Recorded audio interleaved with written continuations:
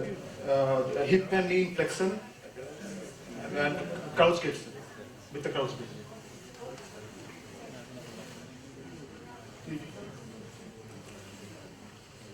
Okay, first of all, I'm not convinced about the lumbar lordosis. The way he stands, his stance is, I'm not sure. His shirt is covering his abdomen. He's flexed at the hip, flexed at the knee. But is there lumbar lordosis? I don't expect actually.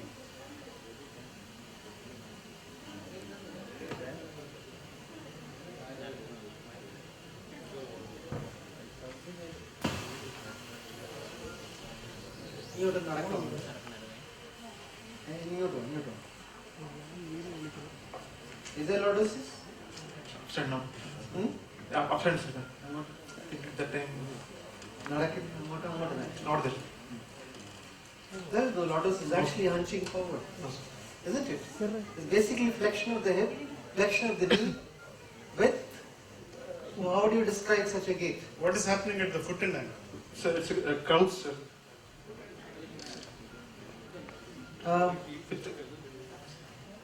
You must qualify your statement because it won't be very clear. With in all over it's in walking, sir. He's hip and knee is flexible. Sorry. Ground clearance also. Additional flexion at the hip joint is Bipedal independent gait. Is the heel on the ground or no? Heel on there is ground, sir. Heel is on the ground when he's standing. But when he's walking, it's good. Watch what is happening to the heel.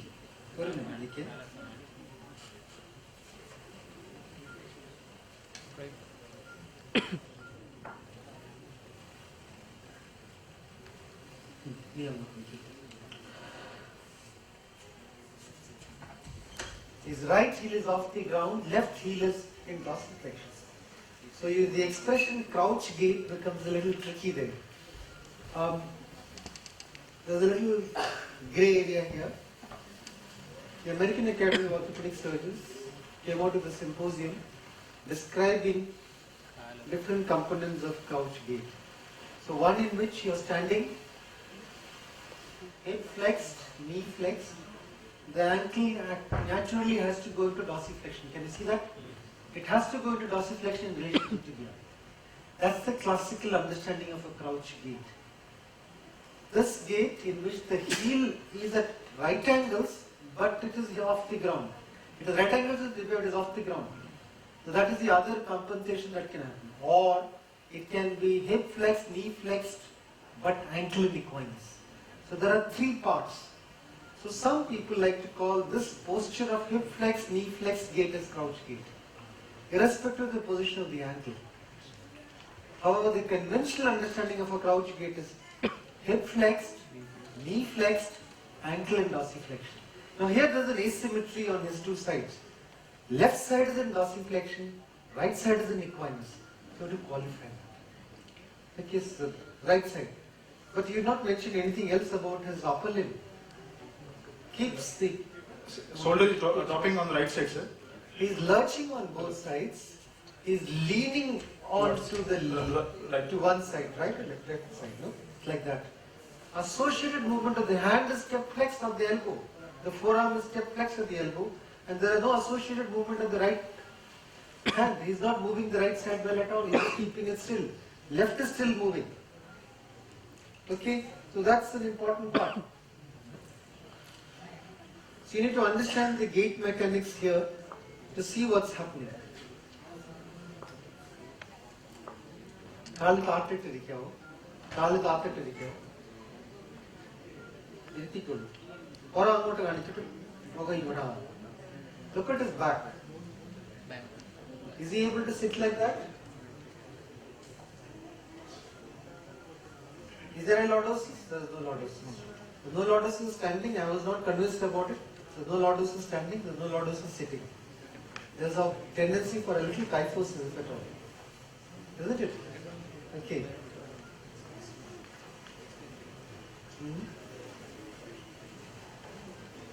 Hip adduction and internal rotation.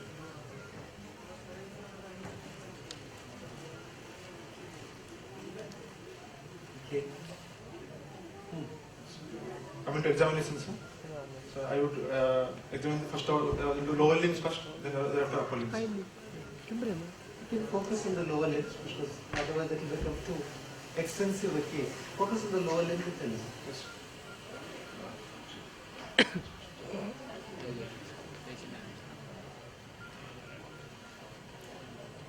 Attitude, sir. Patient supine on the couch with greater lumbar lordosis, hip and knee flexion, and ankle neutral, sir. Legs are external. Okay. Feet slightly externally. You talked about the complete thing. Exaggerated lumbar lordosis, ASI, pelvis is square, knee at the same level, malleus at the same level, feet are both symmetrically placed, slightly externally. So you go like that, systematically, head to toe. And then hip examination, sir. Hip and anterosuperior spine at the same level, and range of movements, sir. There is a fixed person deformity. how did they suddenly come to range of movement? So as a short case, it came totally Don't put it as range of movement, straight away come to deformities. deformities. There is a fixed person deformity of 10 degree. Flexion deformity of 10 degrees. Yes, sir. On both sides, sir. And now range of movements. Can you demonstrate that? Bilateral, how did you come to that conclusion? Modified Thomas. Modified Thomas, sir. How did you do that? Both the hips once. Both the hips to flexion. Obliterating the lumbar lordosis. Okay, and Then gradually extend one hip where the lumbar lordosis comes out. It comes out. yeah, That is a more than 10 degrees. 10 degree. Here also similarly. So you can do one by one. Flex both the hips, obliterate the lumbar lordosis, then extend the hip one at a time and see when the lordosis comes back. At that point, you measure the angle and that gives you the angle of flexion. So similarly on this side we do same. Okay. So there is about 15 degrees of flexion. Okay. Anything else? Range of movements. Any coronal plane? No coronal plane. No coronal. Any rotational? No rotational, no coronal plane deformities. Okay, nothing else. Then, Range of movements. okay.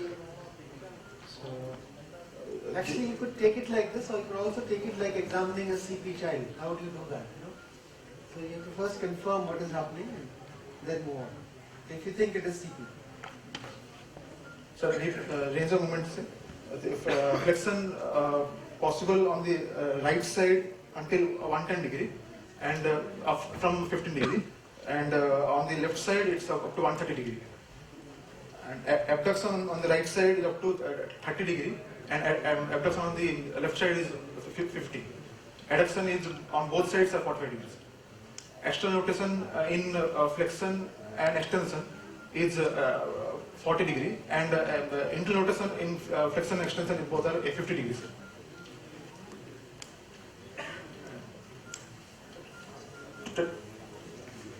Telescopic test is negative, sir. Ellis prone rectus test is No, finish off with all the supine examination before you come to the prone so. Coming to knee examination, sir. Knee examination, the range of movement, patella is central. It is there is no patella alta. Knee, there is a full range of movements from 0 degree to 160, and the popliteal angle is 40 degrees. Sir. Coming to ankle exam, foot ankle, sir. Ankle range of movements is. I'm not happy with the way that's going on. You just say that knee there is no deformity, but popliteus angle is 40 degrees. 40 degrees. Yes. Straight leg raising, How much is it? Straight leg raising, Have you done it? no, he's, I have not done it, sir. I have not done. No. Because if you're doing pop angle, you have to do straight leg raising first. Look at the straight leg raising angle and then do. So if I were to do the examination, I'll let you finish and then I'll qualify what you're doing. Unless you want to add something here. Because I'm not interrupting your sequence, but the sequence has to be different when you're presenting it as a, not as a long case, but as a part of a short case. Yeah. So ankle range of movement, sir. Plantar flexion possible up to 30 degree and dorsiflexion up to 20 degree. And which is not increasing on knee flexion. Not improving. Not improving on knee flexion. 20 degree dorsiflexion, sir.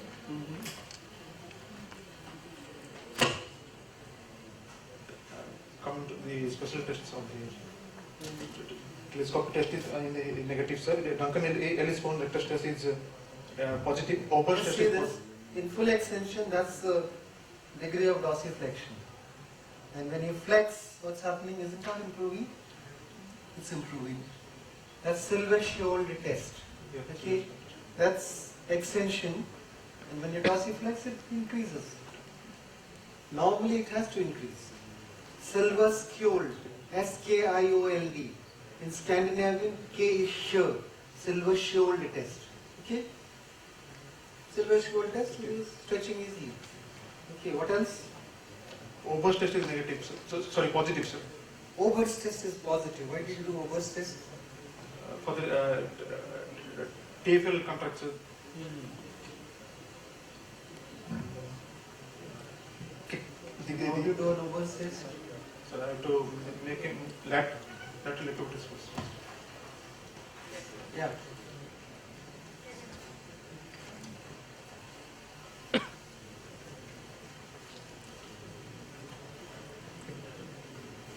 Hip in 90 degree flexion, knee flexion, then abduction, then the gradual knee extension. Contraction.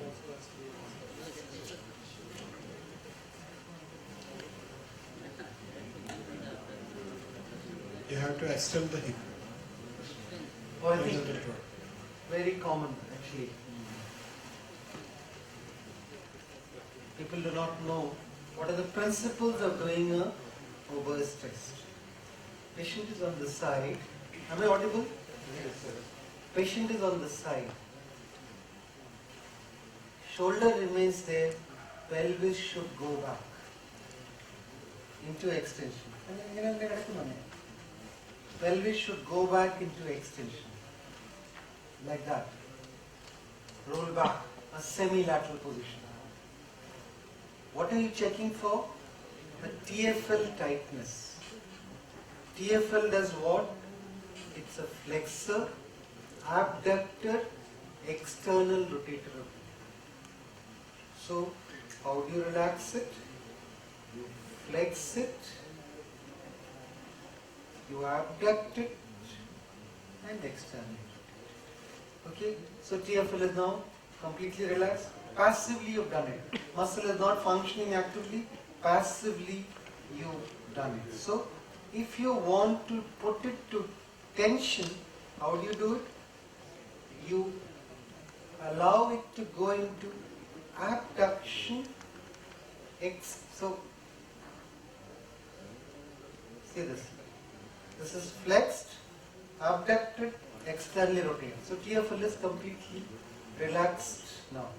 If you want to allow it to now get tight, you do the reverse movement. So it has to be falling into adduction, extension. That's why this posture. It won't fall into extension unless the hip is tilted that way. So you need to allow it to fall into extension. So it's falling into extension. So if you allow it to go, that's the reflex spasm. Actually, that's not a true TFL tightness that's happening. In him, that's a reflex spasm. That's because he's spastic, if I'm not mistaken. So he's right, it's falling there, but we allow time, it goes down. Can you see that? It goes down completely. So you have to allow it to fall into extension and adduction. Relax the TFL, but abducting and flexing. Allow it to fall into extension and adduction, That's a reflex spasm. What is happening? I'm allowing it to fall. Is allowing reflex spasm. That's not a true TFL contracture because we're allowing it to go completely into extension. There's no TFL contracture. TFL spasm is there. There's a difference between the two. That's my problem actually in the whole examination. First you have to establish what is it. Is it a neurological case or not? It is. How do you decide that? You do a quick general figure examination, decide on his, you said he's left-handed, isn't it? Yes, sir, left-handed. You did say that in the left-hand position. You talk about his speech, intellectual function, left-handedness, and the increase in tone of the muscles. At no time did you say that. Is the tone increased or not? Okay, you have to say that, and the planters are upgoing or downgoing. You have to say that. Is the planters upgoing? Or is it? It's withdrawal actually, sir. Sorry? It's withdrawal. Withdrawal. Yeah. Okay, but what about the reflexes? Reflexes intact, sir. No, intact, but there's a hyperreflex here. See that? Can you see that with my little finger, I'm doing it. See the reflex? Easily elicitable. Ankle leg is never so easily elicitable. There is hyperreflex. Is there a clonus? No clonus, sir. No clonus.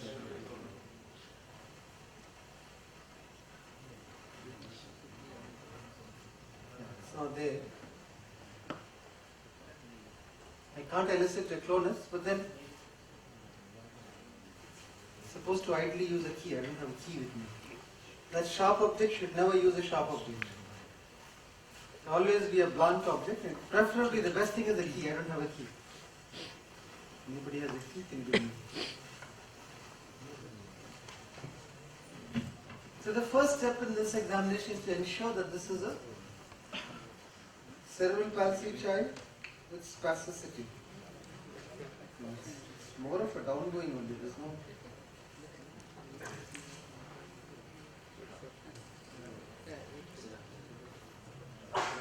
Some withdrawal component, but the grade 2 is not extending, no? It's not extending. There seems to be some increase in tone. Definitely there's an increase in tone. Hyperreflexia is there. Yeah, see that? Just a little tap is jumping. That's hyperreflexia. So in all cases, you may not be able to demonstrate this. So you have to, sorry, whose key is this? Okay, so what else? Anything else? After this, I was coming to neurology. Yeah, it's better to do it the other way around. Finish off the neural part. So what do you have? What did you find in the neurological examination? Hypertonia and exerted reflexes. Increased tone is there, both in flexion and in extension. See, when I do it briskly, see that? When I do it briskly, it stops. Then it gradually gives way. Okay, that's typical of spasticity. Spasticity is a velocity dependent increase in tone. Velocity dependent. So if my stretch is fast, the tone develop is more. If my stretch is slow, it will allow me to do that. Can you see that? So when I'm doing the stretch, it's the hamstring that I put to stretch. When I'm bending it, it's the quadricep that I put to stretch. Okay? Usually there's a flexor dominance. You check for the hamstring tone. So I put my palm there, the back of his thigh, and then I extend it. Immediately there's an increase in tone. It really goes into spasm. Extension, real spasm. Maintain it, completely extendable. So I do a straight leg raising test to check for hamstring. Can you see that? A straight leg raising test comes to around 40, 50. Now it's going into flexion. Can you see that? Beyond that it's going into flexion. So that's the limit of straight leg raising. That's an index of your hamstring tightness. Similarly, I do the same thing here. Straight leg raising, that's tightness of about 50, 60 degrees, 50 degrees is there. That's reasonably good. Similarly, check for the pop angle. Flex this. You can keep this in flexion or keep this in extension. That tilt in the pelvis you can look at. Extend it. Do it rapidly. That's about 70 degrees. After some time it goes to almost 50 degrees with R1 and R2 components. Okay? So you do it rapidly. It's about 70. Maintain it for some time. It goes up to around 60. There's about 20 degrees of dynamic component here. So the difference between R1 and R2 tells you the dynamic component of spasticity in hamstrings. It's supposed to say that. So you need to check that out on both sides. Similarly, SLR on this side is about 55, 60. When you look at the pop angle, popliteus angle, you measure from here. I think there is a controversy on this. Some people measure from here, but the actual textbook method is from the vertical, measure from the vertical. Last time there was a discussion on this. I've gone back and checked Freeman Miller's textbook. Very clearly from the vertical is the measurement. So textbook measurement is from the vertical. So measure, this is the angle, from here to here, this is the angle. That's the pop angle, maintain it. R2 is a fairly large dynamic component in this child. Why is it important to look at the dynamic component? These benefit best from a Botox injection. So dynamic component benefit from a Botox injection far more than the static component. So that's what you look at. So that's what I expect you to tell. Again, you said abduction, that's the abduction deformity. So if I want to check for this, you must specifically check for Phelps test. And what is Phelps test? You can do it in the supine position as well as prone position. So I get him to the edge of the bed for its carving to Ramane.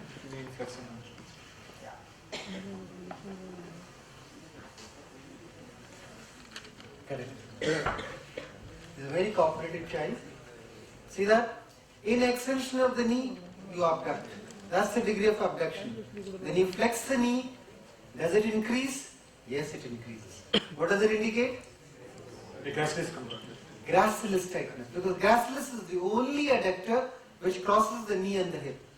So when you flex the knee, gracilis relaxes. So this test is Phelps classical test for gracilis tightness. So that's what you have, a Phelps test positive. Okay, so there is tightness of the gracilis in this patient. Okay, then silver shoal test I've already demonstrated. So when I want you to present as a short, long case, this is what I expect you to do. Neurological examination first, establish it as a CP child with spasticity, and then quickly move on to straight leg raising, popliteus angle, silver shoal test, Phelps test, and the range. Okay?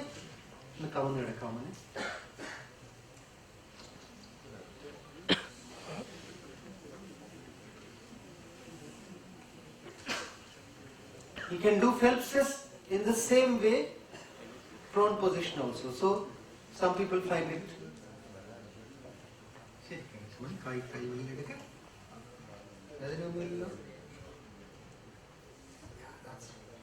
Okay, so you can do Phelps test using the same method.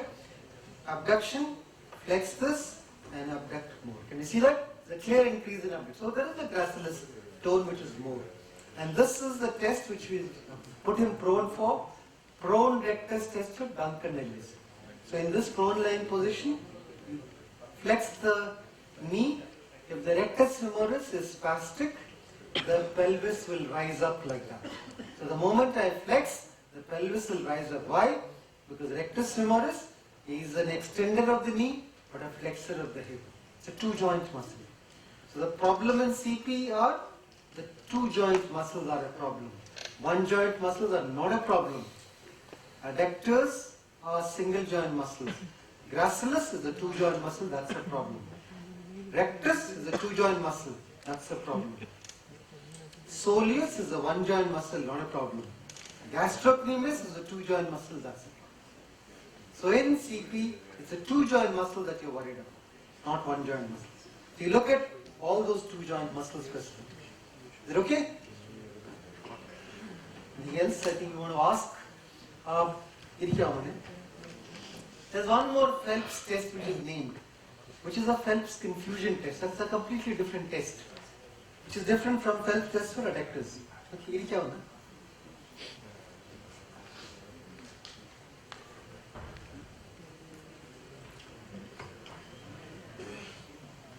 was really cooperative. Ask him to lift his thigh up like in the gayal muttu padav. Ingena. Alla. Ingena. Alla. E kaal book. Madakil. Madaki ingena. Okay. Watch his foot when he's being done. Angena. No.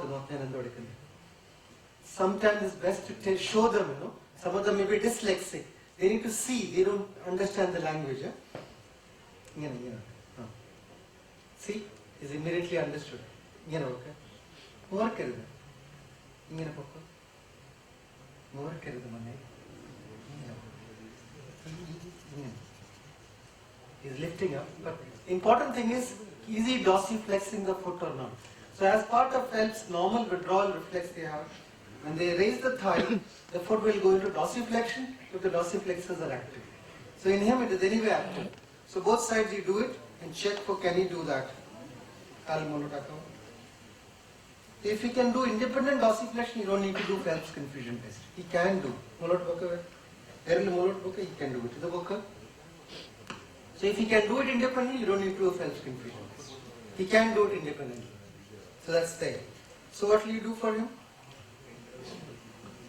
Medical management. Medical management, okay. And stretching exercises.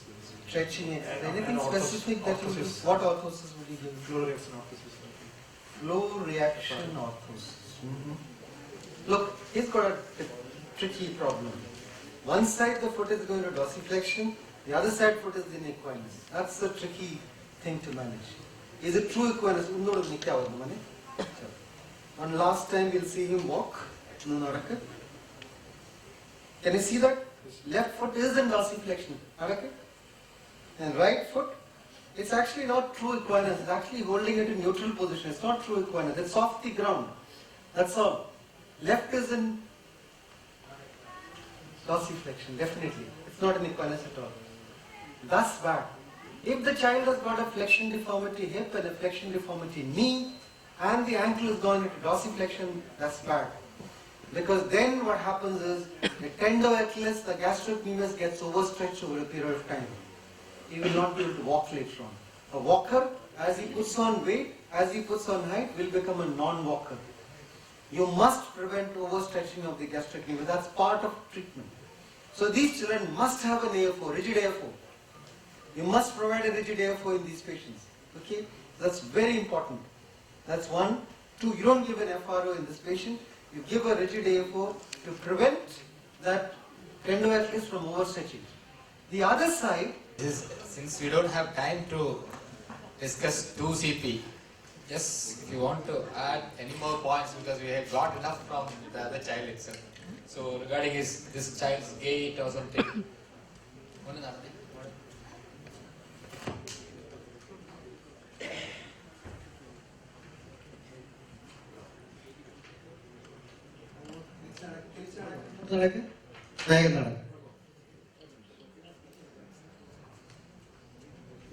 Is hemiplegic? Is he diplegic? Is not. Predominantly hemiplegic appearance because he's moving his right hand reasonably okay. Yeah, maybe, but lower limbs are not. Okay, maybe it is. Note nadade, vega nadade.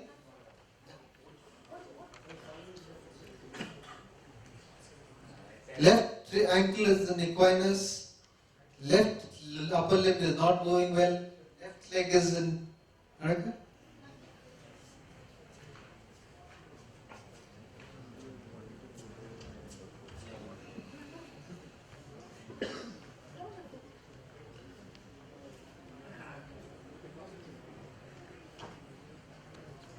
Left ankle is up, left knee is flexed, left wrist is flexed.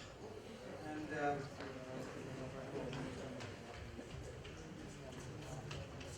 right knee is keeping it straight at the end, towards the end of stance space. That's a little risky thing. End of stance space, hyperextension of the knee is there on the right side.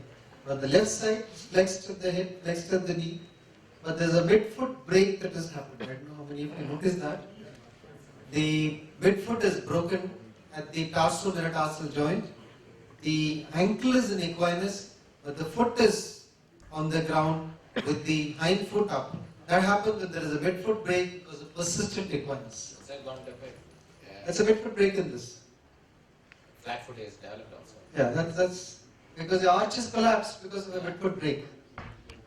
We must prevent this. Actually, again, it should be prevented. You shouldn't allow this to happen. Shy. Come on.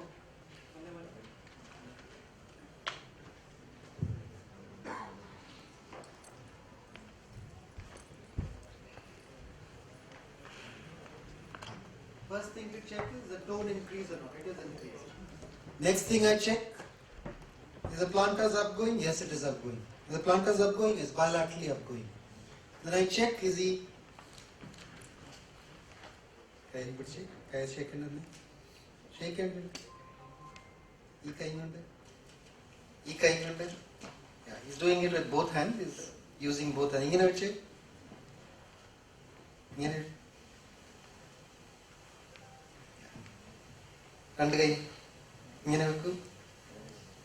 That's a quick OPD way of assessing, you know. I usually give them something and they grasp whichever hand they bring in. I know their hand in that. Which hand is dominant? Most of them are left hand dominant. So he's obviously not left hand dominant. So that's then I go in for the sequence of examination that I did. Correct, Mani?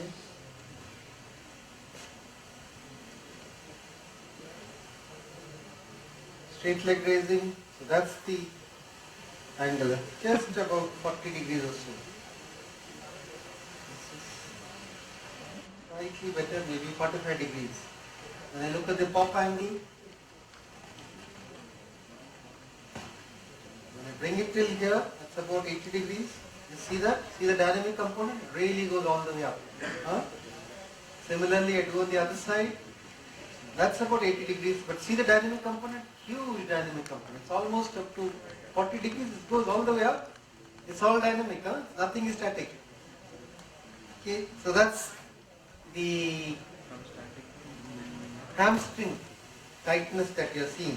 Similarly, in the same position, I check for the equinus. Knee extended, see that? It's in equinus. The moment I flex the knee, it's complete dorsiflexion is possible. Silver skewed, good dorsiflexion or knee flexion. See that? That's neutral. It goes into dorsiflexion, again complete dorsiflexion. That's possible. So it's all the gastrocnemius, which is increased tone. Okay. So similarly, I check for the abduction. So good abduction is possible. Adductors are not spastic.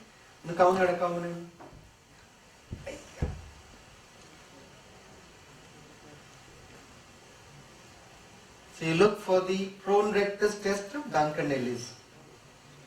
Can you see that? When I do it briskly, I'm deliberately doing it briskly to demonstrate the prone rectus test.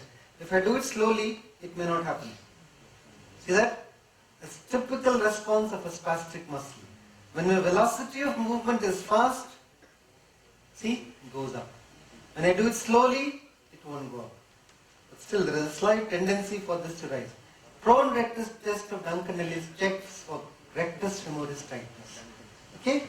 So, again, I check for abduction. That's the abduction with the knee extended. I flex the knee and see, does it increase? That actually the limiting factor is tight jeans, not the adductor. So I have to do the release of the jeans. That's it. But important, see these children, because of persistent dynamic overactivity of the gastrocnemius, the heel is in equinus. But a continuous thing breaks the midfoot tarsometatarsal joint. There is a collapse of the arch. It's not a flat foot now. The arch is collapsed. That's secondary to an equinus. So you have to understand that. So the midfoot break has happened and you must prevent it when you are treating these children. If it has happened, it is because it is now too late. You can't get that back. I don't know. Should be okay.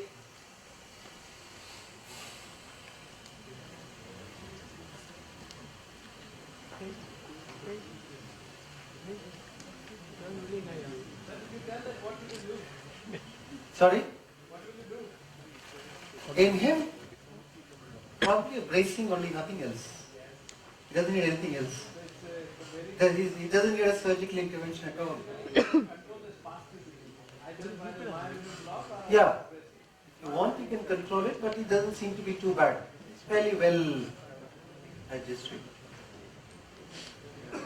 You do a Volpius in him, you're gone. You look at that equinus and treat that equinus, you're gone. You may make him a non-walker.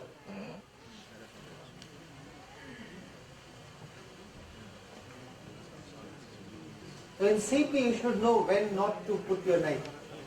It's very important. You can do more harm by doing interventions.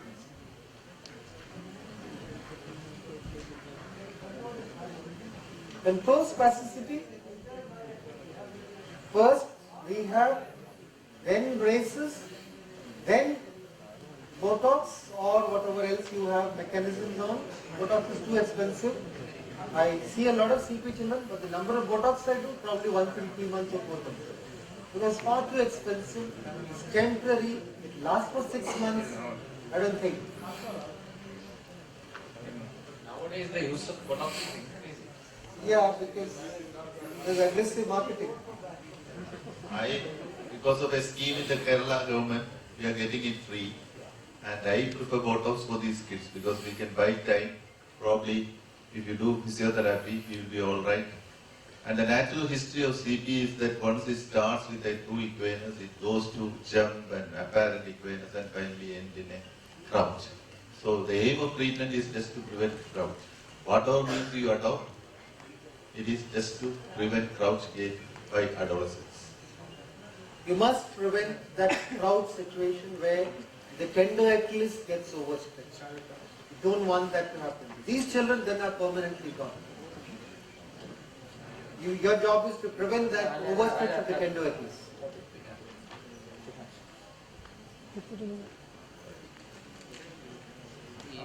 Good evening, sir. Presenting case of Shanta, 58 years of age, has come to the hospital with complaints of deformity of the right knee and pain right knee for 2.5 years. Patient was apparently asymptomatic 2.5 years back. Pain was insidious in onset, gradually progressive. She noticed a deformity around 2 years back, which is also gradually progressive. There's history of multiple episodes of joint effusion treated with joint aspiration. There's no history of knee surgery. There's no history of multiple joint. Short case, can you come to the diagnosis? Diagnosis directly. Bilateral genu varigon, right more than left. Probable cause is primary osteoarthritis with the right joint effusion. It is welcome common in osteoarthritis or varus. Varum is more common in osteoarthritis. Why do you say it is osteoarthritis? Patient has a history of insidious onset pain, which was gradually progressed over a year with associated deformity, pain increased by First and foremost is the age of the patient. It fits the age of osteoarthritis. Then it was associated with effusion, but no history of fever. By joint fluid study, it was diagnosed to have a non-prevalent etiology. rheumatoid. So, Rheumatoid. rheumatoid could be considered as a differential diagnosis, but there is no history of multiple joint disease. Osteoarthritis. How old is she? She is 58. 58. Is that an age for osteoarthritis? Unless you have some underlying problem, 58 is usually not. Can happen. There is no history of multiple joint pains, no involvement of small joints of hand.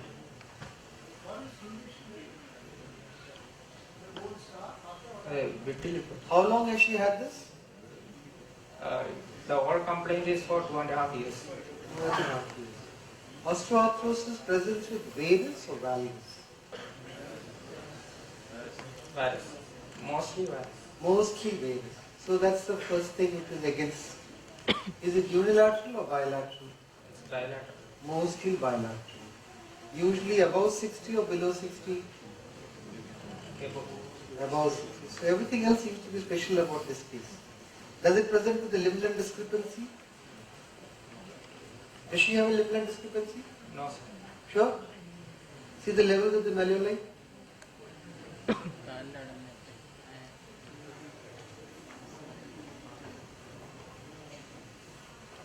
Correct. Correct. Is it same or is it different?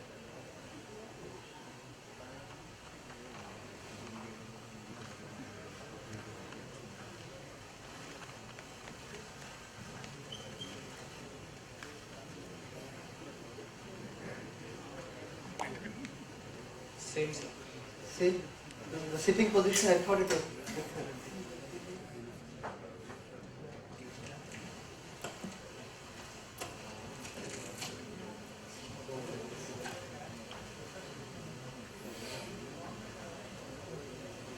Middle malleus on this side is here and then this side is here.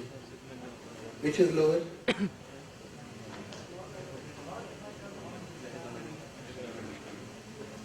No, middle malleus is here, sir. That middle, this is lower. It is lower, sir. I don't agree with you. The right middle malleus is lower, right lower limb is. Then ASIS I have not checked. Is it the same level? Right, middle lower. It's almost the same. Now, why is it important? Now she's got. Let's hear the findings now. Is it a symmetrical deformity or asymmetrical deformity? So on inspection there is a valgus deformity of bilateral knees. Is it equal on both sides or? Right more than left. It's an asymmetrical valgus. That's number one. There are a lot of atypical things in this. To say that this is straight away, I have a little problem. And there is fullness of supra and parapatellar area. Symmetrical, asymmetrical. Asymmetrical. Basically, right side, left side is not swollen at all. Then there is a external rotation, increased external rotation of right foot.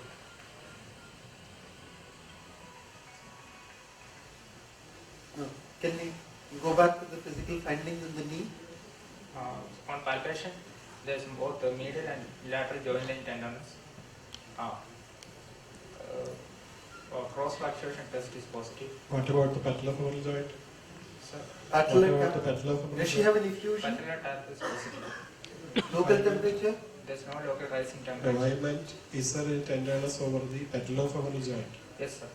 There is So there is tenderness over the medial side, lateral side, and the patellofemoral. There is crepitus present. And the range of movements, Where is the crepitus present? synovial hypertrophy is present. Is present. How did you check for that? Can you demonstrate? It's inframedial to the I don't know. You just demonstrate. No talking. What are you checking for? You're causing her pain. She's wincing. You're pinching her and causing her pain. How do you check? Any volunteer? How do you check for synovial thickening? Inframedial or supramedial? He said inframedial. That's good. Anybody from, any volunteers from there? Come on. Gathering of 140 people. I think it's reduced a little bit now. How do you check for? Yeah, come.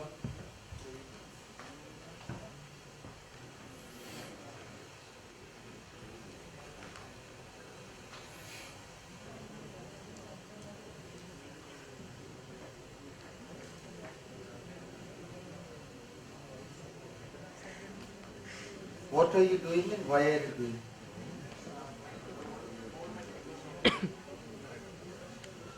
Over the adductor tubercle, huh?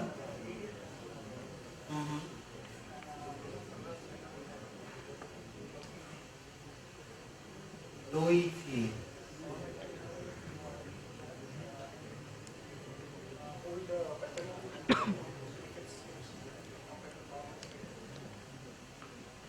Anyone else?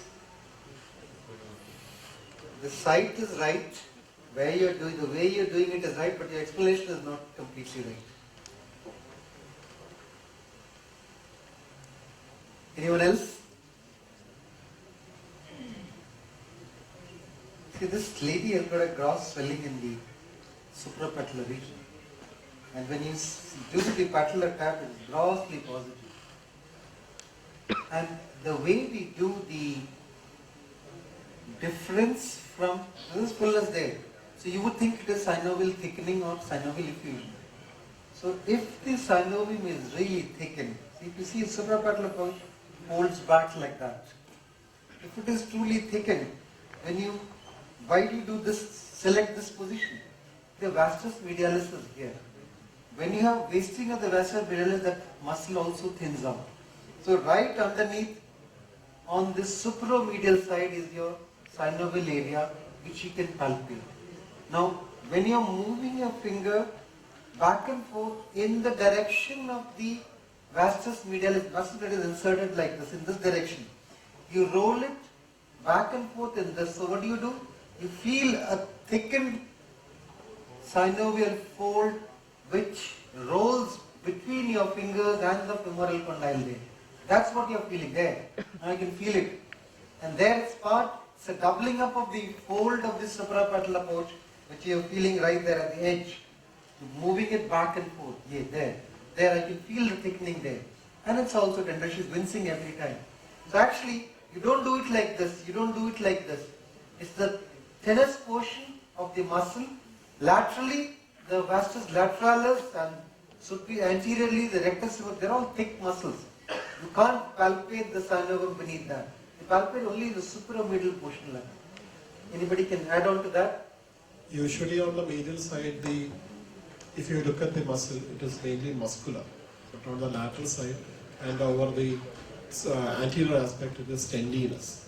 So that is also one more reason why you usually check it on the supromedial side. That area is mainly muscular. No tendon, not muscular tendinous. So you can't get beneath the tendon. It's the first muscle to waist anyway. And it has to be in the direction. You don't do it in this direction. Do it in this direction. Along the direction of the vastus medialis insertion. Anything else? Patellar tracking is abnormal. There is lateral deviation of the patella. And How do you check for patellar tract?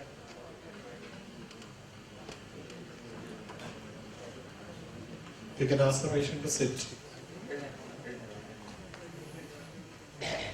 Ask them to.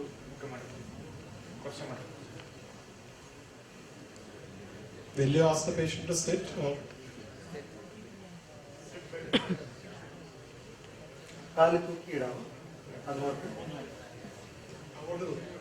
Okay.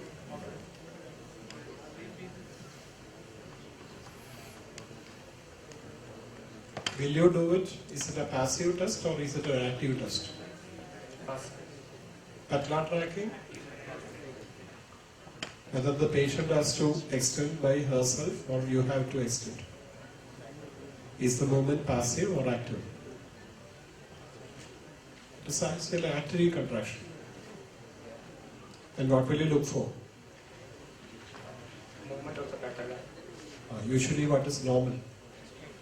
Normally, it goes above through trochlea groove. What is J side? J side, there is a lateral deviation of the patella at the full, at the terminal extension. So in this particular patient, what abnormality did you find? You said patellar tracking is abnormal. There is lateral deviation of patella towards the end of extension. And what else you have done when you identified this? Apprehension test is positive. Apprehension test is positive. Okay. Anything else you have done? Have you done a patellar glide or patellar tilt? What is meant by patellar glide and what is patellar tilt? Lateral movement.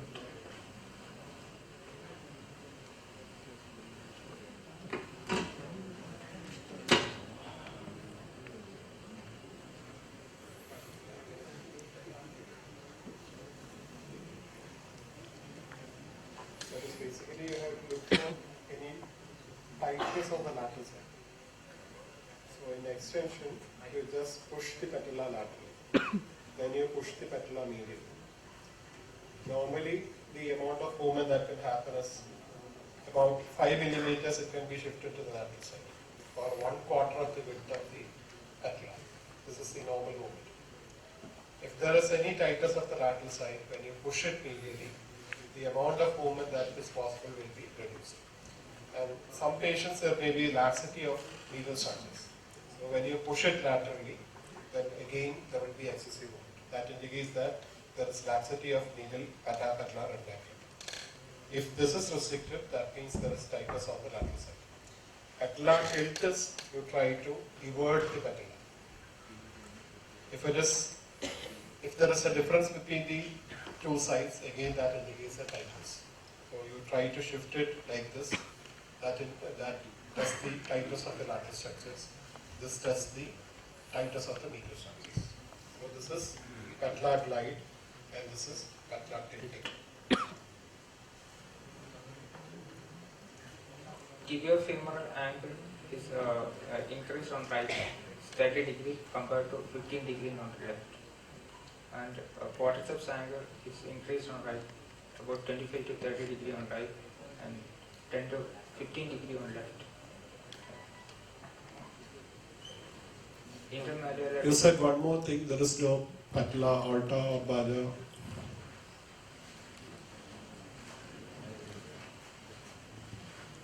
There is no patella. How do you identify patella, alta or bada? Proximal migration patella. How do you identify whether it is proximally migrated or normally located? Lower border should be at the intercondylar line. That is on the X-ray, not in clinical examination. You just make the patient again sit with the limb hanging down. You just make the patient sit. Lady,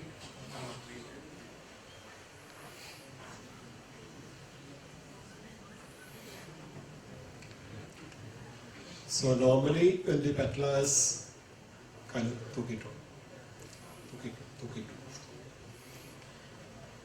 If there is patella alta, if you look at the anterior surface of the patella, if there is patella alta, patella will be like this. It will be horizontal. Normal position is something like an oblique structure. And if there is patella baja, patella will be lower down. So in this position, the anterior surface of the patella, it will be more vertical. So what you look for is the so normally it should be like this. So if you compare with the opposite side, if there is patella alta, the anterior surface of the patella will be horizontal.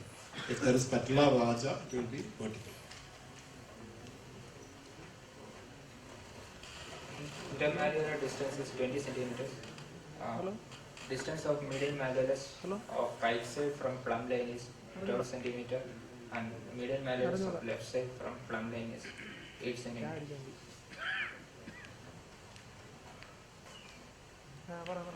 Range of movements. Right side terminal restriction of flexion. Range of movements 0 to 160 degree. Terminally is restricted by pain and spasm. What happens to deformity when the knee is flexed? Adam's flexion test is positive. There is a the valgus deformity becomes less prominent on flexion. So it's femoral. Yes. Is there any instability in the knee? Varus stress test is positive. Valgus test is negative. And anterior trower test and Hackman test are negative. You measured the intermalleolar distance in the lying down position or in the standing position? Standing position. Is there a difference between standing and lying down? If there is some difference, what does it do? That's a tibial torsion. What Sir is asking, when the patient is lying and the second position is patient is standing. So is there any difference in the deformity, the angle of valgus in standing position and lying position? It indicates instability. Medial laxity. Usually in osteoarthritis, when the patient is weight bearing, the deformity angle will be increased. That is why if you are suspecting osteoarthritis, you should be asking for a weight bearing X-ray. If the X-ray is taken in the non-weight bearing position, there may not be any deformity sometimes. Majority there will be a deformity, but in some cases there may not be a deformity. Thigh foot angle measured in prone position, is 40 degree on right and 20 degree on left. The foot angle, Measured in prone position indicates extremity by torsion of right side. So 40 degrees on right side. There is tibial torsion. Yes. Where is the deformity? The deformity is the femur or tibia? Could be both. How do you say? It could be both. You have to be clear. Because your management depends on whether it is at the tibial level or the femoral level or where is the deformity.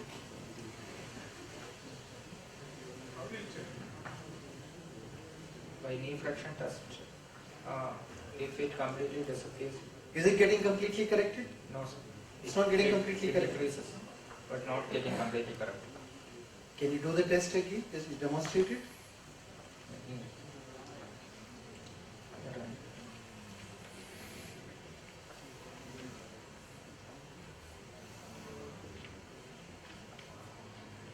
Okay.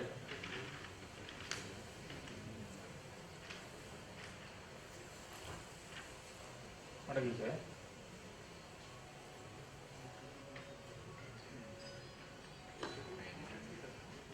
Yeah, it's almost complete, but that's only 90 degree flexion. You're supposed to flex it completely, not just this much. You flex it, flex the leg over onto the thigh. You flex the leg onto the thigh and then check it out, no? See that?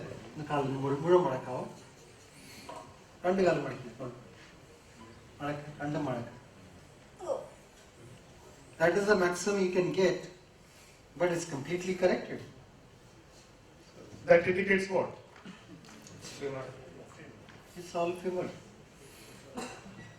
See, just look at, just forget about everything. You, middle malleoli are coming together.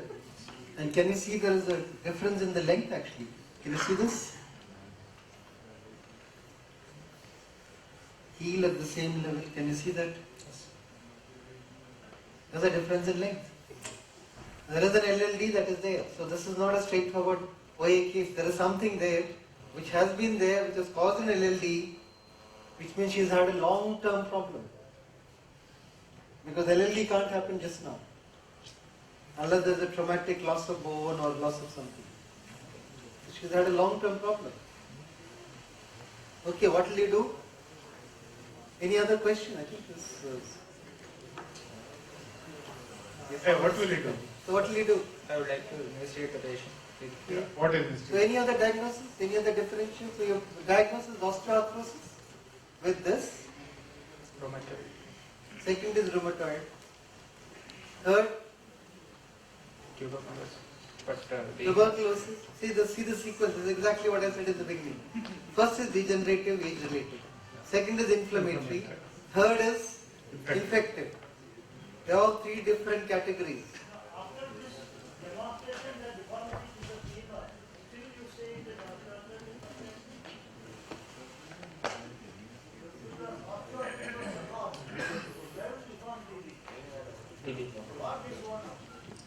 Why does a deformity come where? Which bone? In osteoarthritis, when you go to Trivandrum, Left hip was hemiarthroplasty. So everything is atypical about this. Age is... Left hip hemiarthroplasty was done. That's it. Ah. So there is an LLD, reason for the LLD. See Surgery that? is there. Now you know. what I said, Never ignore findings. There was a clear finding, middle malleus was lower. You looked at the test there, definitely there is a discrepancy. Genu-valgum, unilateral, which is getting corrected. So you have to find out, you fit everything together. It doesn't fit into the osteoarthritis at all. Okay, let's have the x-rays. yeah, but the important thing is, if you give your findings, your diagnosis has to match the findings. Whether if the findings are wrong, okay, at least diagnosis cannot be right after. That gives you more trouble. So we don't worry about wrong diagnosis. In fact, I tell in my exam, when people come to me for examination, I tell them, you do not fail for a wrong diagnosis. But you fail for a correct diagnosis, you have wrong findings. Yeah, but if your diagnosis is right and your findings are wrong, then chances of failing are very high. So does the X-ray confirm your diagnosis? In fact, the protocol that I have is I give only 10 marks for diagnosis. That's it. That's always for findings. Is the X-ray confirmatory? Is it rheumatoid? Is it tuberculosis? Plain digital X-ray of knee showing distal femur and proximal tibia. There is a generalized osteopenia. There is Osteo? osteopenia.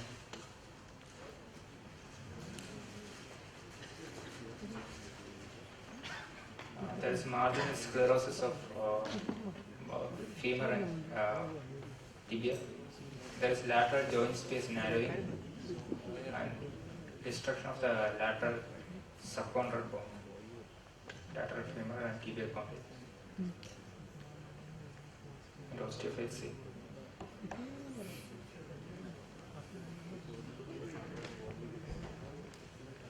Well, this can be. There is osteopenia definitely, but this can definitely be secondary. So what is your Doesn't final have to be the diagnosis typical after seeing inflammatory these? reduction in space that you normally see. The inflammatory reduction in space will be both sides, not unilateral. But then the destruction would cause the genu-valgum than the reduction in space. So all you can say is that there is genu-valgum, there is reduction in lateral joint space with sclerosis. Doesn't seem exactly like an inflammatory one. You may be right by default, but not by design. He will be presenting again a new deformity. Opposite deformity. Okay, quickly. This is a present case of Mohammed, 17 years of age, has a Diagnosis. right-sided genu-valgum, progressive.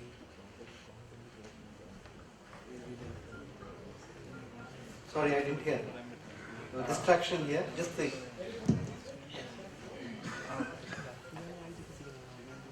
Okay, 17 years Rajesh is. Okay, just go. Okay. Break for 1 second. Thank you very much.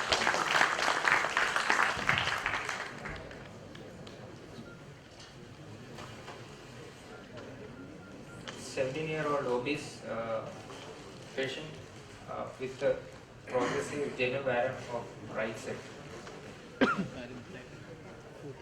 Progressive genu-valgum. How did you decide that? History-wise, according to patient, Station Chandrababu, please join us here.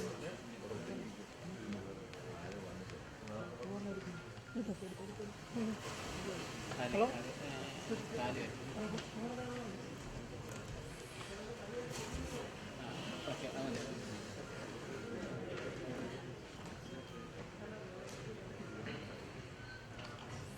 Obese boy with the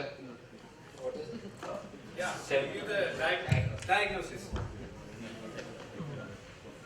unilateral genu-valgum with limb length discrepancy. The cause for genu-valgum. Unilateral, bilateral causes How old is patient? 17. 17-year patient, unilateral genu-valgum, progressive deformity with the limb length discrepancy. What is the commonest diagnosis? Obese. Duration, Duration from 5 years. 5 years of age. It's too much. That means 5 years of age? 5 years of age, and then it is a progressive, would have grown for severe deformity. unlikely to be from 5 years probably because when he became obese in the head. Yeah. So what could be the diagnosis? Blounce. You want to say the blounce, it's a tibia vara. So it's a infantile tibia vara or adolescent tibia vara? Started from 5 years. 5 years. So it is infantile or adolescent? What are the differential point is the adolescent and the infantile both are. So it's a infantile tibia vara will be going for very progressive deformity. It's not like this. It will be quite lot if it is not been treated. It's treated or untreated? Untreated. So it will be going a very severe deformity in that one. So if you see that, you can say that is possibility of the tibia vara.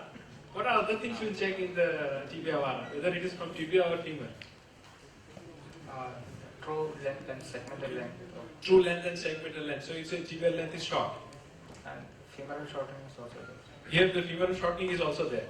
So do you think so it's a Blount's? It's possible. What is it? Blount's? Blount's is the posteromedial epiphysis of the proximal tibials. Yeah. Yes. So it's a, but you said the femur is also short. If femur is short, can you say it's Blount's? Have to consider that. No, it can't be in the Blount's. Then, if it's, you say posteromedial, medial arrest lead to the varus. Posterior can lead to posterior growth arrest of the proximal tibial physis can lead to what deformity? Anybody from audience? Procurvatum. Other deformities, very common to have Januvaram with the internal tibial torsion. So you have to see in a patient in prone position and check about the thigh foot angle. Check that. So in other ways you can check in a prone position, you can see about the femur length also. Whether it is both are in the same place or not, tibia is short or not. In prone position you see what is the level of the malleolus. Same? No, it's short. So it's quite probably it is having the tibial component is small. So both which side is affected? Right. The right side. So you can see the thigh foot angle difference. Femur is also at the same level. Femur Is at the same level. by flexing the knee, you can see that also. No? Is at the same level?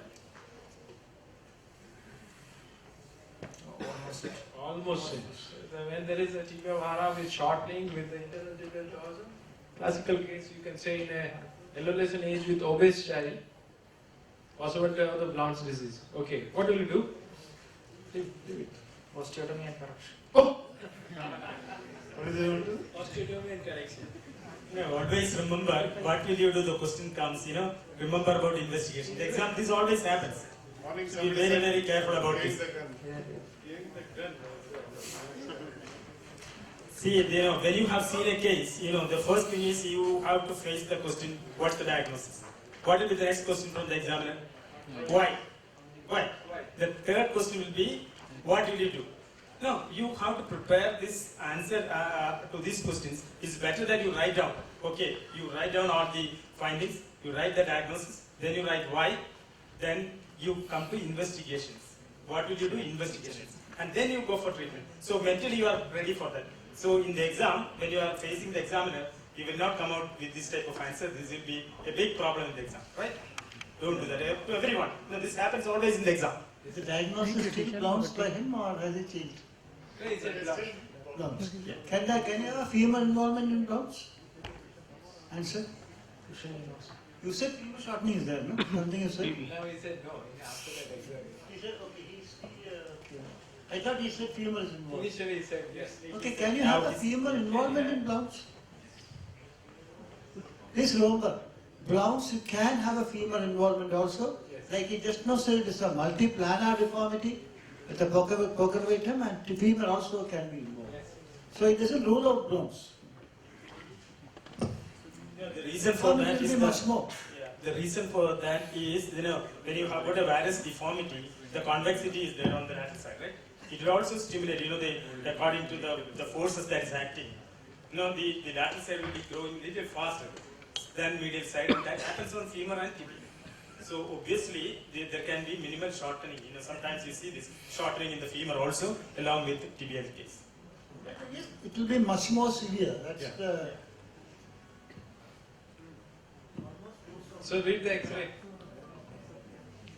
Read the X-ray. Standing. Yes. Scanogram of Yeah, read. Scanogram of bilateral lower showing segmental measurements of tibia and femur. Yes. shows femoral shortening of, Shortening, you can see the of 1.5 centimeters and tibial shortening of 0.5 centimeters. Sure, you will see the shortening for this X-ray, or you will see something else. This X-ray is taken for only shortening. Yeah. Anything you see in the joint. The alignment. They have put gases together and applied. So shortening, I don't know how far it is exactly. It is not exact on that because if you overlap it, is may not be considered. Eh? But what else you will see? This The X-ray is, what X-ray is there? Scanogram. So why the scanogram has been taken? Standing or supine? Standing. So what you will see in the standing X-ray? The mechanical and Mechanical axis. How do you draw the mechanical axis? How do you draw the mechanical axis in this boy? from center of hip joint Yes. to center of knee Center of knee, yeah. to the Mechanical axis of entire knee will draw from the center of the hip joint to center of knee joint. Limb. to the center of the tibial profound Center of the and ankle joint. So you say the center of the hip joint and center of the ankle joint, and you draw a line. You draw a line from that. So that is the where it is falling. it Where it is falling, goes medial. it is goes medially. So you decide that whether it is varus or valgus. It is a varus deformity. When it's if you see on the mechanical axis on the left side, it falls on the center of the knee joint. So it is neutral alignment. So after that, what will you do? Why the X-ray is taken? One is first mechanical axis of the limb. Then you will measure mechanical axis of femur and mechanical axis of tibia. Again, you will draw from the center of the hip joint to the center of the knee joint. And draw a line of the mechanical axis of femur. And you draw the mechanical axis of the tibia from the center of the knee joint to the center of the ankle joint. And see about the joint orientation line.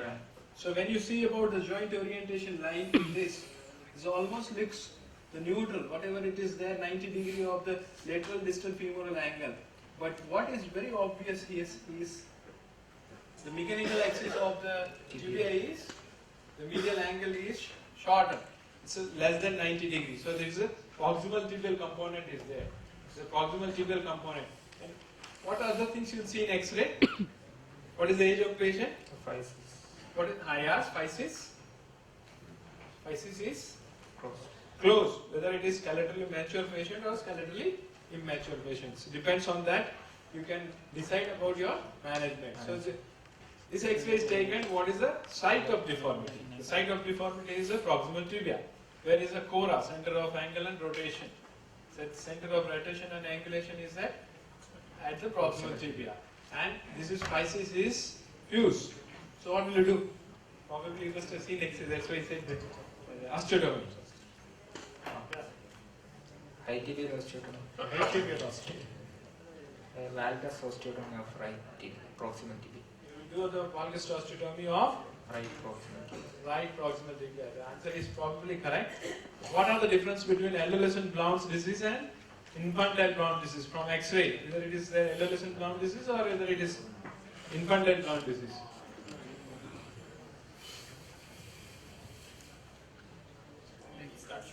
Huh?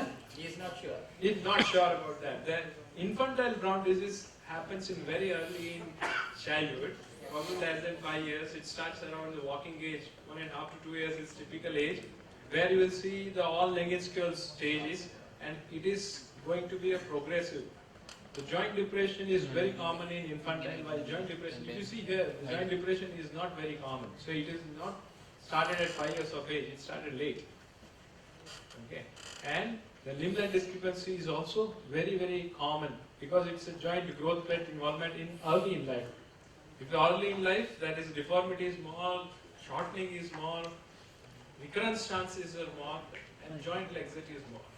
The joint depression is also more. This is very uncommon in adolescent class.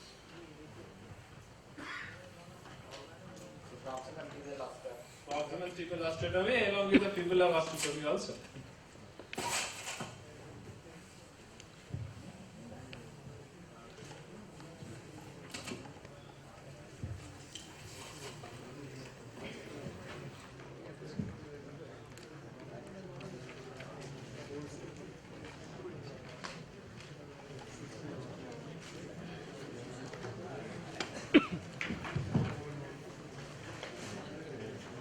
there are 4 ankles coming together, sir. Initially. 4 ankles coming together. 4 ankles. So because we have to finish. So one will present the other, rest of the 3 will just show and so.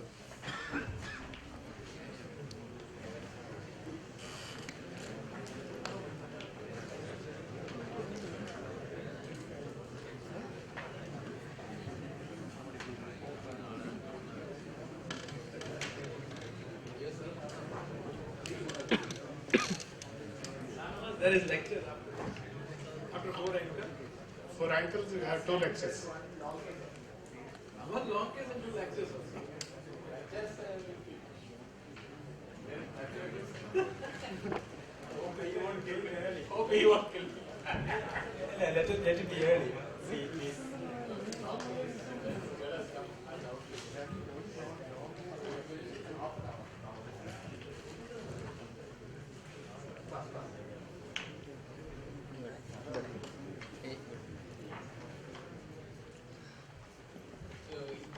Let us go in a different reverse way. So let us go in a reverse way. Start with the diagnosis and Go backwards. Go backwards. Yeah. So that makes it faster. Yeah.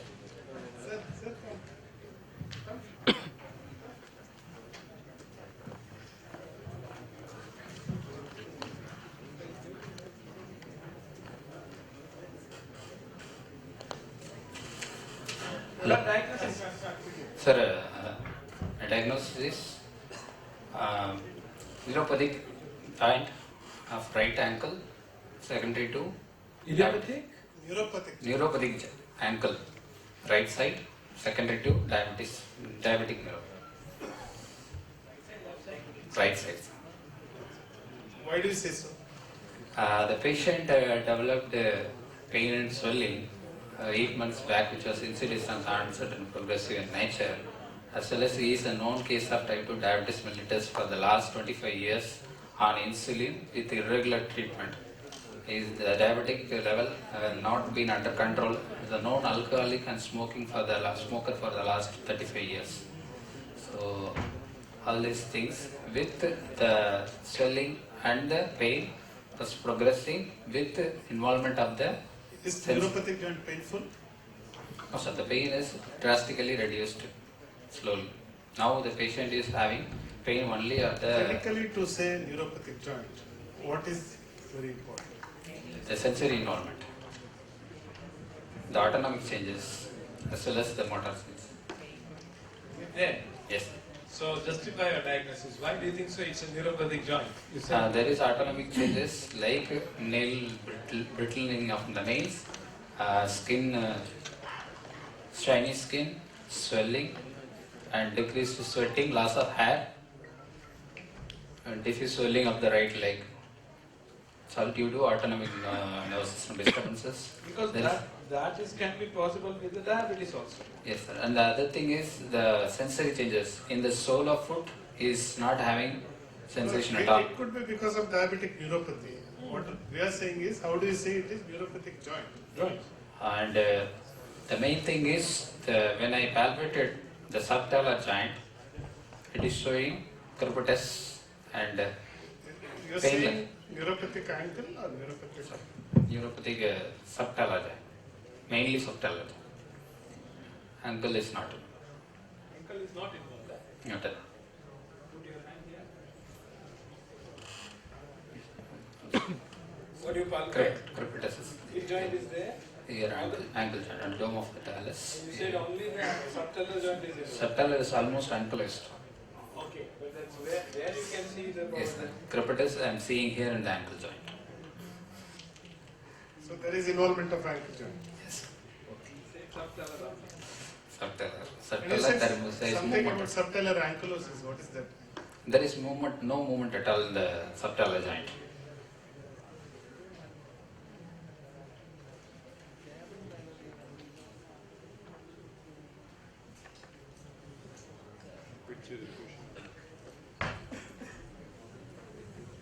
The question is there, why do you think so it's a charcot joint?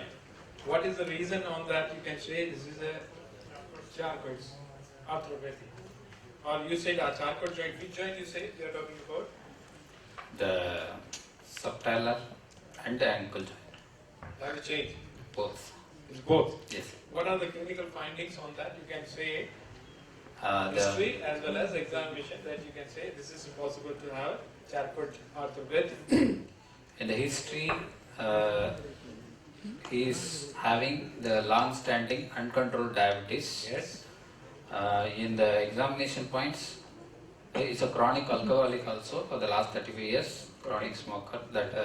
And the clinical examination wise, there is painless,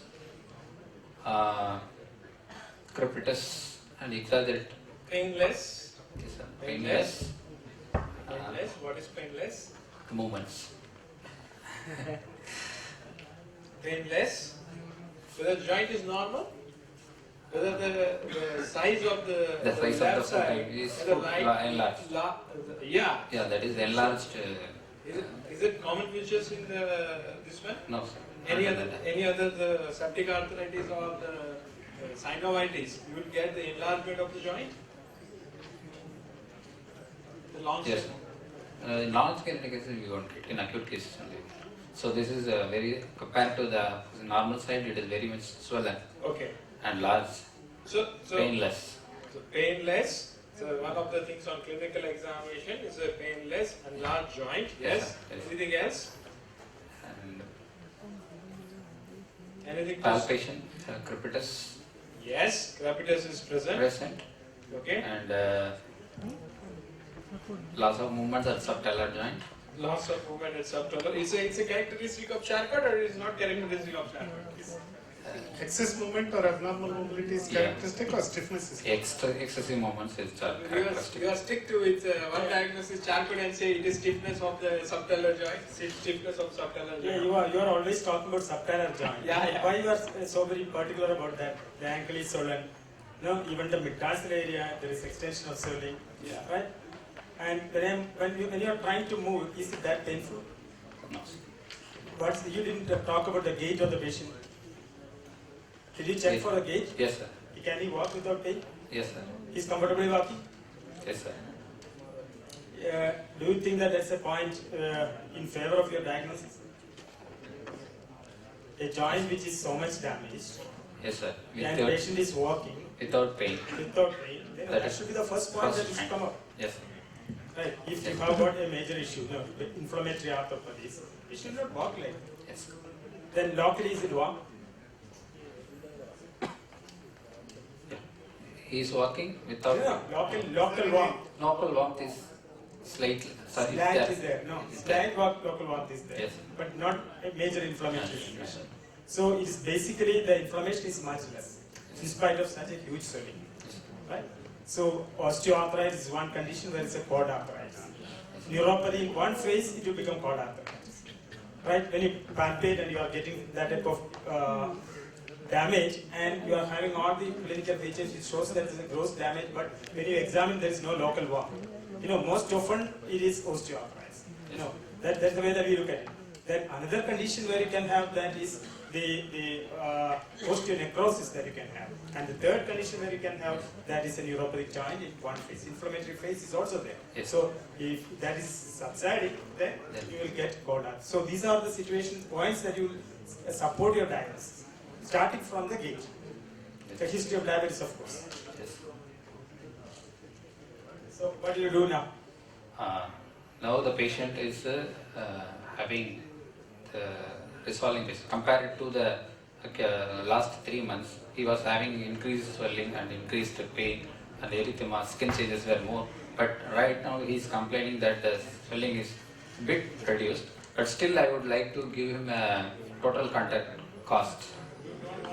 Again, repeating Before the that, same mistake. before that, You should be very I- careful. What will you do? Yes, sir. That question is coming. Yes, sir. I will investigate to confirm my See, diagnosis. that's why I always tell you, I always tell my students to write down in the paper, otherwise you'll forget it. This happens every time. 5 minutes back we told you that. Again you are doing this. In the exam also you will do the same. I'll investigate further to confirm my diagnosis. What investigation? I'll do basically first X-ray of right ankle, epilateral. X-ray. is there.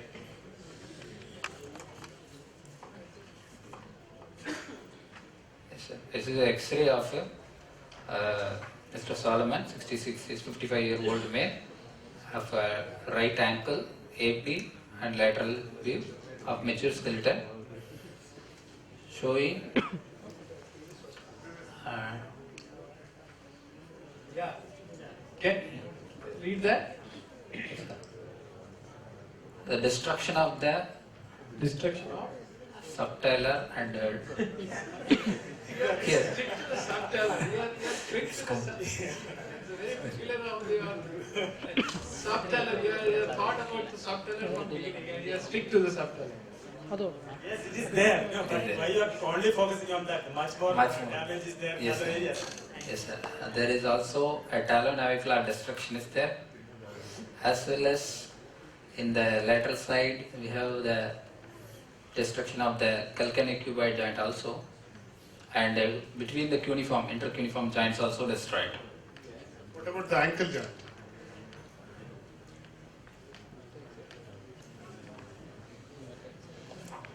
Is it normal? He's thinking. He's thinking. Subtalar, you are thinking subtalar only. Just take, see above the subtalar. What comes above the subtalar? What one? Ankle. No, above the subtalar. Above the subtalar. What one? Talus. Talus. Normal? Do you think so? The talus is normal? Anterior part of talus, can you see? Yes. Can you see the dome of talus? Is it normal? No, sir. It is just the anterior part is different. So anterior part articulates which joints? Yeah. With tibia. Tibia. Yes, sir. So what is that joint? That is ankle joint. Tibia tala joint. Yeah, it's an ankle. That's an anterior part of almost talus is damaged. It's destroyed. The wider portion. Head of the talus is there. Can you see the head of talus there? Can't see. Can't see. It's all destroyed. And what do you find anteriorly in the lateral view, this area?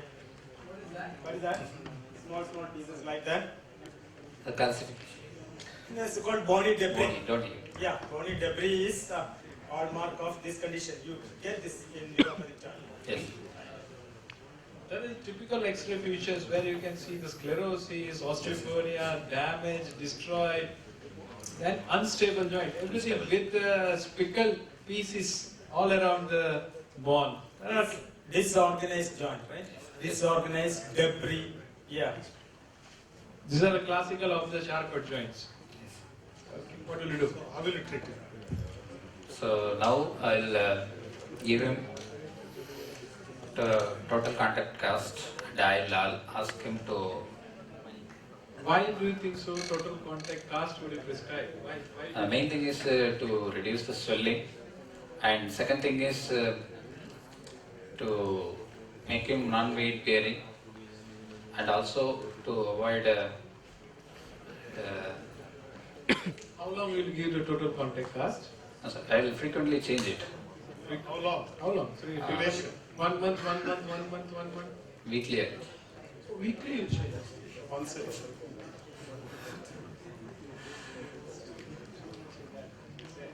So what is the treatment of the Charcot joints? Can you fuse it? Can you fuse it? Yes or no? Yes. Yes. You will get, if you fuse it, the result will be good.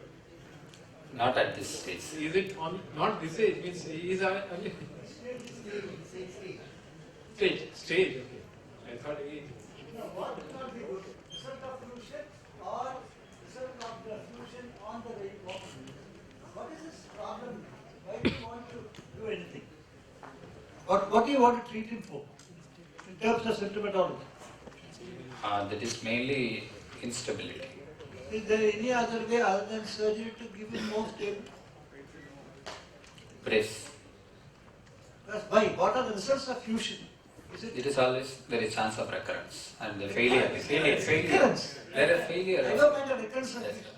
First you have to get the fusion. Fusion is always not possible. The arthrosis is very, very common. Yes, sir. Sure. The pseudoarthrosis rate is 60% or more Yes. in these cases. So the only indication for pseudarthrosis is a grossly deformed foot where you want to correct the deformity, ignoring the possibility of pseudarthrosis. So you accept that there will be a pseudarthrosis, but you want to correct the deformity to change the foot weight bearing pattern. That's it. That's the only indication for surgery. Otherwise, if you do surgery, you accept that there is likely to be a failure. But the pseudarthrosis rate, literature-wise, in Charcot's joint, the T is silent, it's a French name. Charcot's joint, it is 60% is the literature rates that are described. And the management is management of pain, because you think it is pain-free. No, most of them present you with pain and swelling. At time of pain, you rest, you can give a splint to restricted weight bearing, that takes care of pain. Subsequently, you give them a brace. You can give a plastisode, fully molded, orthotic device to distribute the weight evenly across all the joints. And that's all that is required, and protection from the anesthetic sole that he has. Patellar tendon bearing brace, that will be also good enough. And again, whenever you do surgery on this patient, always counsel them, this patient may go for amputation. That also should be done in all cases of this type of diabetic. Another thing is, which joint is involved? Say it's the knee joint. Then it is unstable, he cannot walk at all, above. In the foot, he still can walk. So the instability is so much. Again, depends on the type of neuropathy. Mainly, if you are getting in diabetic in the foot, and the stability is not that much a problem. In the knee, sometimes you are forced to do something because he cannot walk at all. So foot usually can manage with some kind of brace. Foot mostly it can be managed with the orthosis. Yeah, most of the time it is orthosis that you need to give. The type of atrophy that is there are two types that are described. One is the hypertrophic variety, the other is the atrophic variety. So you have both kinds that are there. So if you look at the literature on neuropathic joints, there's hypertrophic variety and the atrophic variety, and there's a mixed variety. So you can classify the joints according to each of these. So I think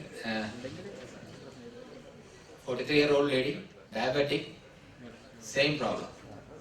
So you just want to show she has come deformity. Just have a touch on. Yes.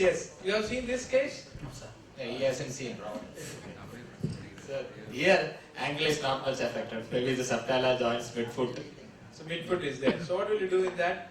You have the on what ground? What will be the spotless diagnosis? Spot diagnosis. What is X-mid? Because the deformity and the swelling is more pronounced in the midfoot region. Yes.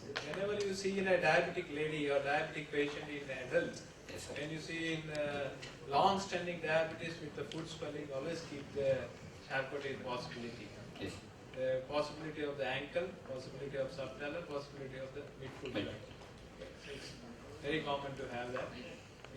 Again, this is the when say what she is having. He's having planovalgus. Is it so? Yes. So she's got the deformity with the planovalgus in that. What do we do with the Charcot? To suspect about Charcot? Like to correct the deformity? Again, orthosis. Orthosis, yes. You have to say that yes, if it is not troubling, not do Then. anything in that, your aim is to prevent the further damage. Basically, that you are having the unstable joints, it is not having painful. You give the orthosis to prevent the further damage. So it's managed very well, as the foot and ankle will be managed very well with the orthosis. When you give some sort of rigid orthosis, so it is because it's a weight bearing, very commonly have the wear and tear, and sometimes the instability is very common. It cannot be controlled with the plastic or polypropylene orthosis. So sometimes you have to give very rigid orthosis. Same time, you have to address about the sensation problem. So before prescribing the orthosis, you need to describe both. How is the instability and how is the sensation? There is a review article on neuropathic foot in 2016 in Injury. Go back and read about it. There are all methods of treatment they have discussed it. And this type of Lisfranc's, they were suggesting the fusion with a different type of plate and different type of the extent of the plating on the medial side, actually doing the arthrodesis in that way. You read about that, but that's not for the discussion here, because that would give you a wrong idea. Most of the time it So, that's fails. nothing. Most of the time it fails. Yeah, so don't. Not only that, Babu, it's not only that. The another thing is that is article mainly written with the idea of the patients in the West. Our patients are different. Yeah, correct. They see the author's biggest advantage is when they want to square, they can remove it. They're still square. Yeah. Fusion, you can't remove it. In the exam, you are not going to answer that. But when you're writing a theory, of course, you can write all those things. That's the use of that particular type. Again, in West, they use a lot of the footwear. So they have the plenovalgus or some problem because of the cold. They have to wear the footwear. So a lot of surgeries has been described because of the shoe wear. Where in the Indian, it is not in the house, everybody remove the shoes. So that's our population is totally different. And again, look at her, how comfortably she's walking. Yeah. Right, she's so comfortable. Right. But it's not progress. So The instability is not a very prominent feature in this diabetics. Yes. Yes, sir. Short history. Then 60-year-old female. Again, 60-year-old female. Mega. Starting from diagnosis. 16-year-old. 60-year-old female, Mega, presented with a complaints of pain and swelling over both ankle, which was insidious answered and progressive in nature, but the pain was intermittent, relieved by medications, and it is relieved by activity. Early morning pain is more, by activity she is getting relieved. There is no history of fever, no history of eye problems, no history of any morning stiffness, and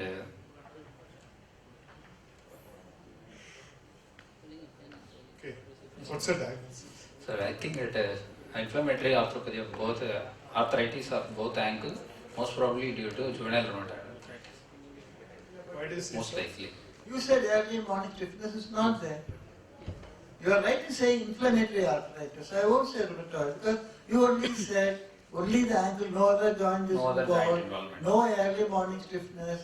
But pain is there in Pain the is- morning, which is improved by Improved walking. by movement. All suggesting inflammatory arthritis. You can just say that inflammatory arthritis, if it is only two joints, you want to say post-articular or oligo-articular, fine. I don't think you should go to a rheumatoid at that stage. If the examiner asks you, okay, what are the possibilities, then probably you can. Okay. Because you remember, JRA is something post-articular or oligo-articular. Not so much polyarticular like adult rheumatoid. Yes. What is the difference between the last two patients and this patient? You can see the very typical. Yeah, the size of the foot. It was more in all the last two patients. Here size of also ankle is also more. Yes. What is the difference between those two patients and here? On that you say Charcot joints. Here you don't say the Charcot joints. Why? Very difficult difference. You need to find out. All angular joint doesn't mean all Charcot joints. Something is very typical. When you are going to touch it, It is. when you are going to touch it, It's flex. fluctuating. It's like fusion. That is also sometimes common in Charcot joints when you have a lot of soft tissue enlargement is there. But as soon as we touch it, it jumps. Yes. She is having a lot of tenderness. You see it on the facial expression on it. When it's that gentleman was there, he's having valgus varus also, instability was there. Yes, I Here, think that's the most important thing. You will find restriction of movement, there you will find the exaggeration. Yes, sir. so there is the pain would be very common and tenderness is also very common in inflammation. While in Charcot there is a range of motion is exaggerated with enlarged. Here is restricted. So you can say it's inflammatory joint arthritis. What will you do? I will investigate further to find out the cause. What is the duration of this condition? 2 years, sir. 2 years. She's not able to squat, and she's having the movements are painful. Only up to neutral she can bring her ankle. Dorsiflexion is not possible. The anterior joint line tenderness is there at population. Neurovascular deficiency. Having any skin problem? No, Any no other skin disease? changes, no skin diseases, no other joint involvement, no morning stiffness, no symptoms of When you are talking pneumonia. about no morning stiffness, your point is against an inflammatory arthropathy. So you should be careful when you are answering. Right. Is there any condition, inflammatory arthropathy, where ankle is specifically involved? can involve other joints, but ankle is very specific. Reactive arthritis. Yeah. Reactive arthritis, ankle can be very specific. Doesn't look like, but that's why I asked the question. Yes.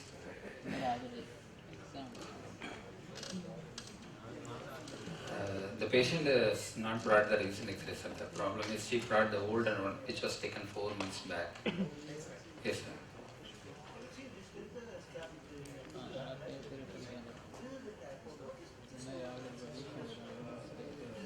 Yes, sir. And there is also a palpable crepitus and that area, sir. And she used this in the childhood. She had a fall. She had a fall, but In the bilateral. No, sir. Only she had a fall and injury to that area. Probably there is some osteochondral fragment of the talus, right? Yeah, this is osteochondral fragment. Fragment of the talus. It's on the right side. It's on the right side. Right Yes, side sir. everything tendon is. It is also. It's palpable crepitus is also. Yeah.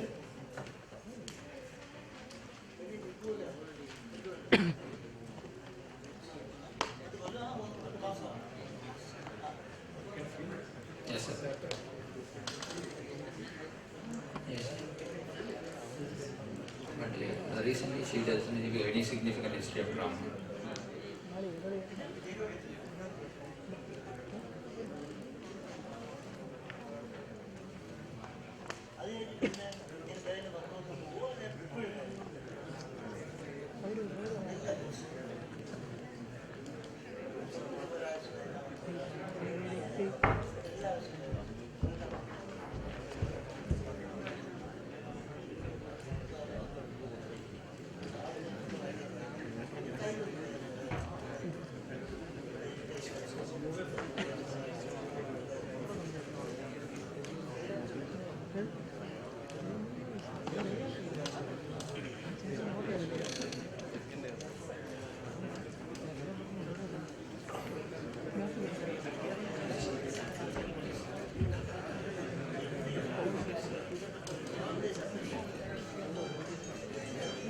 Yes, sir. That is a fragment of There is a loose body. loose body. It's a loose body of that. Yes, sir. So this body felt that the X-ray is also a challenge specific problem.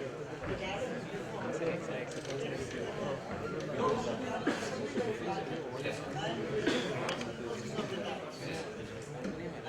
The rheumatoid will be osteopenic because it's not there. That's correct. In this body. So it's a case of the bilateral symmetrical ankle arthritis with right side having loose bone. Yes, sir.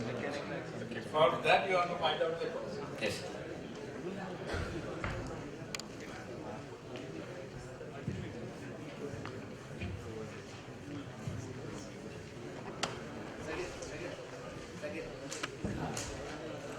This is a 33-year-old female presenting with complaints of pain and swelling over her left ankle for the last 2 months without any history of trauma, which was progressive in nature, and the pain is aggravated for the last 10 days, so she came for a further evaluation. In the past history, we came to know that she is a known case of systemic lupus erythematosus, for which she was taken proper treatment for the last 15 years, and she had a normal 2 babies with this LSCS was done with proper perinatal and antenatal prophylaxis against this. In the initial stages, she had system of features of mala rash and butterfly rash, everything.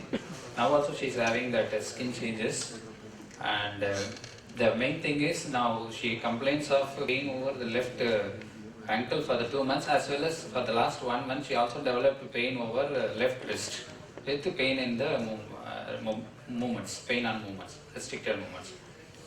So, and also she is having pain in his right knee for the last 6 years, which was dull aching, but it is also gradually progressing in nature. So now her main concern is the pain over her left ankle. Enlarged osteophyte problem. Ankle pain. Ankle pain.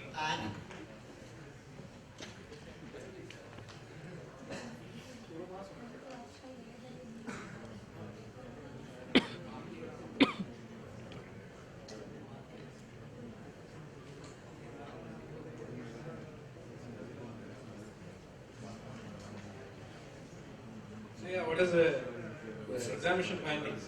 Sir, there is a prominent bony prominence on the lateral side of the left ankle in front of lateral malleolus, and the skin looks shiny, redness is there, on palpation local warmth is there, tenderness is there, anterior joint line tenderness is there, as well as there is tenderness on the attempted movements of the inversion and eversion.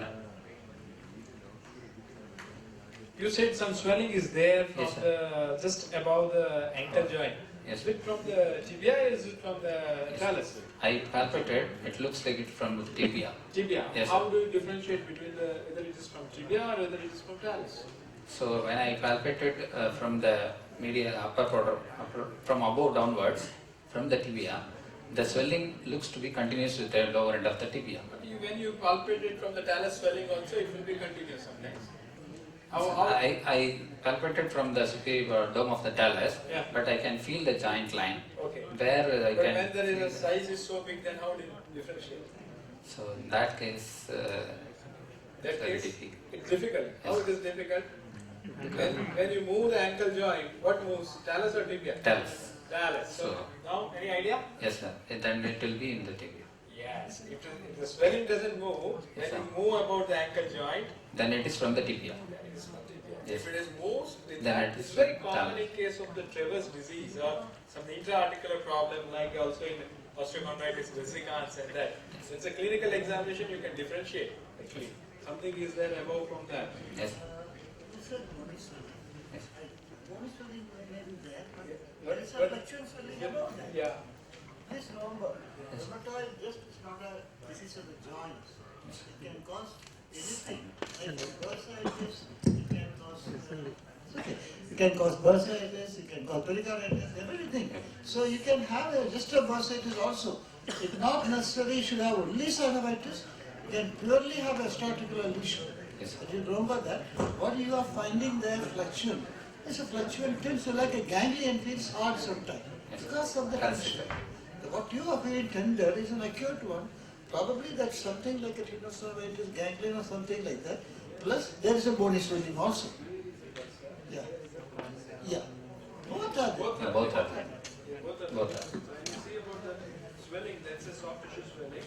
When you see about that, that's both are present.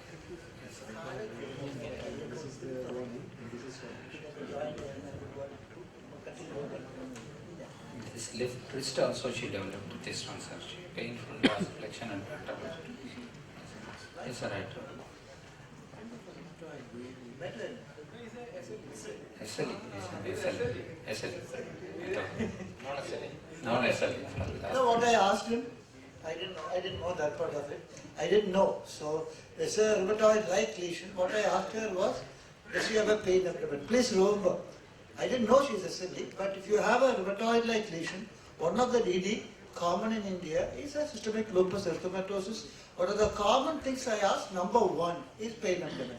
Number two will be malaflush. You know, as you know, probably in an area like this you can't examine that. Pain abdomen is a very important feature because splenomegaly, hepatosplenomegaly can be associated with SLE. That is why I asked her pain abdomen. Immediately before she could answer, Dr. Hindesh already told she's SLE. That explains everything. Yes. So what did you do? She is developing polyarthralgia due to systemic lupus erythematosus. Yes. This is here. Can you read the X-ray? Can you focus the X-ray? Yes, sir. This is the X-ray of left ankle AP lateral of a mature skeleton showing ankle joint. There is a narrowing of the ankle joint with the talus, dome of the talus is margin is eroded and margins are eroded What with is the very sclerosis. glossy, it's very glossy, you see the bone. Yes, sir. Tibia, calcaneum, other part. The talus is sclerosed. Talus is sclerosed, but other part is all osteopenic. Osteopenic, yes. All are the other osteopenic. You can see the gross narrowing of the Deformed. joint space, there is a space is been reduced, and you can see about the radiolucency with a lot of sclerosis on that. So what could be diagnosis? Such a what?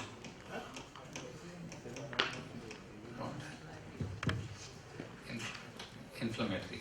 It's a secondary osteoarthritis. Sclerosis, osteophytes, lucencies. Secondary Osteoarthritis due to lupus arthritis. maybe because of disease or maybe because of treatment. Yes, Both. sir. Did I hear you say lupus? Did I hear you say lupus? What is lupus? What is lupus? Anybody? Why is necessarily called systemic lupus erythematosus? That is involving Systemic almost all the system. Yeah. Systemic in the sense Systemic, it you is know. Everybody knows. Erythematosus, they all know. What they don't know is lupus. You tell why is it called lupus? skin environment. No. Everybody else, what is the meaning of the word lupus? Everybody? Nobody? Pardon? Very good. Any of you read Harry Potter? Prisoner of Azkaban? Harry's godfather, what is his name? Hey, come on. You can not know orthopedics, that doesn't matter. You should know Harry Potter. Huh? His name was Lupus. Lupus means wolf. So, probably, I also don't know. I have no idea why it is called, but I am guessing that probably, I mean, in an advanced SLE, all this malaflush, skin thickening, everything, maybe that appearance is what, because in one book on SLE, they have put a picture of wolf. That's why it came from. Yes. Thank you, sir. Thank you. We have to examine the pulse. Yes. Very common.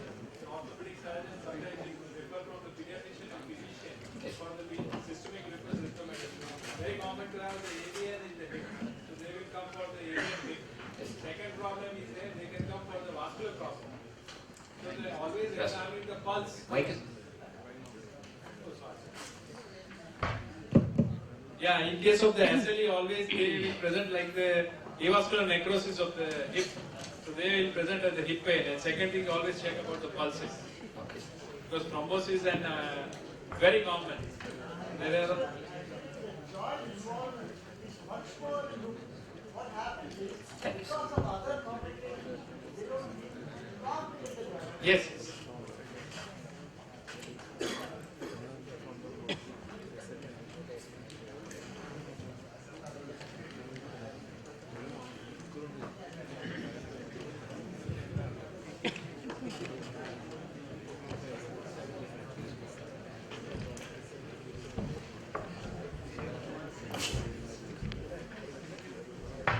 All the short cases we are taking as spotters, the things which you want to show or you want to tell.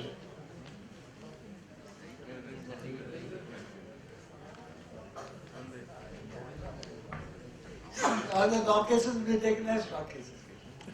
And All long the case- long there cases. is one long case also is waiting. You to keep take it a as short case.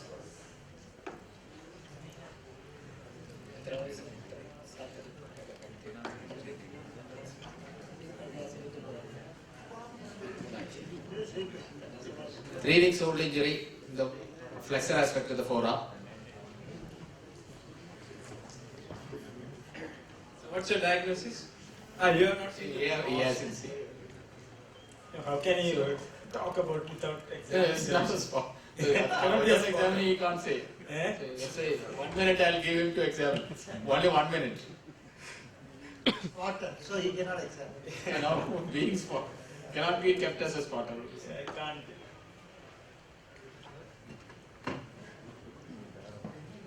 Actually, when You we know, have, that's a cut injury in the lower third of forearm. what are the Correct? structures? Which are the structures likely to be damaged, and what finding you have there, which are damaged, and is there any finding that you can make out from that? That must be the answer for your presentation.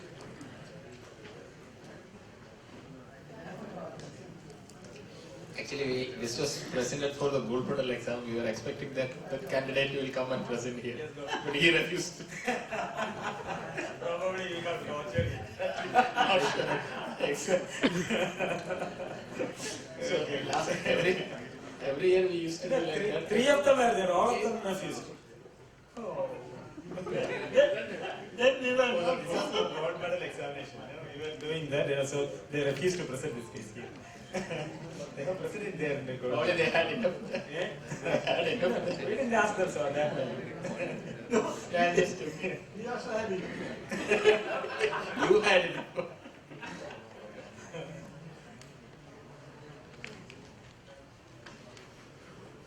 Okay, which nerve is injured? Which nerve? Is there a chance for injuring any nerve there?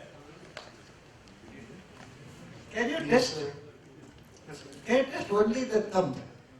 Thumb. And tell, may not be in this particular patient, Yeah. may not be in this particular patient. You are expecting a nerve injury in the upper lip. You have only the thumb to test. And can you test which nerve is involved? So medium nerve may be injured, sir. I said not in this case, so Okay. maybe higher level. So flexor pollicis longus, median nerve, then extensor pollicis longus, radial nerve, ulnar nerve, how will you examine with the thumb? So adductor pollicis. Or even first dorsal shave, whatever like that. Anyway, you test this patient, all the fingers, which nerve is involved in this patient?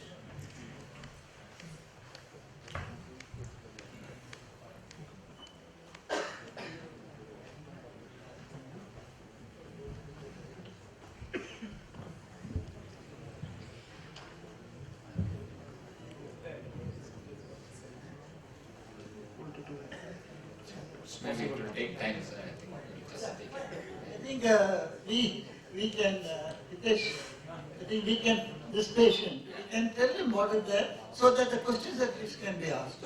Yeah, the question is there whether when you see about the cut on the anterior aspect, shoulder aspect of the forearm, you always think whether the tendon has been cut or the nerve has been cut. Whether nerve has been cut, whether the motor and sensory involvement is there or not. Whether tendon has been cut, whether it is functioning or not. How to differentiate between tendon and nerve? Suppose there is a cut, clear-cut cut on the anterior aspect of the forearm, whether the tendon is working or not. So, any nerve cuts there, what are the muscles supplying distal to that? It would be function. Function would be compromised. But if the tendon has been cut, you will see the proximal part would be acting very well. That's how you can differentiate between tendon injury and nerve injury. Nerve injury, very common, you will say whether it's a complete injury or incomplete injury. When you see about complete injury, when the motor as well as sensory supply is totally cut off, then you can say it's a complete injury or incomplete. Another question is very common to ask, what type of injury, whether neuropraxia, neurotmesis or axonotmesis. The axonotmesis and neurotmesis is the actual nerve injury on an anatomical aspect, where there is a physiological disruption would be neuropraxia. So many people will say it's a neuropraxia. Neuropraxia you cannot say when you can see the clear-cut cut. Okay, you cannot have the compression on that. Okay. And I think when this question, this is always the question for you when you have got a nerve injury. Is it neuropraxia, axonotmesis or neurotomesis? You know the answer. Suppose you get a case after 3 months or 4 months or even 6 months. You know, if it does not recover, you can say that this has not recovered. And by this time we expect a neuropraxia to recover. So this is not neuropraxia. Okay, that answer is clear. Then comes the next question, is it axonotmesis or neurotomesis? If it's a cut injury, as you see here, for all practical purpose, it is neurotomesis unless otherwise proved. Yes. Simple. Right. If there's no cut injury and this has not recovered within this first, you could 2 months or so. See, because when you have a degeneration when there's an injury, axonotmesis and neurotomesis, there is Valerian degeneration. Then this will go for 3 weeks. Then it go for regeneration. So, and we know that the regeneration takes place 1 inch per month. So it takes time for the site of injury to reach the muscle. So it will take time. So you can't say if there is no, if the nerve has not recovered within 2 or 3 months time, if that is not a cut injury, you can put this as what? Axonotmesis. And in this particular situation, what will you get? You will get tinal sac. In neuropraxia, you will not get tinal sac. So this is the way that you have to argue. So the argument is first neuropraxia, no sir, because the time for recovery is over. If it's a cut injury, say neurotomesis. But then the question will come, whether it was repaired or not. That's the question. Because it's already sutured. So go to the history. See, after the repair, usually you have to immobilize that. If the patient has only skin suturing, nobody will immobilize it. So if it is immobilized, possibly it may be repaired. And when you palpate, you get on either side of the wound a neuroma and a glioma. Clinically, if you can make out in subcutaneous areas, you can make out. Then you can say, because I can palpate a neuroma and glioma on either side of the wound, this is not repaired and this is a case of neurotomesis. This should be your argument in the exam. Is it clear? Yes. That's how it is being asked actually. These are the things that is asked in the exam when you get a case like 35. 35-year-old man is swelling on the posterolateral aspect of the knee joint. It's not on the popliteal fossa, a bit down, a firm swelling. So this was also presented, I think, yes, it was there in the gold medal exam. So usually those who go for the gold medal exam, they will come and present here. Suppose they don't come and present. They actually gone to the fire. They got tired. They got tired. So, gradually progressive or Yeah. progressive or Remains more or less the same size.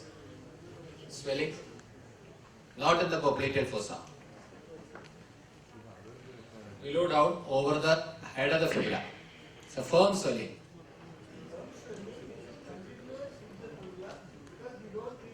Yeah. Yeah. You come down and you are feeling a hard mass. Firm. It is not mobile. It's not mobile. For all clinical purposes arising from the fibula. maybe a benign tumor. So he's telling it's a Benign tumor of the benign tumors. Probably a benign tumor arising from the which part of the fibula? If the head is felt free, so you are able to feel the head of fibula very clearly. So it is not epiphyseal. Head of the fibula ground. So it is not epiphyseal, below that. What is below that? Below the epiphyseal area. Metaphyseal. So probably from the metaphyseal area or metaphyseal diaphyseal area.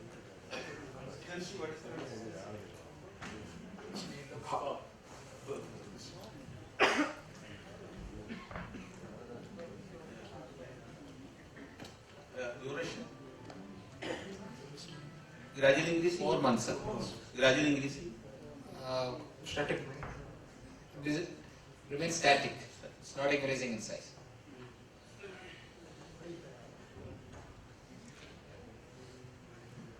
How old is the patient's age of the patient? 34 years.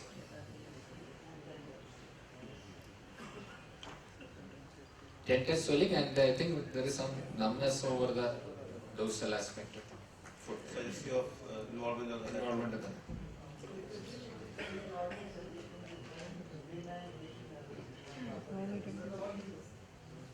So what is the possible diagnosis clinically?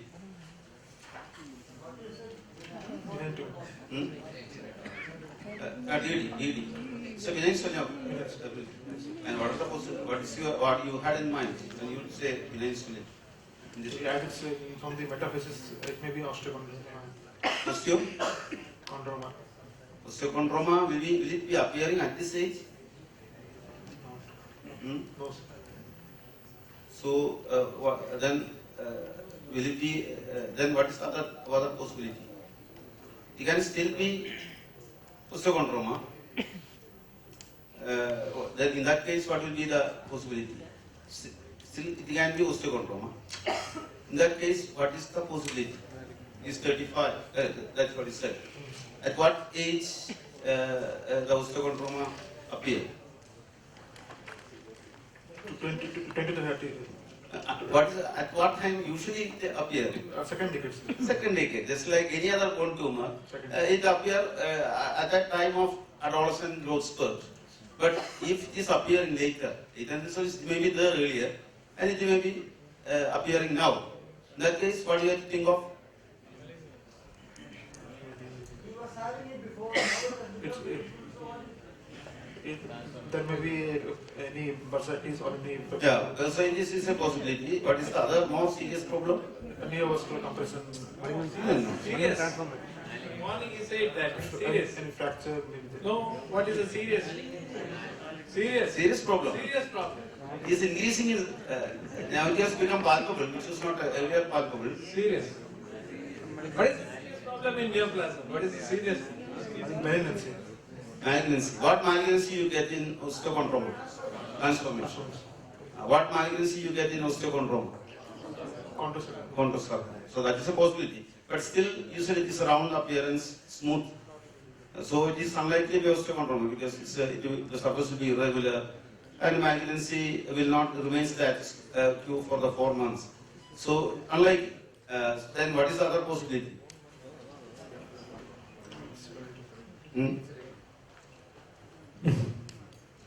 The possibility will it be GCT. Others from the audience they are saying GCT. What is the point against GCT? Metafacial. Yeah, GCT is Epiphyseal. epiphyseal. Is the age group correspond No. in this patient? Is the age group of GCT correspond? Yes. It corresponds.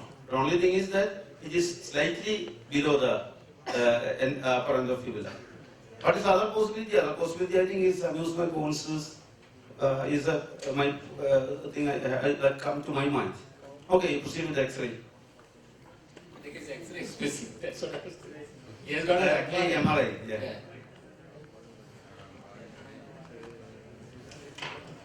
MRI in general is not at all good for diagnosis. X-ray is as important as pathologist report or more important. While MRI has nothing to do with the diagnosis, MRI is only for planning surgery.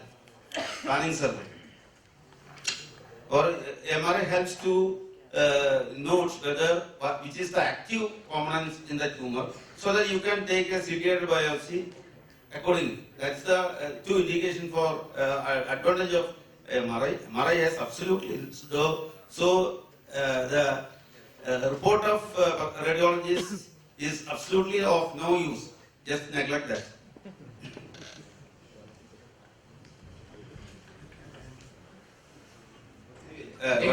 It's a written as.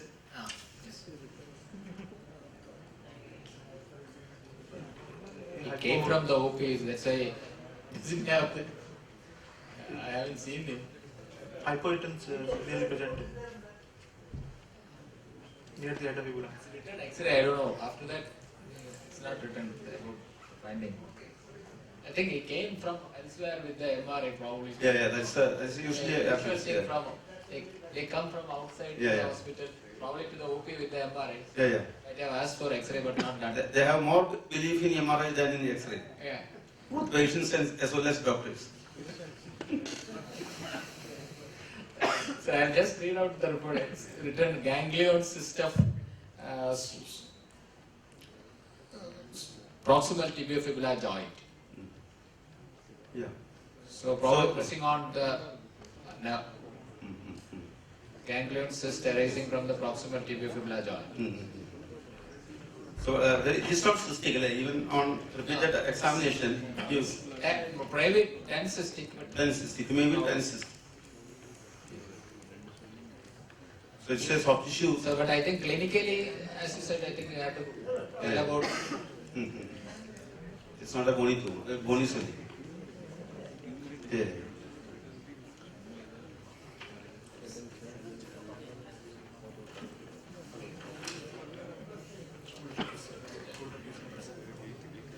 It present as a very short case. This is short case, very short. Very short. Because we have to finish, there's a queue outside. Still our long case is there. Yeah. So that's a half an hour long case. What's the diagnosis?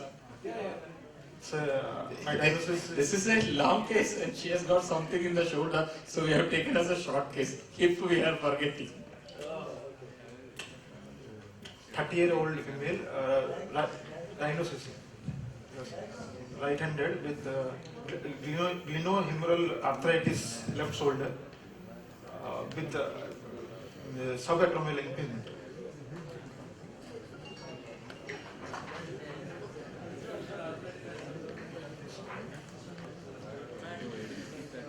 What do you say, sir? Because of the painful restriction of the movements, range of movements, shoulder, the abduction and external rotation. Why do you say arthritis? And other movements are terminal painful.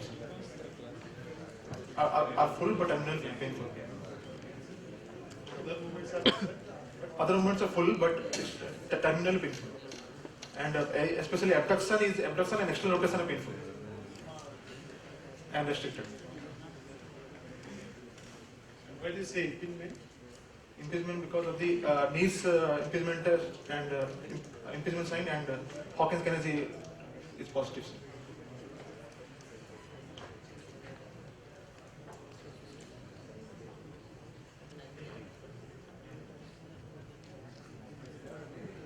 This needs a discussion, otherwise, you won't understand, otherwise it is not useful.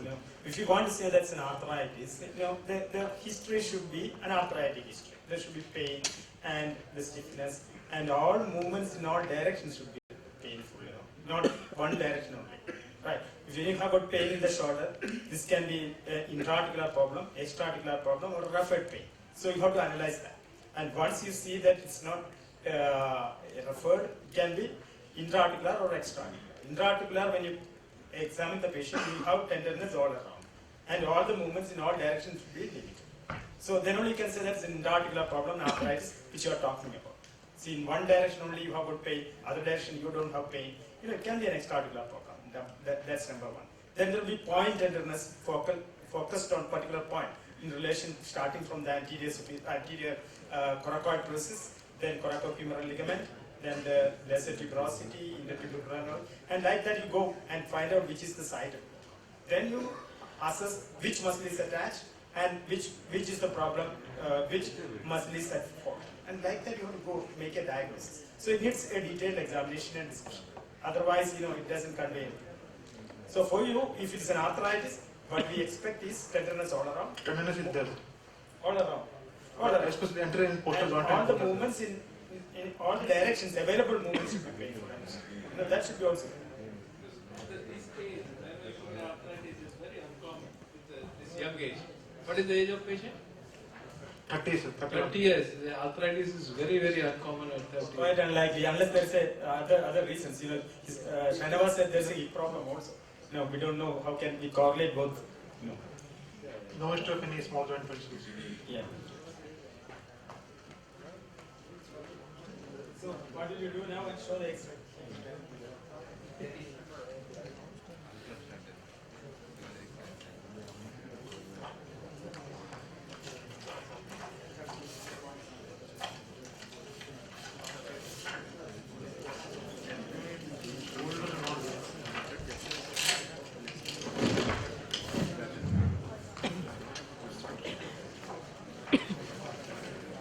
Scapula and the proximal humerus with deformed head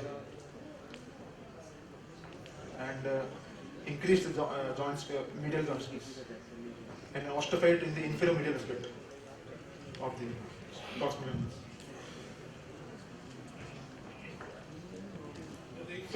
Flattening of the head. So do you think so it's arthritis? In the young lady, we see that the flattening of the humeral head with the joint space is not congruent. Possible to have arthritis. Possible to have primary arthritis, glenohumeral? Young age not. Possible. Primary, it's osteoarthritis or arthritis of shoulder will be not with bearing joint. Happens very late after the 5th decade. It doesn't happen very early. traumatic it happens, it is always having secondary. So what could be the reason it's secondary? Inflammatory. Inflammation. Okay. Any infection, tuberculosis. No history of trauma post. He said some problem of the hip also was there. Last there? No, sir. No. Is that? No, sir. So opposite side shoulder is normal? Yes, sir. So only monoarticular according to you. So what particular case when you'll have the monoarticular shoulder joint is only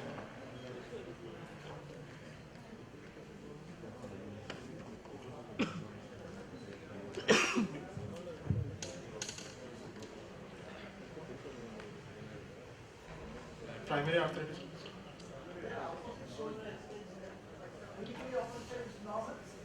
Clinically opposite side normal, sir.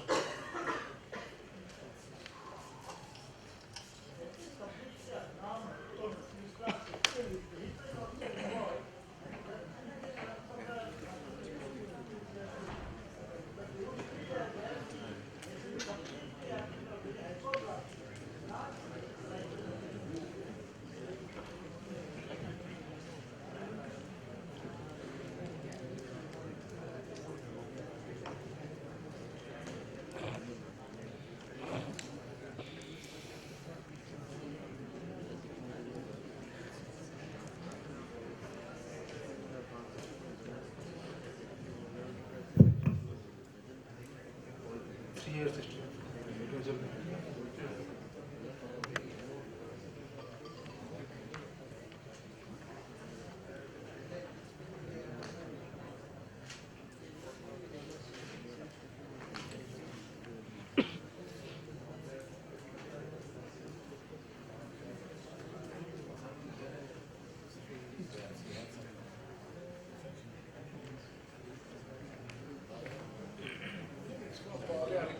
You can see, can you focus the X-ray here, both sides?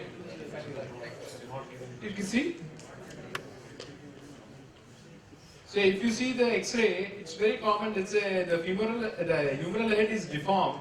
It's a it's a non-congruent. You can see it's like in morning, it's hinge abduction. The inferior part of the joint is being widened more. Superior part of the joint is not widened more. So this is not congruent. The opposite side is very well normal. This is only the localized on left side, so it's possible. There are possibilities. We see there is a flak upon or inferior aspect of the head of the humerus. There is a possibility of, I can say, there is a possibility of the neonatal infection or the multifocal infection. Possibility is there, where you can see very early that it's not having the primary osteoarthritis. It's always secondary osteoarthritis. Is there deep also? There is a neonatal history. No, history is very important. No, if this patient gives you neonatal history of infection, so obviously it tells you everything.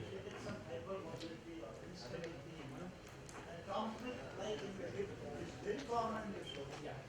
You see the difference is not go that much hypermobility as the hip, but still you will find hypermobility, and again you will find a small head. The only difference is that in the humerus, weight bearing is not there, so it still survives and grows to some extent. Yeah, but it's been painful. So what will you do for pain? At present, I will advise physiotherapy. Physiotherapy will increase the pain or decrease the pain? Ultrasound. If you increase the range of motion, it will increase the pain. Any It's not- ultrasound Huh? therapy. Or wax therapy. You want to do the reverse shoulder? No.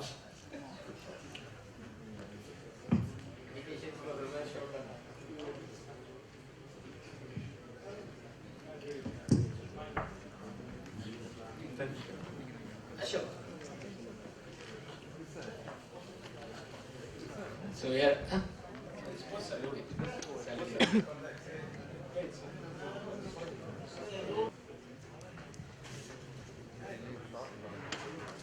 So, sir was asking. You know the price of for the winner. Your registration fee will be returned to you. Whatever you have paid, it will be returned to you. So if you have paid 3,700 rupees, it will be return 3,700 rupees.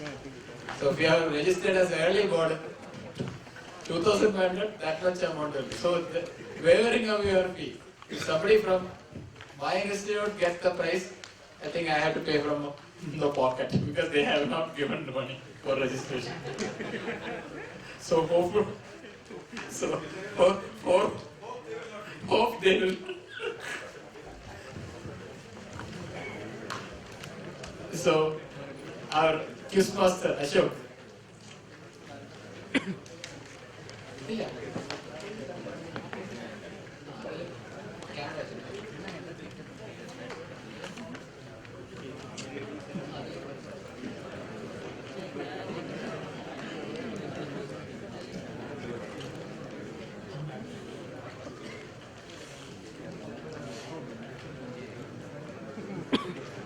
Quiz. No, this is basically for comic relief, and in between we'll have some general questions, basically to find the connection between the images. And honestly, if you do find the connection between the images, I'll consider you abnormal. So the first thing is, it's a general question. Anyone can shout. Is there a connection between this? The gun Beretta and the Indian history. It's an Italian make.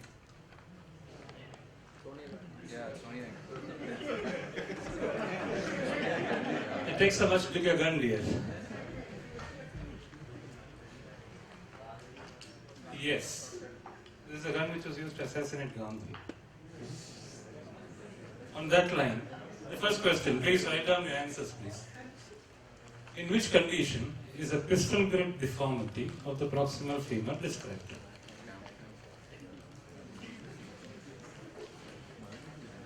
In which condition do you get a pistol grip deformity?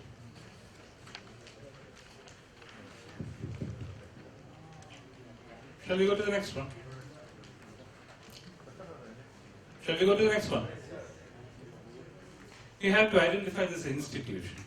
It's a university in Berlin where these luminaries have worked. Your Krebs-Cycle, your Wolfslaw, Billroth, Langenbeck. No, you will come to the question. Wait.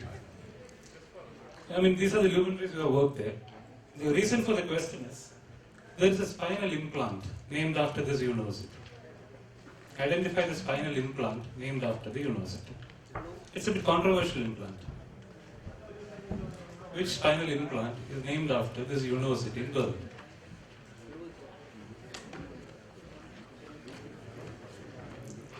Shall we go to the third one? You're with me so far, right? Straightforward one. During the recovery of the radial nerve palsy, which is the last muscle to recover. Which is the last muscle to recover following a radial nerve palsy. We don't need time for that, right? We'll go to the next one. Again, a straightforward from the book question. Among these conditions, which has got the maximum chance for malignant transformation? Enchondroma, solitary enchondroma, single osteochondroma, multiple heteroexostosis, Bouliers, or Maffucci's. Straightforward from the book question. Fifth one. Okay. You know what this is? Yes, long time back we used to have a radio called Murphy's radio, and this was the emblem of the Murphy's radio. Do you know who she is? Can you find a connection?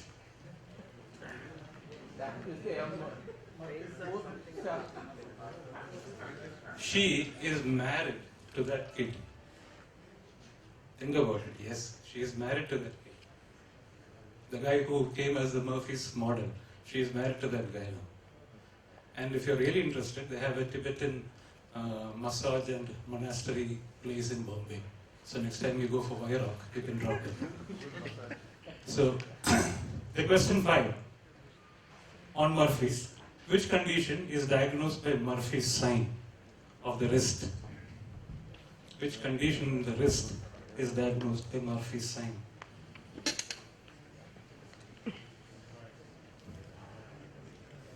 You're through? Question 6. Long one. In which of the following condition is a bone marrow biopsy indicated as part of the staging. In which pathological condition we deal with is a bone marrow biopsy indicated as part of the staging. Is it in a 15-year-old girl with a bone-forming lesion in the femoral, in the distal femur, a 7-year-old boy with a lipomatous lesion in the proximal thigh, 3-year-old boy with a pituitary mass, a 5-year-old with a diaphyseal femoral lesion, and a 20-year-old boy with a Shepard's group deformity? In which condition is a bone marrow biopsy indicated in staging and prognosis? We'll go to the next one. Question 7. Straightforward. Which condition is staged by Kruger staging?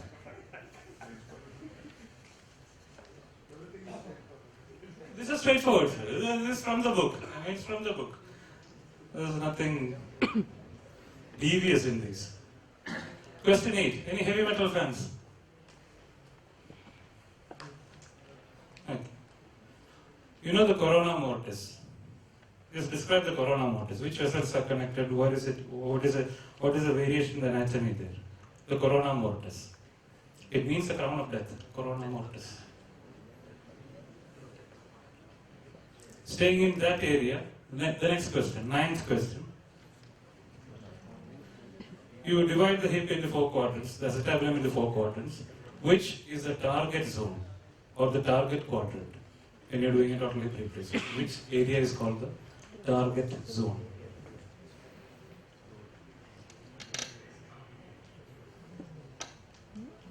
You ready? Question 10. Do you know where this is or what this is?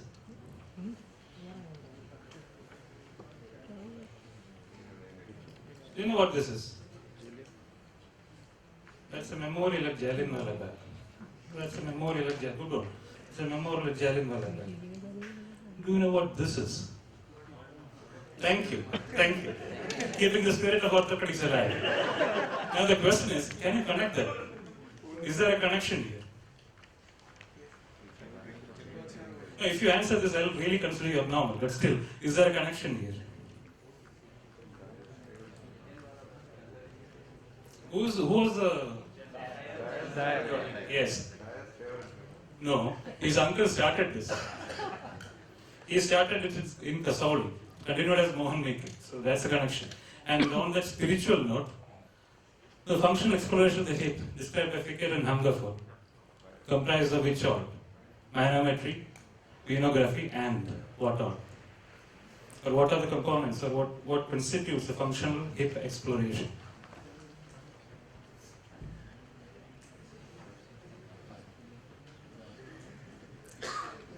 Are you through with this? Question 11. Identify the condition. Just give the name given to this condition. Excessive skin, shortening of phalanxes, transverse creases in the fingers, seen in arthritis mutulans, either in psoriasis or rheumatoid arthritis. What do you classically call this deformity? What do you call this deformity?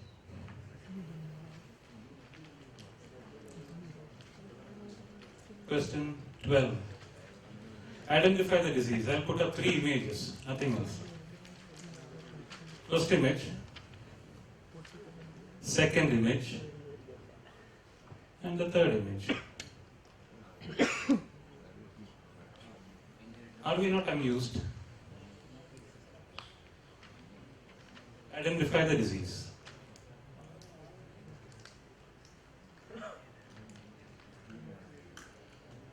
Next question.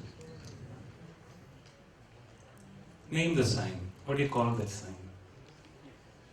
It's a common one. I mean, what do you call that sign? Question 14. Find the common link. I mean, anyone, if you get the link, just shout out the answer. Between him, and him. Poliomyelitis, yes, that's a common link. The first one is Kerry Packer of the Rebel Australian series. That is Roosevelt. Do you know who this gentleman is? That is Chandrasekhar, yes. Who is the other gentleman? We have studied his book, that is Guyton. So the common link is poliomyelitis. And on poliomyelitis, this is a question. Which is the commonest muscle in the hand to be affected by poliomyelitis, in the hand.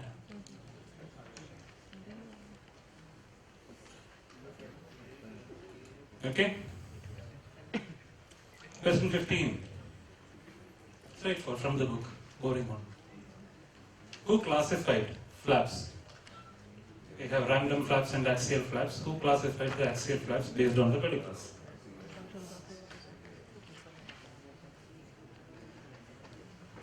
We'll go to the next one. You're through here. We'll go to the next one. What is this fracture called? What is this particular fracture called?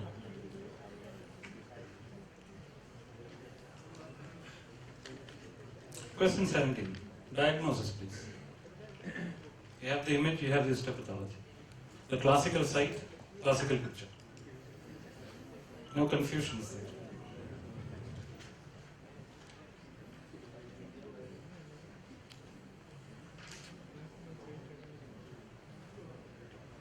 Question 18. What is the mechanism of injury here? What is the mechanism of injury in this particular fracture? Log Hansen, please. Log Hansen's mechanism of injury. Question 19.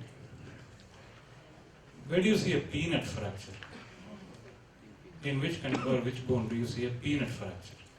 Peanut fracture is described. And the last one, 20th. You have to identify who said this. It is a common misunderstanding that orthopedics is a surgical specialty. His book starts with those lines.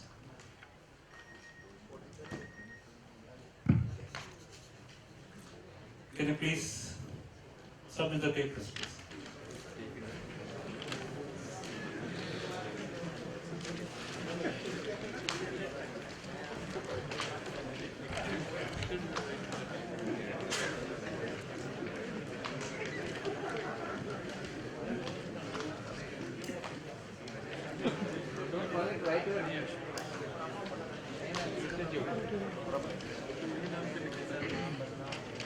Because his flight is at 8.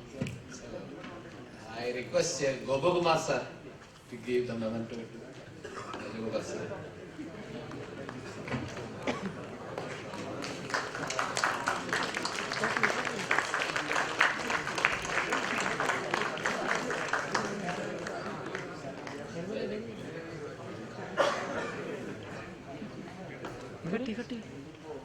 What you can do is, since it is a long, short case, you take 2 minutes for the telling the history. Okay? Another 2 minutes or 3 minutes for telling the findings. Just 2 minute history and 3 minutes findings. 13-year-old female presents with limp since walking age. History of on the 10th day of after birth, she had history of fever for which she was conservatively treated at a local center.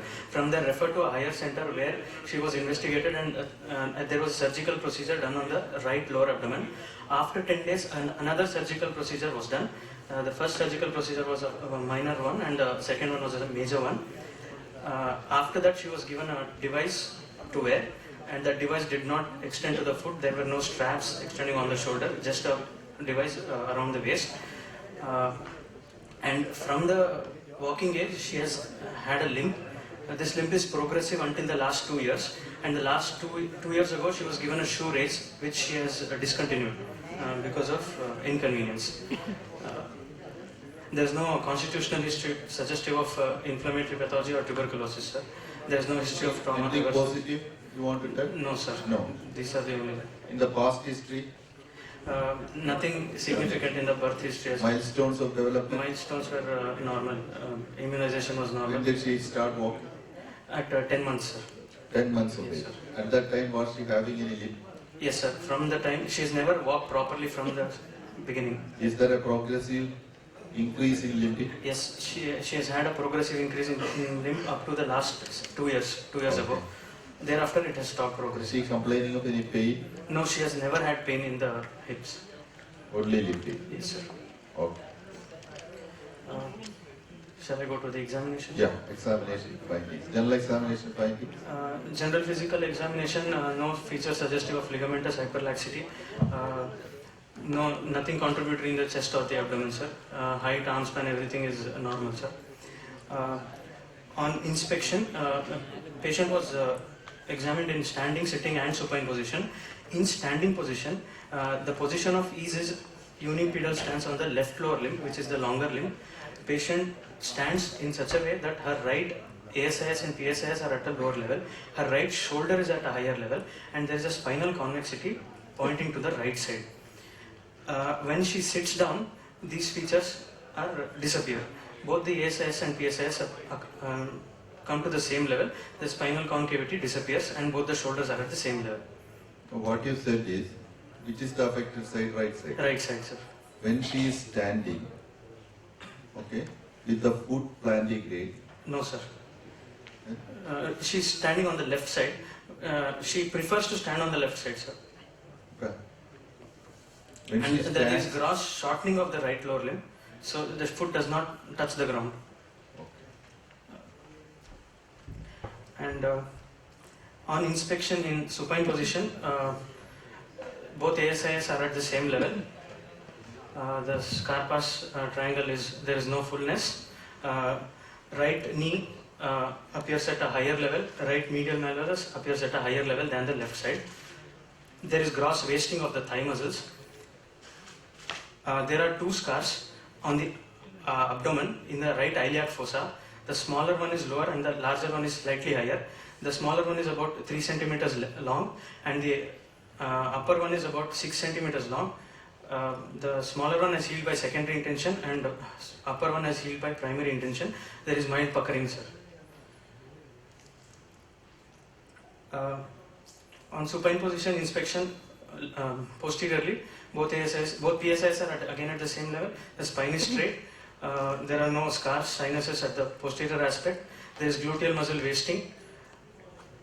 There is thigh muscle wasting, appreciable. Again, posterior, the popliteal fossa on the right side is at a higher level. The foot is at a higher level.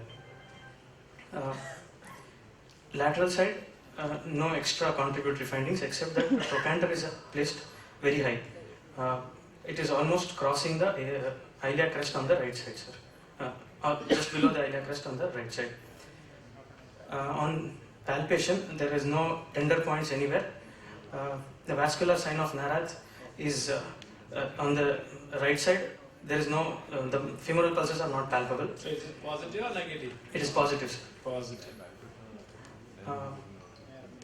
So where will you palpate the femoral pulse? Anterior joint line, sir, on the head of the femur. How do you know that head of femur on the surface anatomy? Pubic tubercle to ASIS, if I draw a line, the medial 2/3 and the lateral 1/3, I mark a point, I go 1 centimeter below and lateral to that, and that's where I palpate. So it's very important that you can palpate below the inguinal ligaments. Many times people used to palpate at the against instead of pubic rami, and they will say they can palpate the pulse. So it's a vascular sign of Narath is positive. Yes, sir. And all my inspectory findings have been confirmed by palpation. There is no local rise of temperature anywhere. There is no obvious hamstring tightness on the medial side. Yeah. So what are the inspection findings? You say contain both ASI is at same level and yes, femur is short. Yes, sir. Trochanter is proximal migrate. Yes, sir. Okay, fine. Next. Coming to movements. Before that? palpation on the side and the back. Anterior joint line tenderness is present. There is no tenderness over the trochanter. Thrust tenderness is negative, and at the back there is no tender points. Anything else in the back? There is no palpable mass in the back, sir. There is wasting that I could appreciate. And then coming to movements, there are no coronal plane deformities of the pelvis of either of the limbs. The abduction of the right lower limb, there is a fixed flexion deformity of the right lower limb, which I confirmed by Thomas well leg raising test. So the range of motion is about 15 to 130 degrees on the right. 15 to 70 degrees is active. There onwards it is passive. It is not limited by pain or spasm, and there is no crepitus throughout the range of motion. You said there is no coronal plane deformity. No, sir. Any other deformity? There is just fixed flexion deformity, sir. That's all. Any other deformity? If you see from this one, The rotational deformity, which is just attitude, it is correctable on both sides. So that is, I would not consider that as a deformity. And then the flexion and arc of motion is 15 to 130, and on the left side it is 0 to 130. And extension not possible on the right side since there is an FFD. On the left side it is about 15 degrees of extension. Abduction is about limited to about 30 degrees on the right side. On the left side it is about 45 degrees. does it change with the different position of the hip? No, sir. Abduction in extension and flexion. Just check with the abduction in full extension and check the abduction in flexion. Actually, I did not check for that, sir. You said no initially. I did not check for that. I'll check it.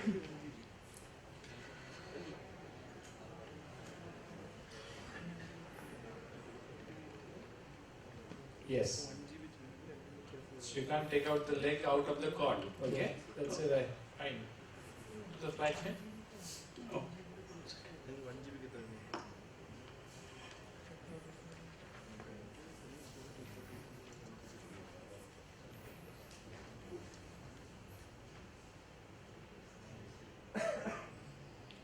It is pretty much the same, sir. It's almost same. Yes, sir. Okay, what does it suggest? If it is increased, what could be the possibility? It increases usually in slip capital femoral epiphysis. Not always. Obligatory. Why it will increase in slip capital femoral epiphysis? Slip femoral epiphysis, you will have flaccid, the limb will go in the external rotation. Not the abduction will increase. That was In coxa vara, this sort of a picture. not always coxa vara. It is very common when you say that trochanter has gone up. When the trochanter is impinging on the lateral aspect of the acetabulum, you flex it, you put the We'll really trochanter the away trochanter. from the acetabulum, then the abduction will increase. Fine, keep it comfortable.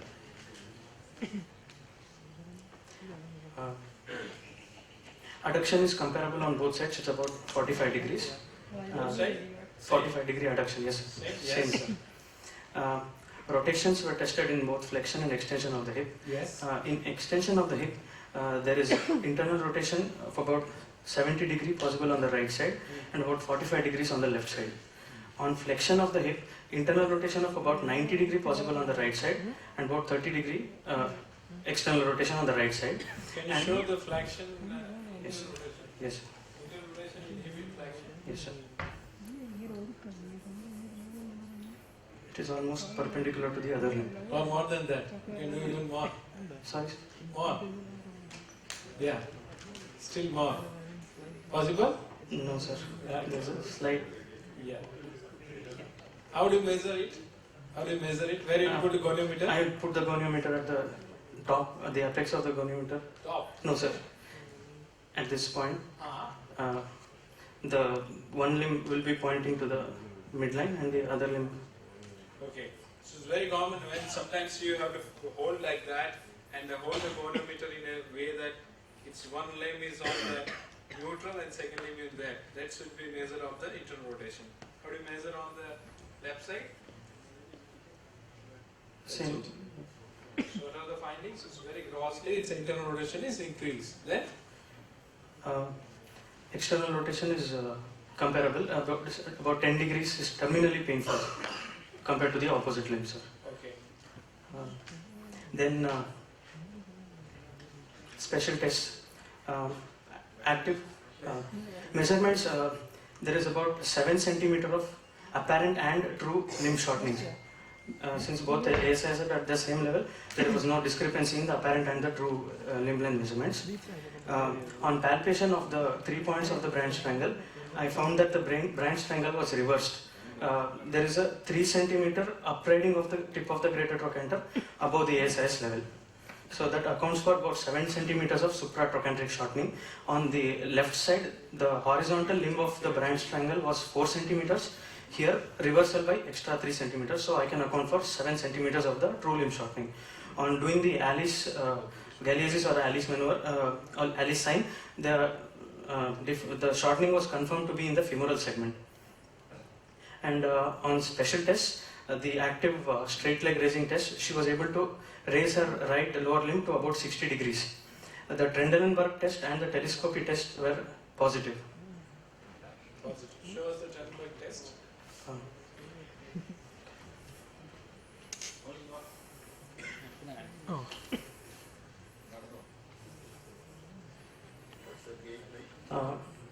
Bipedal unassisted gait with equal stance phases of both the lower limbs. Both the shoulders are dipping with stance phase of the left side. So it is a right-sided short limb gait with a component of posterior lurch when she bears weight on the right side.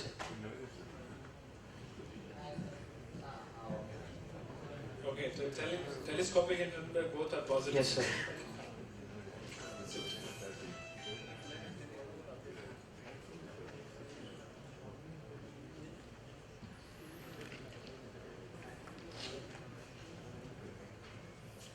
And desalt sign was positive. What sign? Desalt sign. What is that? When I tried to rotate the right lower limb, the trochanter moved along itself. When I compared with the opposite side, the arc of rotation of the greater trochanter was much more compared to the right side. This signifies that there is no continuity between the trochanter and the neck or the head. In this case, there is no head. So what is significance of that? What is the significance on that? What the It gives us confirmation that the trochanter is not articulating with the rest of the femurs. It is unstable, sir. Unstable you can get from the telescopic and Trendelenburg also. So the unstable you can get vascular sign of larynx is also there. Fine. There is no neck at all. So sometimes. Can you say that there is no neck? You have not seen the X-ray.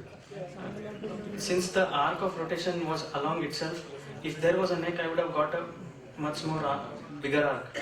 So I conclude that probably there is no neck, sir. Can you say that there is no hypoplastic neck there? Just my vague conclusion, sir.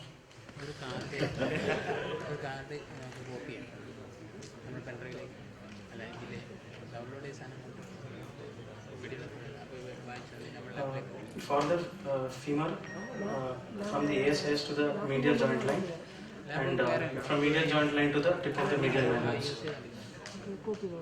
What are the findings? There's a 7 centimeter shortening in the right-sided femoral segments. The tibial segment is comparable on both sides. Wasting? Sorry, sir? Wasting. Wasting, there is wasting of about 6 centimeters circumferentially, measured 10 centimeter above the medial joint line. Sacroiliac joints, spine. The sacroiliac joints, compression and distraction tests were negative. Spine, the deformity corrects upon sitting. Movements are grossly normal. When she is standing, is she having any scoliosis? Yes, sir. So no. When she is standing, she has a scoliosis with curvature to the right side, which corrects on sitting, sir. What's the diagnosis? A 13-year-old female patient with an unstable right hip with a gross shortening of about 7 centimeters and limited abduction with functional disability of inability to sit cross-legged. Diagnosis, that is Probably etiological. my anatomical diagnosis is unstable hip, sir. Etiological diagnosis, I am not Sure. She gives history of abscess drainage, that is pointing out. It gives history of abscess drainage in infancy. This is a classical. That points out towards a septic sequelae. What septic sequelae? Septic, probably septic arthritis of the hip. What septic sequelae? You can't say the septic. Which septic sequelae? What is sequelae here? If you say some sign. What is that sign? Signifies what? That is sequelae actually. What sequelae is this? This is classical of the Tom Smith arthritis. There is a hip is grossly unstable, there is exaggerated rotation, there is limitation of abduction, vascular sign of Nareth is positive, then there is a gross limb length discrepancy. What else? When you can say all are the supratrochanteric shortening. These are the classical case of the Tom Smith arthritis. You need not to say this is having the unstable hip with this neonatal childhood. What is the difference between septic arthritis in older patient and Tom Smith arthritis? Do you have any difference in that? I don't know. You don't know? Anybody? All are tired maybe. Anybody, what happens in septic arthritis of infancy, in childhood, and in an adolescent? So what will happen? Damage to physis means? Yeah, why? Because it is not been ossified. So it is very common when it is a infection happens below the age of 1 year. There are gross damage of the femoral head and neck. Very common. There you can have a classical case like presentation. If you see the case like that, when the vascular sign of Nareth is positive, with gross limb length discrepancy, with exaggerated rotation, with abduction limited, with all the telescopic Trivandrum, all the signs are positive. No other diagnosis. They have the straightforward, you can say it's a Tom Smith arthritis. There's no other ambiguity. You can't ask for a differential diagnosis here. What will you do? First, I'd like to get an X-ray of the. What X-ray? The hip. With AP. You are happy? What are the problems here? C-shaped limb, correct? Yes, sir. So what are the problems here? Shortening of the limb. Yes. I'd also like to see the. Clinically, before asking for X-ray, what are the problems? I'm not asking treat that problem. Before you ask the X-ray, you will ask something else also. Just shortening is the only problem. Shortening is only problem. C said something, no? C has got limitation of functioning. Inability to sit cross-legged. Inability to sit cross-legged. Okay. See the X-ray. It's a plain radiograph, pelvis with both hips, AP view. The right side Shenton's line is broken. The greater trochanter, the femur is migrated upwards. The acetabulum is shallow. It is of an immature skeleton. The physis of the femur is open. The teardrop is widened on the right side.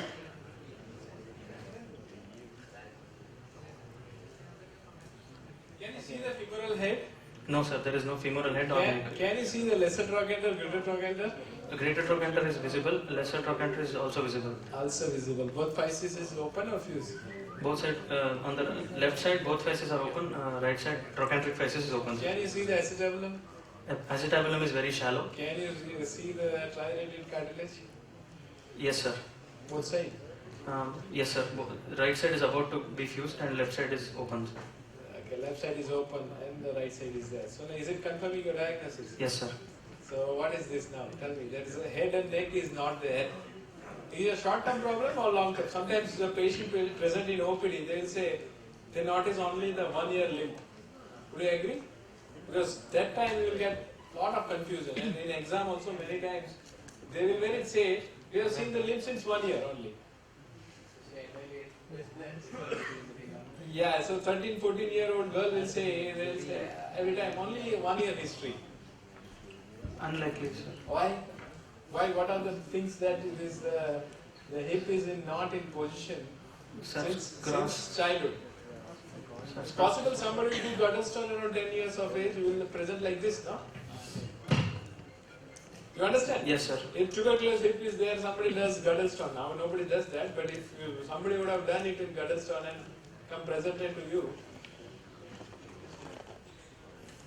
Acetabulum also shows certain changes. Yes, what are the changes in acetabulum? Widening of teardrop. Yes, so when there is a long-standing process, long-standing hip is out of socket, there is a widening of acetabulum, there is sallowness of acetabulum, there is acetabular dysplasia, and acetabular changes are there. And not only on one side of the hip is involved, other side is also not normal. Triradiate is almost fused. So when the triradiate get fused, it's a very shallow acetabulum in that. So what will you do?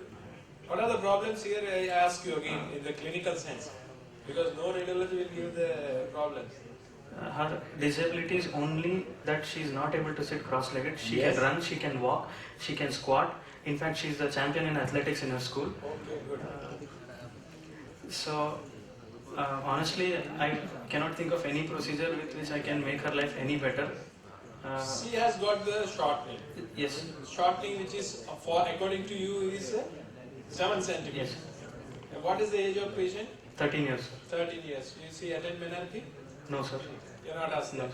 Okay. According to that, she is getting mature very fast. What could be the limb length discrepancy at the maturity? It's going to be same or it's going to be marginally It increased? will be increased. It's increased. Why do you think so? It's marginally increased. Why do you think so? Which is the growing end of femur? The lower end, sir. So what is the growth contribution from proximal femur? 30%. 30%. Almost 15 to 20%. Most of the time it's a distal end of femur. So it is still a little marginally increased. It is not going to be there. But 7 centimeter limb length discrepancy, how do you manage it? See, she has got instability, she has got limb length discrepancy, she has got loss of abduction. Is it so? So if you leave her like that, what will happen to her spine? And she keeps on walking like this. All those scoliosis and That will get fixed and she will have chronic back pain. So you will have to do something to correct these 3 disabilities. How will you do that? I'd like to give some traction and try to bring the femur as low as possible. For It will go back. Where it is it's going to stay? And then I would like to do some procedure. What procedure? Pelvic support osteotomy. Pelvic support osteotomy. Traction before flexion. No, sir. Only pelvic support osteotomy will address all the issue that he has addressed. No, sir. The shortening. So what will you do? At a later stage, I'd like to lengthen her limbs. Why not do same stage? She's yet to probably grow her full growth spurt. You can do an osteotomy at the level of the ischial tuberosity and lengthen lower down. Yes, sir. That's an option. There are a number of options. You can do the proximal osteotomy, you can do the distal osteotomy, you can combine the proximal and distal, you can do the proximal osteotomy and lengthen. Even though when it's immature, you can do opposite, so take the full length X-ray and do about opposite epiphyseal disease also. So the remaining at least you need not to lengthen the 6 centimeter. So the number, because as number of the length centimeter will be increased, there are more tension on the hip and knee. So the knee may go for the stiffness after doing about lengthening. So you have to minimize the lengthening actually. 5 centimeter is quite good. You need not to lengthen the 7 centimeter. So that would be the option there. So pelvic support osteotomy with the length. This is otherwise called as the Elizaro hip reconstruction. Yes, it's can realize. Yeah. Only other thing that has to be done is when you do a Shands type of pelvic support osteotomy, there is a tendency for the knee to go into valgus. So give some varization in the distal osteotomy. Otherwise, there will be a genu-valgum that is developing in the knee. You have to avoid that. So in the distal osteotomy, you have to give some valves. This is very classical case. Everybody can see this is a very classical case that you can have the classical description. There is no other differential diagnosis. Say jump, tuberculosis hip with this hip. You can say straightforward on terms with arthritis. You must congratulate the for the keeping his ideal case.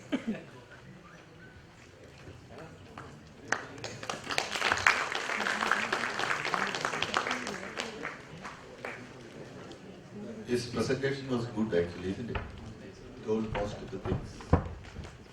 Apart from the treatment.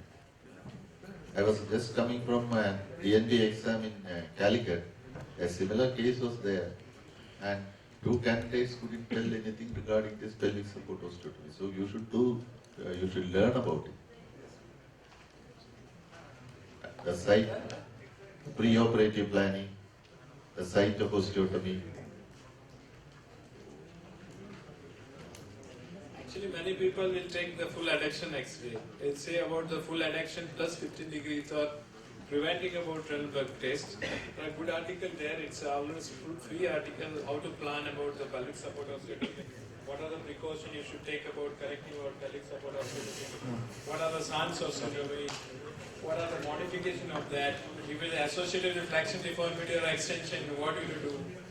How will you increase about the rotation and length? What is distal varication osteotomy? So these are very possible questions you may get in your exam.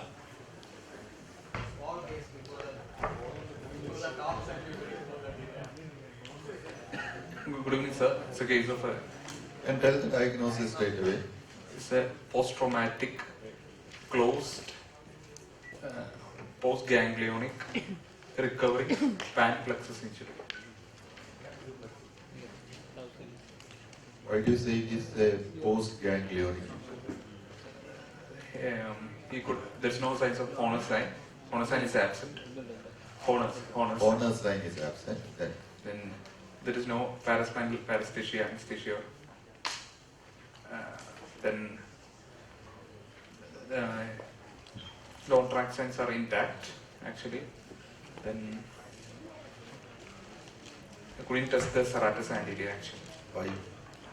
Yes. Basically, he couldn't abduct his arm.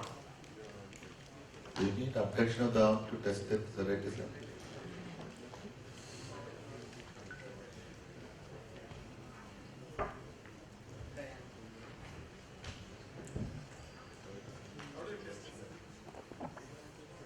Winging of scapula, I couldn't shift.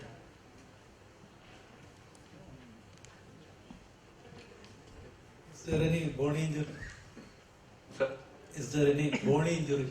Yes, he has also got subluxation of the shoulder, actually. There's a sulcus, is post sign.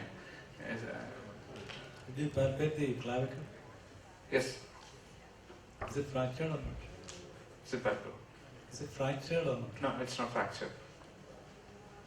Actually, it gives a history of dislocation which was relocated following when he was brought to the hospital.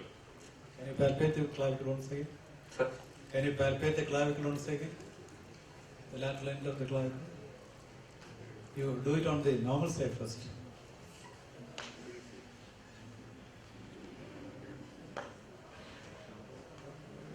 Compare.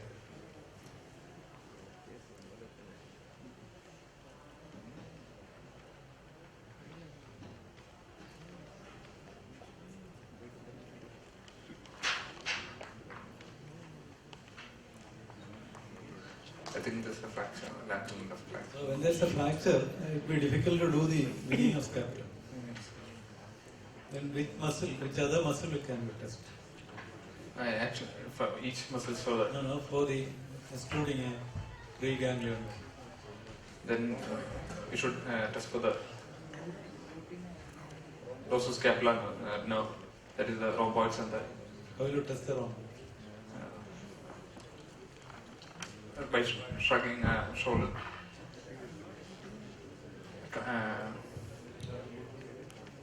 Shrugging of shoulders, actually. Retraction of scapula. Retraction of the scapula. Good.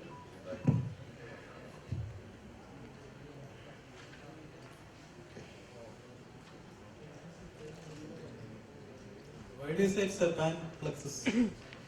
Initially, he had a flyer limb. According to histories, he had a flyer limb. There's no movements, anesthesia all over the limb. But now, he could able to move his fingers, flex his wrist, actually. Then, from history only, I could make out it's a pan plexus. That it is recovering. It's a recovery. What is the evidence of recovery? Initially, he had a flyer limb. There's no movement, total anesthesia, no movements were possible to do. Now he himself told me that finger movements are becoming better.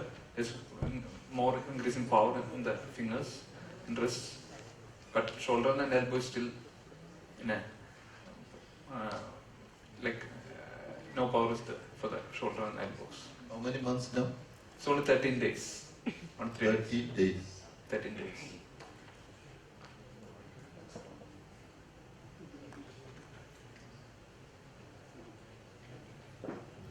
What do you want to do? I want to investigate. What investigation? Firstly, initially I took in radiographs, plain radiographs of shoulder with clap.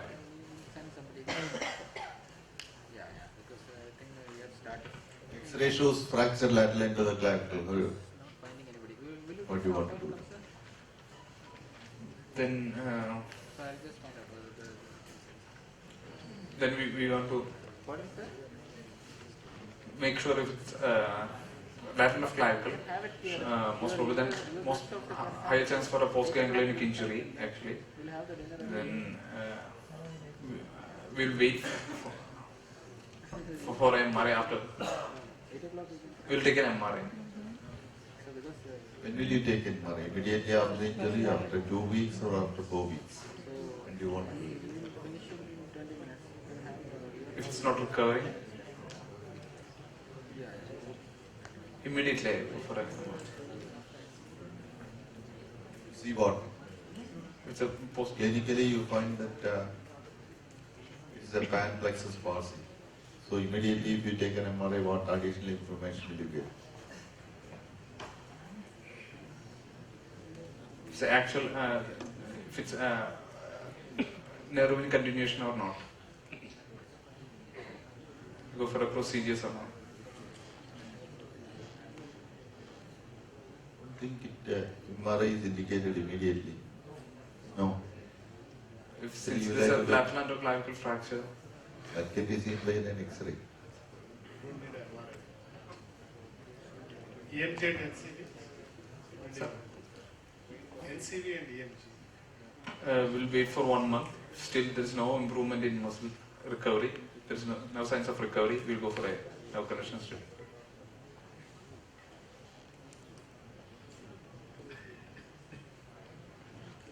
There is some recovery of the finger movements. Finger movements. What does it indicate? It's a recovery, most probably a postganglionic. So what type of injury was it? It's an upper court injury. Type of nerve injury. Sir? What is the type of nerve injury? Neuropraxia.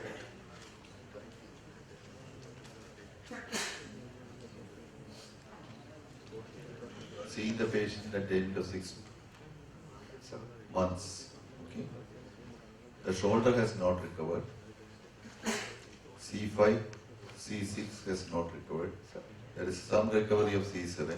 The hand function is reasonably good. How will you proceed? Then his main problem will be a shoulder abduction and a elbow flexion. We should, even after 6 months, there is no recovery. We will go for some neuropatization procedures.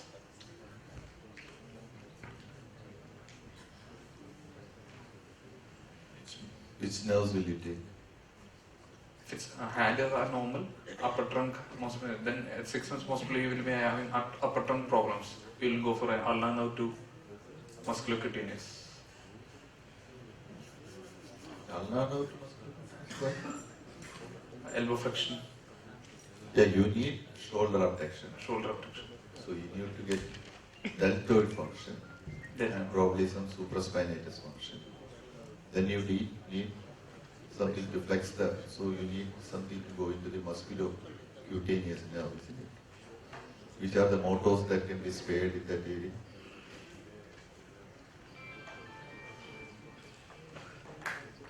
Triceps.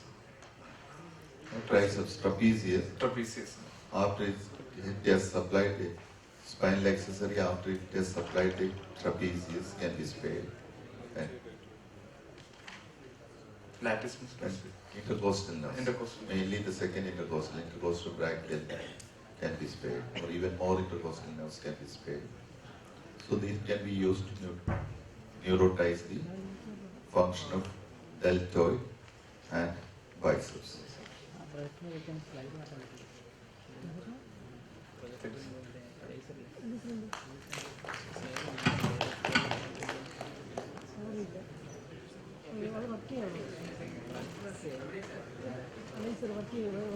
Dinner is at 8 p.m. We will have that talk finished. Ashok,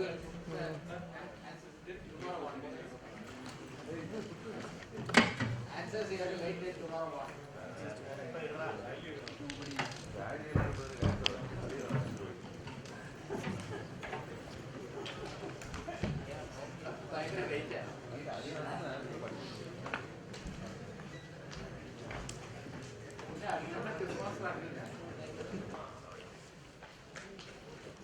X-ray is the well-established, cheap diagnostic tool that tells how the pathological changes take place in the bone tumors. It is as important, if not more important, than pathologist reports. X-ray helps in the following ways: to locate the site, is the lesion in the epiphysis, metaphysis or diaphysis, and also to know whether lesion is latent, active or aggressive. This figure showing the site of different tumor is very important, but you are hearing it since your undergraduate days. So presuming that you know it well, I am skipping it because I want to stress on the second point. The second point is, looking at the X-ray, we can say whether lesion is latent, active, aggressive. So we divide this lesion into three: latent, active and aggressive. So it depends upon the margins, which is known as that is known as the zone of transition, periosteal reaction and soft tissues. In a latent lesion, margins will be narrow and there will be no periosteal reaction and soft tissue component. In active lesion, margins will be wide, there may be periosteal reaction and there is no soft tissue component. But in aggressive lesion, margins are poorly defined and the periosteal reaction is mild or major and soft tissue components will be present. So I shall show you one example each of the cases. And your approach to the patient depends very much on that, whether you have to treat it, whether you have to observe it, or we have to treat it aggressively or not, all depends upon these features rather than the diagnosis. What do you mean by a latent lesion? Latent lesions are inactive lesions doing nothing. They are incidental findings, will not produce any problem in the future. See this sclerotic lesion. It has a narrow margin. You can take a sharp pencil and draw a line around the exact outline of the lesion. It is that distinct, as shown here. There is no periosteal reaction, no soft tissue extension, so it is a classical latent lesion. Smita, 45-year-old staff nurse working in Gulf, had a vague pain for a long time. Somebody picked up this lesion and frightened her. This is the lesion. To me, it was a bone island, a latent lesion. Nothing need be done. But she is already frightened, but she is not convinced. So I was forced to take a PET scan to make sure it's a latent lesion. As expected, absolutely no uptake. Don't be under the impression that you need PET scan to make sure it is a latent lesion. Never. What you have to do is to do a repeat X-ray after a few months. And I want to stress that no biopsy. Because if you take a biopsy, the pathologist will simply confuse you. See this lesion. A tumor with a broad margin. You must be able to draw a line around the outside of the tumor, but you would like to need a thick marker pen to do it. A mild periosteal reaction consisting of one layer normally, 1 to 4 millimeters thick, which lies adjacent to the cortex. There is no soft tissue extension, so it is an active lesion. Unlike the latent lesion, active lesion asks for intervention. So these are cases a general orthopedic surgeon has to deal with. Now the third one, the aggressive lesion. See the X-ray of this unfortunate girl. Poorly defined margins. You cannot tell where the lesion begins or ends. It's a very bad sign. See the major periosteal reaction, thicker than 5 mm, having Aaron and pattern. You can see the soft tissue extension. It is osteosarcoma, nothing else. Now, I want to say some more points about the margins. We already told, I have already shown one case each of latent, active and aggressive lesion, and a little more about margin, the zone of transition. These are a few standard patterns of margins. In this context, I am telling about the active lesions. You are forgetting about the latent lesions. When we go from left to right and above downwards, aggressiveness increases. So these are the four types: sclerotic, with margins good, sharp margins, and sharp without sclerosis, scalloped and ill-defined. I want to stress that it is not as sharp as the latent lesions. So this is sclerotic, a well-defined sclerotic margin. I shall show examples. This is a classical chondroblastoma, is classical in all aspects. So you can see the sclerotic margins. Again, a chondromyxoid fibroma. Here also the margins are sclerotic. And intraosseous ganglion. Here also the margins are sclerotic. Now the next one, that is sharp without sclerosis. A classical example is GCT. Yeah, like this. You can see the margins. It's rather defined, well defined. There is absolutely no sclerosis. This means the GCT is more aggressive than chondroblastoma, chondromyxoid fibroma, and intraosseous ganglion. Now coming to the other two. One is scalloped and other is ill-defined. The scallop is typical of chondrosarcoma, which is in general less aggressive than osteosarcoma, where the margins will be totally ill-defined. So this is a classical case of chondrosarcoma. You can see the scalloping on the inner border of the thickened cortex. And periosteum has contained the lesion, effective periosteal reaction. So there is no soft tissue component because periosteum has contained that.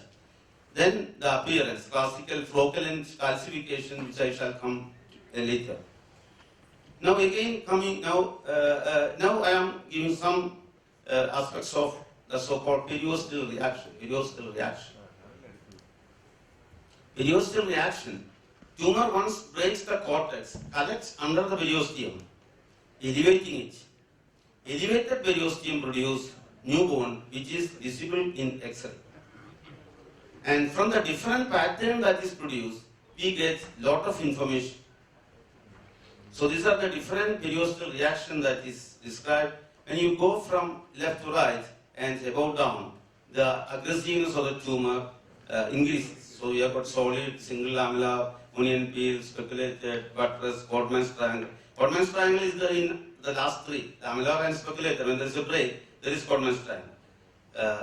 I shall show few examples. Periosteal reaction, the first one. Periosteal reaction is solid and uninterrupted. The least aggressive one. Yeah, see, this is a classical example of solid periosteal reaction. I shall come to this X-ray later also. This is known as the finger in balloon sign of aneurysmal bone cyst. That means like a finger into the balloon, cortical bone cuff penetrates for a short distance into the expanded area of destructive blowout. Like this. So a blowout,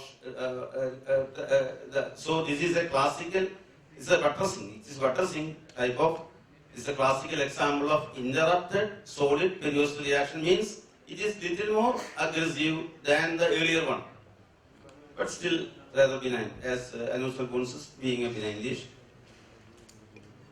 Now that X-ray of the typical Ewing's, you can see onion skin, which is intact, uninterrupted, and lamella. So uninterrupted on one side, and interrupted on the other side. So this is classically given in Ewing's, which means aggressive lesion. Now we come to the most aggressive one, the spiculated periostal reaction, which is otherwise known as sun ray appearance.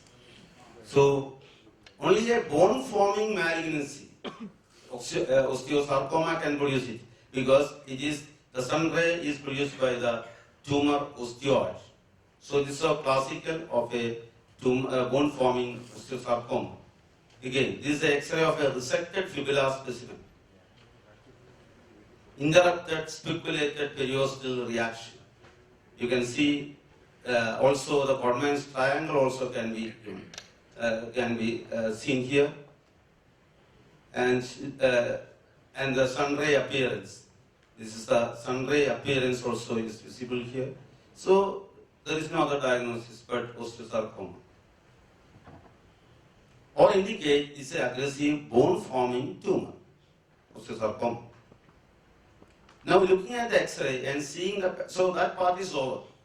Latent, active, and all these things are over. Now looking at the X-ray and seeing a pattern of calcification, we can say whether it is a bony lesion or a cartilage lesion. So bony lesion can be cloud-like or amorphous, or ivory-like or solid. So this is the amorphous, which is, as margins are very ill-defined, you can say it is an aggressive lesion. But the solid one usually have a sharp margin, ivory-like, and this is the ivory-like. Ivory-like, here. So it is rather benign. So from the looking at the pattern of calcification, or we can say it is bone. Now the cartilage. Cartilage lesion pattern is so characteristic that you can make a diagnosis from that alone. The three types that is described as stippled, flocculence, and ring and arch. I shall show examples. This is the stippled and flocculent, resembling the tuft of wool. You can see this is the stippling,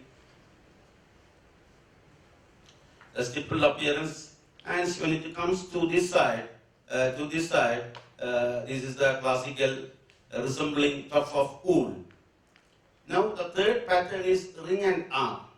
Ring and arm, in this case, this is an incidental finding, and it simply means that it's a long-term lesion. A long means it's a lesion which is existing for a long time. It's a 65-year-old girl, and the margins are not very clear cut, but it's a typical of cartilage calcification, and I decided to observe. And if there is some change, some destruction occurring, that's dangerous. But if this remains status quo, it is a calcified uncontrolled. I am following it up for 3 or 4 years. No change after that. So the margin, the idea of margin does not appear in this case, because the pattern is so typical of a calcified cartilage lesion. Now, another aspect of X-ray that is tumor mimics. Conditions that look exactly like tumor in X-ray. This is a different part, which, For a better understanding of such a condition, I have to tell you some fundamentals. Inflammation is body's reaction to anything detrimental to it. It may be trauma, microorganism, or tumor. Reaction depends upon where it occurs, then what is the cause. Whether it is infection, trauma, or tumor, the reaction is the same. Reaction in the bone is totally different from that in the soft tissue. In the bone, reaction is new bone formation. This is the one point I want to stress again and again. In the bone, reaction is new bone formation. The new bone that is formed is bone, irrespective of whether it is fracture, infection, or tumor. See this area, a case of incomplete fracture. Body reacted with the new bone formation. No wonder it was diagnosed as osteosarcoma, because X-ray picture is the same. X-ray depicts what tumor does to the bone and what bone does to the tumor. And situation is not different in infection. In both, X-rays show the sequelae of fight between bone and the infecting organism or the tumor. X-ray picture does not depend on the attack microorganism or tumor cells. Rather, instead, it depends on who wins, whether it is bone, that is the body, or microorganism, or the tumor. Based on this concept, we can identify three distinct patterns. Pattern number one, body, the bone has upper hand. The tumor or the infecting organism is at a loss. This is osteoma, classical in all aspects, clinical, radiological, and perioperative. Note the solid periosteal reaction. This boy, this X-ray was shown earlier also, as if it is a tumor. This boy presented with the bony swelling, had a pain increases on activity, better relieved by antibiotic than anesthetic. Classical case of osteomyelitis of carrier. Note the solid periosteal reaction. One is tumor and other is infection. Differences in clinical presentation and perioperative findings, X-ray picture is similar. Solid periosteal reaction and extensive sclerosis, disproportionate to the size of the lesion, are the distinctive features of pattern number one. It suggests body and bone will be inevitably conquer the offender, whether it is tumor or infection. Pattern number two. Here the attack and the attacker are of equal strength. This boy with a lesion lower in the radius has all the features of inflammation. Such a lesion abutting the face is typical of infection, and after 2 months with the help of antibiotics, see the periosteal reaction, new conformation, now bone is spinning. That is pattern 2 has changed to pattern 1. All X-rays are case of infection, bone is reacting, but bacteria is not yielding, necessitating intervention of the surgeon. Now the tumors. This one already shown. Chondroplasm is classical location. It's a pattern 2. Again, eosinophilic granuloma, all my personal connection. All this pattern 2, but we cannot say whether infection or it is tumor. Maybe infection is tumor, but only we can say it is pattern 2. In contrast to pattern 1, in contrast to pattern 2, the lesion is bigger, though there is a clear margin. Surrounding sclerosis is not extensive. This means whether it is infection or tumor, unless orthosurgeon come for help, lesion may destroy the bone and ultimately the body. Now the pattern 3, where the attacker is very powerful and body is at a loss. The sequential X-ray of acute osteomyelitis, margins ill-defined, interrupted lamellar periosteal reaction, soft tissue extension, everything is in favor of malleable and bone lesion. But from the X-ray, from the clinical picture, it is and everything. Other than the X-ray, everything is for infection. And here, it simply means that the attacker is winning. Body is at a loss. See this X-ray, which I shown earlier as osteosarcoma. But now I say it is infection, then nobody can contradict. In metastasis, bone tumor, metastatic bone tumor, you get the worst scenario. Now I will call it as pattern number 3 plus. Still the body tried. This is a kidney after 8 years. The disease progresses very slowly. The pattern is known as geographic. And in this one is CLM, the strongest offender bone can ever have, caused permeative destruction in no time. Bone failed to react. Now take home messages. X-ray helps in the diagnosis of various bone tumors, mostly depending on its location, about which I have not mentioned, and the type of calcification, which I have mentioned. And by analyzing the different patterns, we can predict the aggressiveness of the lesion. Your approach depends on that. Beware of tumor mimics. They appear in all patterns. We have to depend on clinical, methodological, perioperative, and histological aspects. Thank you. So I would like to answer if there is any queries. It's important to understand. The way I try to do it is, child with limp alla, gait.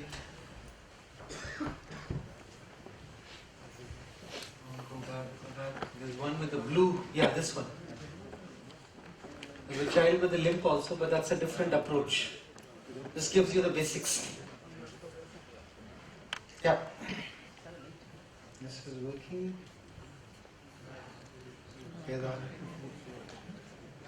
Ari Lillu.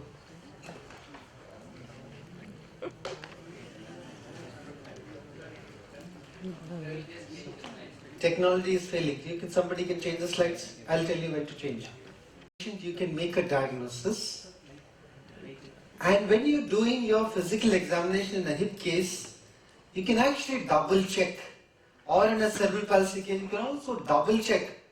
This pattern of gait is likely to be in this pathology. Does it fit in? Does the physical examination fit in with my pattern of gait that I'm seeing in this patient? Or is there something wrong? My management at times is decided by what is the gait pattern that I see.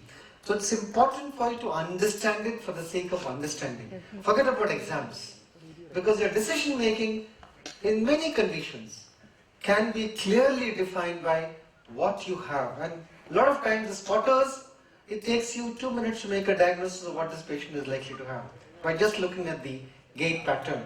So therefore, it's important for you to understand gait very clearly. Next. It's changing the slide. I love this slide. I copied this from one of the masters of gait, who wrote a monogram, Gage, this article on gait, has this slide, has this diagram of a dog running. And a quadruped is actually one of the most efficient person that can walk, run and be stable at the same time. So there is stability and there is mobility, all combined in the four-legged posture of the animal that is created.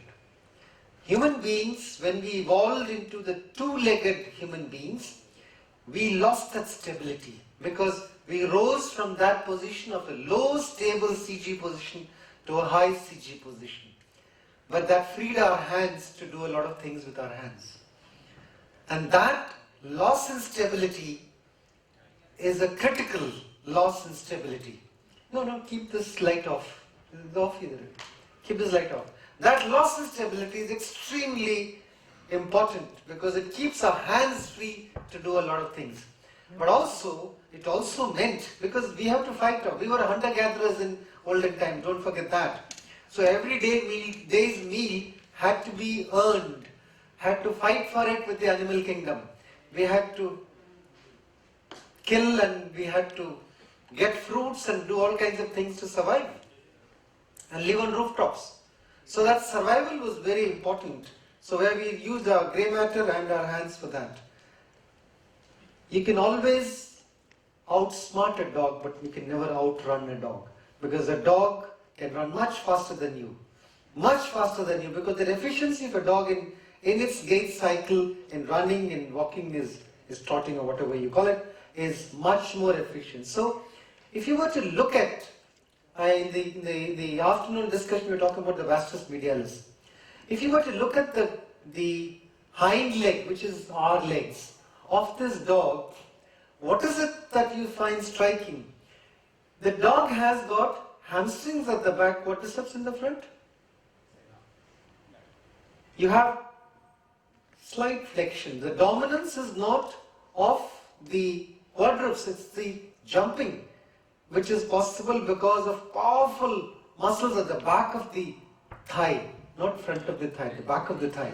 It's not the quadriceps that is efficient there, it's the hamstring. The expression hamstrung comes from hamstring, which prevents you from running. So the hamstring is very important for that propulsive force for running in quadruped. Whereas in human beings, it's the quadriceps which is important for standing upright on its legs. So this is very critical understanding. So the straight leg, the vastus medialis, became the last muscle developed. Next. That's in volcanic ash, footprints of one of the earliest Homo sapiens erectus from African continent, which is the cradle of human civilization, so to say, as it evolved as human beings. Next. Slide. Next. So that's from, go back to the previous one. That's from the National Geographic as the evolution from the primate to the upright person walking upright. Now there, because you've lost on stability, you're going consuming more energy to maintain that stability. So energy conservation is a critical part of your gait cycle. So energy conservation becomes a critical part of your gait cycle. Next. So for a gait to be normal, there are three things that are important. The person should have stability to stand, which means stability to stand means you should have balance. You should be able to stand upright because good balance is important for that. There should be a stable structure. So unstable joints, joints that don't allow you to stand upright will not allow you to progress normally.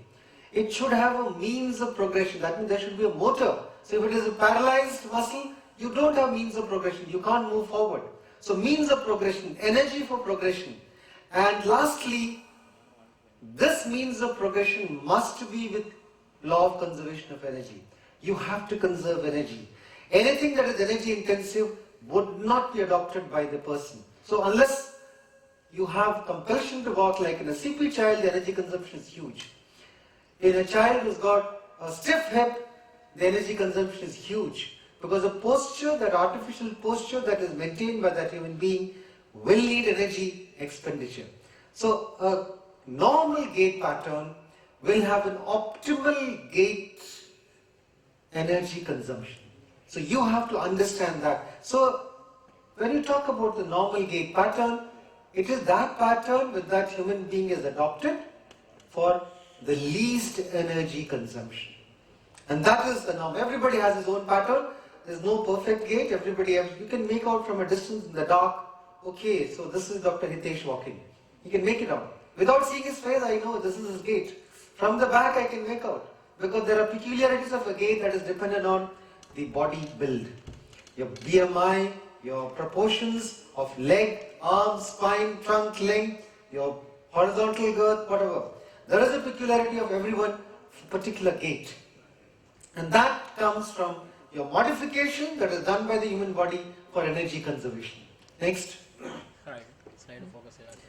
So the attributes of a normal gait, that it should be a stable person who is able to do his pre-positioning of the limbs for the next step. So every step that you take, there is a certain pre-positioning of various joints.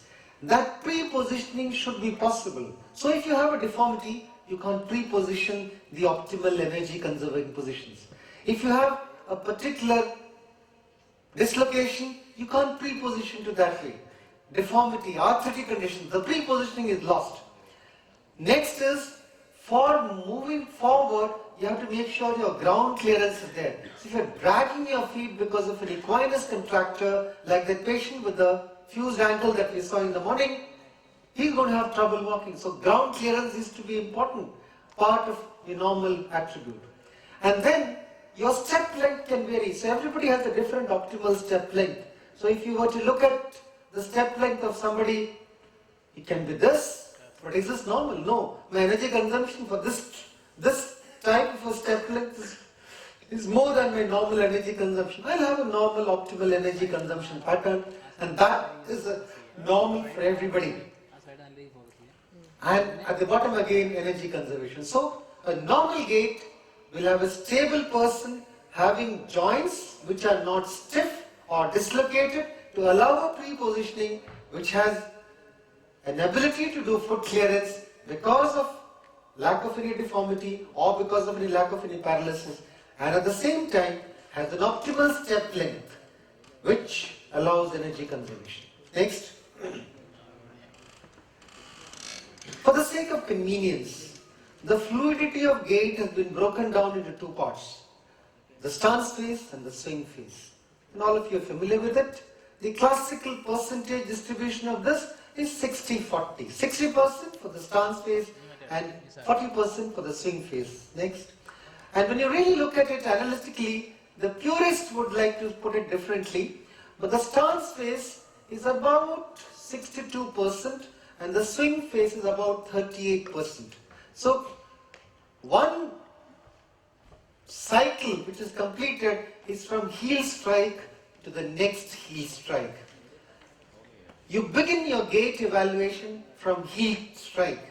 So therefore, when you're describing your gait pattern, if the person's pre-positioning and muscle power and balance is good, then what he does is a heel strike, foot flat, mid stance, heel off, toe off. So there is a normal heel to toe progression. So when you're describing a gait, you have to tell the person has a bipedal independent gait, and the end of it, when you come down to the foot part, you say with normal heel to toe progression. An equinus child cannot have a normal heel to toe progression. So that normal heel to toe progression is an expression which you must say at the end, because that gives you a clue. This pattern is completely modified by his proper condition, his problem, his condition. So that normal heel to toe progression is an important part here. Next. So this is what I was saying. If you have the stance phase, that itself is divided into the components that I mentioned, and that is, the first step is the heel strike. Remember, this is heel strike. You must know the position of various joints at heel strike. After heel strike comes the foot flat. The foot goes flat on the ground. And then I move my trunk here forward. See that? The other foot is still on the ground. I move my trunk forward. And then this comes into swing phase. And then I have the heel off. And then the toe off. But from the heel strike to foot flat, there is a mid stance. But in mid stance and foot flat, both the foot is on the ground. So how do you differentiate between the two? You differentiate between the two by the weight bearing that happens. So at foot flat, there is no body weight on the foot. When there is no body weight on the foot, quadriceps need not come into action, because the body weight is acting behind the axis of the knee joint, and if body weight is acting, the knee will buckle like that. You will fall down.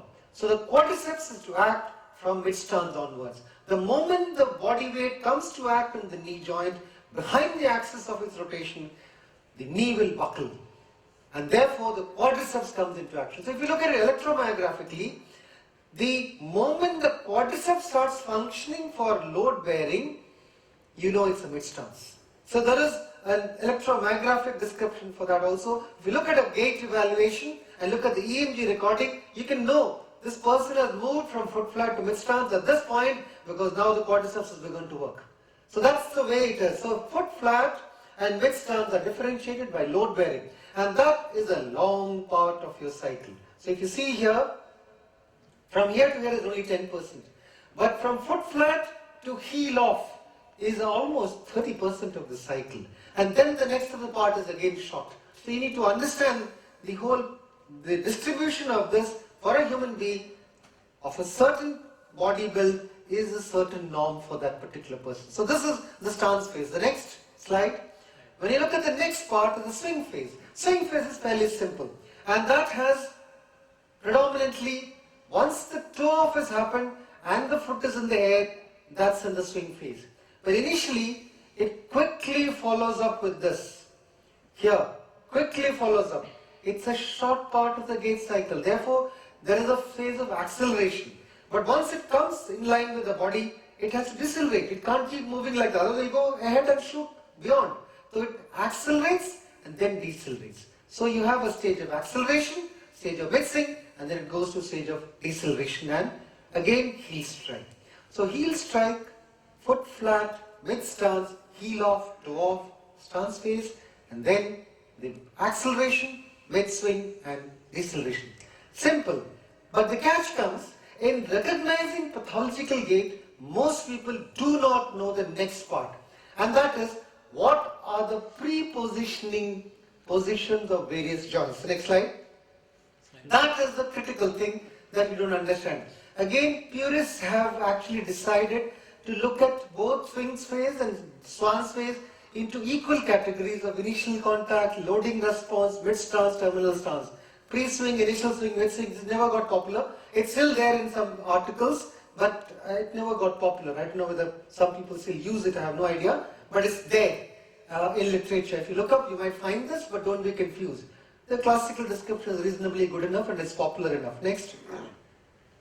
So this is what I was trying to. So the first part, you need to know this to recognize this. Please commit this to memory. So when you're walking, imagine a person who is walking, I take the heel strike. In relation to the vertical, what is this angle? It's about 25 degrees. Maybe 20 degrees for some, maybe 15 degrees for some. It's somewhere around 20-25 degrees. Look at the knee. Is it completely straight? It's not completely straight. It's slightly bent. It's 5 degrees flexion. Okay, there is no load in that knee. It's 5 degrees flexion. The ankle is in dorsiflexion. It looks to be in dorsiflexion. It's a common mistake. It's not in dorsiflexion. People think it is in dorsiflexion. No. It is in neutral position in relation to the tibia. It's at 0 degrees to the tibia. So that's your pre-positioning attitude. So if your child has got an equinus, this is changed. If the child has got a flexion deformity, this is changed. If the child has the flexion deformity of the hip, this is changed. So when you're describing, it's important to narrate the child is walking with bipedal independent gait, with the lurch to the right side, with stance waist reduced on the right side, with the hip flexed more than normal, knee flexed more than normal. And the moment you say that, you know that it's more than 25 degrees for the hip, it's more than 5 degrees for the knee for heel strike. And anyway, heel won't strike. If it is a 15 degree flexion deformity of the knee, heel is not going to strike, your forefoot is going to strike. Heel will not strike. The child will not have a normal heel to toe progression. So you're trying to understand, I'm trying to put it very simply and basically, so you understand how to describe your gait cycle. So you look at that's why you need to look up from top to bottom. You need to look at from top to bottom, bottom to top, front, side and back, again and again. Again and again. They say that if you want to do observational gait analysis, you must do minimum 300 consecutive known pathological gait patterns. To be confident in you that we don't do it. What we do is, we just look at the X-ray, start treating the patient. We don't realize, why is he walking like this? Why is his knee positioned like this? Why is his foot like that? Is he doing a heel to strike? We don't do that, that's the problem. So if you do that every time, you will do it right. Let's look at the next slide. So when foot flat has happened, the foot has come down. It's like that. The tibia is still behind. So there is a plantar flexion that has happened, plantar flexion of 10 degrees. Now while this is happening, heel strike, foot flat, there is a degree of flexion that happens in the knee. That's 15 degree flexion. This continues to be 25 degrees. Why? Because this is bent to 15 degrees and that 25 degrees is maintained at that position. So there is a movement forward. The foot is going into from neutral position to plantar flexion. The knee is going to a little more flexion. The hip is maintained at the same position. Next. Slide. When you move further forward. So if you were to look at, that's heel strike. So I just want you to see what is happening. What is the difference? This is neutral and this has come down 10 degrees. This is 5 degrees maintained at this. So it's again at caught in this one. Okay, I'll manage. Okay. This was hanging loop here. I didn't see that. Huh? Okay, so that's just to explain the difference between the two. Next. Let's look at the mid stance, what is happening. As you move from here to here, you're moving your whole trunk on top like that. So your tibia is moving from behind to top of the talus and then in front of the talus. So that somewhere down the line, it can go from that position of plantar flexion to position of 5 degree dorsiflexion just before you have the middle of, just after the middle of your mid stance phase. So it goes into a little dorsiflexion. Next, terminal stance, it is again back into 10 degrees of plantar flexion. It's almost 0 degree extension and this goes into 15, usually it's about 10 to 15 degrees of extension of the hip joint. Okay, so hip is moved from 25 degrees to about 10 to 15 degrees, which means the total range of 35 degrees range of movement. So all that your hip needs to move in your entire gait cycle is from 25 degrees of flexion to 10 to 15 degrees of extension. That's all that is required. Whereas knee, go next to the next slide. Now The moment swing phase comes, it is plantar flex to maintain contact with the ground. This is 40-degree flexion. Next slide. Moves to 60 degree, and then here there is about 10 degrees dorsiflexion that is there. So you have this movement in the knee joint which moved from a range of 0 to 60 degrees. So you need to know, for a normal gait cycle, you need to have from 10 degrees of extension to 25 degrees of flexion. From 0 degrees of extension at the hip, from 0 degrees of extension to 60 degrees of flexion at the knee joint. You don't need full flexion. You don't need 90 degree flexion for a normal gait cycle. If he's got a restriction of flexion beyond 60, it doesn't matter for normal gait cycle. He can still have a normal gait cycle as long as it is pain free. And the hip, the ankle joint, you've seen, you need about 10 degrees of dorsiflexion and then about 15 degrees of plantar flexion. That is, to 15 to 20 degrees of plantar flexion is sufficient. So if you were to go back, can you run this quickly? Go back. If you were to run this quickly, just watch, it looks as if this man is walking. So that's what happens in animation.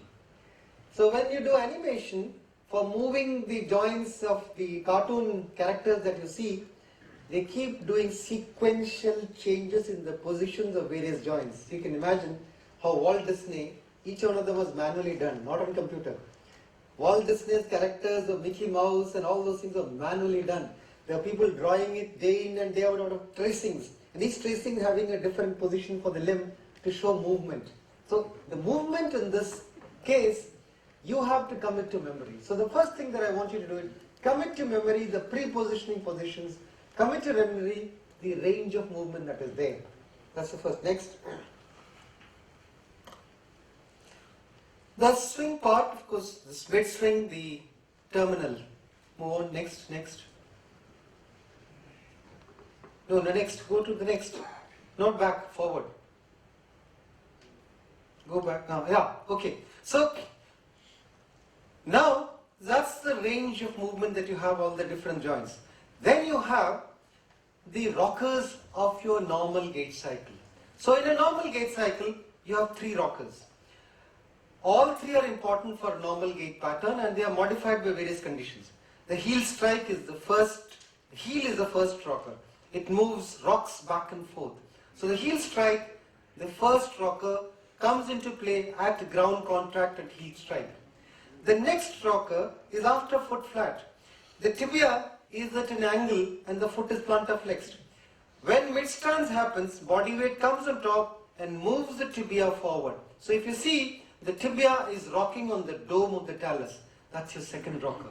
And the third rocker comes when you're actually toeing off. So they say that toe is, the MP joint is a third rocker. So you have 3 characteristic rockers and each of these are important for your normal stance phase. If the rockers are not functioning, say an MP joint, metatarsophalangeal arthritis because of gout, he's going to have a tough time with the third rocker, so he will not complete its heel to toe progression.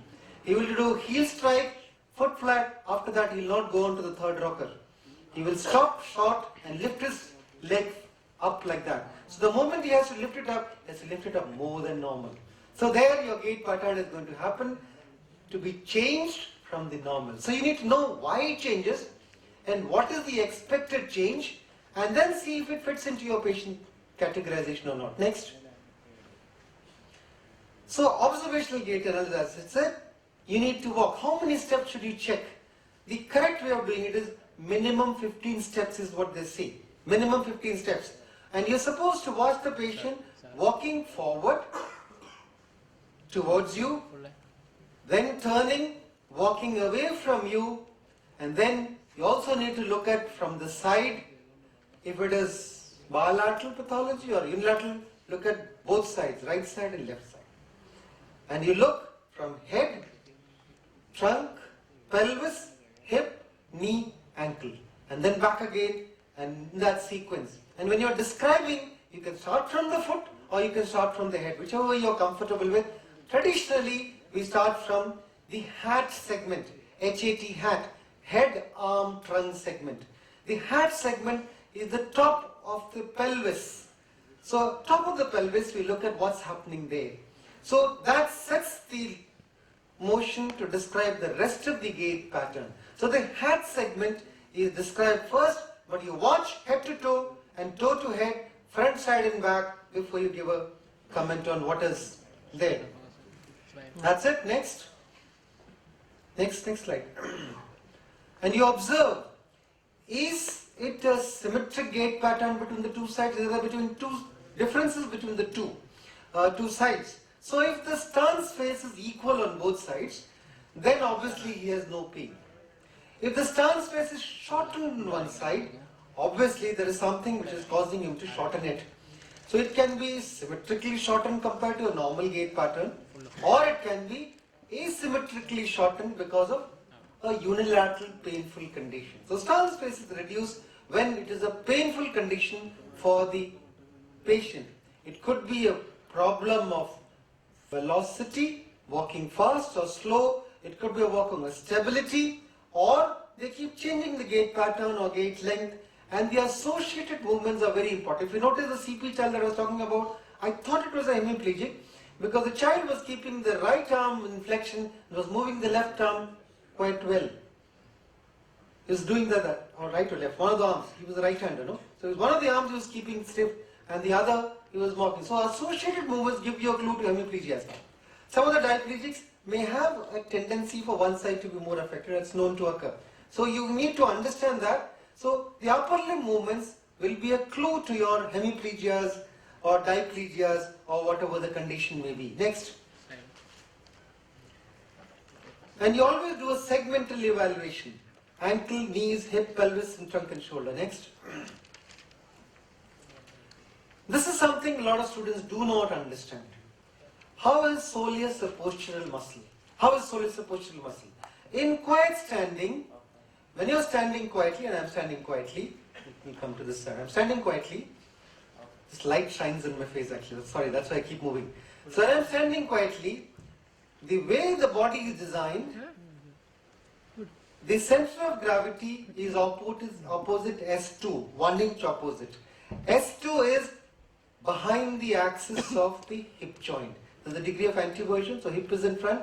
S2, CG is acting behind the hip joint. So hip joint collapses into flexion. Does it collapse into extension? It doesn't. It collapses into flexion. So if the weight bearing is behind the hip joint, hip doesn't collapse. It's stable without muscle function, without any muscle activity.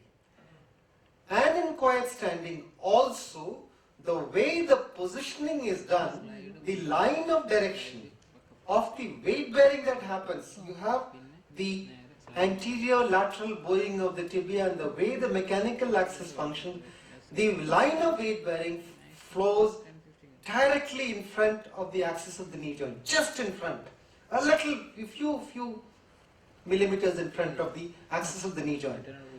Again, do you need stability? You don't need stability by muscle function.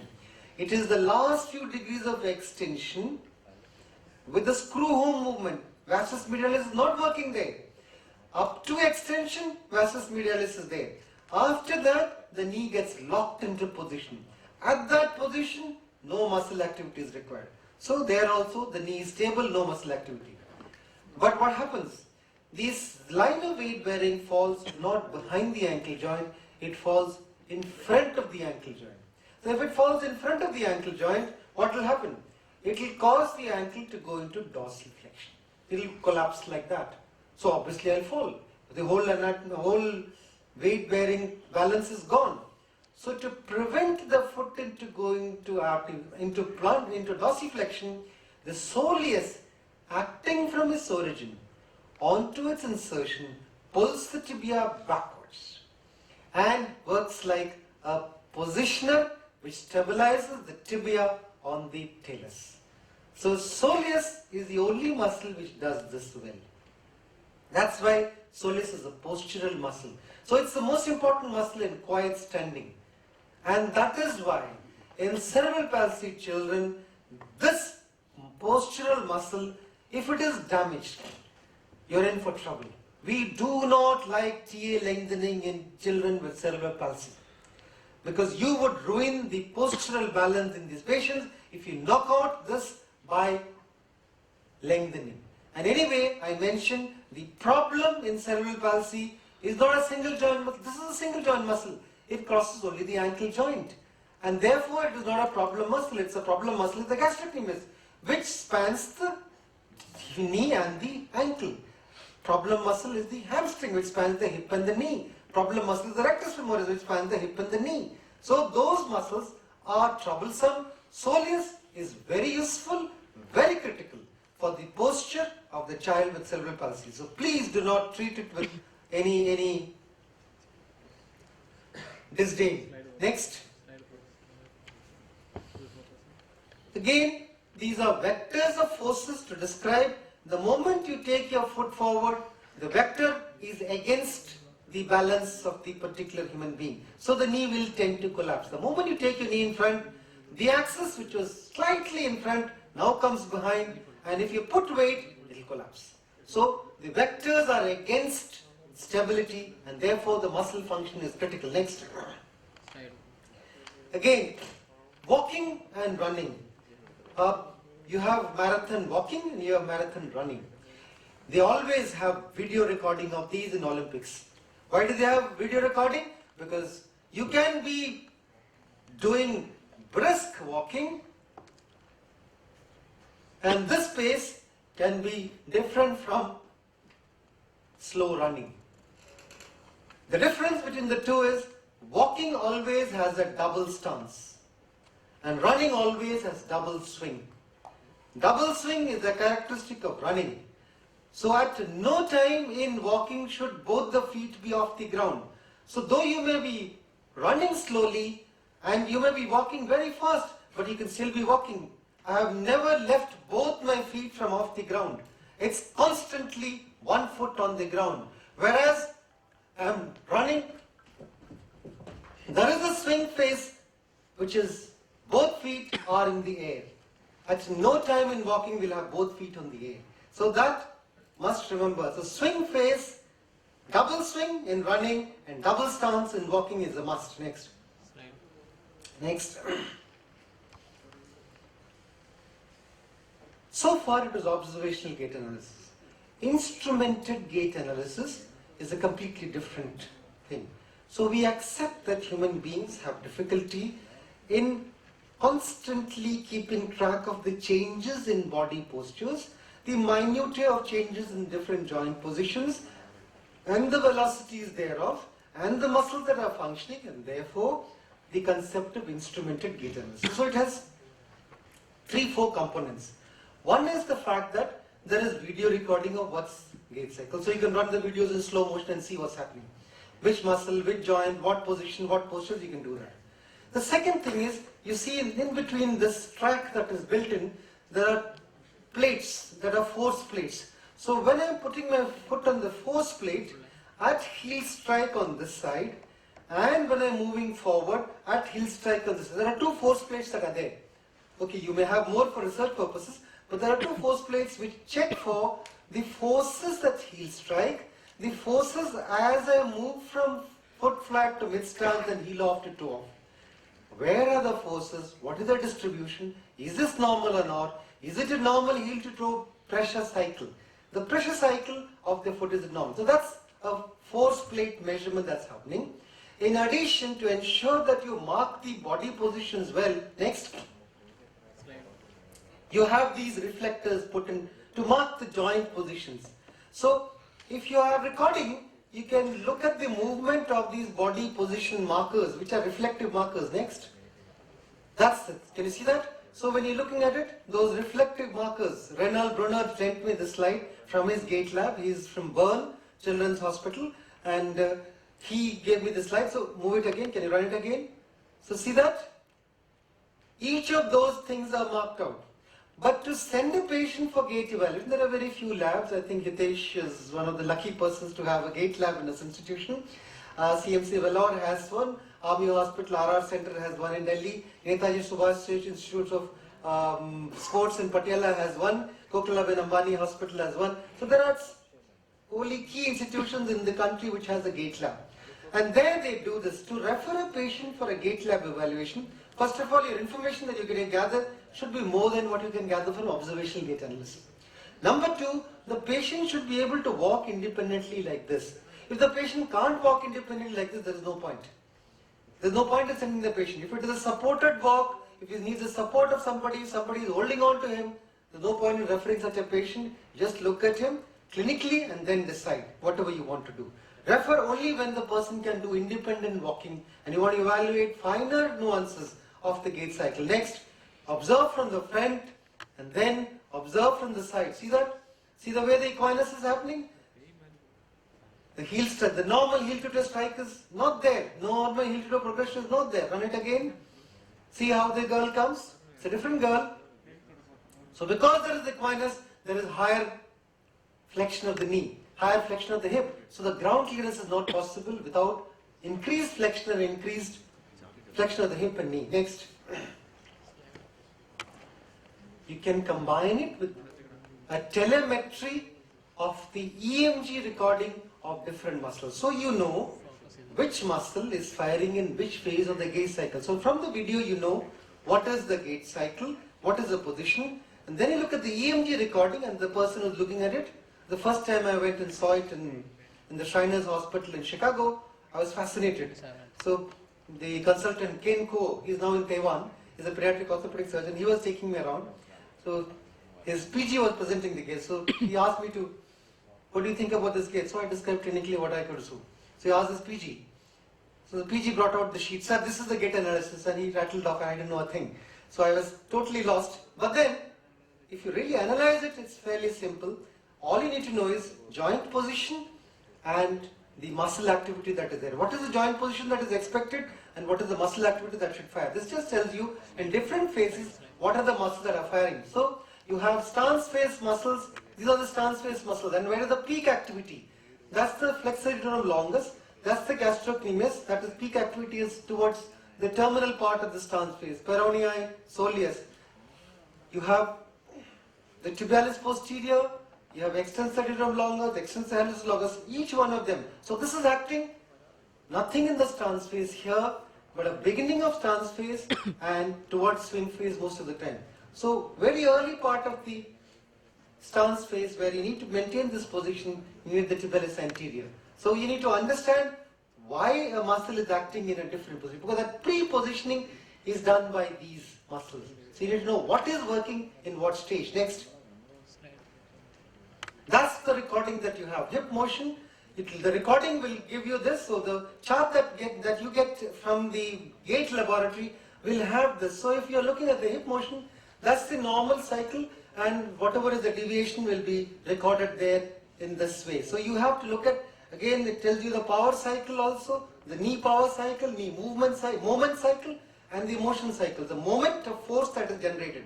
So all these calculations are done in that machine. Next. More the movement of the pelvis vertically and horizontally, greater is the consumption of energy.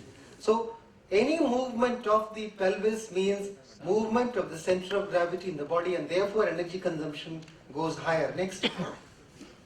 So you need to keep that movement of the pelvis to whatever extent is possible as minimum as possible.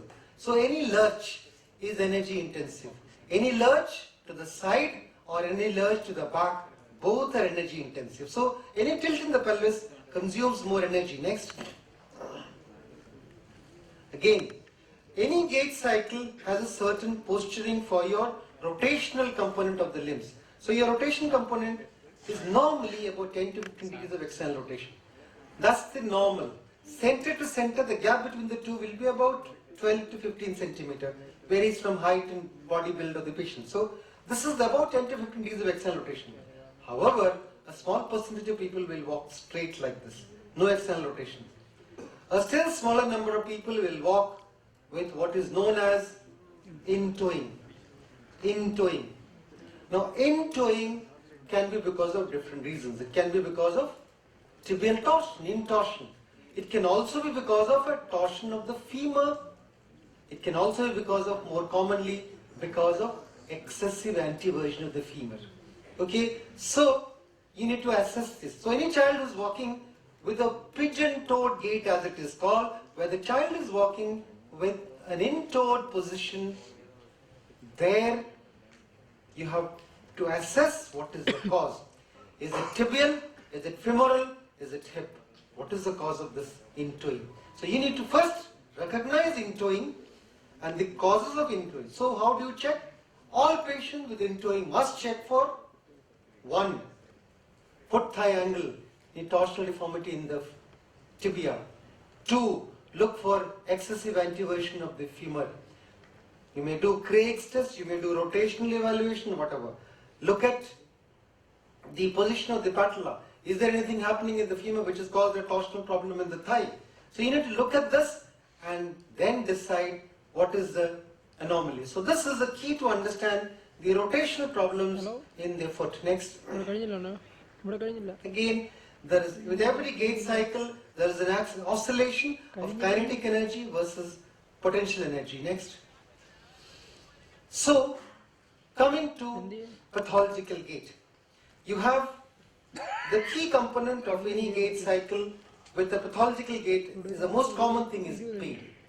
Any pain the child has, any pain the patient has, you're going to modify that gait. And the most common modification without knowing biomechanics, without knowing gait patterns, is that patient walks with a reduced weight on that side. So how do you reduce the weight? When does body weight come on the limb? It is during stance phase. So what does he do? So as soon as the weight comes on the leg, it pains him, so immediately switches his weight to the other side. So immediately he switches to the other side. Immediately he switches. So reduced stance. So that's the key part of your pain. So in any gait cycle, when you're describing, normal stance phase on both sides or reduced stance phase on the affected side. Immediately the examiner knows, okay, so this is probably a painful gait. So the next sentence is then important. If it's a hip pathology, reduced stance phase on the other side, yes, but is it associated with a lurch or not? Is there a lurch associated or not? And therein is your main confusion among postgraduates. Next. The antalgic gait has a lurch on the same side. So very commonly made mistakes, not just by students but also by teachers. I've had teachers telling, no, it is always lurch to the opposite side in lurching of pain and same side in lurching of 10 lumbar gait. I've actually seen this being described by teachers. Even in exams, they have said this, but please remember this, the mechanics of this is very clear. I'll explain to you. Next. Next slide. And that explanation comes from this slide. This slide explains center of gravity is here. When you are standing with both legs, body weight on both sides, the 60 kg of mine, I am 60 kg, it gets divided equally between the two hips, 30 on each side. Okay, now the center of gravity is here, the hip joint is here, that means center of gravity is higher, hip joint is lower, so there is an oblique loading on the top of the hip joint. Any oblique load gets resolved into two components, a horizontal component and a vertical component. So at the top of this, there is a horizontal component and there is a vertical component. The two components that are there. The vertical component on both sides is about a third of the load from here. So about a third of a body weight is the vertical component on this side. Okay, now when this is eccentrically loaded, what happens? Any load on a lever, this is the lever, this is the fulcrum, and there is a load that is eccentric on this one. If you remember your high school physics, FWP of levers 3 must each in turn the center B. FWP, force, weight and pressure. FWP of levers 3 must each in turn the center B. So if you have the fulcrum is here, weight is here, the lever is here. So this is where your movement is going to happen. Okay, when it is eccentric load, you immediately have a couple coming into action. The moment of force is trying to turn this lever down. This is going to turn. If this is the weight bearing area, this is going to turn it down. Unless there is a force to counter this and pull it up, and that is where the abductors come into play. The abductors have to pull this up. So that abductor mechanism adds on weight to that force, to that fulcrum that is the top of the head joint. So if it is a TBE patient, right side TBE hip, unsupported side is this, normal side. So if I'm standing on my normal side, no problem. The lever arm is from here to top of my hip. This is trying to collapse this way. Abductors come into play, pull it up, does it a little more than normal. Pelvis goes through the little and then stabilizes it. Normal, no problem. Stance space is not affected. But the moment I come on this side, unsupported side is this. Lever arm is from center of gravity to the top of the hip joint. There are now two possibilities. I can lean to this side or I can lean to this side. I can lurch to this side, I can lurch to this side. For those of you who need to know what is the lurch, lurch is any rotary movement of the trunk. Limp is an English language expression of any anomaly in gait. Can be a reduced stance phase, can be a lurch, can be a fascinating at whatever. He is limping just means as an English language description that his leg is not normal, nothing else. Whereas a lurch is very specific. It is a rotary movement of the trunk. So, if this is my affected hip and my trunk is leaning to, let's say, the unsupported this side, what does it do? When I am leaning to this side, my body weight is coming to this side. CG moves to this side. Lever arm increases. Lever arm multiplication factor, multiplication from 15 centimeter probably comes to 20 centimeter. What happens to the force on the hip joint? It increases. So immediately the pelvis is going to collapse, lever arm forces increase, so what do the abductors do? They have to contract with more force to balance that 20 times the body weight, not 20 times, it's 0.2, it's meter per kilogram per meter square. So that's how it is. So when you calculate it like that, it is not 20 times, but it is a certain times multiplication factor more than the normal times. So it's more force, more pain. So the person intuitively learns without your telling him that when I lean to this side, it's more painful. Let's look at what happens when I lean to the affected side. When I lean to the affected side, CG moves to the top of the femoral head or closer to it. Lever arm is reduced. Lever arm multiplication factor is reduced.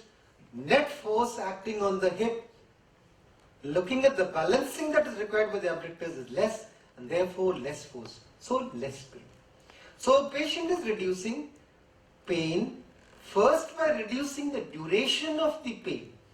Second by reducing painful experience. Second by reducing the moment of force acting on that particular hip joint.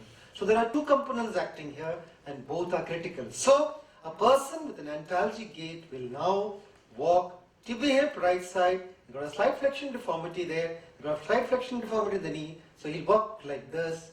So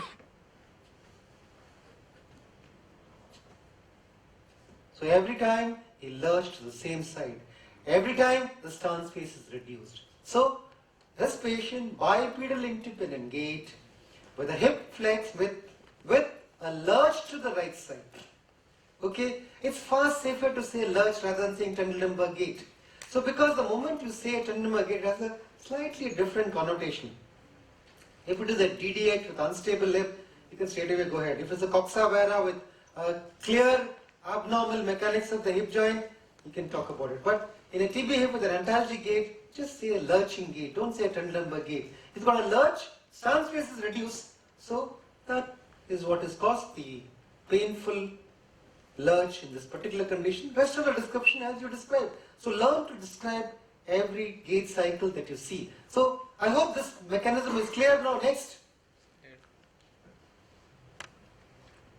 Normally, in a normal gait cycle, because the body weight is multiplied by the lever arm of the moment of force of this lever arm dome of the fulcrum of the hip joint to the center of gravity, there is a multiplication factor. To that is added the abductor mechanism force. So the net force in quiet walking is about 2 to 2.5 times body weight. 2 to 2.5. Now, when you are doing an active state leg raising, like that, then the body weight is about 1.5 times body weight, which is acting on this. It's more than the body weight. So you need to understand this. So you don't ask a patient in whom done a fractured neck femur fixation to do an active state leg raising, because the body weight that is going to have on that hip joint is more than the body weight of that person. So we don't want him to be subjected to that load on his hip that is operated. Okay, and when you are walking, again the body weight that is multiplied 2 to 3 times. However, when you are running, there is a dynamic component to it, because the moment of force of that moment of movement, the inertia of motion, adds on a dynamic component to it, then the body weight can be 4 to 5 times. So if I am a 60 kilogram man and there is a 5 times force acting on my hip joint because I am running, how much is the load? 300 kilograms. Can you imagine? 1/3 of a ton. India's top weightlifter Maleshwari, you know how much weight she lifted? 210 kilograms. When you run, your hip joint is tackling 300 kilograms, much more than Maleshwari could pick up with all her training that she did. So remember, that's why your DHS, when you try to bend the DHS plate, it doesn't bend at all. It's so thick, it's so tough. All your force, 2 guys stand together and you can't bend it. But after 6 months of a DHS fix, it breaks and comes in. The patient comes, doctor sahab, tu chala nahi ja raha, can't walk. That's the reason, because the loads are huge. They are in more than 1/4 of a ton. That's why they break so easily. Next. So that's the mechanics. Leaning to the opposite side, lever arm is increased. This continues to be the same. So this has to exert more force, so more pain. Next. That's the mechanics of leaning to the same side. This lever arm CG moves from here to here. There is a reduction from here to here. There is a reduction in this lever arm. This remains the same, but with the same thing it has to achieve less force and pain is less. So that's simple. So painful gait, lurch to the same side. Trendelenburg gait, also lurch to the same side, because the same mechanics. The mechanics are not altered. What is the difference between a Trendelenburg gait and a antalgic gait? Only one difference, and that is stance face is equal. Okay, so you may have a Trendelenburg gait that is painful. That will come from your further evaluation, not from your gait evaluation. So if it's a painful Trendelenburg gait because it's unstable plus painful, you obviously will have the same configuration of your gait cycle. Nothing can define it except by detailed examination. However, if it is a Trendelenburg gait with unstable gait, you will walk normal stance face, assuming he's got a coxa vera, and he'll walk like this. So each time he steps on it, he'll walk like this.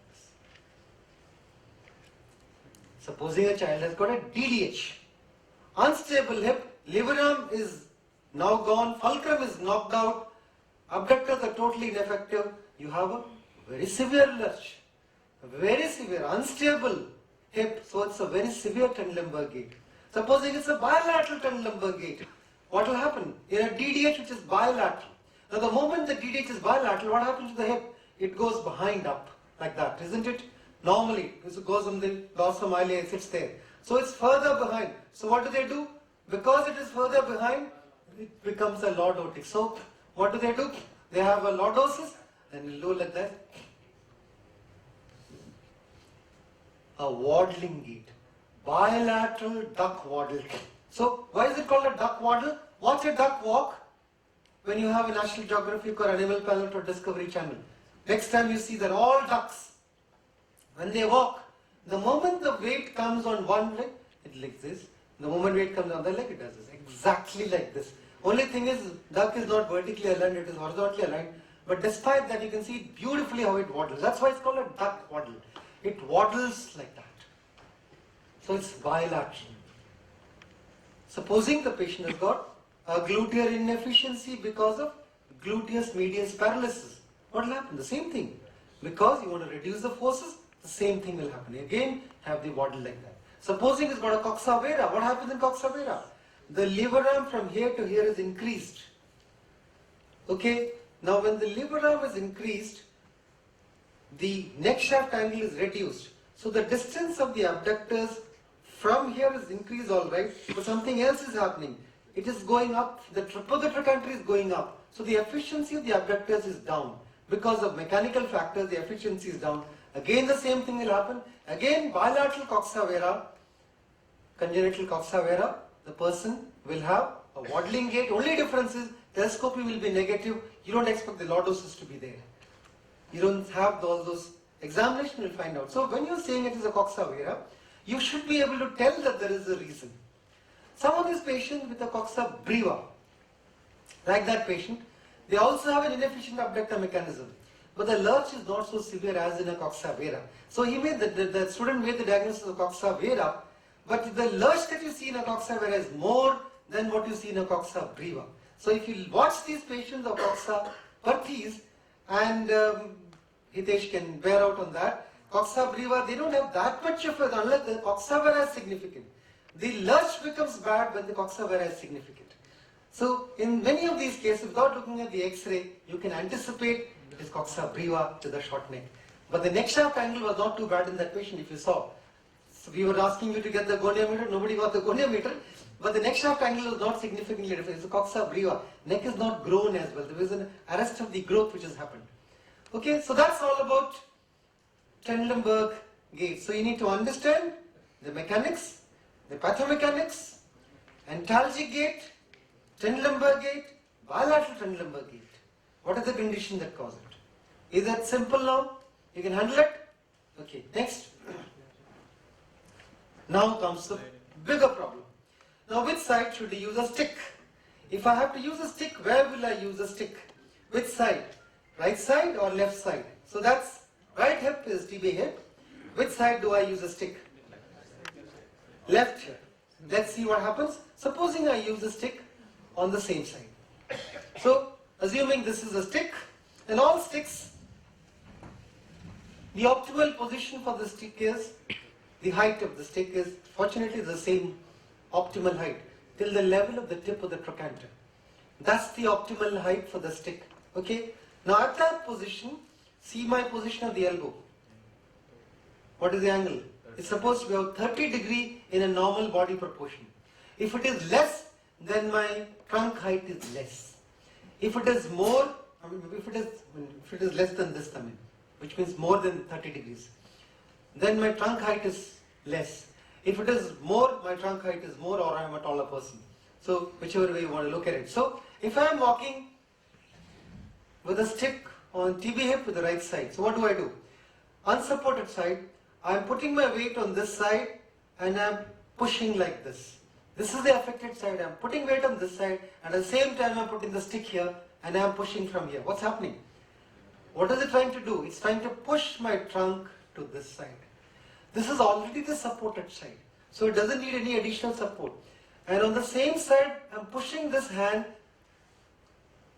on the ground. The ground reaction, Newton's law comes into play. Ground reaction forces come and act, and they push my trunk to this side. When I push my trunk to this side, lever arm is increased. When lever arm is increased, more force actually cause more pain. So what do? Come this side.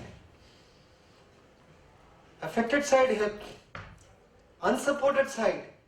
Now I bring this, so there is an additional support to the unsupported side. So the neutralization of body weight by ground reaction forces is 1. Number 2, when I push, I tend to push my trunk to this side, gets the CG onto the top of the hip joint, and therefore it reduces the lever arm, reduces the force. So always, in a painful hip condition, you will use a stick on the normal side, not on the affected side. Is that clear? Any confusion on this? Okay, so that's the hip. Next. So you already know this. Bilateral cases, the duck waddle. Next. Okay, it's a video. I hope, does it run?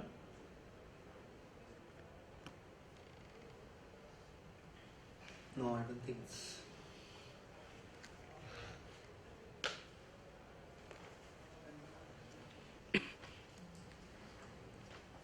Yeah, it's running. Can you see that?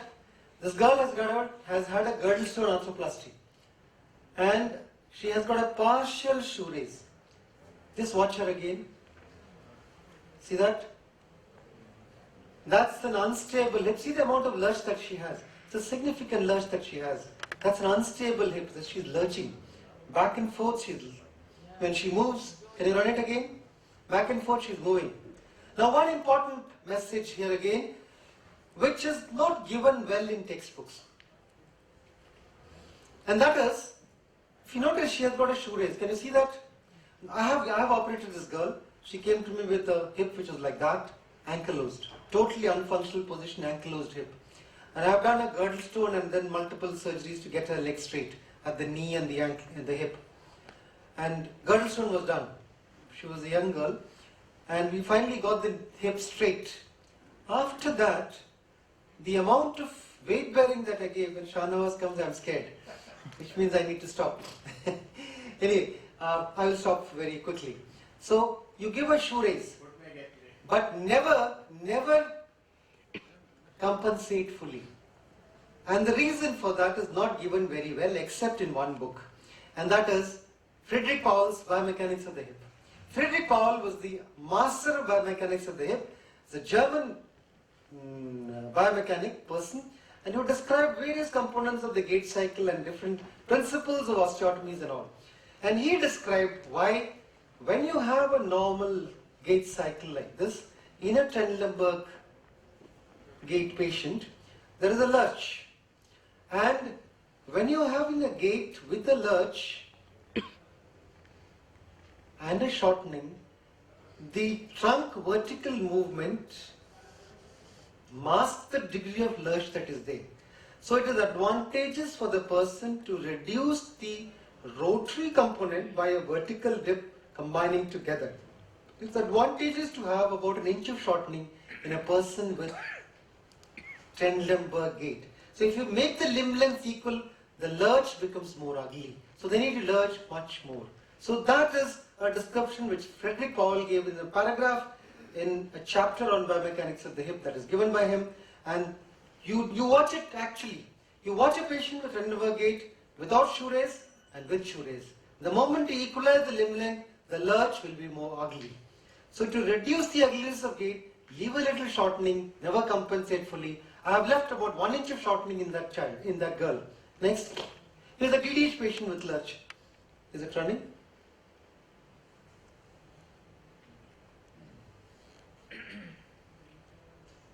Anyway, you can move on. Doesn't matter. I have described it sufficiently. Next, Carlo. Next. Unless somebody has a question on this.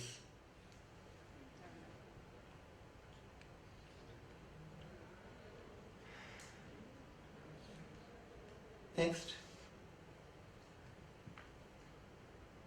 I'll skip this. This is a DDH, this was a girdle stone with osteotomy, pelvic support osteotomy, to show you how the lurch decreases. Similar operation, but I don't think this is also working. Similar operation, but the degree of lurch is much less. So a pelvic support osteotomy works. This is a video to show that. Next. Short limb gait, again, remember short limb gait is very, very poorly understood by some people. So that if you have a severe shortening, you will have a lurching gait. No, you never have a lurching gait, even if you have a severe shortening. So if you were to watch mine, this side is higher and this side is lower. So this will be the longer side and this will be the shorter side, isn't it? Watch my trunk. What's happening? Is there a lurch? There is no lurch. Each time I stand on the shorter side, so this side now becomes the longer side. Watch my gait. It will only go vertically. It will only go vertically. It will not lurch at any cost. However be the degree of shortening that I have, it will always be a vertical dip. So short limb gait is always a vertical dip only. There is no lurch at any time. However, there could be a lurch plus shortening in some of these gait patterns. Next. Next is, skip that.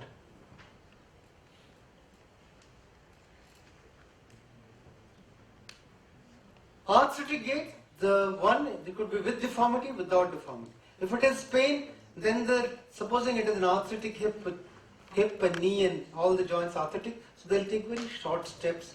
The stance phase, whichever is more arthritic, will be less, which is more painful. The stance phase on that side will be, both sides are painful, then you need to have a walker to walk around with it. So both sides, it will be excursion of range of movement that is expected for normal gait will not be there, and the stance phase will be reduced on the side that is more painful. So that's all that you need to see. Other than that, stiff gait can be stiff hip, stiff knee, the stride length, the cadence, the velocity, all those things will be affected and modified by pain. Next. Elderly have a problem of balance also. So they are scared of falling, and especially if you have a sensory ataxia, then you are in for trouble. They keep looking down. So these paraplegics with sensory deficit, they'll keep having a broad-based gait because it is ataxic gait, and they need to keep looking down. So they have a high stepping because foot drop is there, paraplegic. Foot drop is there, they'll have a high stepping, foot stamping because they don't know when the foot is going to hit the ground. Proprioception is not there. So they'll take it up, foot is dropped, and then they'll drop it down, stamping it down. High stepping, foot stamping, broad-based gait needs to constantly look down. Why? Because the position is given by their eye sensation and not by their proprioception in the legs. So that's what you need to look at next. That's what I said. And Romberg stress is positive in these patients.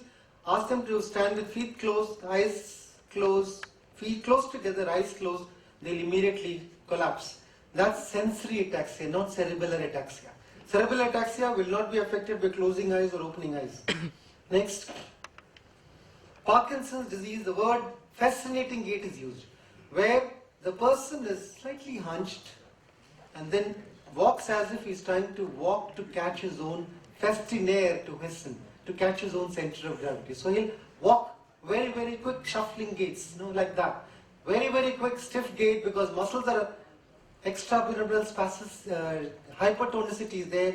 The hamstrings don't relax. For a good stride length, hamstrings have to relax. CP children have short stride length because their hamstrings are tight. So the hamstring tighten, fascinating gait is short steps because hamstrings are tight from hypertonia. Please remember, festinaire means hasten. Next.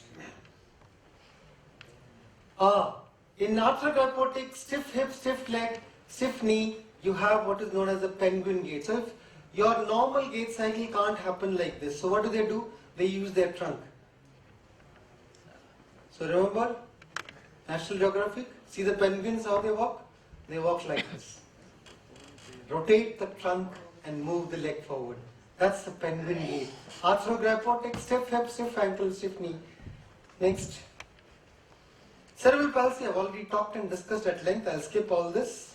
Next. Skip all this. I've shown all this. Go on. I've already shown all this. Cerebral palsy. Scissoring, one has to differentiate between true scissoring and false scissoring.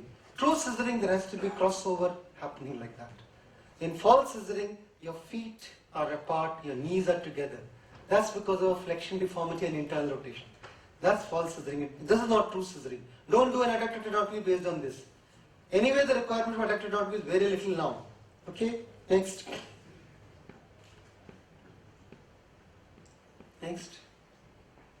That's a video, does it work? Just to show scissoring, true scissoring. No? I think it's a memory problem, it's there, it's working. Anyway, doesn't matter. So we can skip all this because I've told you. Skip all this, next. I think any questions so far? I think I'll stop here and unless I find something interesting to show you, because you've shown all the gait in the CP patient. Doesn't matter, don't show the video, just keep going. Keep going. That's a hemiplegic patient walking. Next. Keep going, gait mat dikhao. Keep going, no? It's not going, it's slow. It's a large file actually. It's full of videos, no? So. Next. They're all cerebral palsy gaits. just escape now. It will be faster then. I can quickly go down. Any questions so far? Anybody? Foot drop, I've already. Quadriceps part. You want me to tell that? No, go next. Next.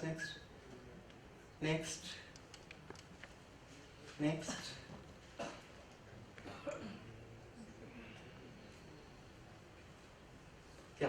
In calcaneus gait, the push-off won't happen. Heel strike will there, foot flat is there, mid stance is there, but there's no push-off. So what do? They lift their whole leg up and down. Put it down. Again, put it down and then like that. So there is no push-off in calcaneus gait. So absence of push-off is a characteristic feature of a calcaneus gait. Next. Did it work? No.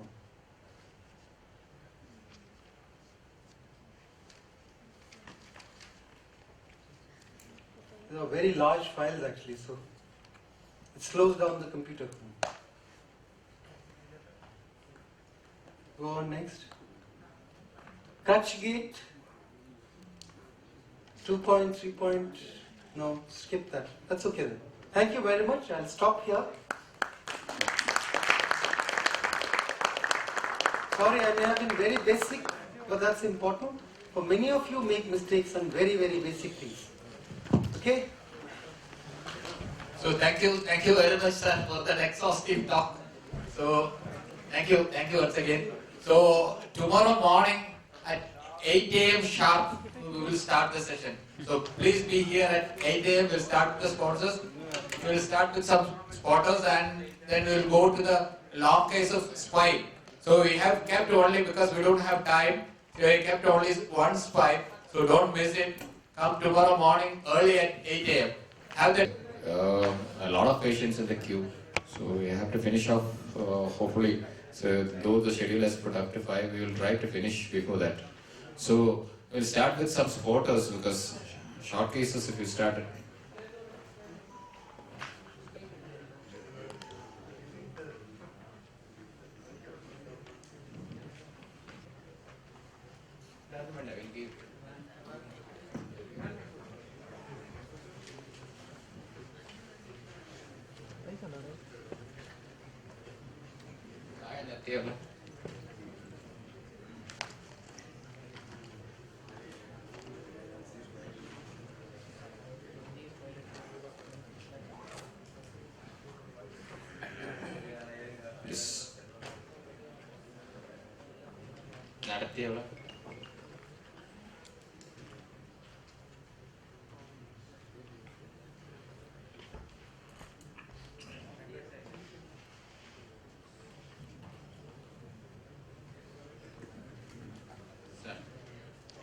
ചേട്ടാ ഇതിൻ്റെ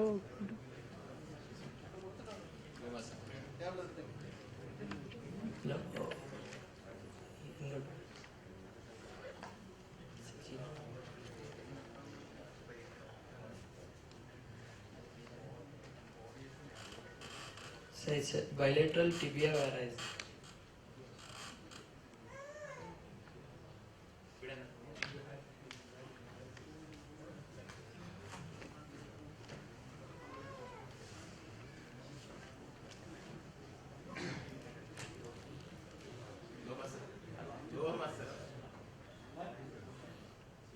Yes, sir. 1 year, 9-month-old child. What do you see here? Sir, bilateral tibia vara is there. Bilateral tibia vara is there. Why did you use the term tibia vara? You know what is a tibia vara? Tibia vara is synonyms for used for the blount space.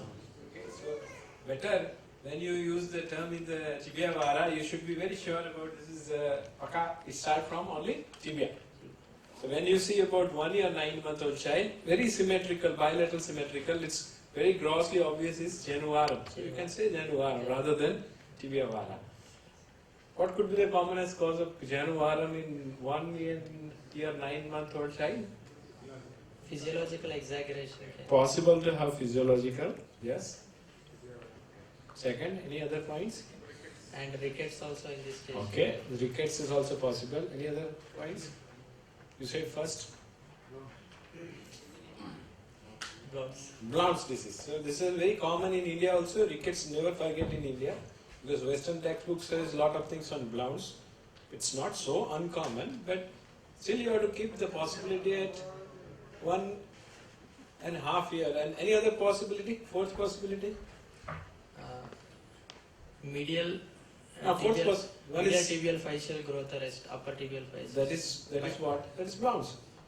That's Blount's. Then one is physiological, rickets, Blount's. Any other possibility?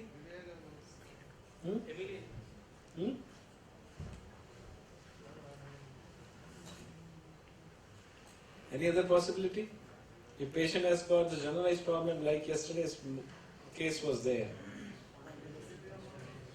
I think ask them to come forward because everybody is sitting. Why you are sitting in this? Please come forward. There's a lot of. Please, get it, please.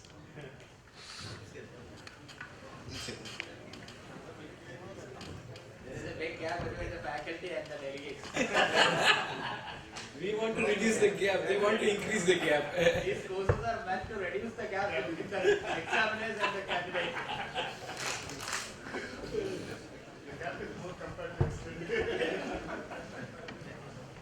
Yeah, getting scared. No, there should be discussion. You should ask questions. You might have seen this type of cases quite frequently. So there is a problem. They are looking down so that I should not fall down. It's not a question of falling. Somebody can actually. I think there are very good students who can ask questions. Go and ask me questions. That's the way you should learn. ask the question to the faculty. Yeah, to everyone. No, we are also learning. Everybody is learning. There's a question which is coming. That will stimulate our thinking process also. Your thinking process also. Feel like reading. That's the way that we all learn. Sir was asking, but it's generalized condition which you suspect in a bilateral genu where a child of this age too. We saw some cases yesterday. Spondyloepiphyseal Yeah, syndrome. Very classically, you cannot say spondyloepiphyseal or metaphyseal or achondroplasia there. You can say in general sense, may be possible to have the skeletal dysplasia. It's very common to have skeletal dysplasia. So if you consider 4 different possibilities with the Januvarum, what will you see? Suppose it's a physiological Januvarum. What are the characteristics? Why it say it's a physiological Januvarum? First it will be symmetrical involving, and no any other systemic features of any disease ruled out. Very important, yes. So there is the other 3 causes would be ruled out very easily. So means the child is be of normal stature, normal weight, bilateral equal with the physiological. Physiological means it is between 1 and 2. If the child present between 1 and 2, possible to have the physiological. And very important aspect, it is a generalized problem from the distal femur, proximal tibia. It's a gradual curve. It's not about a tibia ora. It's very important to differentiate between the Blount's disease and physiological Januvarum. Physiological Januvarum is always bilateral symmetrical, 1 to 2 years, and a gradual curve. It's not at the acute sharp curve or the proximal tibia. Anybody knows that any test to differentiate between physiological Januvarum and the Blount's disease? Brennan's angle. Not about the radiological sign, in the clinical.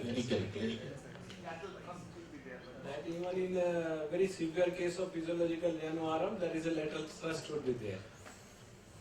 Severe case of the physiological Januvarum. Something called as cover test. You have heard about cover test? Yes. Put the hand on the distal aspect of the tibia and see about the alignment between the proximal distal part of the femur and proximal part of the tibia. Sir, we will put the child here. So if you see about this child, and then if the child is turn this side. So, okay, so when you see about the covering of the distal part, you see the alignment of the distal femur and proximal tibia. If you see it is a varum, it's having varum, you put your hand and you see about that, it's not acute sharp end.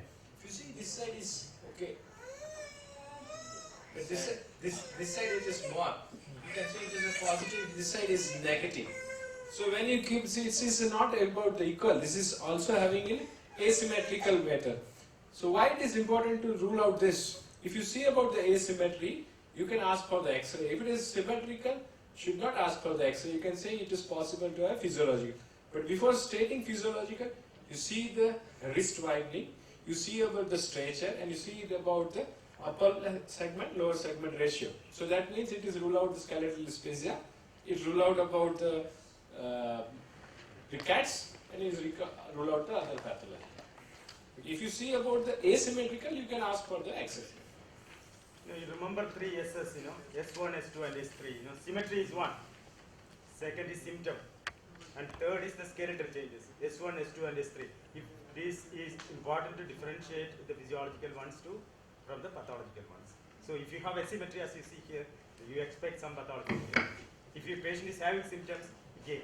And when you have such problem, you take an X-ray shows abnormality, definitely there's a problem. It's mainly because of dysplasia we have.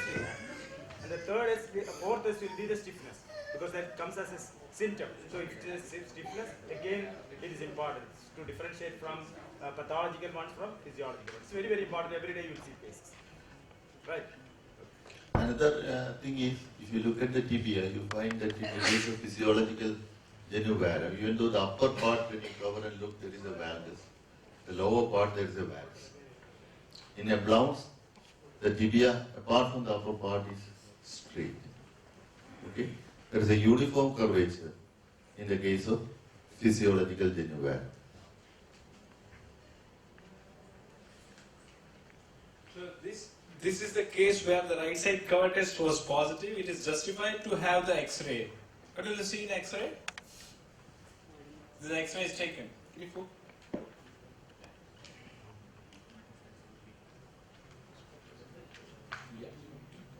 It's an APV of bilateral knee joints with both femurs and upper half of tibia of a skeletally immature child. And here.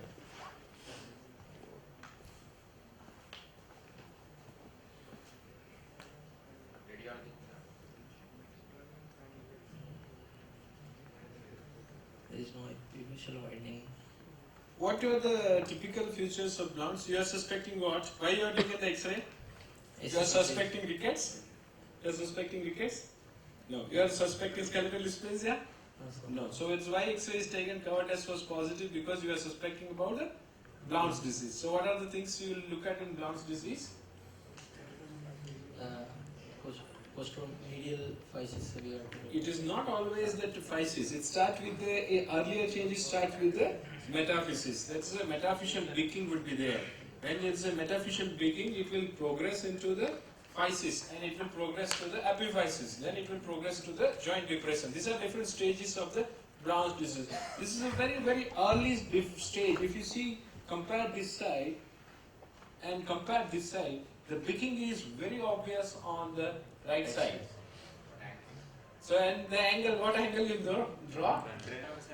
Metaphyseal diaphyseal angle. So, what is the significance of metaphyseal diaphyseal angle? If you see the tip of the medial side metaphyseal tip, you draw a line and draw a line between the 90-degree perpendicular to that and the diaphyseal. So the metaphyseal diaphyseal angle, emphasis is more than 11 degree, it is going to be progressed. So it's a best treatment to this particular child at this particular age. You can put up a splint. You can put the KFS splint, it will be fine. I think we will take down because since one side has started increasing and varus have started increasing, then the X-ray classically early Blount's has been shown. So earlier Blount's, and if you treat the early, you can prevent about the further progression, and it will come back to the restoration of the normal side. It's not always tends to progress. Yeah, when the metaphyseal changes are started coming, Yes, when you just because blend it. till Legenscuel 1, 2 and 3 are reversible. 4, 5, 6 are not reversible. So it is, if you do it quite early, it will behave very well.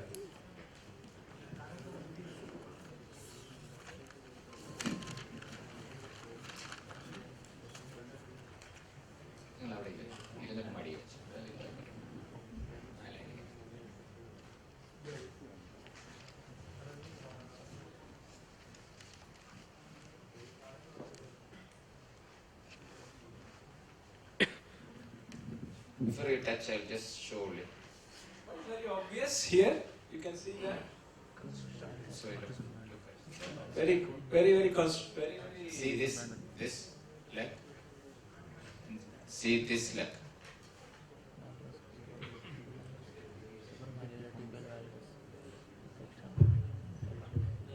Lower part of tibia is not well formed. Lower part of tibia is. The lower part of the leg is not well formed. Lower Stiff part. formed. Length. The length is very shortening. No, see it here. Anything you can see then the skin? Skin is normal both sides? No, no. There is a crease. There is Crease. The crease Posterior is crease is both sides is equal? No, asymmetric crease. So now how much is the extent of the crease? 1/3, 1/2, 2/3, or almost full? No, or extending almost full. So what is the significance? Do you have any idea? It is maybe a constitution. So always check. What you will check? If you see one place, you will see the deep skin crease. What do you have to check? Anything else you have to check? Very common to check. All the other joints. What is the very common to check? Check. Focus. Because we have not seen that. We will see from distance also. See? You can get short. You see the band? The upper leg?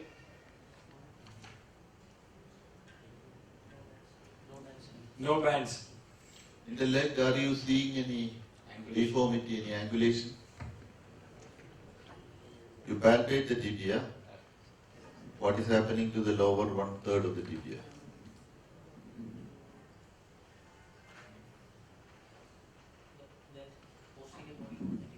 What about the length of the leg? Tibia is short. Tibia is short. If you see from the foot size, how is that? Whether it is there in normal or it is in any other problem?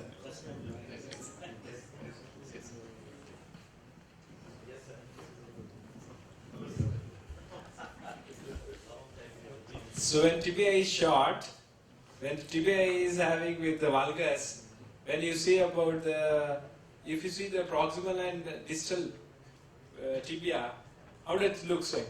See from side. So you can see from the side. Anybody has got diagnosis? No. Anybody has got any diagnosis? What are the characteristics of the pseudoarthrosis? How the tibia looks? Where could be the bowing? There are three types of bowing is very common of tibia. You can see here. Where is the angulation? Where is the apex? Where is the apex? You see from the camera?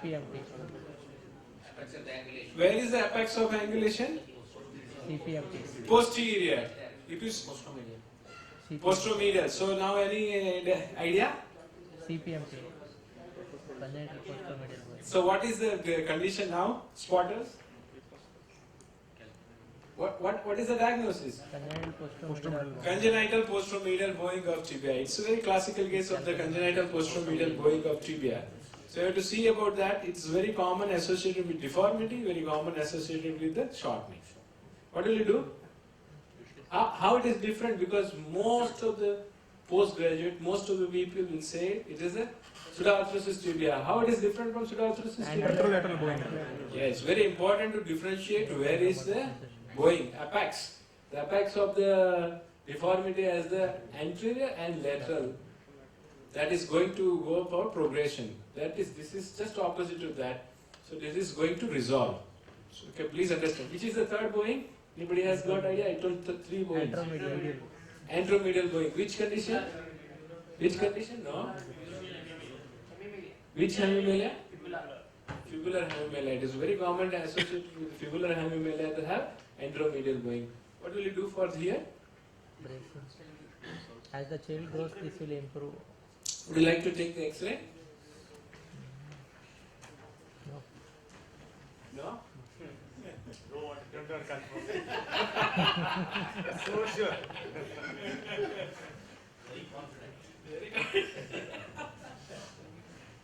You see, that is a typical, the X-ray features, there is a medial bow and there is a posterior bow. The X-ray is required here, even though the deformity is going to resolve, but X-ray is required to document how much is deformity is getting resolved and how much is amount of the shortening is getting resolved. These are the two problems, because anything we have to plan for the shortening or limb length discrepancy or even correction of limb length discrepancy or deformity, we need to have documented. Even though it is a self-limiting, we have to take it. What will you tell the parents? They are worried. Yeah, what will you Parents are worried as to the natural history of this problem. What will you tell the parents? At the end of skeletal maturity, what is going to happen? There is every possibility for this to improve. And what will be the problem at that age group? Short.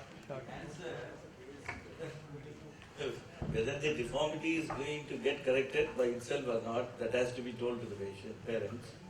And what will happen to the shortening?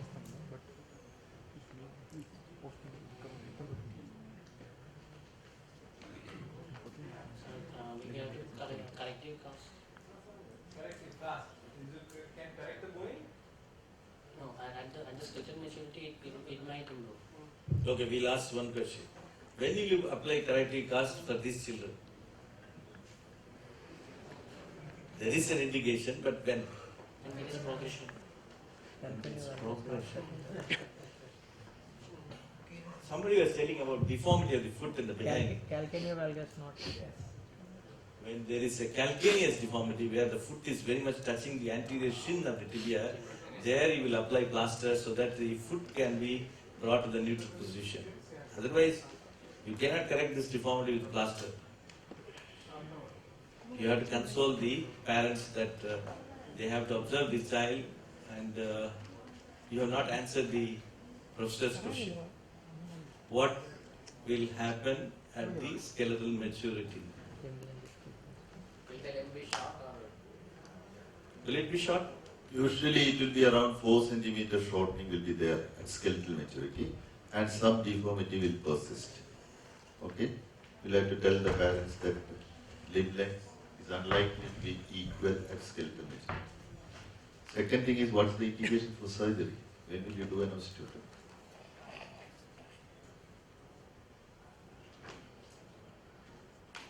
You have to boldly tell them that there is no indication for surgery. You have to observe these children have to be observed. Most of the occasion, these deformities get corrected by themselves. There are people who advocate surgeries for deformities beyond 40 degrees of angulation. But most of us probably know that they all get corrected by itself. And as Professor has told you, there will be shortening which may require a lengthening at a later stage. Very rarely these patients develop unacceptable valgus. And in those cases, there is a very, very rare indication for doing a surgical correction.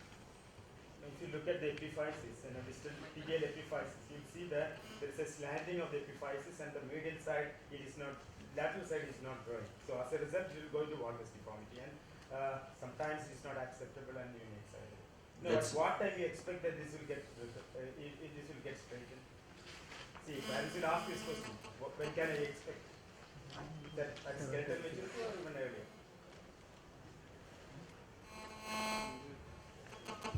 That will happen earlier. It will be around 18 months to 2 years, 2 years to 3 years time. It automatically gets straightened, and you won't clinically make it out, but in X-ray, definitely you can make it out. But if the distal tibial epiphysis is subnormal, it is variable actually. Not every case is the same. Right. There can be a valgus problem, and that is a major issue that I have seen. Yes. That we have seen in a natural history of we studied the natural history of posteromedial bowing. There are a number of issues, but that is very minor issues. Like limb length discrepancy is proportional to the severity of deformity. Proportion of cases doesn't get corrected by its own after 4 or 5 years, because then remodeling would be very less. Third problem is ankle valgus, which is very common. Then it can be corrected with apicpitular disease. So this patient requires serial follow-up, like this patient. This is the other patient. This is almost same. Where you see the amount of limb length discrepancy is crossed. This also is a posteromedial bowing. So it may require the it may require around, as I'm saying, that it is around 3 to 5 centimeter can easily corrected with the opposite epiphyseal disease. And if it is some proportion of patient may require the lengthening procedure if limb discrepancy is more than 4 centimeter as skeletal maturity. But the message is that these children must be followed up. It's not required acute correction like congenital pseudoarthrosis tibia, and it's required regular follow-up to see some of the growth issues.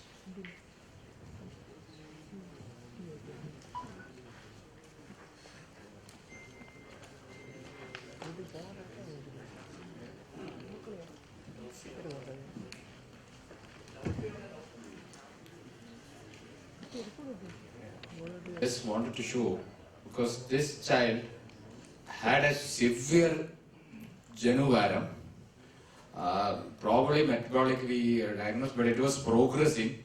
You couldn't diagnose exactly what was treated as rickets, but still the deformity was progressing, and done an epiphysiodesis for this child for severe genuvarum, bilateral severe bowing like that, then epiphysiodesis, and lost follow-up for about 2 years. The child came back like this. So 2.5 years she didn't come. Now 8 years, she came back after 3 years. We did a. At 4 years she was operated, and she came back with actually left side it was there, but maybe getting corrected now. So she had severe genuvarum. So you should understand that when you do an epiphysiodesis, you need to be followed up. The child did not come for follow-up for 3-4 years and came back with the opposite deformity. So we did a guided growth. Guided growth, not epiphysiodesis means guided growth, not. No. That's what I was wondering. No, not epiphysiodesis, guided growth. Now the plate is still there? No, the plate was there. Now we removed it. You didn't reverse it.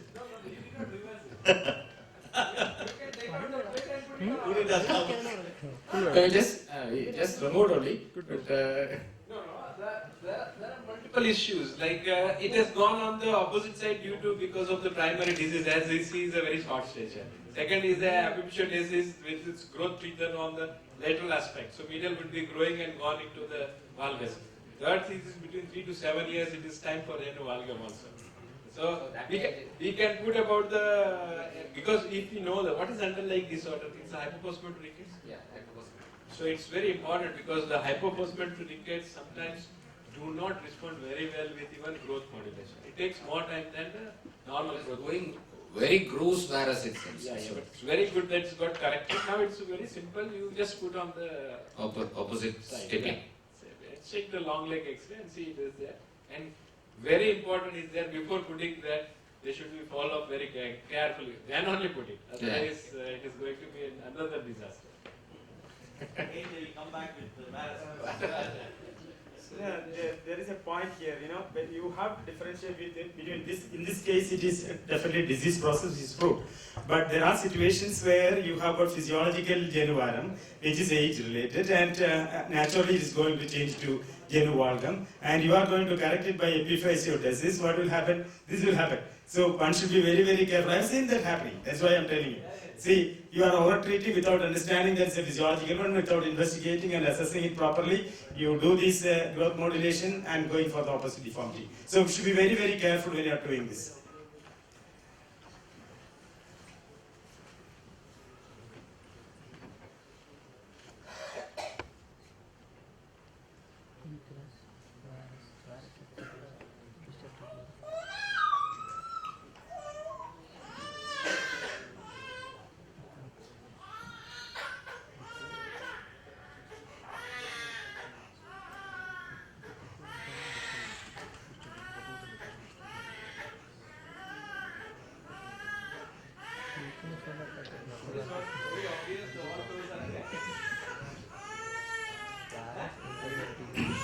Three toes are present on the right side. How do you know that the great toes are there or not? So you see here, Can you make that medial rays are present or lateral rays are present? Medial rays are present. Medial rays are present. What is absent here? What is absent here? Two lateral pulse Two lateral rays are absent. But what is the foot deformity? varus. It's varus deformity. So when there is a varus deformity, with the lateral toes are absent, you have to palpate what? Tibia. You have to palpate the both tibia and fibula. Very likely that when the foot is fine, then is extending very well, the knee is very well. Likely to get there, you have to see about the possibility to have the fibular hemimelia. It's very rare, but it is also common. When you palpate about the medial malleolus, see, you palpate the lateral malleolus is fine. You palpate that. So palpating on this one, the lateral malleolus is fine. You palpate that, the heel is not very well palpable. So the lateral toes are this one. You palpate that, its tibia is also there. It's not that it's not there. Both are there. No, you can. Both are there. But what is abnormal here very grossly, if you see here, distance between tibia and fibula, you see the distance between tibia and fibula. You can make out from the clinical diagnosis also from here. Both are there, but it is not in normal alignment. You need to get it.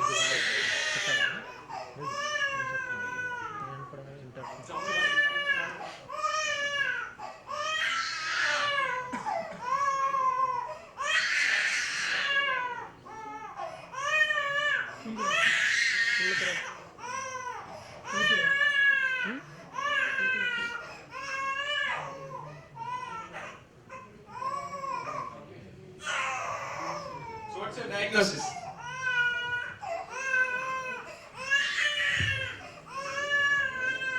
Yeah.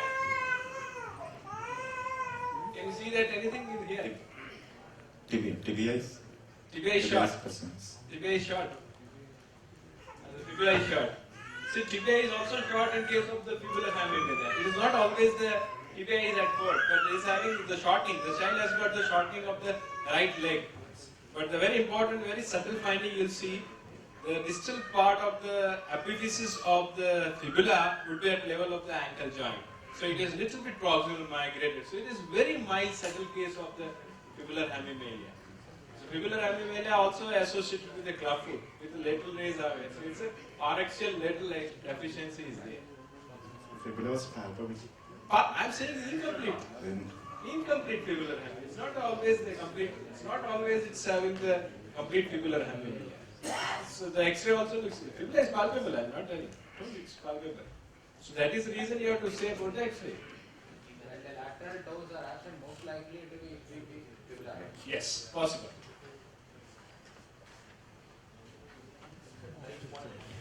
Yes. Very mildly. So what is the management? What are the problems in this? How do you manage this? Let's this is water, but still.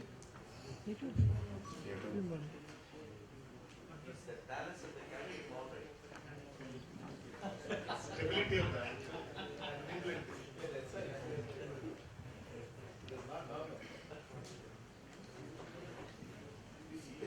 X-ray is there. Let's see whether the balance and the calculation have formed properly or not.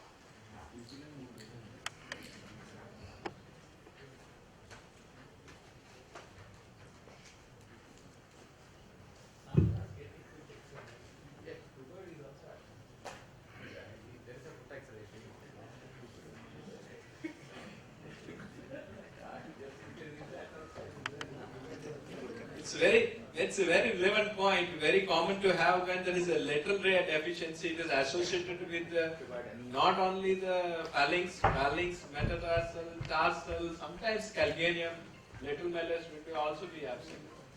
But here the deformity is in varus. So you have to correct about the ankle varus. You correct about subtalar varus, you have to correct the clubfoot. Very common, if you can put it with the plaster, you can correct it, but it is not possible to correct all the teratological, the clubfoot with the plaster. You may require sometimes surgical intervention. Very young child, it can be corrected with the plaster.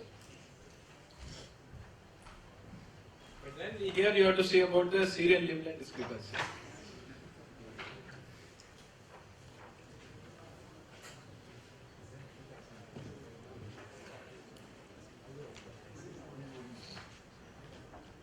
Just to show you can see here, adolescent boy with a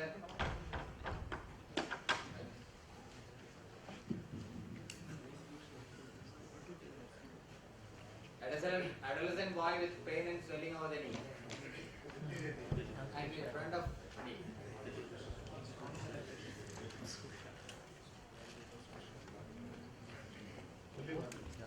Good adolescent boy. That's tibial epiphyseal musculoskeletal disease.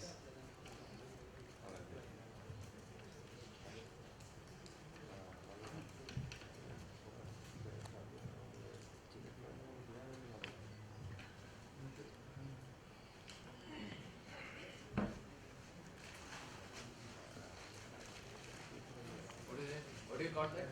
Musculoskeletal disease.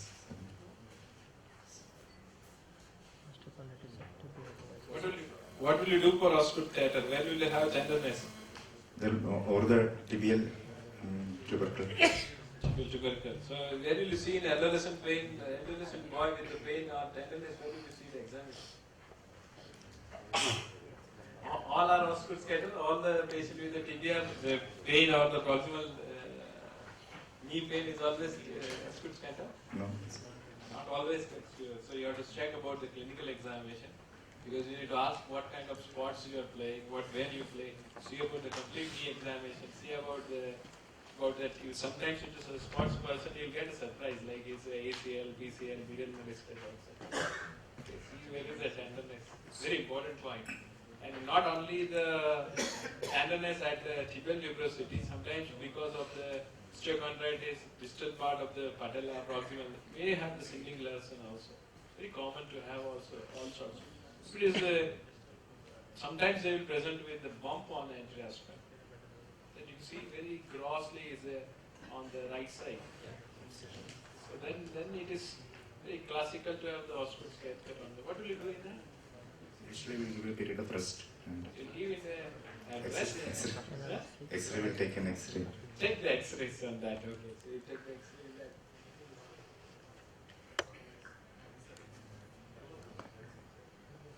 The X-ray will be different on the right and left.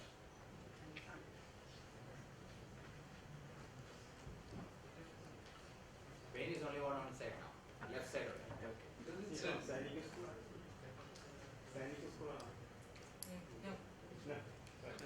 No, here usually patients come science school, they ask him what is their problem. Sir, I have got OS disease. They will definitely tell. All the children will tell you, I have got OS disease, sir. Here, yeah. In Trivandrum, this is regulation from science school, from Calcutta.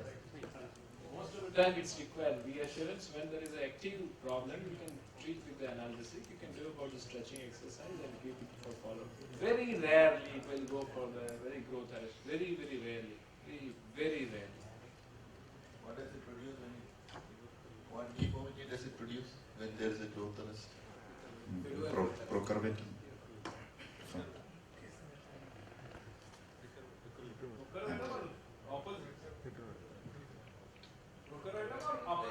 Recurvatum difference. Any name for such X-ray appearance of such leaf?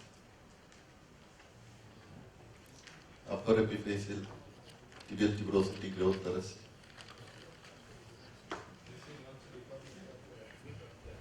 Any name for that? But very rarely. So I think it's less than 1%. So if you see 100, it will be less than 1%. It's otherwise called as frame knee, which is the frame. Old Thomas tuberculosis treated in Thomas Flynn. Produce a similar appearance. That's all. It's extremely rare. We have done osteotomy for only one case. It is also common to have the following prolonged immobilization, following from the stamen being from the skeletal traction. It's very, very common to have that recurvatum. Even for long term in adolescent, we put for only 6 weeks of broomstick, it can happen.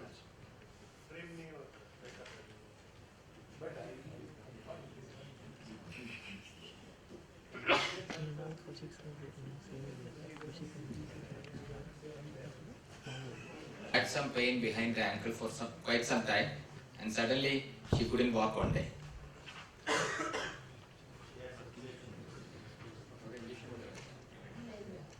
No injection.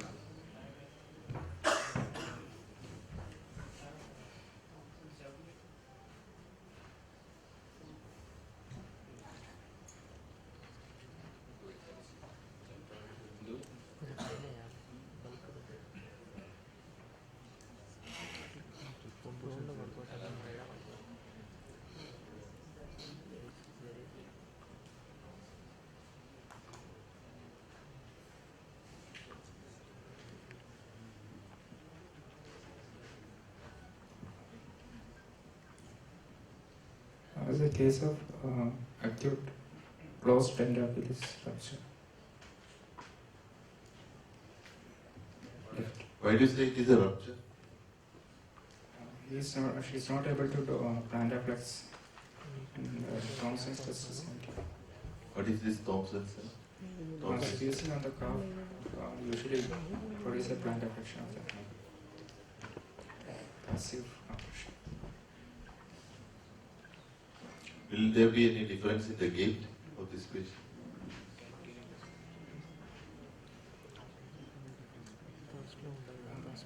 They will not have a toe off the face of the gate side. Push off. How many days now?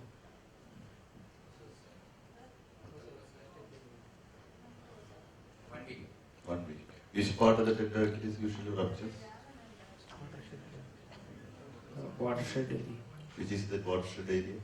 5 centimeters above the insertion. Around 4 to 6 centimeters from the insertion. Why it is called as watershed area?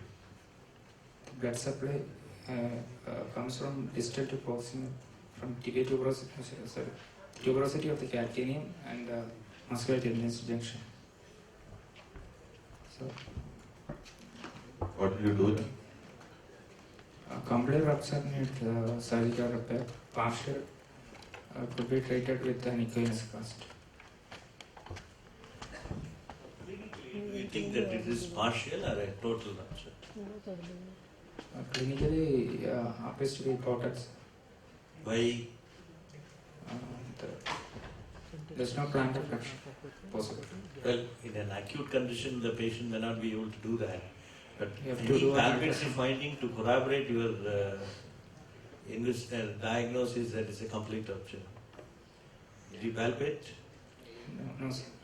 It's painful. So There is a gap. This was shown as a spotter really good. He hasn't got palpated. If you feel the gap, then it's very easy. Otherwise, you have to do an ultrasound examination, find out whether there is any complete or incomplete rupture, and you can decide on the course of the treatment after that.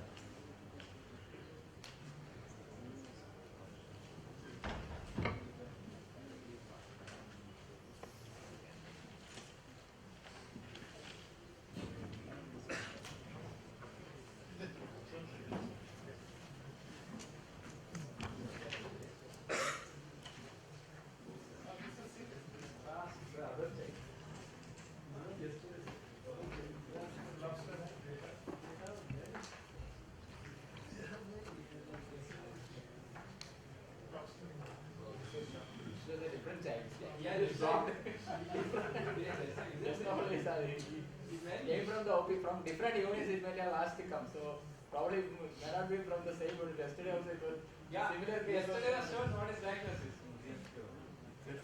Gap time. Good. Fit and low.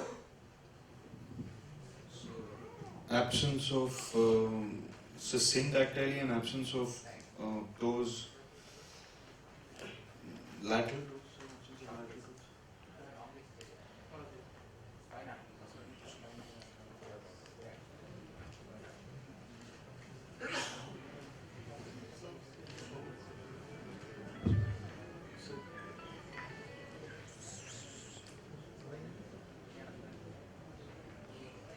Hemimedial tibial.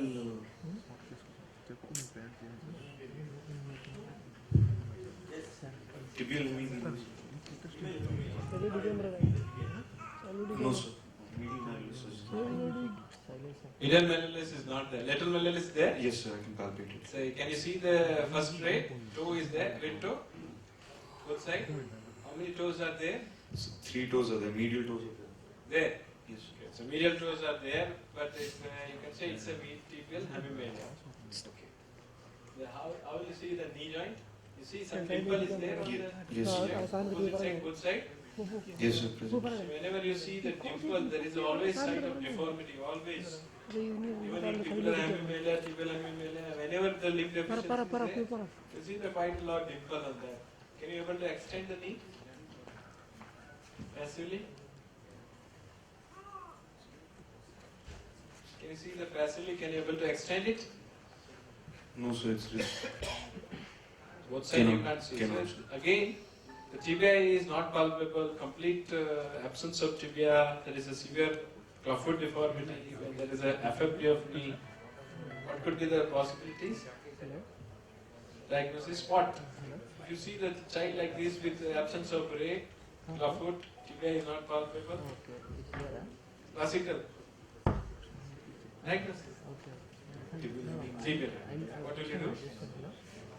Sir, I'll come off the chart. X-ray. X-ray is part of that also. Always say about X-ray. Fine, sir. After that. Hello? After long care. Just read the X-ray. How many? Is the tibia is absent completely? I want to see this case because It's a case of the complete tibial hemimelia. You can't see about the tibia, you can't see the tarsal bone, you can't see about he's having knee. Yesterday we told that. Yes.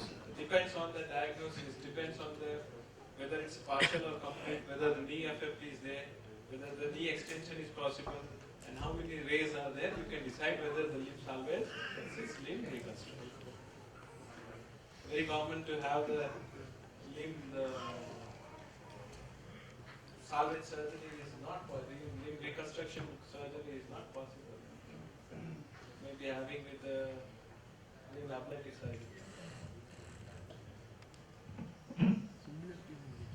What are the limb ablative surgery? We told limb ablative when we stopped. But what are the limb ablative surgeries here? Anybody's?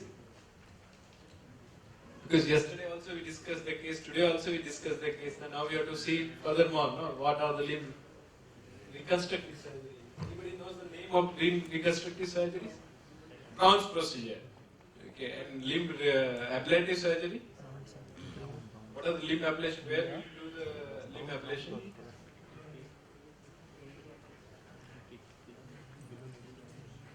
Science amputation? Delony amputation?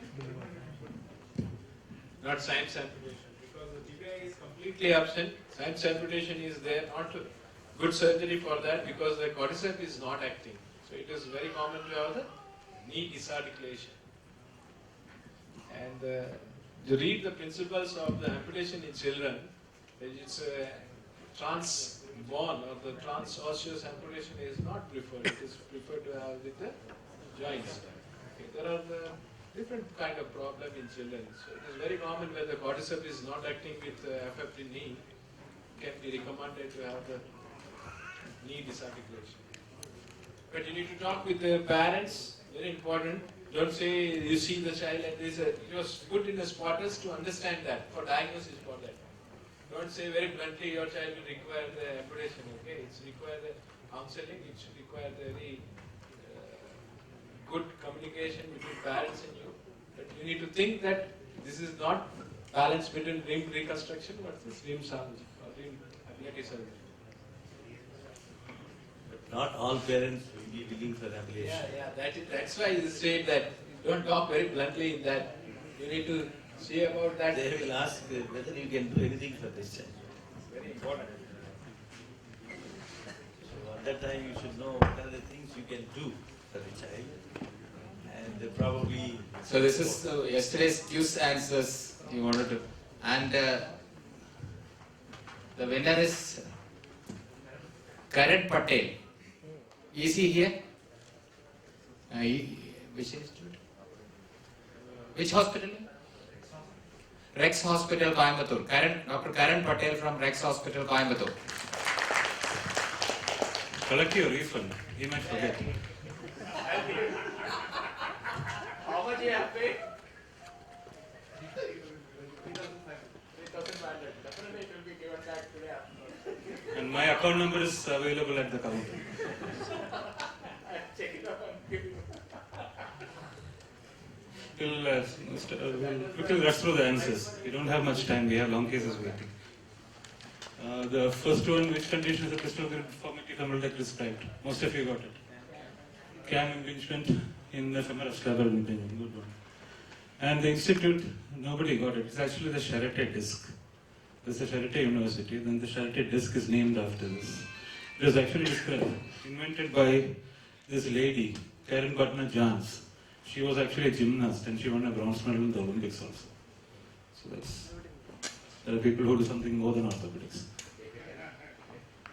During radial nerve palsy, which is the last muscle to be re-innervated, extent doing increases proper, yes. Then a patient with highest risk is Maffucci syndrome. Most of you got 100%, almost 170 to 100% chance of malignant transformation.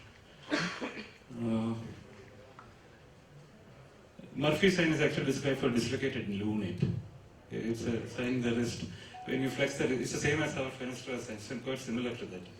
Similar to that, the ray actually, when you flex the fingers, the knuckle falls back. That is in lunate Malaysia, it's called fenestra. In a dislocated lunate, you call it a Murphy sign. I had to somehow bring Mandagini into the quiz, so...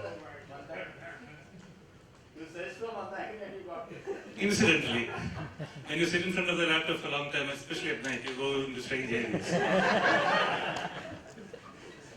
Biopsy is indicated in Ewing sarcoma, especially for staging. And there are people who advise biopsy from both iliacras.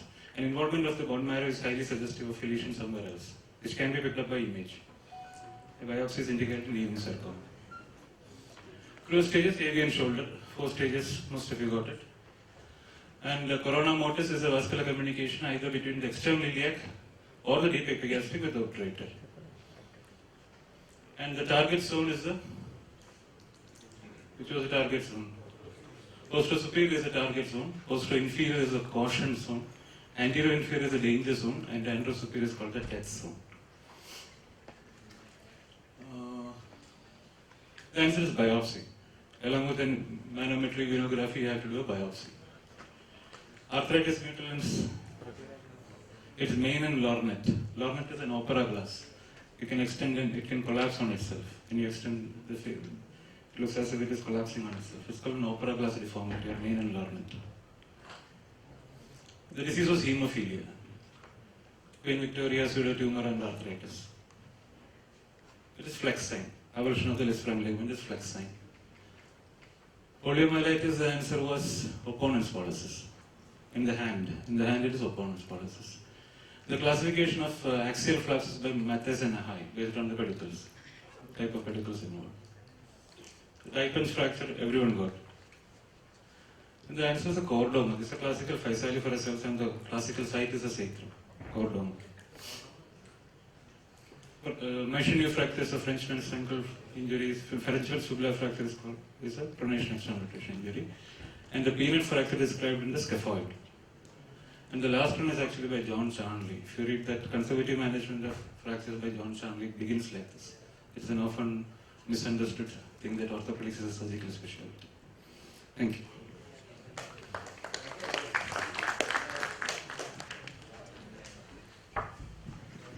I think we'll continue with the long. Come.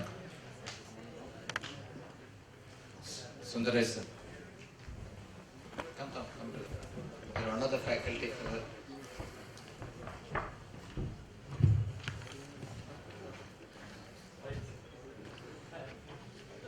So since the spine, we cannot take it up, we'll do it down only. Okay. And not specific faculties being named. He will present and anybody will. Good morning, sir. Sir, I'm presenting a case of Mr. Ramchandran. He's a 73-year-old male, and he is a mason by occupation.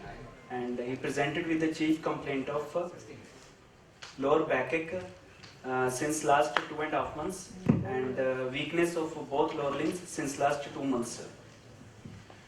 History of present illness. Patient was apparently normal 2.5 months ago when he developed sudden pain in the back. It was sudden in onset, progressive in nature, and it is a dull aching pain, and it was associated with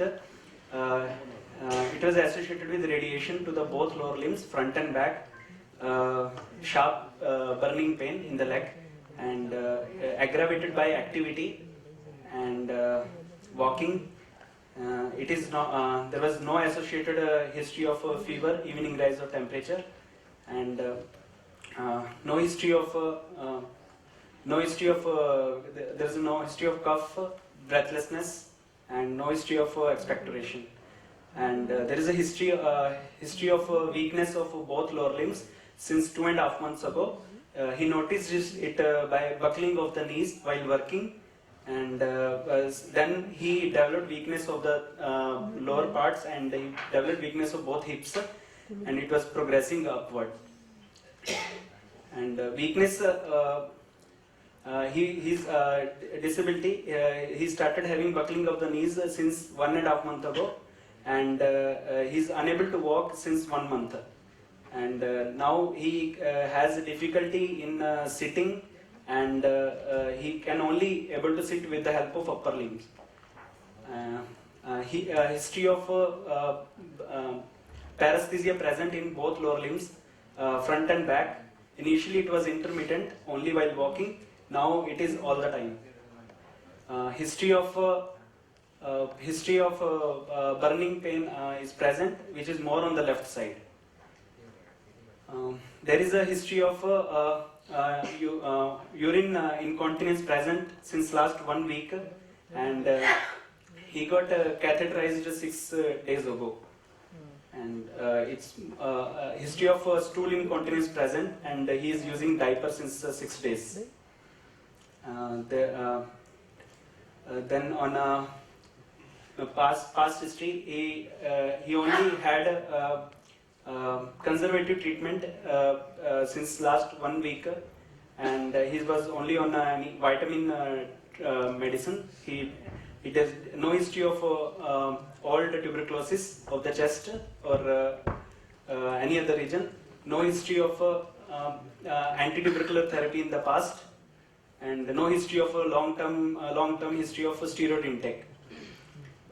Personal history: he's a non-vegetarian, and he got a poor oral hygiene, and there is a no loss of appetite. There is a minimal insignificant loss of weight is present, and he has he's a non-case of diabetes mellitus from last 6 years, and he's a non-case of hypertensive from last 6 years, and for which he's not taking any medicines. He's a non-smoker since last 25 years, and he's taking 15 BDs per day. And he's a non-case of alcohol intake, which he's taking occasionally, weekly, one time. And on treatment history, there is no particular treatment he got. He got admitted in this hospital 10 days ago, and he was on bed rest because he is not able to walk. History. From the history, what is your diagnosis? Sir, because it started with the pain and progressive weakness and burning pain diffusely in the legs. It most probably extramedullary lesion in the back, most probably compressive lesion. What are the usual causes for this? It can be, according to his age, it can be tuberculosis, it can be trauma, but there is no history of significant trauma in the past, and it can be secondaries in the spine. Do you consider primary tumors in this case? Mostly in this age, secondaries is more common. If at all it is primary, which primary is likely? Multiple myeloma can be. Second is common. Secondary is most commonly prostata in case of male patient.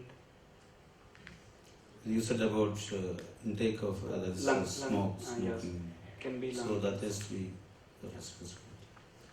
Of the primary, other than myeloma, what primary tumor can occur at this age?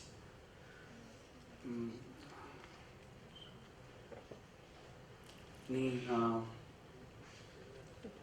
late leukemias. Chondrosarcoma is one condition that can occur at any age, usually elderly.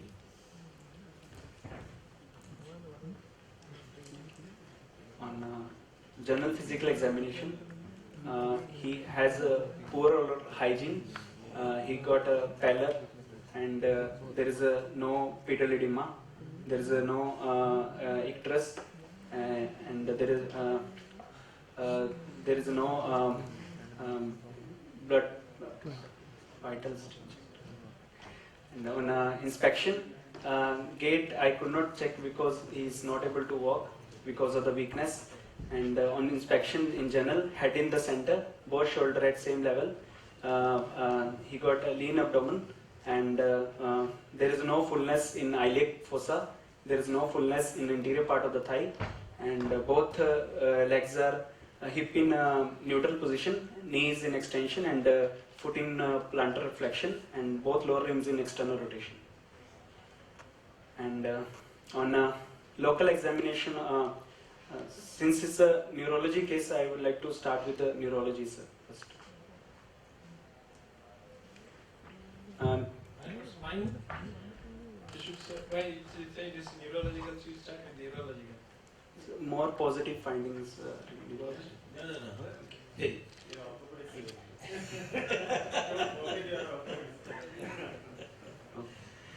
Inspection. Whether the spine examination, without starting spine examination, neurological examination will give you the idea about where is the involvement? Spine. Do you think so? It's because of the orthopedic pathology he has got some problem? Yeah. Why you thought like that? We have never said that. So far that Yesterday, in the CP case, Dr. Matthew Varghese told me you can just start with neurology. That may be the reason. Yeah. That is the reason? That is a CP case, that may be different. Most of the orthopedic surgeons will examine the spine, then they will do the neurological examination. Inspection from the back, there is no obvious deformity. There is a decreased lumbar lordosis, and there is no visible swelling in the paraspinal area, and there is no fullness in the patty triangle. There is no both scapula at inferior angle. Nose, can you say what is yes then? Yeah. Nose. Only decreased lumbar lordosis. Huh? There is no positive finding. Is there any tenderness in the spine? Yes. Yes. Tenderness present from D10 to L2, maximum at D11 area. Is there any deformity at that level? No. There is no deformity. There is definite tenderness. Tenderness. There is a superficial tenderness and there is a twisted tenderness present. Okay. So that is significant finding. Yes. You have got a pathology somewhere at that level. Yes. Okay. And the I did not check movement because I'm suspecting paraplegia case. So on there is no tenderness over the SI joint, and there is a significant wasting of the both lower limbs present. And on neurology, sir, higher functions normal. He's well oriented to time, place, and person, and his on cranial nerves normal, sir, and on motor examination, bulk is drastically reduced, and his thigh circumference is 32 centimeter, and his calf circumference is 29 centimeter. And on tone, he got hypotonia of both lower limbs, and there is a motor strength. Hip flexion is 0, hip both side, hip extension is 0, hip abduction is 0, and knee flexion extension 0, and both ankle dorsiflexion and plantar flexion 0, and greater toe dorsiflexion, plantar flexion is 0.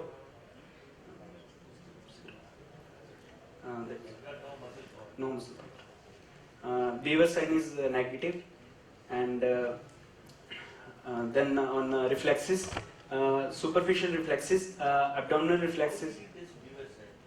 Sir, I asked the patient to keep a hand over the chest and ask to flex forward. I will see the movement of the umbilicus. If it moves up, that tells you that there is involvement of D10 to D12 nerves. So there was no shift. No shift. Then on reflexes, superficial reflexes, abdominal reflex is absent, cremastic reflex bilaterally absent, and plantar reflex All is upper, lower, all abdominal reflexes are absent. absent. Okay, Weaver sign is also negative. Negative. Upper, lower, cremastic abdominal is all absent. Absent. And on plantar reflex is bilateral extensor. And on deep tendon reflexes, bilateral knee reflexes is grade 2, and bilateral ankle reflex is absent. There is no weakness of upper limb, and there is no deficit of upper limb. On sensory, superficial senses are normal, posterior column senses are normal, and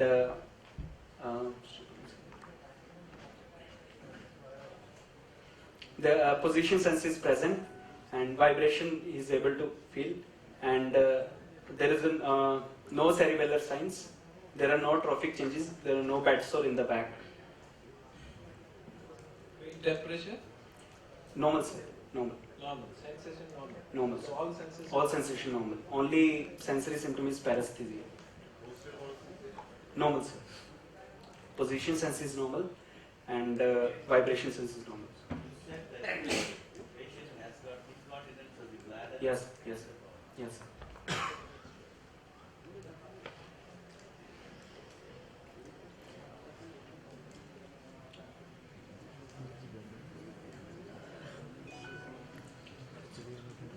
There is a motor deficit only.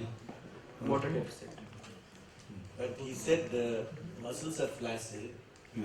and plantar is extensor. But do you think that it is? And it's contradictory, but it's there, sir. It's there. It's there.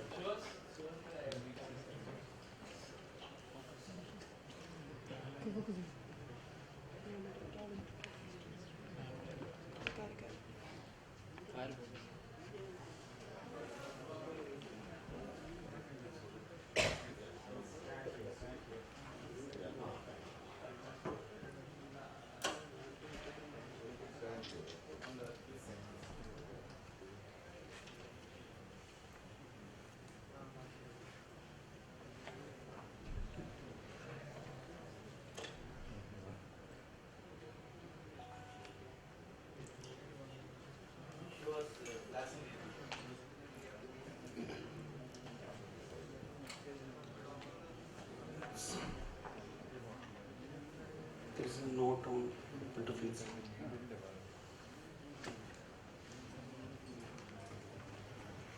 There is no clonus. That also absent, you said, this knee jerk and the ankle. Knee jerk is grade 2, sir, depressed. Yeah.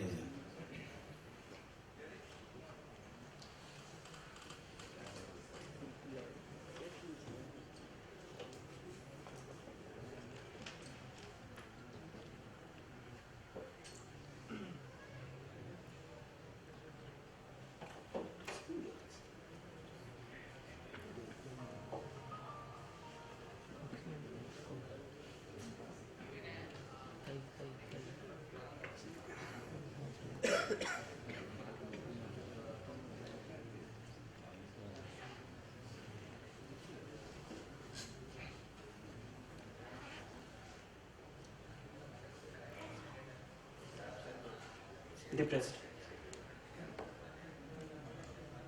Angle jerk is absence. Angle jerk is totally absent. Absent.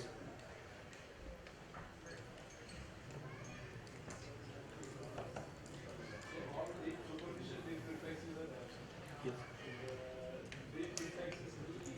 Depressed, ankle absent.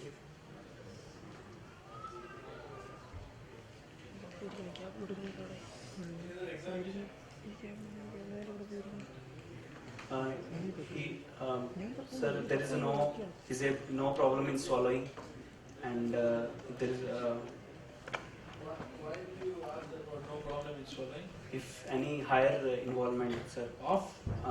Like bulbar, up higher spine involvement will be there. Upper limbs are normal, sir. Upper lips are normal. Yes, sir. Examine about upper lip. Totally normal? Normal, sir. Okay. But the abdominal is absent. Yes. So when abdominal are absent, the deviation is not going up. What do you have to check? Sir, it can be because of his age. Usually in a higher age, sometime abdominal will not be present, even if there is no problem in that, sir. Abdominal. When you are having the Dubinsky or the plantar is extension, is it significant also when the superficial is absent? Higher, still we can think of higher problem. Higher problem. So when it's a higher problem, you say the patient's orientation to time, place, person is normal? Normal. He's got any other problem before? No, sir. Okay. You ask because it's very important to ask here. Yes. When the plantar is extension, and you will have the flaccidity and lower limb. Yes. So any other examination? Anything else other than upper limb?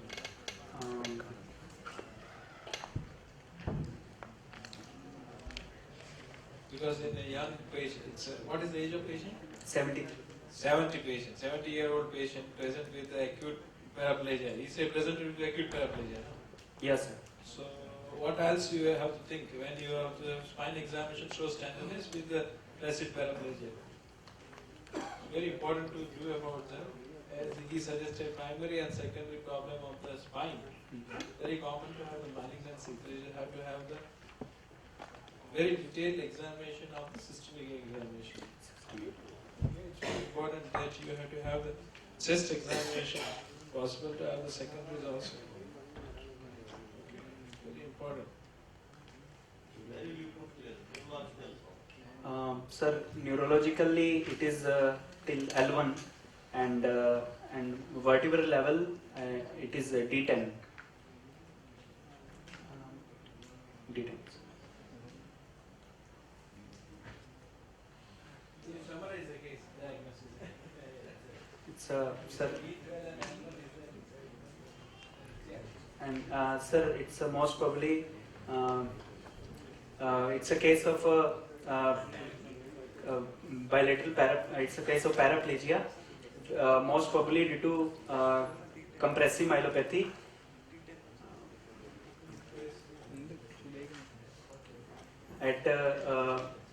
It started at level of D11, which can progress to higher and lower levels, sir. Because he first developed a buckling of the knee. So Tenderness is higher at D11 level. No, it's developed with the buckling of the knee. That means you say it started with the higher or lower level. It started with the D11, and further then he.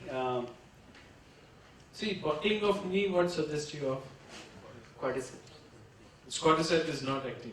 So it's possible to have, because it's always can't say about the quadriceps is involved. It will the first symptoms for the presenting to you. It's not that it started with lower and went to the higher.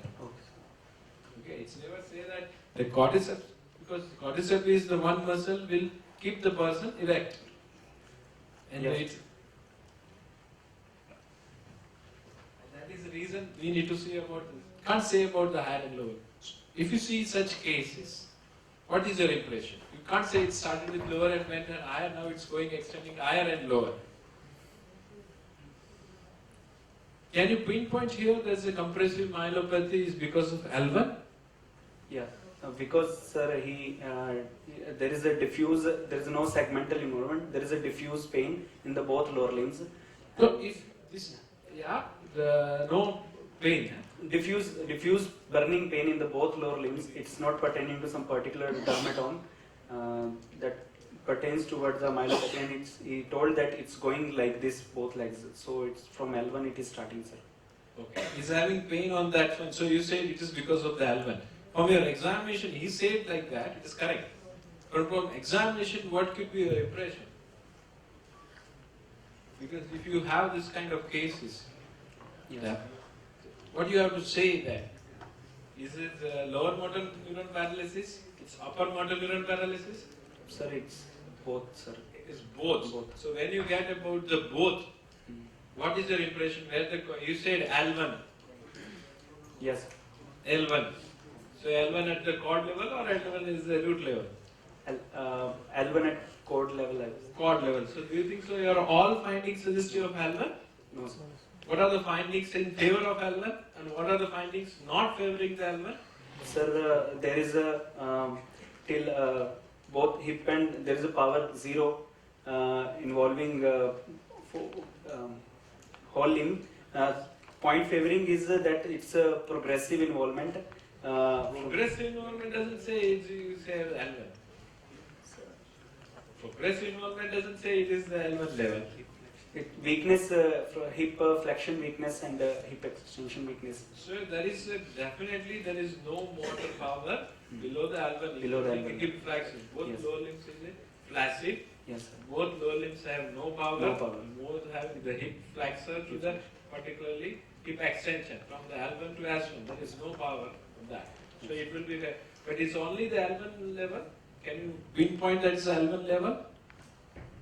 Sir, tenderness is present at D10, sir. D10. So that is also favoring for the L1. But what is not favoring in L1? So that is a very important part. Upper motor is supposed to have a high increased tone below the L1, and it's supposed to have upper motor symptom in exaggerated knee reflex, exaggerated ankle. Which condition you will say the flaccid paraplegia? In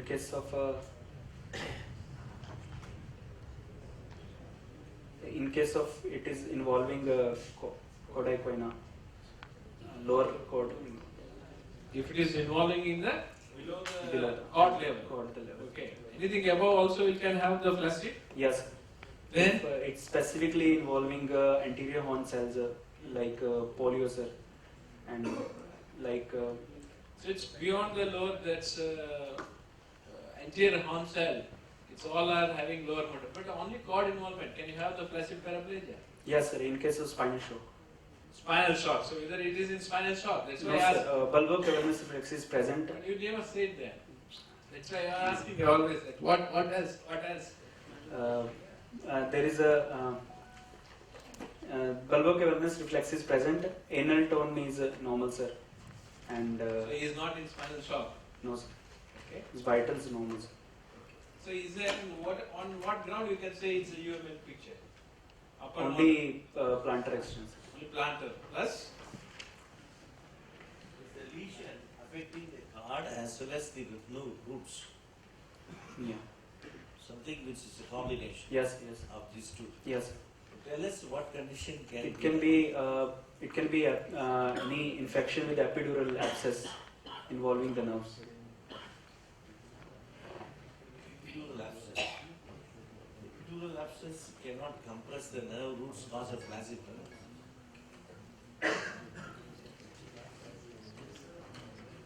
Anything is eating away the nerve roots.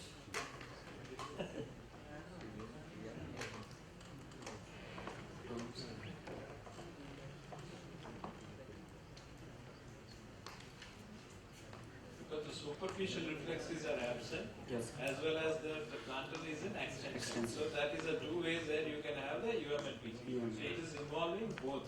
So higher and lower. Higher and lower. So it is brain, eh? No, sir. Sir.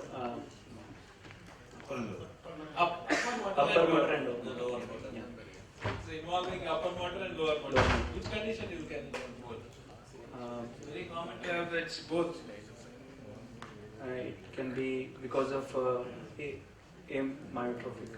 No, what could be the condition can involve the both. So when you see about the both are involved, very rarely you will have that, but it's not pinpoint to one case. Track. No, what are the possibilities? You are Motor not neuron disease.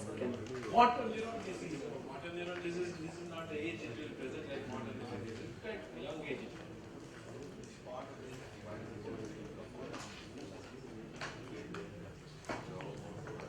Conus.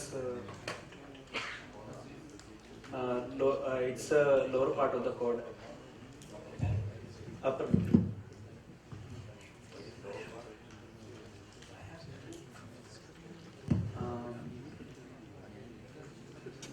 Is it a caudate vena compression or a conus medullaris compression or both? Both can be. All that cordus, cona syndrome, isn't it?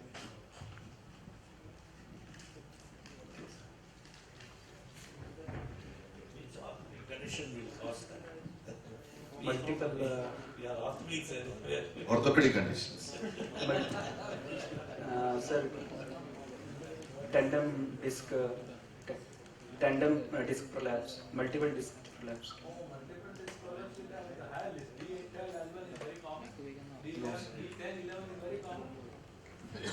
Okay, so D11, 12 is, D10, 11 is not very common. Which is a very common level for disc prolapse? L5S. Very common. Very common. L5S. L4. L4 alpha is very common. Examiner is not agreeing, he is again exchange. Simple. No, it is not going to happen in that only with the disc prolapse. So highlighted disc prolapse. So when you will have the involvement of the both, always think possibility of two things. He is not even in 40s and 50s will have the disc prolapse. So don't say it's 70. It's 70. Yeah, very simple. It's 70 is that 70 years is the very important age for diagnosing, for putting for diagnosis.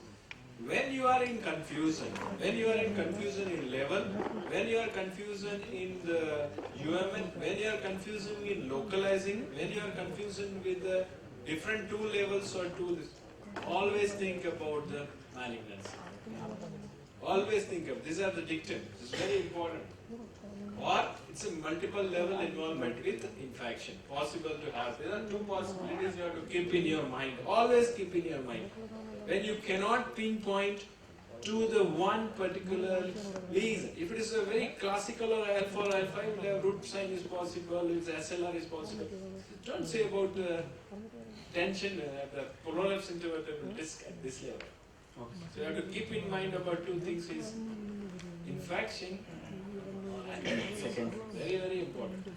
More in favor of more, since he is 70 years, I will go more towards malignancy rather than the infection pathology in this case. And he has got burning sensation over Yes. the nose, which is a sign of a root involvement. Yes. Right. So it is involving both. So what will you do? Take X-ray of X-ray of X-ray of dorso, lumbar, and sacral region, both AP and lateral. Again, when you have the upper abdominal is also absent, in this case you have to take about the entire dorsal spine. Entire dorsal. Okay, you cannot say it's only the dorsal lumbar spine, I'll take the X-ray. You have to be ready with sometimes surprise, because this is the surprise when you'll have the entire spine screening. Entire spine AP and lateral. The dorsal spine particularly. When you send for X-ray, you will ask for one more X-ray. What is that X-ray? Chest X-ray.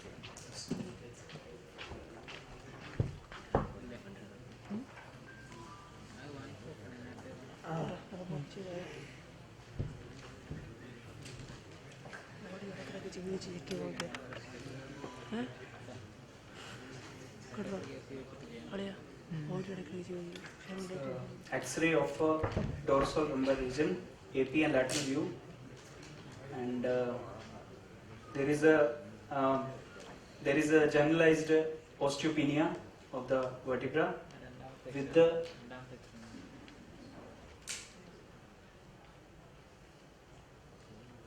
both all the there is a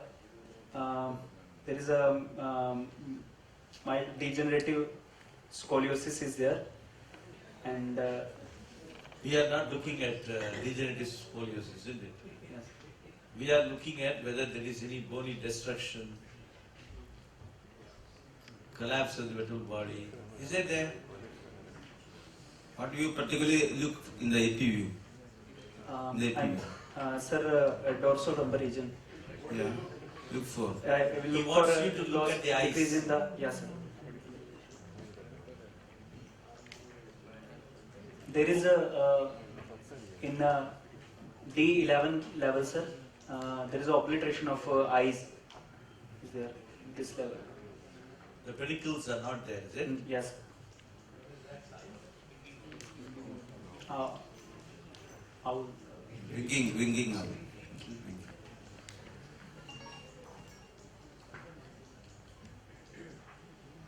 There is no. So what is the reason for producing a winging out sign? Involvement of pedicle, sir, with the there is a on a lateral view there is a lesion in the D11 vertebra, middle part of the body, posterior part of the body, sir. Why there is a tendency? Usually, in a other condition you suspecting was a tuberculosis, and why the winging sign is pathognomonic of secondaries? Why? Sir, I didn't get you. Winging eye sign is considered as pathognomonic of secondary deposits. Yes. What is the reason?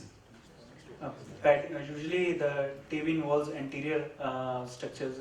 Pedicle is a part of posterior element, and pedicle is usually spared in the tuberculosis in case of it is a paradiscal involvement. I think the answer is the pedicle has a hinge artery. That's why the tumor cells reaches the. How the tumor cells reaches the pedicle or the vertebra? It can be either by arterial, it can be either by venous, and if it How is can it reach arterial? through the central through the Which is more common? More venous. Venous. How? Through the Battison venous plexus, it's valveless plexus. So can the primary can reach the spine by artery? Yes, sir. In which case? In case of lung cancer. Yeah, only in lung cancer, or if only there is a secondary deposits from elsewhere reaching the lung. Yes. Because almost always it will be filtered by the lung. Yes. Yeah, in other conditions, but in a lung, so in lung there can be what metastasis? On X-ray, sir? No. Metastasis is unique for lung. No. Okay, what I had mean is acromectasis. That is okay. That is because of the arterial spread. Okay. So ultimately, what is from reading the X-ray? What is your diagnosis? It is a there is involvement of D11 vertebra, and there is a it looks like a lytic lesion, and there is an absence of pedicle. So most probably it is a secondaries of D11 vertebra, and I could not see properly the other vertebra on the lateral side, and AP it looks normal. So it's still incomplete picture, as sir said that there is a involvement. What about the X-ray chest? Is there anything suggestive of primary in the lung? There is a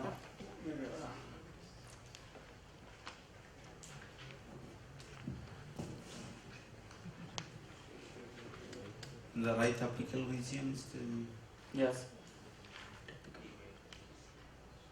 There is an increase in density in right upper lobe of the lung. Is it tuberculosis? Can be, sir. But there is no history of cough, no history of breathlessness.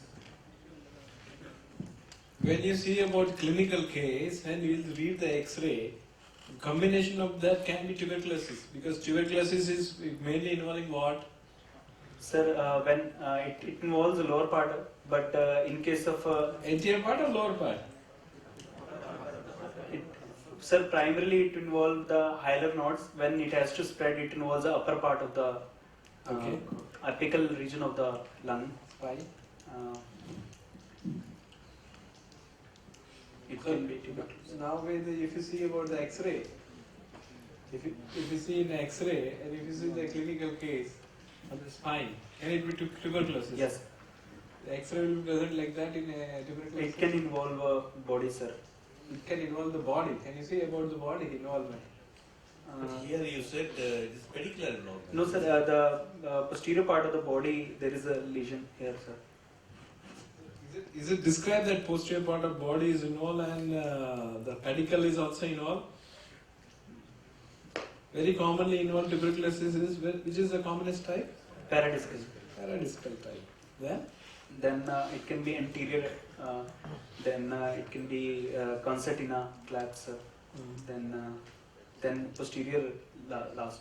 Okay. So it's from the clinical examination, from your neurological examination, which system is very commonly involved? Sir? Which part is involved? Which part of the spinal cord is very commonly involved here? Anterior or posterior? Posterior. Here, in the clinical. Anterior, sir. Anterior. Yeah. So when your the compression is anterior, compressive is from anterior, disease source from the X-ray shows the anterior and the pedicle. Very common to have something unexpected things in this. How will you confirm now? What will you do? I would like to MRI, sir. MRI of? Dorsal-lumbar region with whole spine screening. Is there any blood investigation help? Yes, sir. What are how? I would like to do, sir, first complete hemogram with the. I would like to do some tumor markers like PSA and some inflammatory markers with the.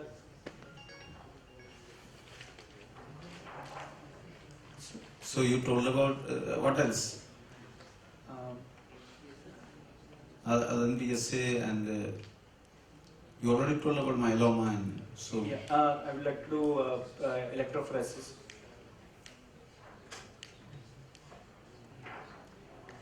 Is it available with the machine?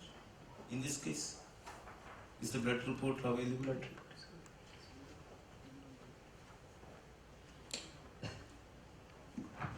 What blood report you will do first before asking for MRI? Because MRI sometimes it takes some time. It's not Complete hemogram with the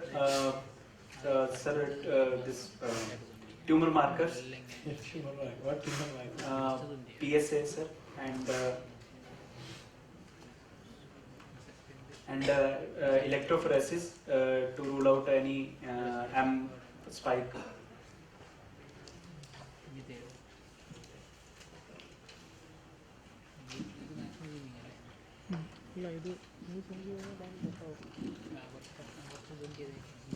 PSA is negative, sir. Yes, sir. PSA, sir. Yes, sir. Yes, sir. Yes, sir, is 68 its size, sir.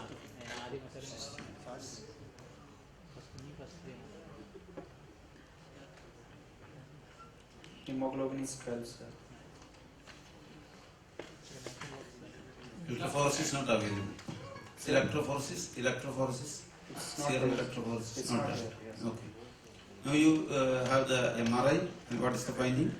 There is a involvement of whole vertebra D11 with the there is a compression at the cord.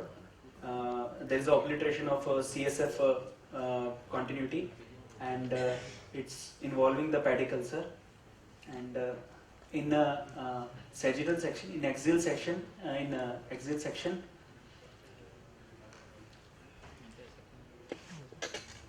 it is there is a lesion involving left side pedicle with the there is some collection in the paraspinal region, and there is some abnormal. There is some tissue in the cord region, sir, which is compressing the cord. So after having the blood report as well as MRI, what is your diagnosis? Sir, it can be multiple myeloma. Why you said multiple? Plasmacytoma. Yeah. Then the SR is not that high. Usually in myeloma, what is the range usually that comes in SR? SR above 100. Around 100. So 60, especially at this elderly person, is not that high. So, and there is only one single lesion. Then, what is the? So, do you put myeloma as the first diagnosis after seeing this?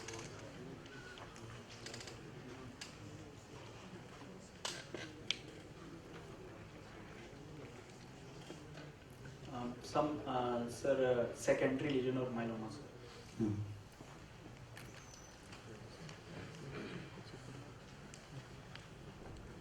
What about the disc space? It's intact, sir. It's intact. So that is for or against tuberculosis? Is it for tuberculosis or against tuberculosis? It,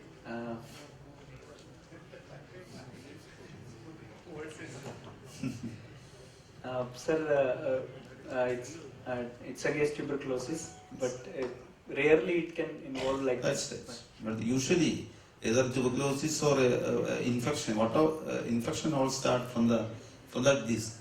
That is the victim. So a body involvement suggests of a malignancy, and putting together, what is we have got some suspicious lesion in the lung also. So I think the first diagnosis must be secondary, possibly from lung. So I think everybody agrees with that. How will you progress? Sir, I will like to take electrophoresis and then other tumor markers, and if that will be negative, I would like to go ahead with the lung biopsy. Lung biopsy. Yes. Anyway, we are orthopedic surgeons, so why should you entrust the patient to other persons? So the pedicle is destroyed. It is easily accessible.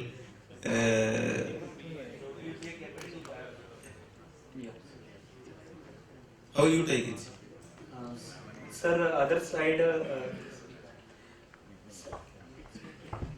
sir, it's involving the whole of. It's involving, sir, whole of vertebra. It can be done a close transpedicular biopsy from other side of the pedicle. Why one pedicle is destroyed, no? Why should you less? Pedicle is just in front of you, which is destroyed. Then why should go for the other pedicle, intact pedicle, and go into the body? That's what you're telling. Same side. If you go on normal side, you will not chase what is the pathology. You have to go where the pathological tissues are available. Left side biopsy. So whenever that is there, you can do about that. It's very simple. Left side pedicular biopsy. Yeah. How will you do that? Open. Open. How do you do? It is so easy.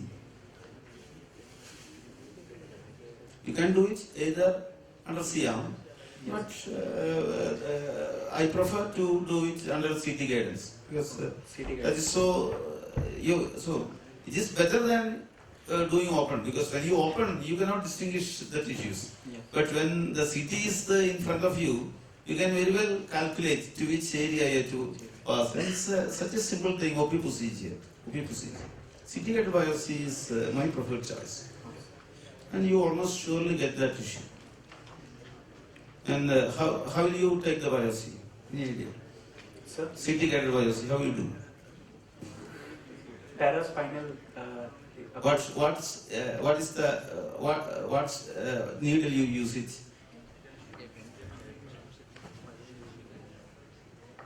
As somebody is saying, Jamshedi is the classical, but I prefer what is known as the true biopsy needle. You can get a true core of tissue. Jamshedi is important when there is a bony tissue. Jamshedi is important is when you want a bone tissue, intact cortex. Then you can pass the hard Jamshedi needle and break the cortex, and you get a core tissue. But when it is a soft tissue component, as in this case, you see here the pedicle is very much destroyed, and you can pass a true biopsy needle and get a core of tissue of the soft tissue. And many times when you pass a Jamshedi needle, you do not get the core here, especially in a soft tissue. In a bone, that's right. When you break the cortex and move this way and that way, you can take a piece of tissue. But in this case, it's very easy to pass the true-cut biopsy needle and make sure it is in the pedicle and get a core of tissue. You can take 1 or 2 core of tissue. Then how will you send the specimen? Sir, I will send in a formalin saline. Actually, the advantage of true-cut biopsy tissue is you can transfer the core of tissue into a slide. Who is the sister who is helping can transfer the core of tissue with a needle, with a sterile needle, onto a slide, and she can roll the core of tissue onto the slide, and that can be sent for cytology. Imprint cytology. And I remember one situation where one of the cardiologists, sister, who is a doctor herself, had this, and the pathologist was waiting with a microscope, and the core of tissue was taken, and it was imprint was taken, and in 1 hour she gave a diagnosis. It was secondary. She found thyroid tissue in that. Abnormal thyroid tissue. So within 1 hour, you got the diagnosis. So it's so simple, especially in this case, to have a diagnosis.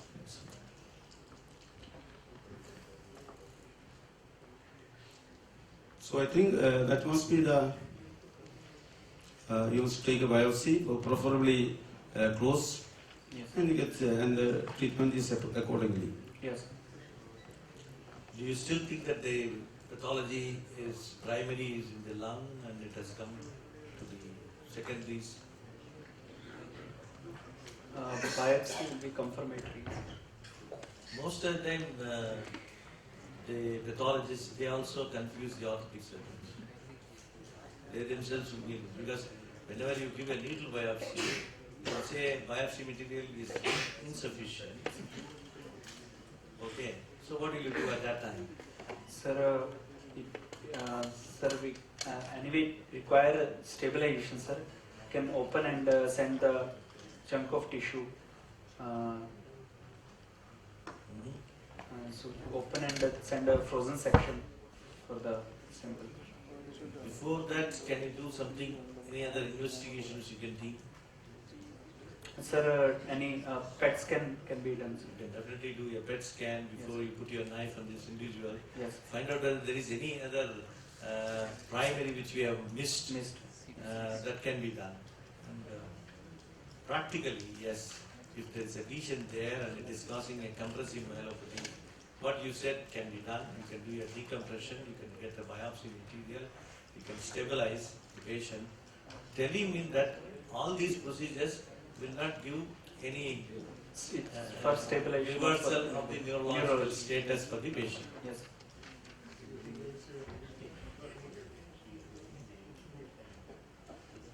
Anything else we are going to do for this patient? Yeah, that is very important message. We need to know the primary where he suggested in respect, and before going for any surgical intervention, we need to know what is the prognosis, because whatever the primary, if it is we're dealing with the secondary, the prognosis is already metastasis. CA abdomen is normal cause, CA is positive. Then CT abdomen they have suggested that is waiting for CT abdomen. Okay, so it's Yes, sir? Can you enlighten us regarding the percentage cancer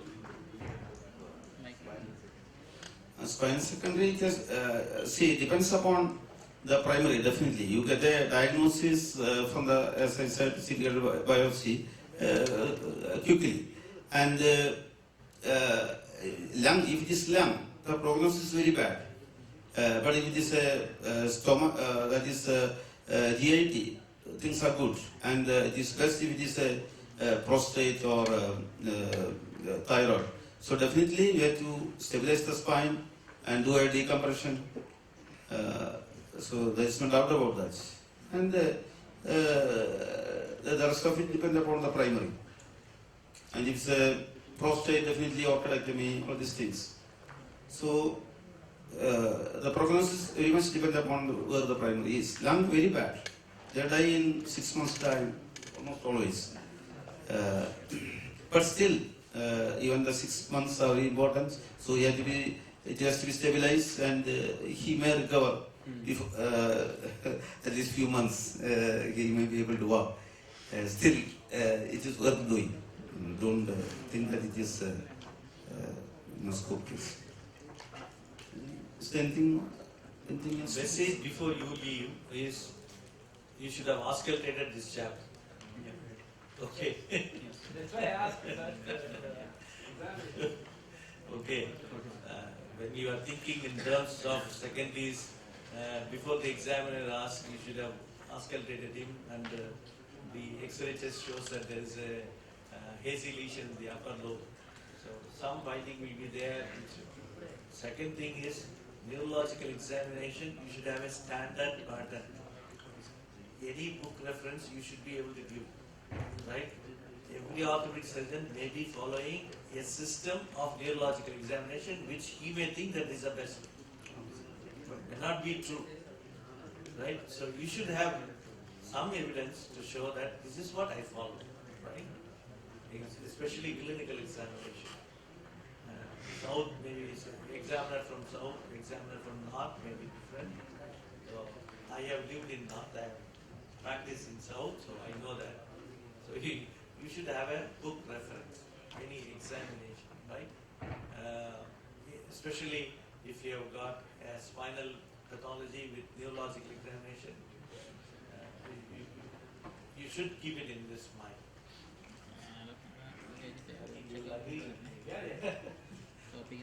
Neurological system examination, each examiner may have their own ways.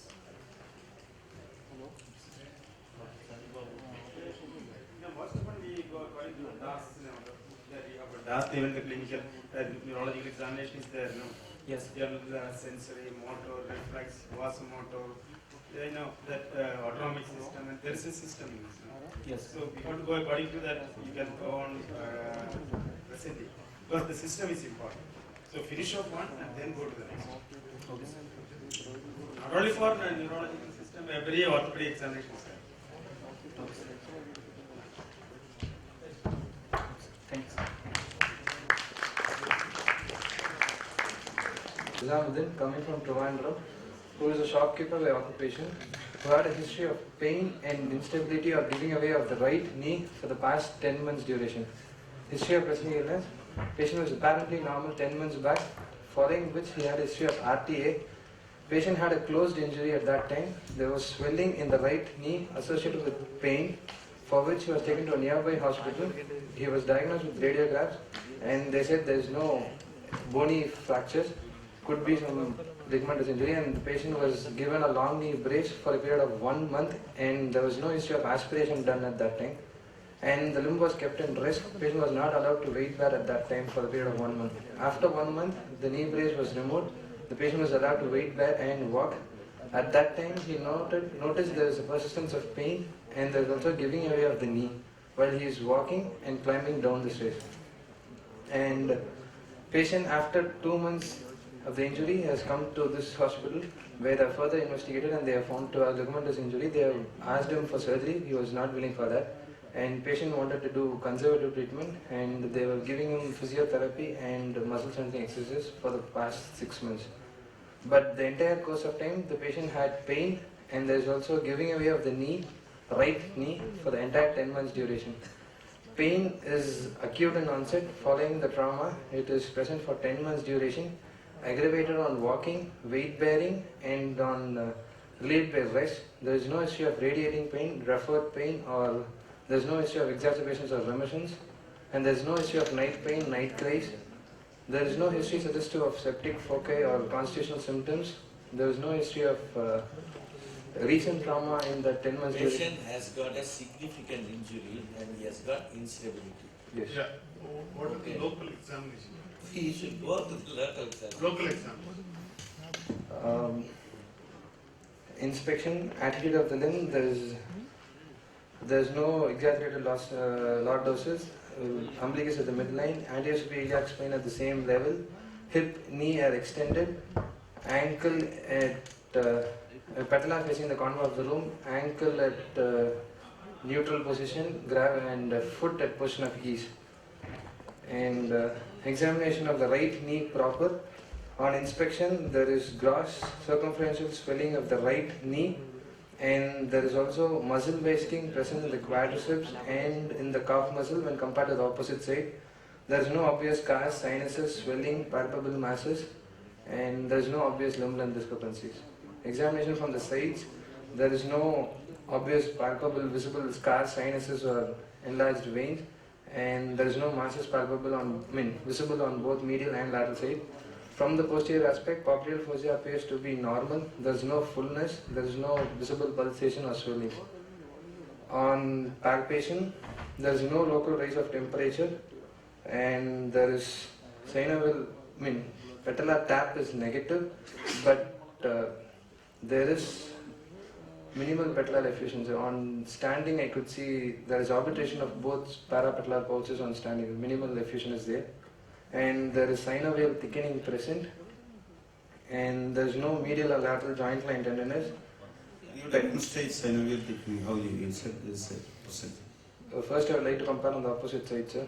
And we actually roll our palm on the medial aspect of the thigh, just above the joint line, sir, and we grow proximally. We can feel a doughy consistency, sir. That's how we. On this side, I could palpate the synovial over the vastus medialis obliquus muscle. And minimal effusion is present. On palpation of the posterior aspect, the popliteal pulse is felt on deep palpation. There is no obvious lymph nodes palpable. And movements, palpation of bony prominences, patellar shape, size, and regularity appears to be normal on both sides. And the palpation of other bony prominences, distal femoral condyle, medial and lateral, proximal tibia, and tibial tuberosity appears to be normal. There is no localized tenderness. And movements, active range of movements is from 0 to 100 degree. Further flexion is associated with pain and spasm. There is no crepitus along the entire range of movements. And measurements, linear measurements, both apparent and true, there is no limb length discrepancies. Circumferential measurements, there is muscle wasting of both thigh and calf muscle segments of about, thigh is about 3 centimeters and calf muscle segment is about 2 centimeters. And angular measurements, Q angle appears to be equal on both sides. And special test, Lachman is positive on the right side, grade 2. Demonstrate. Patient in supine position, I would relax the hamstring. I first examine the opposite limb. I will flex the knee, I will flex the knee to 30 degree. With one hand, I will support the distal femur. In the other hand, I hold the distal proximal tibia, and I would compare the translation of tibia over the femur. And I would like to grade it as 1, 2, 3, depending upon whether translation is more than 5 mm, 10 mm, or more than that. And it's associated with a firm stop or a hard stop. Soft stop. It's a firm stop, grade 2 in the side.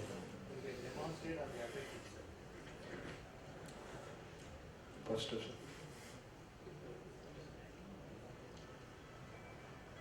And anterior trial is also positive on the affected side. Loosen.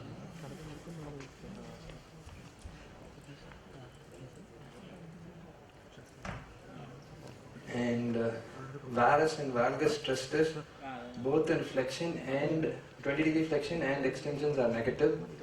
McMurray is also negative, but once he had pain, but other episodes were negative. Slocum test on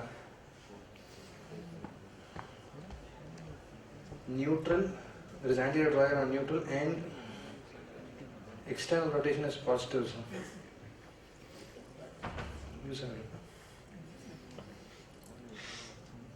Whereas on internal rotation,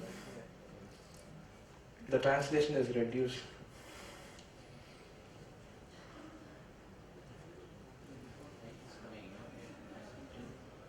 Sorry. I don't know language. Okay. Okay. And McMurray for both medial and lateral meniscus were negative. What about pivot shifts? Pivot shifters I couldn't do, so he had more pain with that. Sitting on the other side, how do you do that? So I would internal rotate the limb. On extension, I will internal rotate the limb, and I will have one hand over the, I will feel for the stress tubercle. It's basically, we see the translation, and then we'll give a valgus thrust, a varus thrust, and then we flex. Valgus thrust. Why don't we attempt that pivot shift? Let us see how painful it is. Because we were able to demonstrate that it is easily dislocatable tibia forward. He is resisting it because of pain. When I do that itself is.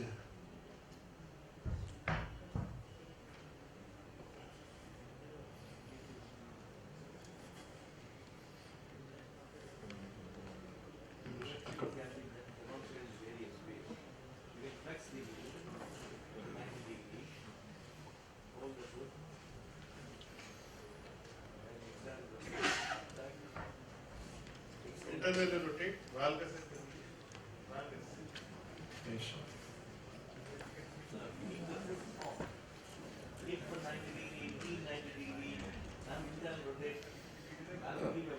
Either do something.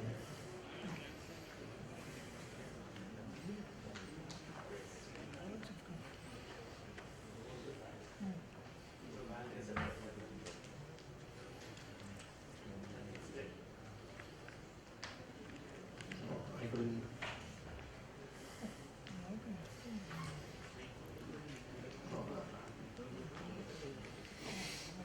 And varus and valgus were negative on both the flexion and extensions. And Apley's grinding test also I couldn't do, so he had pain at the time. And test for patellar tracking was also negative, and there's apprehension test for patellar is also negative. And the opposite side was normal. Examination of hip, ipsilateral ankle, contralateral knee were normal. And examination of peripheral pulses and there is no neurovascular deficit. Diagnosis. So what's your clinical diagnosis? I would like to diagnose with a post-traumatic anteromedial instability of the right knee, probably an ACL tear without neurovascular deficit and complication. Why do you say anteromedial? So Slocum was positive on external rotation. So what are the structures which are So happening? ACL and parts of MCL is also involved. And complex, negative. Only Slocum was positive, for example. Except for anterior instability, in Slocum only external rotation was positive. So I'm thinking in terms of anteromedial instability. What do you want? I would like to investigate further, sir. First of all, I would like to take an X-ray to rule out whether any avulsion fractures of the tibial spines are there.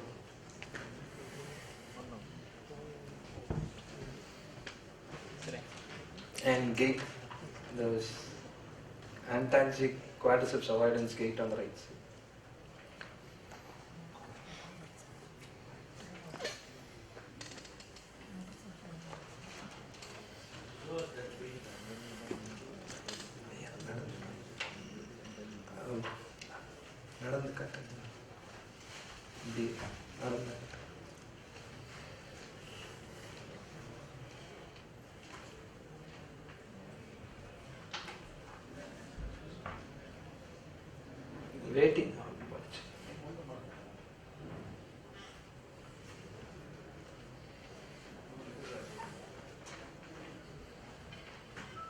bipedal, biphasic, unassisted gait with short stance face on the right side and normal swing face on both left and right side with an antalgic component.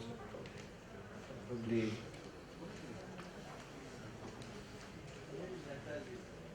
so he has short stance face.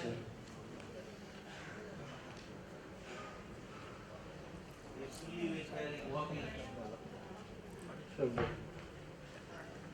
that is putting more weight on the opposite.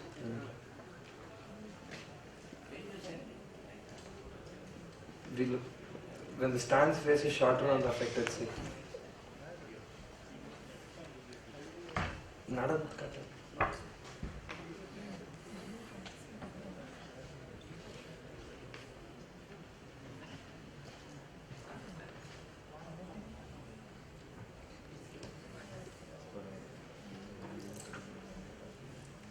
As you said, stand face is shorter. So in that way, but there is no pain on the, as from the expression there is. But as studies class says, concomitance is reduced stand face, which is present in this case. But I think you are justified in telling what you say. But we see so many ACL deficient knees. I don't think that anybody will get antalgic with that.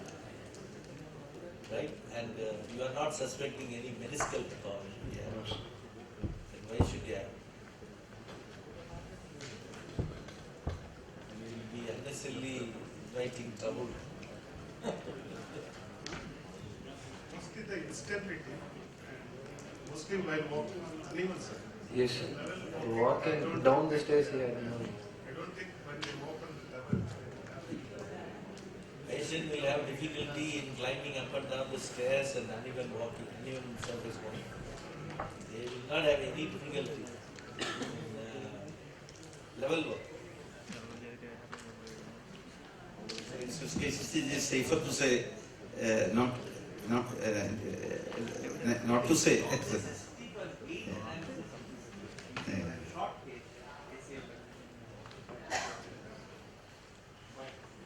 So, what read the X-ray? What is it? It's a plain radiograph of right knee, anteroposterior and lateral view showing a skeletally matured bone, showing distal femur, distal tibia, proximal tibia, proximal fibula and patella coming from the peripheries to the center. The soft tissue appears to be normal and the bony surfaces and the density of the bone appears to be normal. There is no irregularities and there are marginal osteophytes present in the patella site. Could be because of patellofemoral arthritis, early features. And there is no avulsion fractures of the tibial spine. And there is no avulsion fracture. That's what we are looking at. It's a post-traumatic condition where we are looking at whether there is any fracture or avulsion injuries. So there is no avulsion injury. What will you do next? MRI. You will confirm that. Why do you want to do MRI?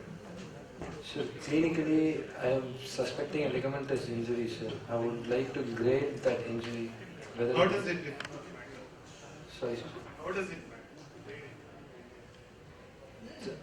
Well, if it is a complete tear, I would prefer going in for a reconstruction. Whereas it is a partial or minimal derailment. Clinical examination has to be complete tear, no doubt, because with that much of Lackman and anterior travels, it has to be complete. Why do you want to do it?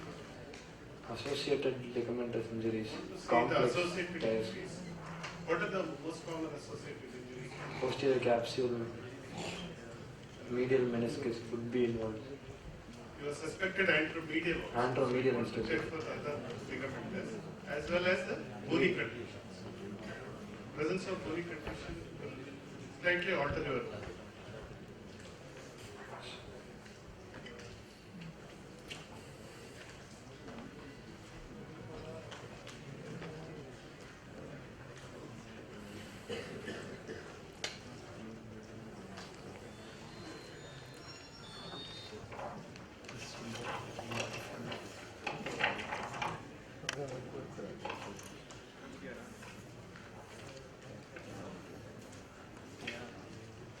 Sir, I could feel there is discontinuity in the ACL continuation, sir.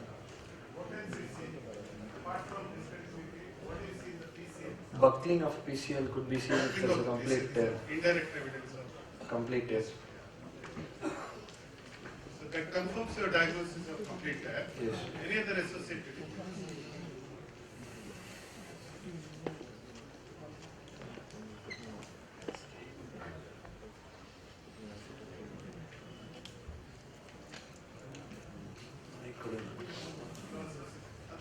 Other films?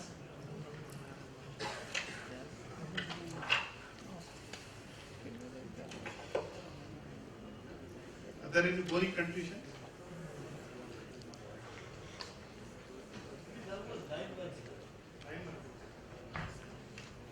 No, sir. What do you want? I would like to discuss with the patient, sir, regarding his need for the further.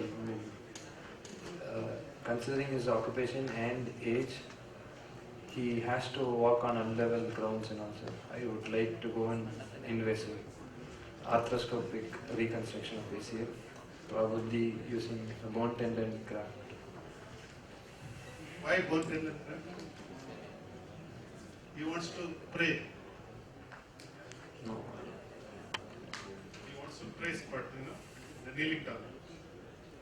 Or quadriceps.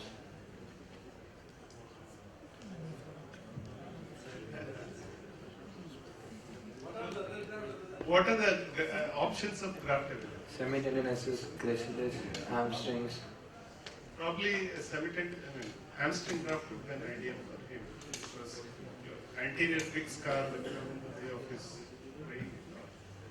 You would do a bone tendon patellar graft probably for somebody who wants to go back to sports or wants a more stronger. Otherwise, the most common graft is Quadriceps. semitendinous.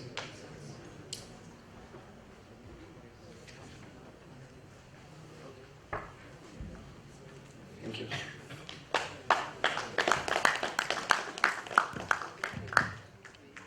Because maybe many of them may be living in between. So I request our course director, Professor C.S. Vikraman, come and give away the mementos to the delegate, to the faculty.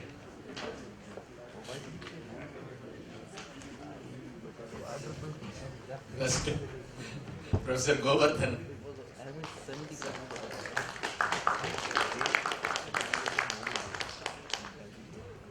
Professor Sundar Raj.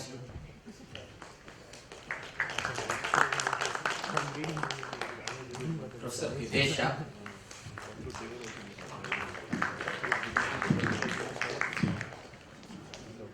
Professor S. Kamath.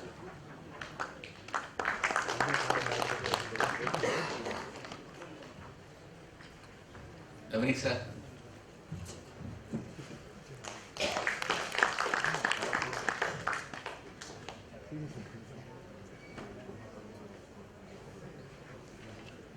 Chandra sir.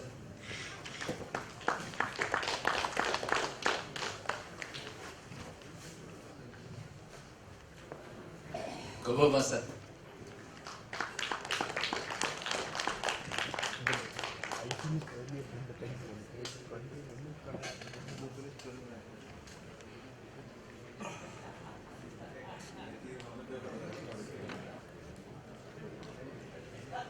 I'm presenting Sudesh, 15 years of age. He's from Trivandrum. He's studying in the 10th standard. So his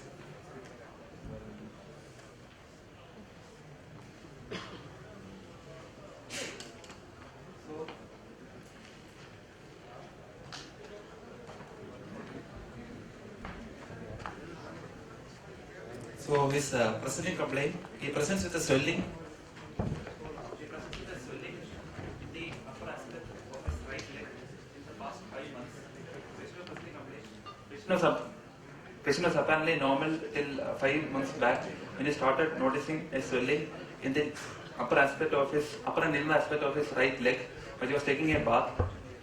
The swelling was gradually increasing in size with him giving no history of sudden increase in the size. It was not associated with similar swellings in any other part of his body. He doesn't give any history of pain in any other joints of the body and early morning stiffness of the small joints of his hands. Not associated history of fever, chronic cough, weight loss. Not associated with history of any trauma.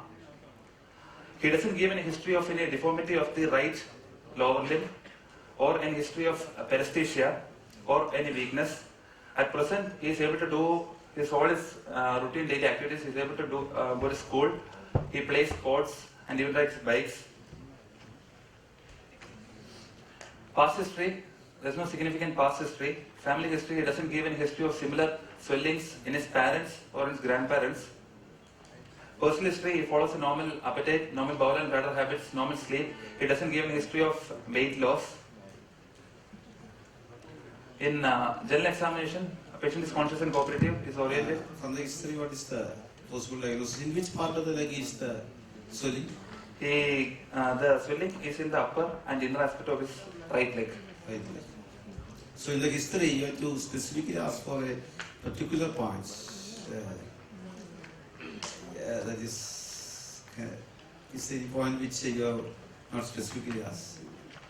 Because unused exercises, recruits in the military or NCC cadets, they are likely to have a problem like that. What is the likely problem? When there is a unused exercise, at this age usually. A swelling can appear in the upper part of the tibia when there gives a history of unused exercise, especially fresh military recruits. The Sainik school, as somebody was saying, or those who have joined NCC and they have parades and all, which they are not used to. What is the condition? Yes, somebody is saying from the back, yeah. Stress fracture. So this is something that mimics a tumor many times. It's okay. So that you might have asked this. Okay, so what is the possibility of... Sir, considering his age, location of the swelling, and absence of pain, and gradually increasing in size over since he started noticing since past 5 months, it seems to be a benign lesion, probably an osteochondroma. It's only 5 months, no? It's only 5 months since he started noticing it. And, after the 5 months, is it still progressing? He says gradually increases in size.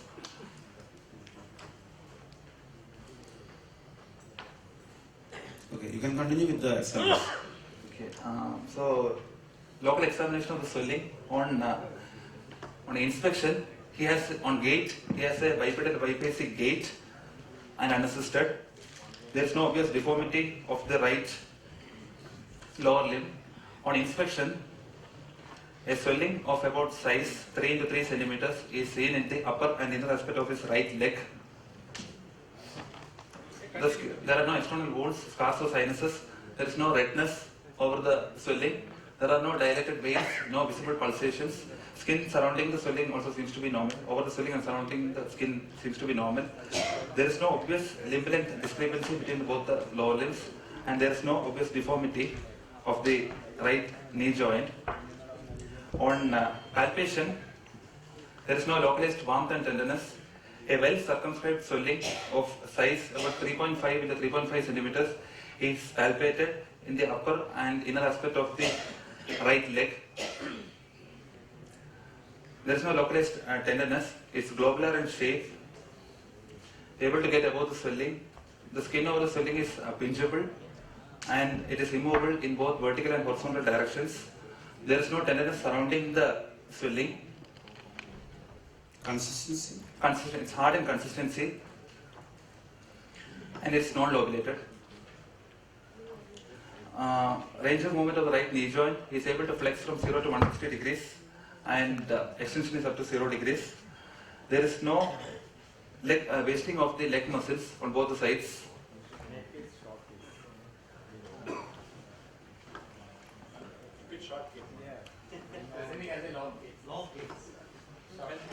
Oh. Not telling the right thing. Tell where exactly the swelling is located in relation to the joint. Its swelling is about 3.5 to 3.5 centimeters. It's on the upper and inner aspect of the leg. It's about 5 centimeters below the middle joint line of the knee.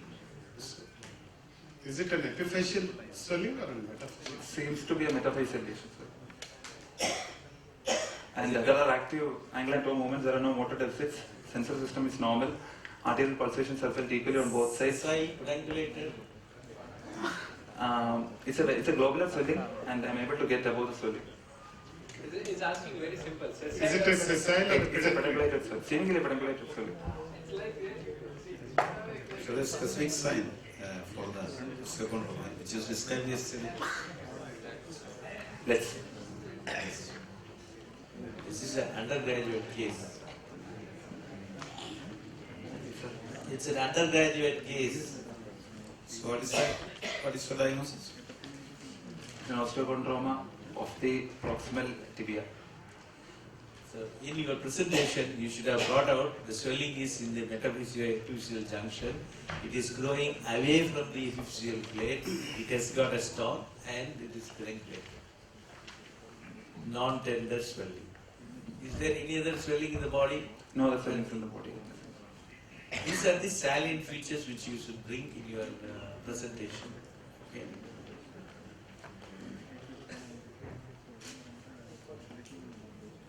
There is any pressure effect on the tendons, nerves, vessels. Here, find out that. There's nothing very important in the medial structure which can cause except the tendons are there. Pressure of the presensoriness. Okay. What did you do? Sir, since he is asymptomatic, there's no sudden increase in the size, he doesn't complain of much pain. So we can leave it alone. We can wait and I would like to. So do you want to take the X-ray or no? Yeah, initially we'll. Yes. So we'll take an X-ray, find out, right?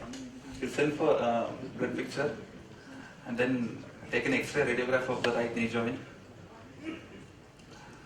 So this is an anteroposterior and lateral view of the right knee joint of a skeletally immature individual, which shows the distal femur, proximal tibia and the proximal fibula.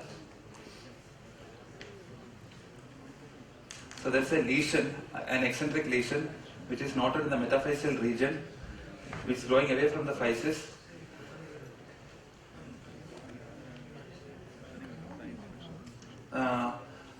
The cortical and medullary part of the lesion seems to be continuous with the parent bone.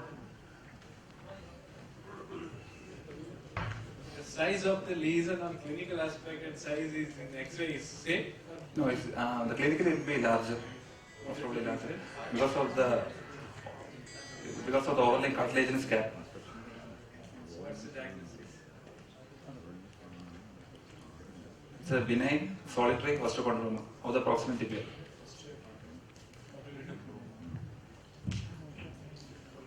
Yes. Sir, Is this observance? It's asymptomatic and That you already told. He has already decided before doing the X-ray itself. See, after before seeing this. Oh, before X-ray you decided? Yes. Asymptomatic, so observation, right decision. What will you see in the, if you see observe, how frequently you observe? you can observe, so you can observe yearly with routine radiographs, or you can ask the patient to come What is the age of patient? 15, 1-5. What is the site of lesion? Site is in the metaphysis. No, site. Site. Site. Where is the actual site? It is from which area, anatomical area? Tibia. Proximal tibia. Proximal tibia. Which is anterior, medial, lateral? It's on the middle aspect of the proximal tibia. So what could be the possible complication at this site? Because yesterday we saw there are osteochondroma, you have to see the follow-up. What we'll see here? So there is possibility of at this age, at this osteochondroma, what are the possibility you look at actually? There can be impingement on the pesa ansenus on the medial aspect of the proximal tibia. Impingement word is used for the bone actually, generally, or the joints. Not the impingement is for that. What will happen for the pace incinerators? That's what will happen. So there can be pressure effect over the tendons. Okay. Of the pins. Yes, because it actually has near the attachment of the pace incinerators. Okay, yes, there. So very commonly at this site, that can become symptomatic. Very common to have that symptomatic at this age. If it's particularly about solid. Multiple is there, it's not good. Okay, anything else? Is likely to cause the range of motion restriction here? There is no range of motion restriction. Is it likely to cause? It's likely to. Is it likely to cause? Here, no sir, less possibility. Why? It's going away from the physis and it's in the metaphysical. So it will go away from physis. So it is not going to. It's here theoretical. You have to see about that. But what are the possibilities here?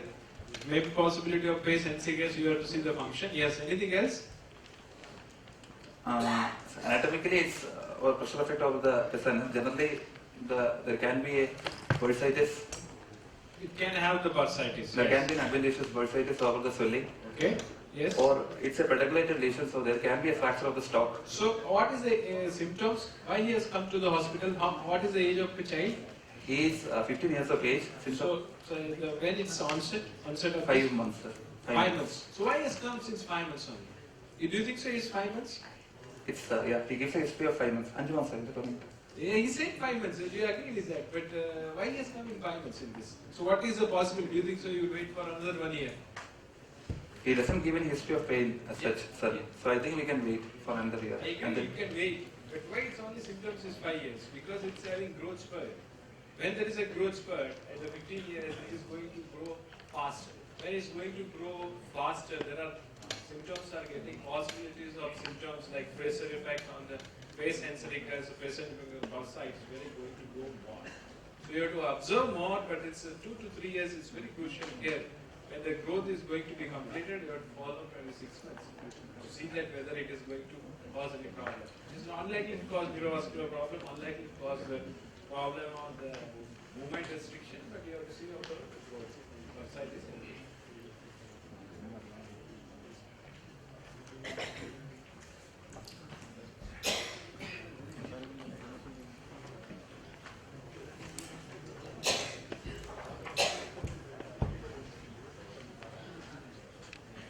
Good morning, gentlemen.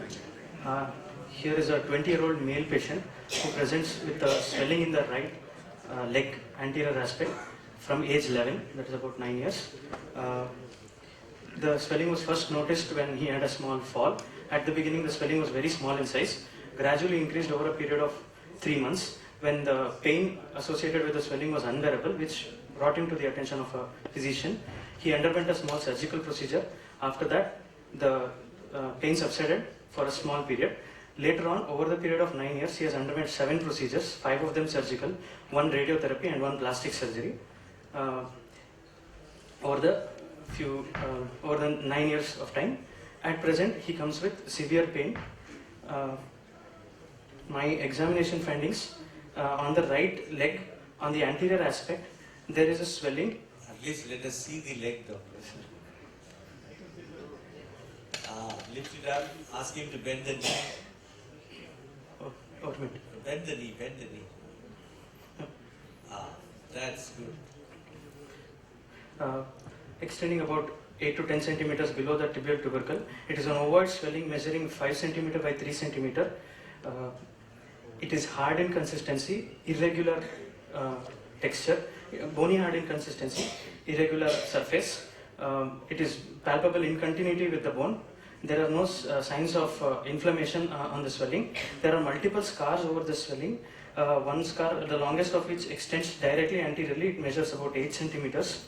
And there are a few other scars. All of them are,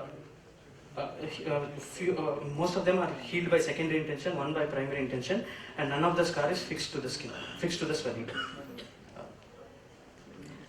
He also complains of low back pain since 3 months. On examination of the back, there were no contributory findings except tenderness in the L5 spinous process. There are no neurovascular changes. Joint below and above, no contributory findings. I came here right now. Is there any increase in the size of the swelling recently?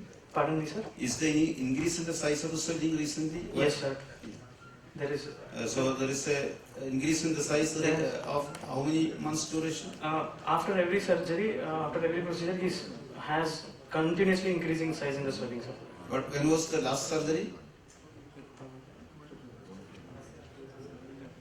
In 2011, sir. And when was the RT given, radiation given? 2 years before that. So there is the RT was given between two surgeries. Yes, sir. And after the RT, there was a plastic surgery procedure. Plastic. There was skin graft taken from here, and there is evidence of skin graft. Is there any history suggestive chemotherapy? No, sir. Okay. Okay, so what is your possible diagnosis? It is probably a benign tumor of the diaphyseal area, probably an osteoid-osteoma, sir. Osteoid-osteoma. You said chemotherapy, or it is some other? Not chemotherapy, sir. It is radiotherapy, sir. Yeah, radiotherapy. So it's a benign swelling. Your diagnosis also is osteochondroma. What is the diagnosis? Osteoid-osteoma. So after all, will osteoid-osteoma produce a swelling? Will it present as a swelling, or what is the usual presentation of osteoid-osteoma? Pain. Yeah, it's a classical description. What is the classical description? Pain with dramatic relief on aspirin, sir. Yeah. And the presentation is not a swelling. There may be some vague diffuse thing, but they will not present with swelling. So then do you feel osteoid-osteoma is treated with radiotherapy? No, sir. Since he has undergone multiple procedures, the clinical picture could be obscure. Maybe they have done an excision and then reactive new bone formation. All that is not. Are you sure that he has received RT? That's what he said, sir. After RT, he had skin necrosis. For that, he got a skin graft, sir. That is right. But when you say when he has already received RT, it must be. It cannot be. What do you feel? It cannot be a benign swelling. Nobody will give RT for a benign swelling. My findings in favor of a benign swelling is that it is very slow growing. Yeah. And it has progressed over 9 years. There are no inflammatory signs. It can be a recurrence. You was treated initially. The whole thing subsided. Now it is recurring. That is possible, sir. So anyway, the osteoid-osteoma is out. What is your second possibility?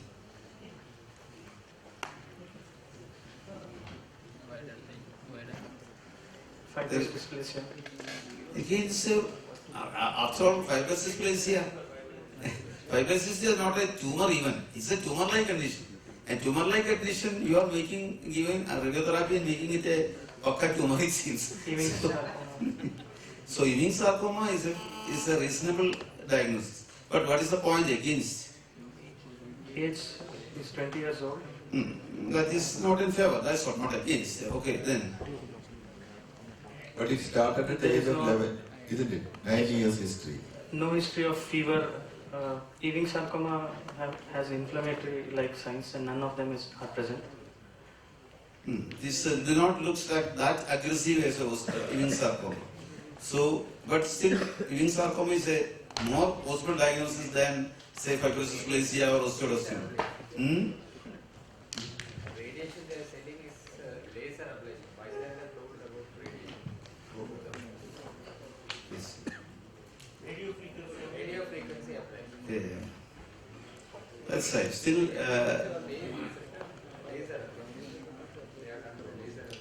laser was used. Oh.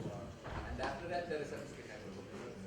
So, looking back, it is not radiotherapy, it's a laser. So, it will be a relatively benign lesion. What is the other tumor or other tumor that can occur specifically in the tibia? Chondromyxoid fibroma. No, diaphysis of the tibia. Diaphysis. It has got a prolonged course. Prolonged course. Recurrence again and again. Yeah, I think adamantloma is the correct answer. Adamantloma must be the Osteofibrous dysplasia and adamantloma. Adamantloma. The two are the possibilities of the mid-shaft of the tibia. These are very peculiar of the tibia. Always keep the possibility of the osteofibrous dysplasia if it is young child, and after younger child. And then after second decades, you can put an adamantloma. That's very common to have in a tibial tumor. The osteofibrous dysplasia would be the benign, when it's adamantloma would be malignant. Okay. So whenever you need to think about whether it's benign course or malignant course. Benign course, what could be the possibility? Malignant, what could be the possibility? As he yesterday described, depends on the site and the peculiarity on that. A clinical ground. Okay. What will you do? I'd like to take X-rays first. You see the osteoblastoma on X-ray? Not the lesion, the reactive bone around the nidus will be well appreciated. Plain radiograph, AP and lateral view of knee joint and tibia. In the mid diaphysis, there is some cortical thickening and there is some sclerosis. The bone appears continuous. Apart from that, there are no changes.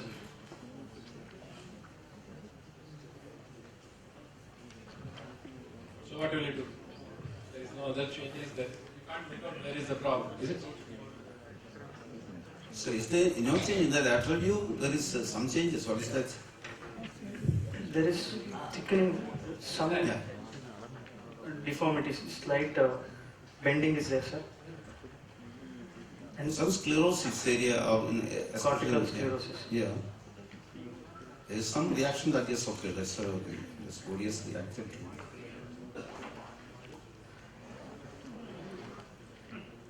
So, what do you expect to find there in an osteoblastoma, apart from the sclerosis? There will be a lytic nidus, excision of which is mandatory, without which swelling may recur. What's the usual size of the nidus?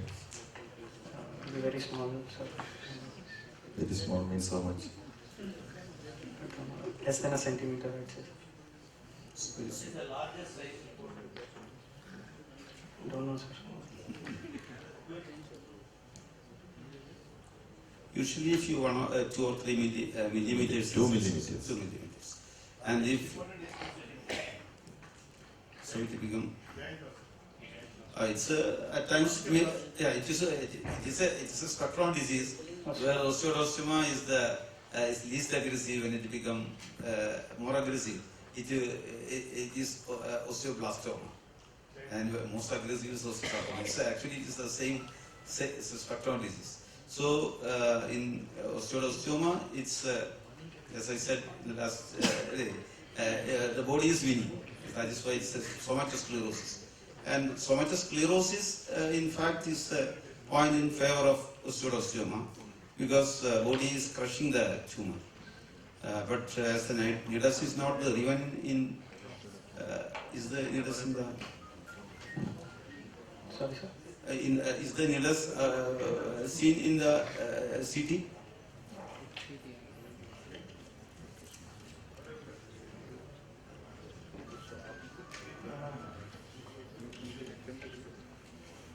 There is no nidus in the CT. No nidus. Possibility of residual lesion cannot be totally excluded. They suggested a PET scan. Yes. What is the natural history of these osteoblastoma? Suppose you don't treat it, what will happen?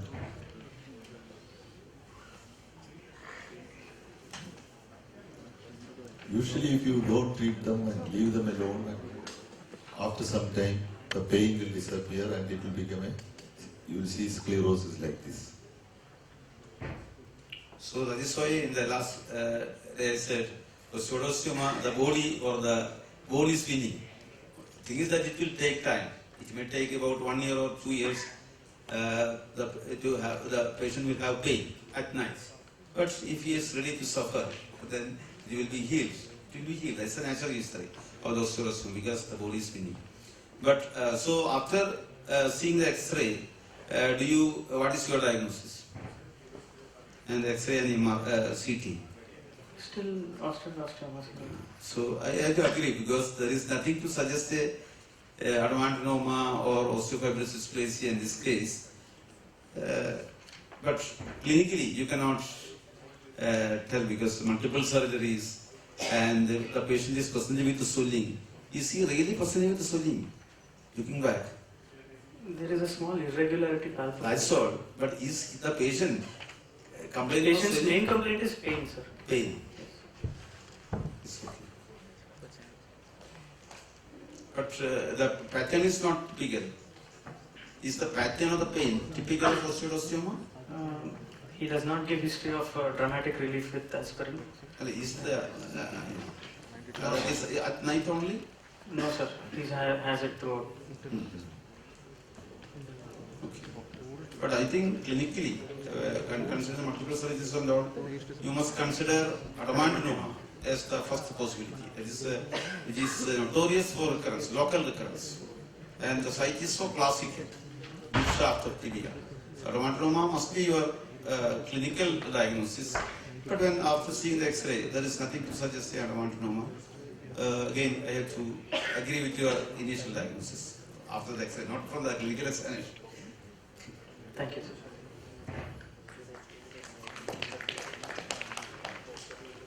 Candidates are presenting most of the time. Yesterday and today are the same. There are not new candidates are presenting. Eh? New candidates not coming. Why? They are scared. Eh? No, those who are presenting and repeatedly presenting. But that is not. These are the similar situation in most of the courses. Not only here. We appreciate them, but we should get chance. Not because we are not getting chance. Because many of them are taken by force. They are not taking the chance. This is an opportunity for everybody. You can present it. Don't be scared. If you are scared here, don't think so you are going to do everything in your exam. Okay. Actually, this is need to be not an exam. You don't have to be scared actually. No exam is there.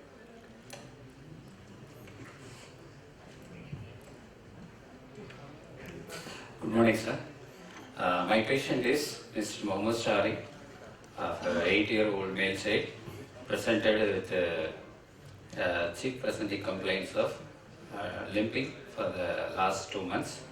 The informant was his mother, 8 years. The informant was his mother and the reliability was good. According to his mother, the child was apparently normal 2 months back, after which he developed limping on his right side, which was not associated with pain, and the limping was progressively increasing.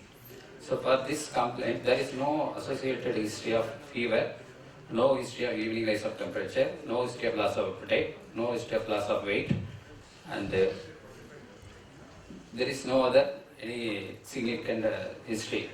So for this complaint, the patient was brought to the hospital. Now in the past history, there is no history Basically, when there is a history of limp, okay, when the history of limp is present in child, and there is an 8-year-old child, yes, sir. So what history like that is it? Because limp is the most of the time is very non-specific. You said limp is progressively increased. Yes, sir. It's very difficult to quantify the limp as well progressively increased or improved, or you can't make out that particularly in the history whether it's getting worse or getting it better. You can't make out. Very honestly in that. So what you like to ask, if you say somebody say limp, very common to have the limp in the any age. Yes. I asked whether the lymph was associated with pain or not. Okay. And I asked her whether the pain, she obviously says there is no history of pain throughout the 2 months. Okay. And the second thing is... so when you ask about the pain, okay, what else you will ask? It's not as it's a painless thing, basically. Yes, sir. It's not associated with pain. Yes, sir. So what kind of onset will you ask? How it started? Is there any traumatic event before that? Yes, you asked about There is no trauma. history of trauma. Okay, fine then. And I asked, is there any history of fever? That is also not there. And there is no constitutional symptoms also. That is also not there. Yes, sir. And there is no relevant birth history also. The birth history is normal. So basically it is a painless limb. Painless limb. So when it is having painless limb, what history is going to be relevant? Because painless limb will not give the idea which joint to examine, correct? At the end of the history, most of the examiner will ask what is your impression out of your history. So nothing is positive after their history. The history is over, correct? So what else you'll ask in the history?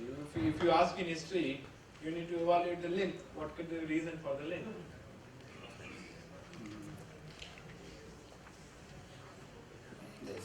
In a small child, the 8-year-old child, whether he is having problems in activities, daily activities, yes, it's very especially while playing or while carrying his daily routine it's activities. important to ask the onset of the limb, whether Yes, it's an acute limb or whether it's an insidious limb. Yes, sir. So what is the difference between acute means they will always remember the incident. Maybe trauma, maybe infection, whatever it is there, they know that. They don't know about anything about the onset that must be insidious. Yes, sir. It's very important to ask when it actually happened. What else will ask? Then What activity restricted? You said something. yes, sir. He is having restriction of his daily playing activities. What kind of the activities, what was he was doing before the 2 months back and what? Before 2 months back, he used to go to school Yes. without any. So last 2 months he has not gate, gone to school. Without any disturbance in the gate appearance. Yeah. As well as before that, in the evening he used to play daily. Now he's not playing. Now he is having difficulty. He is having difficulty because of the limb. And not only that, in the school also everybody tells the walking is not proper. It's fine. So that is all the problems is. So very important to ask two common problem in the lower limbs. Yes, sir. What is the two common functional disability you'll ask? Inability to squat. Inability to squat. Inability to cross legs. Inability to cross legs. Yes, sir. Did you ask?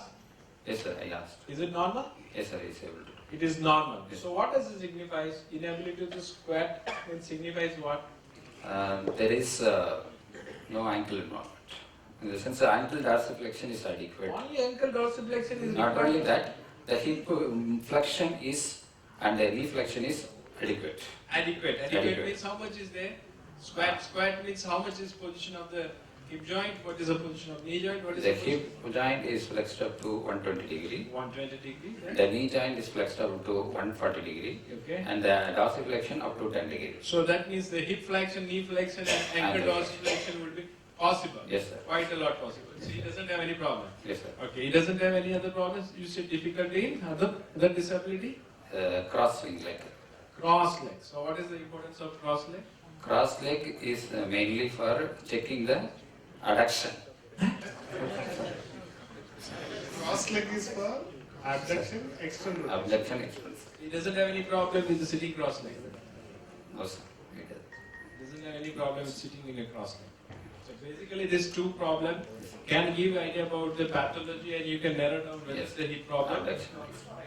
So according to you, it's not having difficulty in squatting, difficulty in cross leg. Any history of treatment in last 2 months? No, sir. He has not taken any treatment, not given any medications also. Okay, fine. Yes. In the past history, there is no history of similar illness in the past. In the personal history, family history, there is no relevant findings. In the general examination and systemic examination are essentially normal. Coming to the local examination, first I would like to see the gait of the patients. What you see in general examination when patient is there, because patient doesn't give the diagnosis. Yes. Correct? It's a painless limb. So what is important to have in general examination? I look for head-to-toe examination. What do you see? I will see for frontal housing or any changes in the neck, posterior hairline, In other sense, I am asking you neurocutaneous markers. whether when there is a person present with the painless limb and patient present with the painful limb, what are the commonest things which is present in the painless condition? Which are the painless conditions?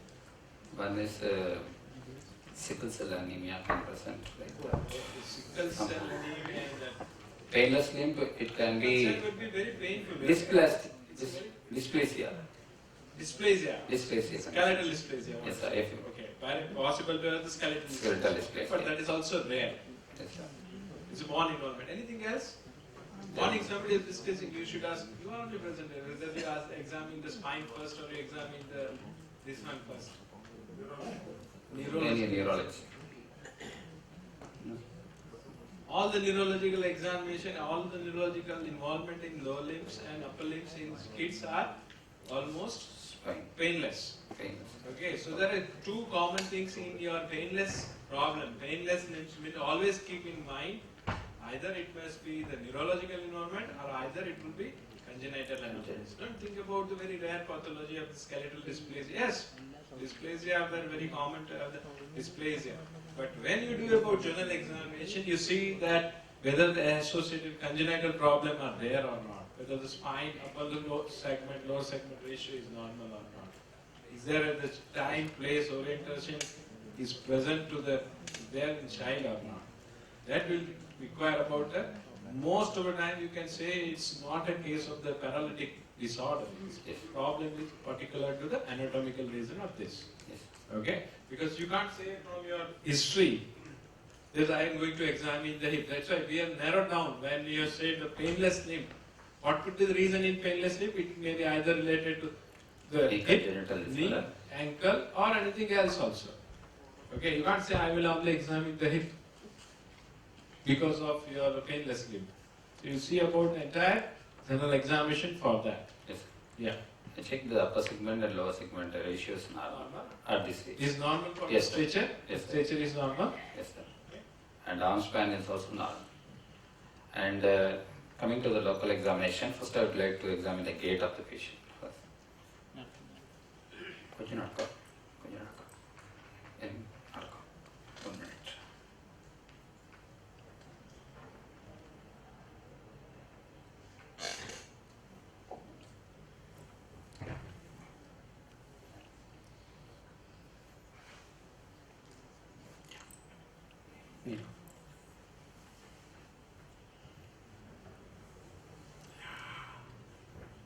கொஞ்சம் நடக்கும்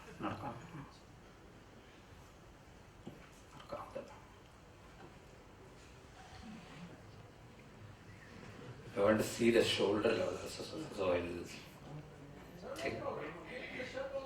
Okay. Okay. Mother, நடக்கும். Come. This way. This way. So what is your observation? What is your observation? That Dr. Matthew Varghese has taught you very well yesterday. Yes, sir. Come. The child is walking bipedal, unassisted gait, with head in a central position, with right shoulder, right side, sway, lurch to the same side. So, okay, and on the side of the problem. Without examination, how do you know that same side? The problem was the limb was on the side, on the right side. So you that was the complaint. You can say the lurch is on right side. Right is on the because right. you don't know about the left or right is affected. Yes, sir. Because patient present with the limp, and that is limp doesn't give the left or right.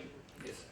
Okay, so always present on the same side. Affected side is, if patient says a pain on the right side, you can say it is on right side. But you can say the lurch on right side. Yes, sir. Whether the entire stand space is reduced?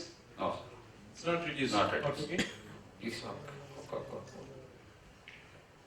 So without equal any difference in stand and swing phase.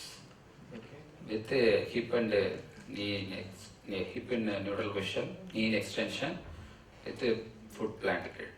Feet planted. So otherwise you can say the normal heel to toe progression. Fine. Yes, normal head to toe progression with the lurch on the right side. Right side.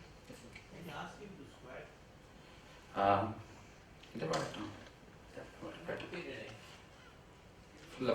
full கீழே Sir, it is normal. Yes, that's fine. Sitting cross-legged? He's not.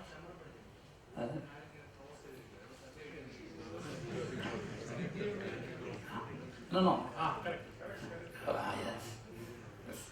Is it normal or is something is less in that? Right side abductions looks to be restricted. They never complained, so we agree. He never complained. He is managing.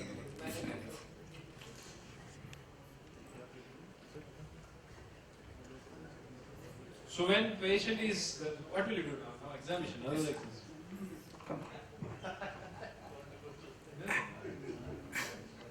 Because it's very important when the person is limping on the swaying or the lurching on right side or left side, you need to know what examination you need to do. Yes. What is the commonest reason for the lurch? It is a problem with the hip pathology. So it's, you need to examine the hip. Yes. So it will give the idea because the gait is very necessary before examination. Yes.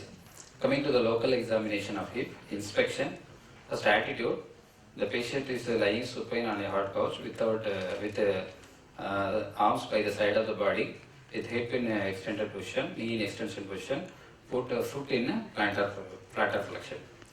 And on inspection from anterior side, the anterior superior iliac spine on both sides seems to be at the same level, and there is no fullness of the scarpus triangle, and there is no obvious wasting of the thigh muscles. The skin over the swelling, skin over the anterior aspect looks normal without any scars, sinuses or discharging sinuses or any scar. Coming to the lateral side, there is no exaggeration of the lumbar lordosis. The greater trochanter is seen, but it is not prominent. It is equal on both sides. The greater trochanter is not, it is not prominent. And there is no skin changes over the lateral side also. Coming to the posterior aspect on inspection, the gluteal folds on both sides seems to be equal, and there is no palpable, there is no any swelling or skin changes in the posterior side. And coming to palpation, Wasting of the gluteus? Is there any wasting of the... no sir, there is no obvious wasting on inspection. There is a mild apparent shortening of the right lower limb compared to the left side. Where will you see the wasting? You will see in the maximum girth of the muscle approximately 3 centimeter above the medial joint, 3 inch above the medial joint line. He asked something else wasting. He did not ask you did not understand. That's why I asked you. I am asking Wasting of the thigh, gluteal muscles. Yeah. No, there is no wasting of gluteal muscles also. There is no wasting of the gluteal muscles, as well as there is no apparent obvious wasting of the thigh muscles on inspection. So why we are stressing on wasting on inspection? What is the significance of that? Because the usage of the limb when it is getting So restricted. how it is now it is not there. So what is When long-standing cases, it is usually. So you can know that whether history and examination are compatible with each other or not. Yes. Many times you will see about the patient may notice the symptoms in only couple of months. Particularly when the patient has got the painless limp or the without pain, with big symptomatology, you can come to know this disease is long-standing or a short duration. Okay. And second, any other things? Which pathology wasting is quite very common? Polio. No, not acute. Acute. Which when there is a gross wasting of the gluteus, when there is a hip joint problem, what is the diagnosis? Relatively, say a few months duration. Gross wasting of the gluteus and the hip joint is the problem. What is the diagnosis? Tuberculosis is the diagnosis. Yes. So it's very important and relevant. Yes. Even there is a negative point. Here, according to you, the inspection, there is no positive findings. Except apparent shortening. Apparent shortening, According to you, of it's apparent shortening. It's very important to look at about the wasting. Yes. Okay, fine. Yeah? And coming to palpation, there is no local rise of temperature. There is no tenderness over the anterior joint line and as well as posterior joint line, and there is no tenderness over the greater trochanter also. There is no tenderness over the posterior superior iliac spine. My inspectory findings are confirmed in palpation, and What are the findings you confirm? the shortening. You confirm in palpation. So, This you got the measurement, no? What most of the students will say, inspectory findings are confirmed. So what finding will you confirm? I felt the greater trochanter, that is not so prominent. and there is no thickening, there is no broadening, there is no irregularity over the greater trochanter. You can say the bony landmark of the normal bony landmark is in normal place with the relationship with normal. That's what we see about in all patients. Okay. Whatever the anterior superior leg spine or posterior superior leg spine with the greater trochanter, the feel of the ESIS and the greater trochanter is Normal. Okay, that is Greater trochanter can be palpated in two ways. One is from the iliac crest we come downward, and the most first bony landmark will be the greater trochanter. Or we go below upwards through the femur, where the fingers. You said that there is no thickening. So how will you make out whether the great trochanter is thickened or not? Thickening is mainly when I feel for the trochanter. Anteroposteriorly, I will hold the greater trochanter on both sides with thumb and index finger, and I'll check is there any difference between the other. Yes, I did that. There is no. okay. Continue. Yes, sir. Next. Coming to, there is no deformities as such in both sagittal, coronal and axial planes. Coming to movements, the flexion of right hip is 0 to 120 degree compared to the left side. Extension is possible up to 15 degree on both sides. Coming to abduction, there is about 35 degree of abduction on right side compared to 55 degree on the left side. Can you check it? Can you show us? How do you check it? Yes. First active. You check the first active. Any child that you check always active? Abduction you check active. How do you check active abduction? I will ask the patient to move the leg. Okay, when the patient is moving like that, what you have said that it is? Doing himself. Yes. How much is there? Ivadabaram. Okay. Is around 25 to 30. So I don't want to add the confusion on that. I'll come to that point in active. How do you check passive? Passive is by stabilizing the pelvis, by holding the pelvis, I'll check the abduction. Yeah, this much is the abduction. After this, the pelvis moves. So this much of abduction, it was measured around 35. 35. Yes. So according to history, you said he can able to sit cross-legged. And when you say come for examination, you said only 35. How much is amount is required for sitting in cross-legged? It's around 45. Huh? 45. So what is it? You would want to check again? What could be the reason? Spasm. Spasm. So spasm doesn't appear when he is sitting on cross-legged. 1 minute. Relax. Relax. I'm not telling you to change your history, but when you see also you can able to sit it. But here is not possible. Why? Oh, you can see that. So you can convert. So you can say, this is about the 55 degree. Because in sitting, he is using his pelvis also. Not a pelvis also. He is about to flex it. In case of the flexion, it is getting increased. So best way to examine the hip joint abduction, the keeping the opposite side in lock and see about the pelvis. Yes. It's very common to have because the opposite side is also having sometimes more excessive abduction. Patient will not have any problem. See about that. And it's easy to compare the both sides. Both sides to compare how much is abduction. Where will you put the goniometer? In the anterior superior iliac spine. You will measure from anterior superior iliac spine. The fulcrum is at the anterior superior iliac spine. No, you will not measure from anterior superior iliac spine. Abduction happens at the anterior superior iliac spine. It's a hip joint. And then anterior superior iliac spine is there. You have to measure for the anterior superior iliac spine. We can keep it an anterior joint. It's an anterior joint. So you can put on the one hip on parallel to the midline. Yes. So how much is abduction? It is around 50. Here? Because many times the students will make the mistake, they think after putting on the abduction fully without checking about the pelvis. So always keep your the hand on the both ASIs. Don't put it only on one side. You Yes. try to put only on one side. always check on the both paralysis because both will move beyond when you are going to move that like that. Yes. When you are moving fees. Yes. Is a little bit more, and that is very common to have. It's not the hard feeling. So it is common to have the adductor spasm. It doesn't allow more than the 35 Yes, degree sir. of It is abduction. 34. Yes, then? 34 degrees. Yes, correct.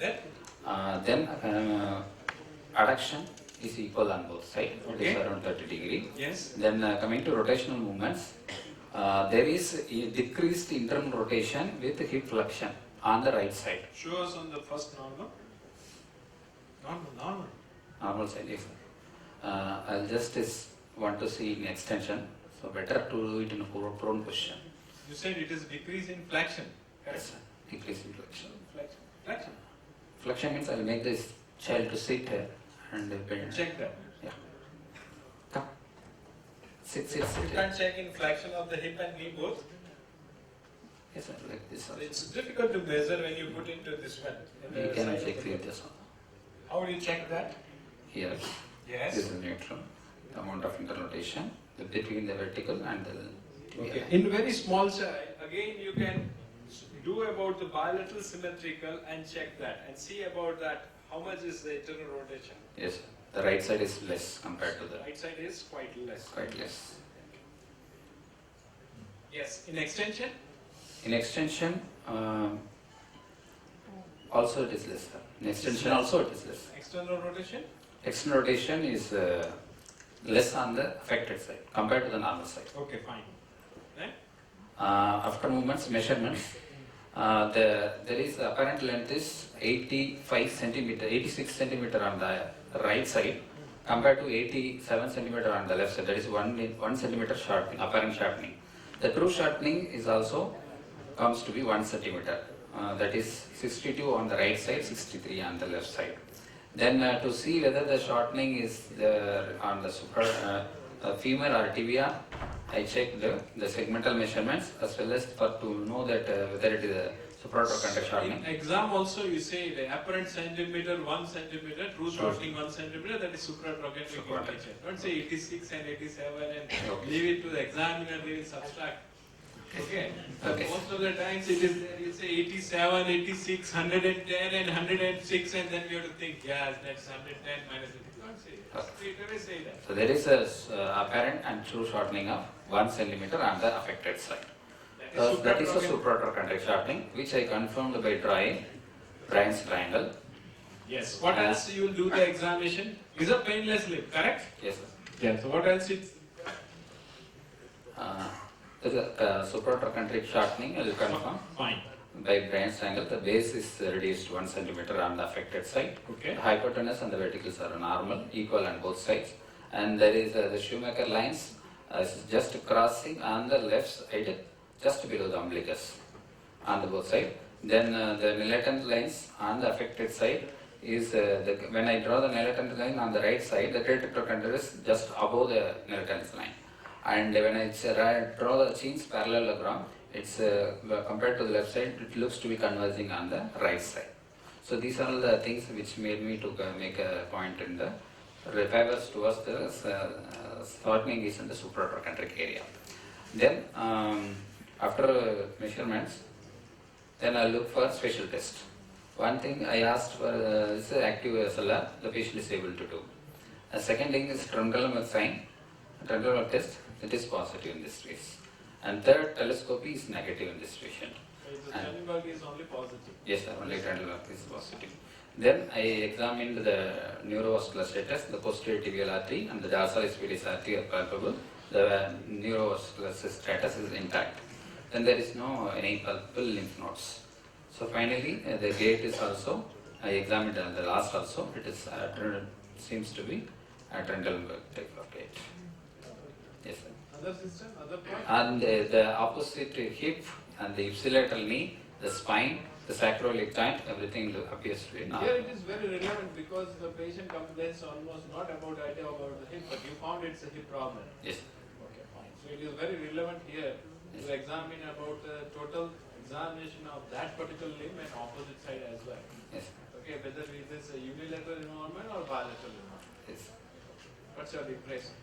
So this is a 8-year-old male child presented with a painless limp of duration of 2 months and with a clinical examination showing true shortening of 1 centimeter on the right lower limb with restricted abduction and internal rotation on the right hip. With the painless limp, I would like to give DDs. DD, what is DD? Differential diagnosis. Yesterday also it started with the RTA. Everybody said with RTA. I was thinking renal tubular acidosis. Always thinking what is RTA? Because I think I'll see more RTA in the renal tubular rather than the road traffic accident. Don't see the abbreviation in your speaking when you speak that. Yes. What is your DD? It's a differential diagnosis. So the first differential diagnosis, I would like to give it as a Perthes disease. No, before that, Yes, sir. yesterday we were discussing Yes, sir. Anatomy. shortening, Trivandrum test positive, abduction and internal rotation restriction. So with all these 4 things, what is the anatomical? It's a Coxa-Vara. Yes, sir. Coxa-Vara. Secondary to probably Perthes disease, number 1. Or it can be due to transient synovitis. But Will transient synovitis? No, sir. No, that is not any other epiphyseal dysplasia, maybe. Isolated environment of the one right side. But that are all contradicting factors. You want to Most probably, sir, the first diagnosis I would like to in favor of that is all my clinical. Come to that point. You said first. Yes, sir. You said DD, so I want to listen out of the other DDs. So all my clinical findings more or less more towards the clinical diagnosis of Perthes disease. So what are the differential diagnoses of Perthes disease? We come to that point. What are the favoring for Perthes? What are the things they are not favoring for Perthes? So the differential diagnosis of Perthes disease. No. What are other differential diagnoses? You want only one diagnosis you want to put, or some other differential diagnosis? This can be as I said, epiphyseal dysplasia can be there. No, it's unilateral because unilateral. So what are the epiphyseal dysplasia and multiple epiphyseal involved? It's almost always bilateral. Okay. Don't say it's a very rarely. There are some dysplasia which involve the asymmetry. I don't want to confuse it, but there is possibility of unilateral is possible, but it's a very rare possibility. subacute chronic arthritis. Chronic arthritis. Arthritis. Will the limb be painless or painful enough? Sorry, arthropathy. It is painless. Arthritis is painless? No, sir. It is arthrosis. I want it. Arthrosis. Now, is there any difficulty in telling that the child has got Coxa-Vara, probably due to Perthes disease, rather than I will give differential diagnosis? Yes, sir. That is the best option.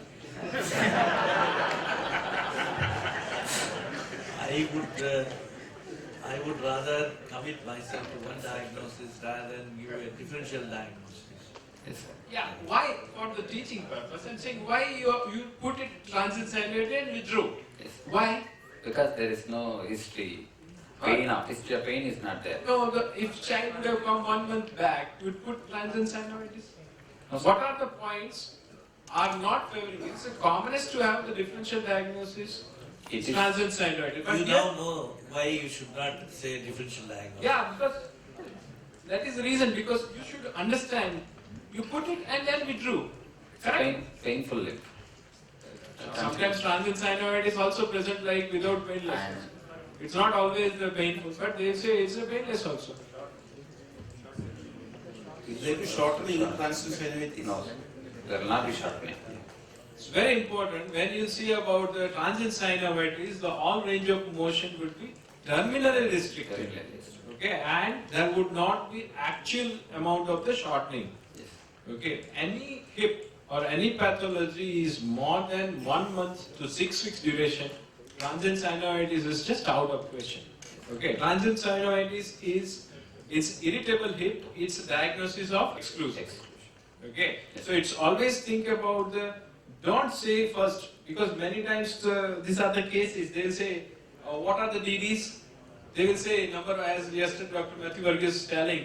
We'll say Perthes disease, tangent sinusitis, tuberculosis, hip, monoarticular rheumatoid, idiopathic juvenile arthritis, chronic arthrosis. They'll say now 2, 3, 4, 5, 6, 7, 8. We are not asking your theoretical questions. Okay. What could be the possibilities and why do you think so? That is very important. Okay. So it's very common. Would you say the same case would be there in North India? You'll go in a DND exam. You'll say the Perthes disease? No, I'm asking because many of them will go for the DND exam in some other center. The candidates are saying because many times when you say one diagnosis, the examiner will tell them, yes, have you seen the X-ray? Yeah. So they are little bit scared to say a single diagnosis. Though they are sure that it is Perthes, they are little bit scared to say that it is Perthes because they will say, examiner will say, have you seen the X-ray? Yeah, that is the reason I am asking what could be the differential diagnosis. That's why I wanted to ask what are the differential diagnoses, but there are the possibilities of keeping the differential diagnosis in. Why it is Perthes disease? Tell me. Why do you think so? It's a Sir, one is the age of the patient. Age of so presentation of Perthes disease usually 4 to 8 years. The second thing is painless limb. Okay. Third thing is so always it's not possible to have the painless. Sometimes it is having pain. sometimes. Both are but the most common cause in this age group of painless limb will be Perthes. The third thing on examination, I found that there is movement restriction of abduction and interrotation, which is suggestive of some arts aware pictures. And the other thing which made me to think about Perthes is the little shortening. There is no gross shortening of the limb, and there is no constitutional symptoms, and the Trendelenburg gait. So all these things made me to think in favor of Perthes. Why not tuberculous hip? And tuberculous hip, it is painful. Painful. Painful, and the movement, all global restriction of movements. Many of times you always keep in mind, there is no pain here, but whenever most of the patient is present with the pain, the tuberculous hip would be one of the differential diagnoses in case of the Perthes disease. And that's very relevant because in some part of the India, the Perthes is not very common. If you leave the west coast, south, west coast, then you have more about tuberculosis rather than the Perthes disease. Yes. So it's very important from where the patient is coming from and what you examine the child is very important. Yes. Okay, the epidemiological factor is also important here. Yes. What will you do? I'd like to investigate this patient. First I want to do X-ray. What X-ray? Pelvis with both hip, Yes. AP view and frog leg lateral view. Is it possible to get the frog lateral view position? No, sir, it should be done in maximum abduction. But what position is required before ordering frog lateral view? What are the range of motion is required to have check before? These are the common mistake when you present the Perthes disease cases. Yes. Because if you don't see is gross limitation of the abduction, gross limitation of external rotation. The many student will say, I told it's correct, but I don't know, examination did not have the mind. He did not accept it. Now, the flexion is needed, the abduction is needed, the external rotation. How much flexion is needed? How much is abduction needed? How much is external rotation needed? The flexion up to 90 degree. 90 degree for problems. 40 to 50 degree will be sufficient. And then the abduction at least up to 45 degree. So keep in your mind that whether it's a child has got that much movement is there. Okay. If your movement was, how much was there? Here, It is abduction? only Abduction? 35. 30. So it's not having 45 degree abduction. So then you can't order about this one. It's important to diagnose it, but it's many times it's not possible. Yes. Okay, put the example. I'll let Yeah, you'll get? pelvis with both hip AP view first. Only AP. Only AP. Okay, fine. This is a X-ray of pelvis with both hips, AP view of a immature skeleton. The anterior superior iliac spine are at the same level, and the hip joint, coming to the hip joint, the iliac bones are normal. The hip joint, there is the increased density of the epiphysis in the right side, and comparatively the medial joint space is widened on the right side, In the metaphysis, there is a radiolucent area is seen, and the great trochanter on the left side seems to be lower than the right side, and there is no breakage in the sentence line. So is it confirming your diagnosis? And not only that, in the epiphysis there are signs of fragmentation. Fragmentation. Where is the fragmentation? So here there is a widening of the physis is also there on the right side. Widening of physis. Yes, sir. Compared to the left side, there is widening of the physis on the right side. And Where is here, the widening of physis? If you measure this distance and measure this distance, it almost looks equal. What you see here is where is the fragmentation? You said there is a fragmentation. Where is the fragmentation? How will you see the fragmentation? In case of the Perthes disease, you will see the fragmentation from like that. Okay, that would be fissure is there, it is from that. If these are the features, this is only a epiphysis is in single one. What is very obvious is here, there is a density increased. Increased. The size of the collapse is there. You see the height of the height is decreased. Is decreased. And epiphysis is in single piece. It is not having different pieces there. Yes, Even it is there in both, even in the probability also is there. Single piece. So what is this stage? This is the avascular. Stage of the avascular avascular necrosis. What is very obvious? Anything else other than that? The Any examiner will ask. growth plate is horizontal. Growth plate is horizontal. Yes, anything else? And there is a metaphysical changes. Metaphysical But it changes. is- What are the metaphysical changes are there? There is a cyst. Yes, there is definitely it's a big cyst is present on that. Yes. Any other changes? It's very important because these are the changes. It's not very relevant is going to change about your management, but very important. Prognostic.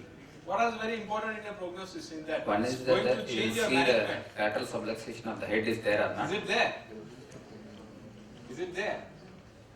A very common sign is there. You see about the centron line. Yes. Okay. When you see about the centron line is there, how is the left side? It's been. It's a smooth curve. It's been maintained. Yes, sir. If you see Here that, it's upgrade. it is not been maintained. If you see about the medial side of the epiphysis, medial side of the epiphysis on left side at acetabulum, there's only one pen can go. If you see here, Widening. it's widening. So it is very common to have the widening of the medial joint space. Yes. The centron is not been not maintained. If you draw a line on the lateral aspect of the acetabulum, the entire femoral head is inside the acetabulum. If you draw the lateral margin of acetabulum, almost 15 to 20% of the head is subluxed outside the acetabulum. So what will you do? This is very classical to have the avascular necrosis stage when there is a. So now what will you do? So since the patient is in avascular stage and Can you apply the Cattle classification? Because there are some favors the Cattle classification, some favor the Haring classification. Haring's lateral plug. Okay, you cannot apply the both classification because it is not in the stage of fragmentation. It is not in the stage of So fragmentation. you wait for this according to Haring, you have the because.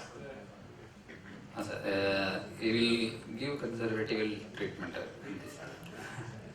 Now, according to that, the avascular stage is still going on. X-ray. So he is not having pain. So, but he is having restriction of abduction and lateral rotation. So I will give him traction, skin traction. Put him on traction, and I'll give him bed rest. What is the idea of doing skin traction? Skin traction will decrease the pressure in the hip joint, and the movements can be. Is it to relieve the spasm? Yes, sir. It reduces spasm also. Relieve the erector spasm. Relieve the So erector. you will get the Normal. Why the range of motion is restricted? Because there is irritation because of the skin joint spaces and Wide. synovial changes and synovial changes and erector spasm. So abduction is restricted and interrotation is restricted. Is that a poor prognosis or good prognosis? He is having good prognosis. Good prognosis. Yes. Why do you think so? It's a It is one thing is it is in the initial stage, and the There is no extrusion of the head. You said there is no extrusion of it. But he showed there is 15-20%. Yes. See, three important things he said. One is the sclerosis of the head, decreased height of the head, and about 20% extrusion. So with this, Central is maintained? Not maintained. So central is not maintained. So which condition central is broken?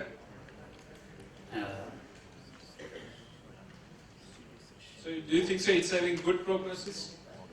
Any case in hip joint with the avascular necrosis with subluxation, it will have the poor prognosis. Maybe irrespective of the pathology.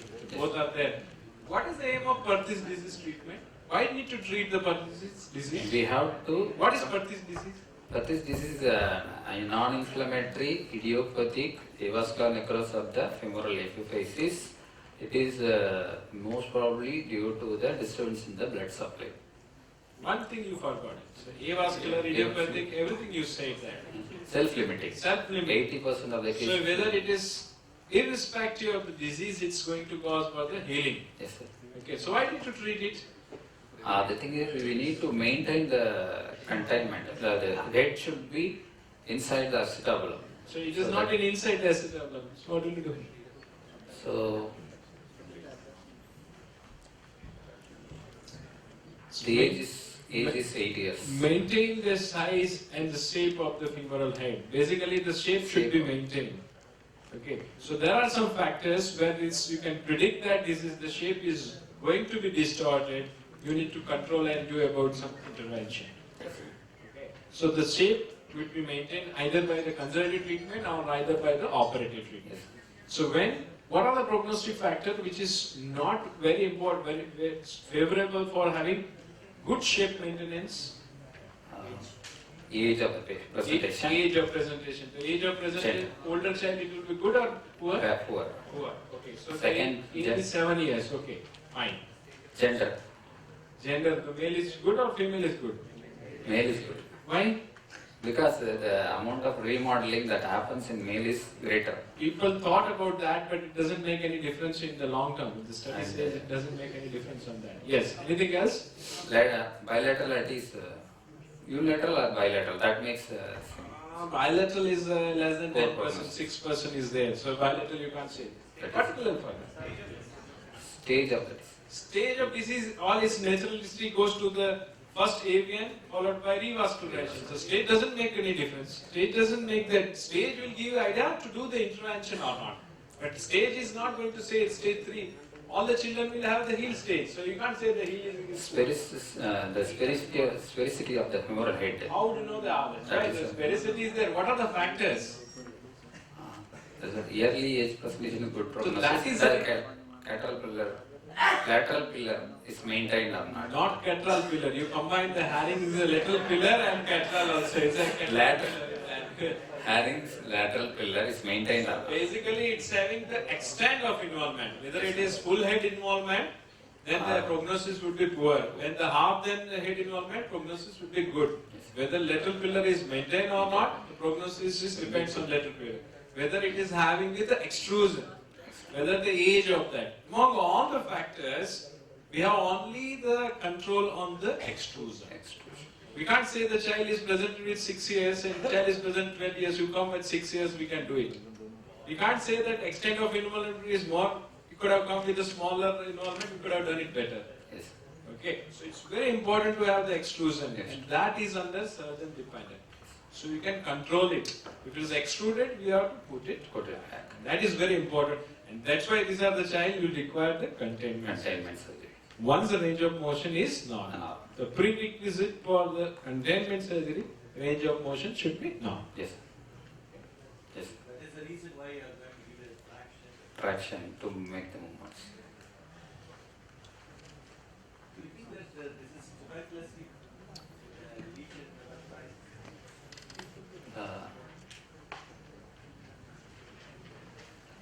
I can see the collapse and of the head is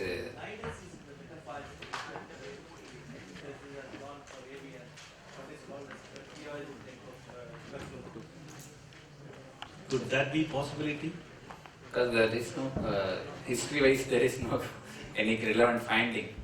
to make any family history also is not going to, in the personal, his history itself is not showing any constitutional symptoms. Not a mandatory one. And is there any factor joint which space is really reduced, you know.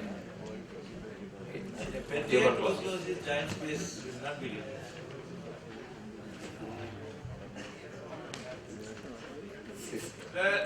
One of the points against tuberculosis is there, it was having osteopenia. There is remarkable osteopenia on the metaphyseal and diaphyseal in case of associated even with the acetabulum. The patient will, there are reasons for osteopenia, patient would not be very comfortable walking like that. So that are the points I am not favoring towards tuberculosis. So, irrespective of your institution, I am not telling the cattle and having, they are good for the prognosis, but that doesn't give the idea for the treatment plan. So treatment plan, when the stage of fragmentation is not achieved, the stage of avascular necrosis, you see that this hip is not going to behave well with extrusion, you can treat it very early. Okay. So you can bypass the stage of fragmentation in 1/3 of the cases. You can go for containment procedure. Depends on the content. What are the surgeries? Containment surgeries? Either it is in the femur or in the acetabulum. In the femur, mostly we go for varus derotation osteotomy, and in the femur and the acetabulum, we can go for Salter's or double innominate Sutherland or triple innominate steel or periacetabular. No, that is depending upon the containment, whether it is achievable or not. In most cases. What you have seen in your institute? Anything you have seen in your institute? No, he is not seen. That's why you are saying all the osteotomy. If the one is not going to, if the varus derotation osteotomy is not going to achieve the full containment, then any one of this can be combined. It's very uncommon to have that in a very early stage, like the 2 months duration with the early exposure. It can be very well reversed with that.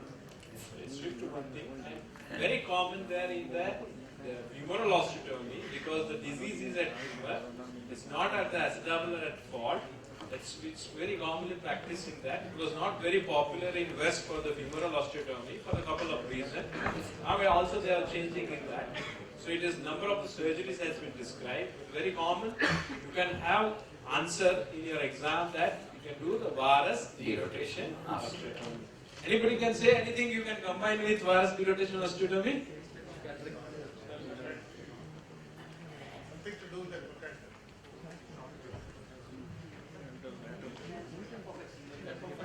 So you can combine with the trochanteric apophysiosis by the varus derotation osteotomy. So the ideal answer you can say is that you can do the, but very important, you gain the range of motion normal before doing the video.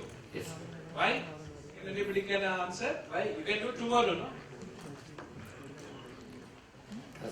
Why we are waiting for not tomorrow? We can put 1 week of traction. Okay, for getting into the varus, the abduction must be normal. If you are not getting the abduction normal, what happens? The hip would be there in persistent adduction. For getting into the internal rotation, we need to get about internal rotation normal, then only we can derotate in externally. Otherwise, patient will walk like a Charlie Chaplin. Okay, and that is very basic. Even though you do the shorter osteotomy or steel osteotomy or triple osteotomy, I am not against that. The range of motion is because at fault of the spasm. It must be restored to the normal before doing the fault osteotomy. One small doubt, sir. Regarding that ambulation, when we have to. There are the number of the controversy on ambulation in that. People will go for the 3 months to 6 months about non-weight bearing. Yes. But we generally followed up to the stage 3B. It has been not level 1 study, but studies are going on. We will get the answers soon. And any ambulation abduction brace is helpful in this. If you put into that the abduction brace, it complete same. So what you say about the keeping the hip in abduction, when we are putting in abduction with varus derotation, both are same. Perry Shoemaker has given a very excellent result with the abduction orthosis, E-brace orthosis. Yes. The problem with the orthosis in the older child is very difficult to keep the orthosis for 2 years. Yes. The disease process is around 2 to 4 years. Yes. Keeping the child for the orthosis for the 2 to 4 years is very difficult. That is the reason we go for the Containment. It's very common in Japan. They don't do about the osteotomy because they have the special pool and child can do ward wear and everything. Which is not there in India, so it's not possible to do that. Whereas they do always. It's an excellent school and everything possible in that. So it depends on your cultural and socio-economic status of the country. You can decide what you do in that. Yes. Thank you. Thank you.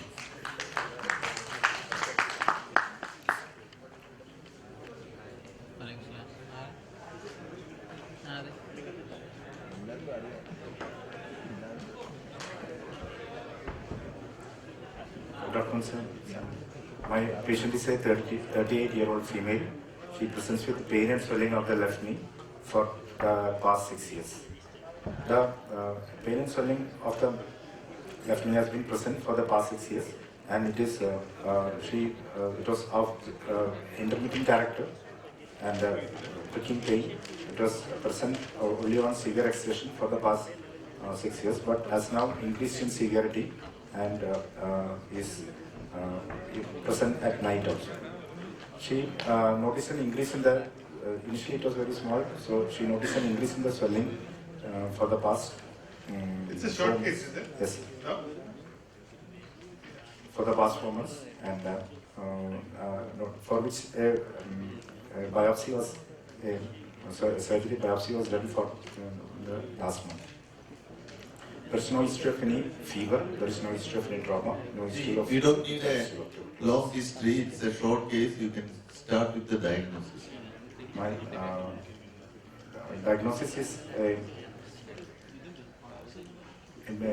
benign tumor of the knee, that is benign tumor of the knee. Benign tumor of the knee. From the... Can either be a tumor of the soft tissue or a tumor of the femur. The benign tumor of the distal part of the femur, that is probably undergone a malignant transformation. Okay, what are the points in your history which make you say that it was a benign tumor, now it has become malignant? History, there is a protracted history is present of a duration of almost 6 years. The pain and swelling has increased for the past 4 months. So protracted history, when did she note the swelling? About 6 years back. 6 years back. Then for the 4 months, for the past 4 months, there is an increase in the pain, increase in the so swelling. it was remaining as such for the past 6 years and only started increasing for the past 4 months. So there is now nocturnal pain is also present. Pain at rest is also present. When was the biopsy taken? Biopsy 1 month back. 1 month back. Yes. After the biopsy, no treatment is to be taken. No treatment is taken.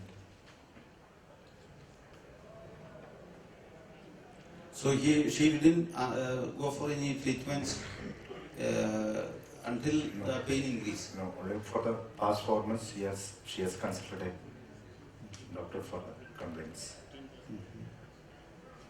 Why do you say it has gone into clinically? Why do you say that it has gone into malignant transformation, apart from the history?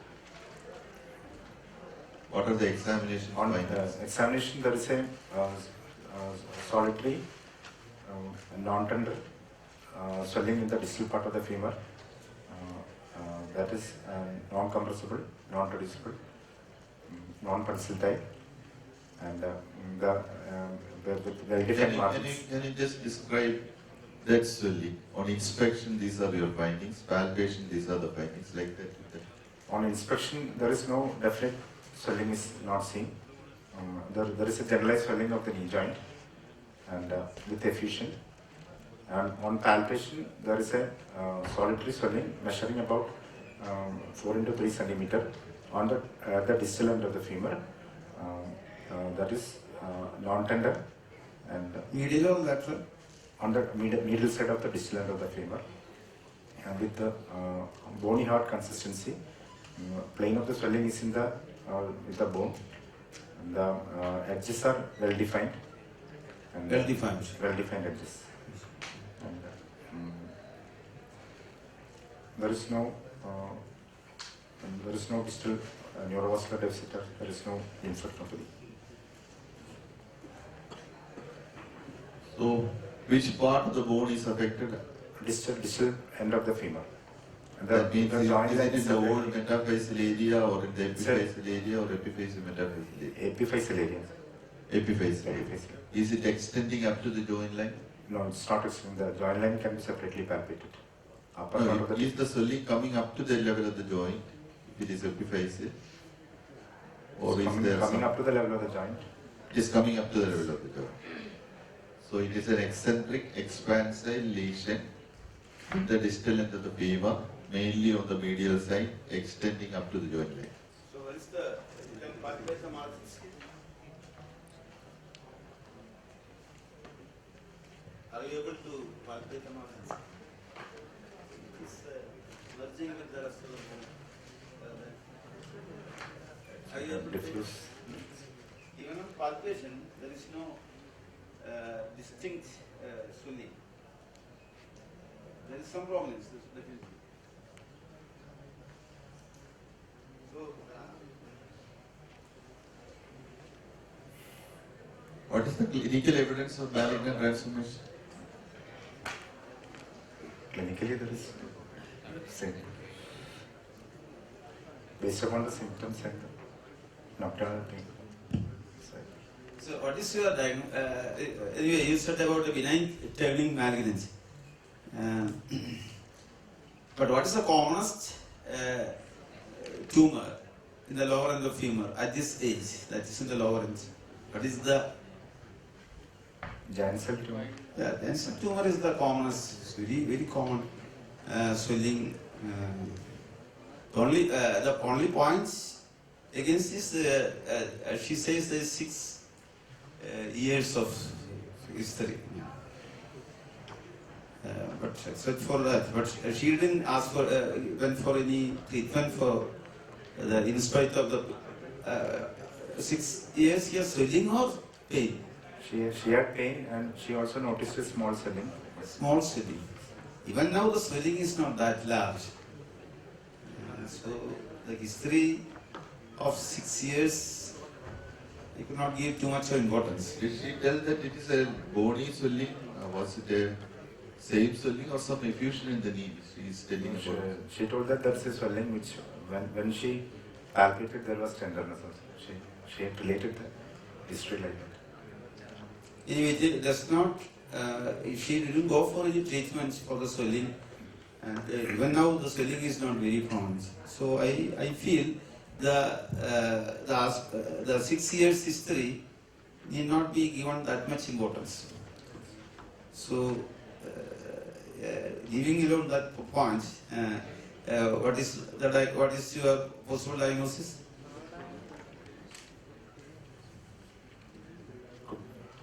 Again, GC. What else you have to think of? Chondroblastoma. At this age group. Only epiphyseal swelling. But at this age, she's after the close of after the age of 20, will you get chondroblastoma?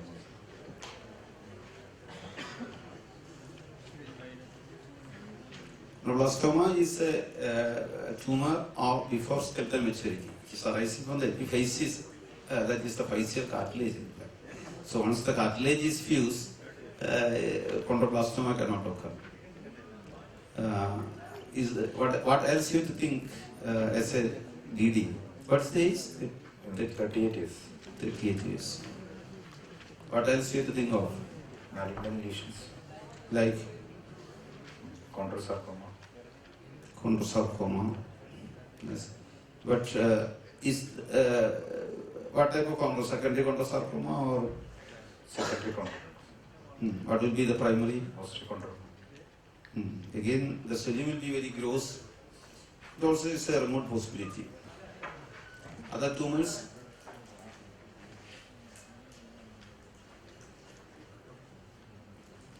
Or other than tumors, what else can it be? Could be meniscal cyst. It is in meniscal cyst, what will be the sign? It will be on joint line, movement of the joints, there will be a decrease in the swelling. Yeah, so the size of the swelling change. There is change in the size of the swelling on movement of the knee joints. Or it is an intra-articular lesion. Is it anything to suggest that in this? Other than tumor, what else can it be? As a DD, of course, it's only as a DD. But infections can also be, infection like tuberculosis also has to be considered. As a DD, of course, it's as a DD. So, how do you proceed? I will take an X-ray of the knee joint. Show the X-ray.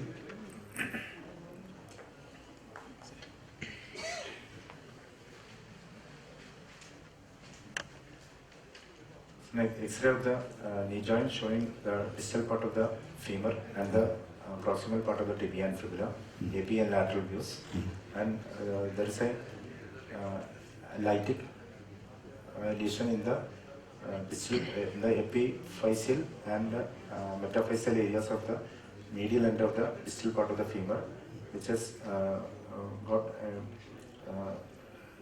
geographic borders, and there is sclerotic margins on the medial side, and is it a sclerotic margin or is it a normal cortex? The medial side it is sclerotic. Is it a, you said it's a sclerosis, but is it a medial sclerosis or normal cortex? It's a cortical bone there, no? The lateral cortex there is a break. Cortical break is present with the lateral or medial? Cortical. And on the medial side, sir. Medial side there is a break, cortical break, and the lateral side there is sclerosis. I cannot disagree. There is a sclerotic area. Side. A sclerotic area indicate what? There is a sclerotic area.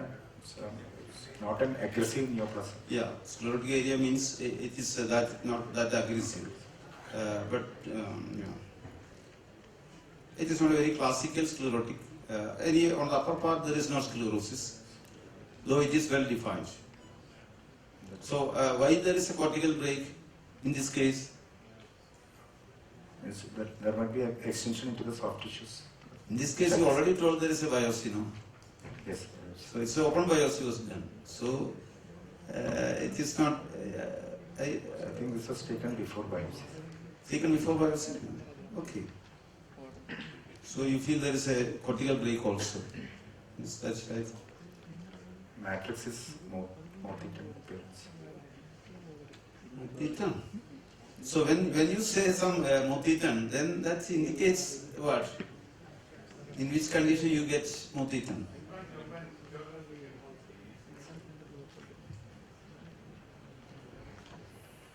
I don't think this is once you said it is well circumscribed, then Morthetan means multiple size. So that this is contradictory.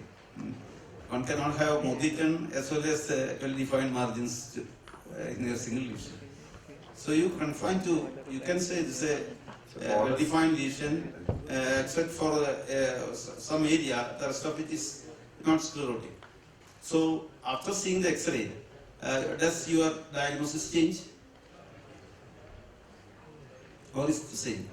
Is there anything against the diagnosis of GCT in this case?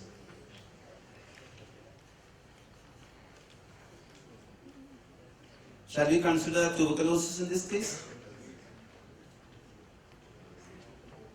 Usually in tuberculosis, what will be the what will be the finding in case it is tuberculosis? Tuberculosis. Anybody from here? Yeah. Osteoporosis. Yeah. So there will be osteopenia and what else? Due to the joint that is involved. In tuberculosis, the joint that is involved, then the epiphyseal involvement is only secondary. So here it is confined to the epiphysis. Joint is intact. So is there anything against diagnosis of GCT in this case? What do you feel? I think it is everything fits into the diagnosis of GCT. So then how will you proceed? Going for extended curettage. Yeah, you have already had a biopsy. What is the report? And read the biopsy. Classify on necking classification. No, is the report available? Yes. What is the radiological classification? This is not a necking. A necking is not. This is Kaminachi. So you already told about the cortical break. So what is Kaminachi classification? What is the classification?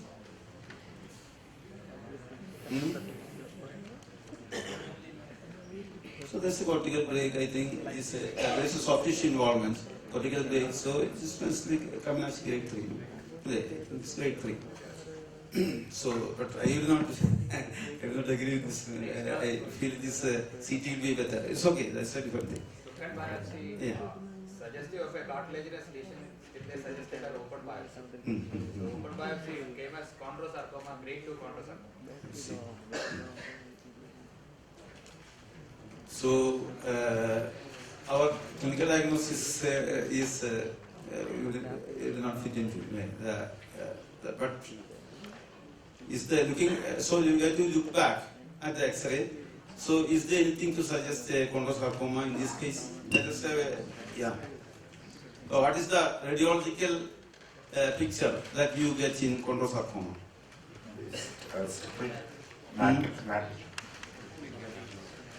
Yeah. Stipple calcification. Stipple calcification, yeah.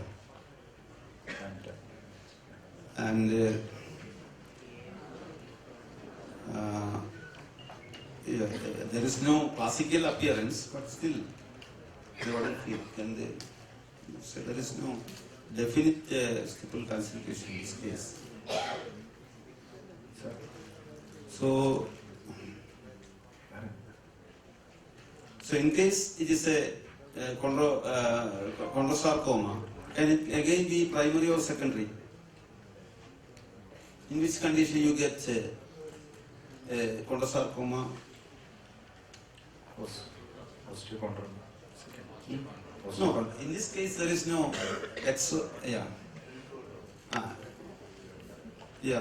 because there is no exostosis in this case.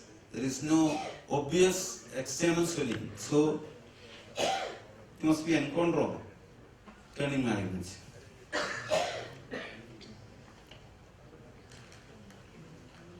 Even in CT, you cannot agree with the diagnosis of enchondroma. I mean, Kaplan's tumor. Yes, some areas where there is stipple calcification, but there are areas which is totally osteolytic. And as you said, there is some sclerotic area. Is of course it is there. Yeah, in some areas, I think in some areas there is some stippling. Yeah. Point.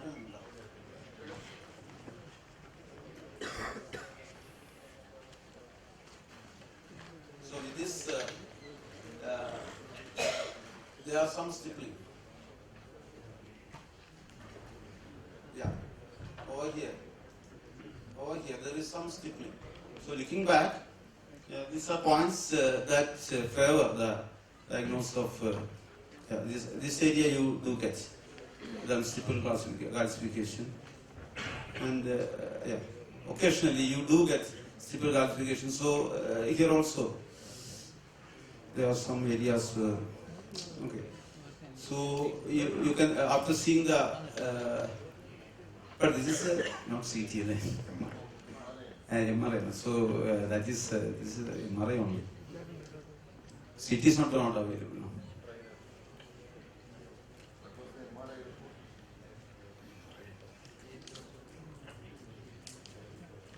So MRI report available.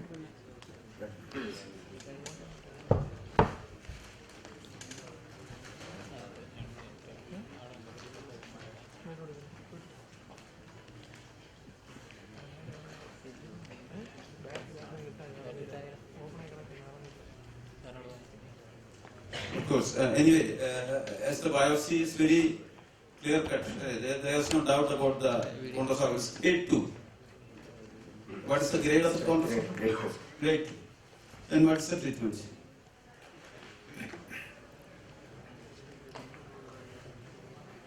What is the treatment? Right radical excision. Yeah. And the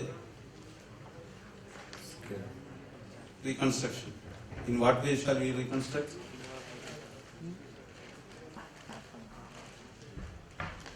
What is the usual mode of reconstruction? Limb salvage surgery. So, anybody, what is the usual mode of reconstruction that is being practiced? It just involve the joint, no. So, in order to, it is very close to the joints. You cannot consider the joints. So, what must be the treatments? Arthrodesis. Yeah, arthrodesis, of course, is a treatment. Anakin's arthrodesis is a treatment, but it's a very disabling condition. I do get cases such as I have done arthrodesis, even in spite of the warning that you cannot bend the knee. Even after years, they still ask me, is it possible to bend the knee? So they know they cannot, but still, after coming, after everybody left, the patient come back personally to me and ask me, is it possible to bend the knee? So such a disabling thing. So nowadays, arthrodesis is not a treatment because they are easily accessible treatment. What is the treatment? Yeah. Grade 1, grade 2. Yeah, the thing is that chondrosarcoma, yes. Chondrosarcoma grade 1 is now considered as more benign than GCT. Grade 1 chondrosarcoma is not as aggressive as it is thought because it is considered as less aggressive than GCT. And you are justified in doing a curettage, extended curettage and bone grafting.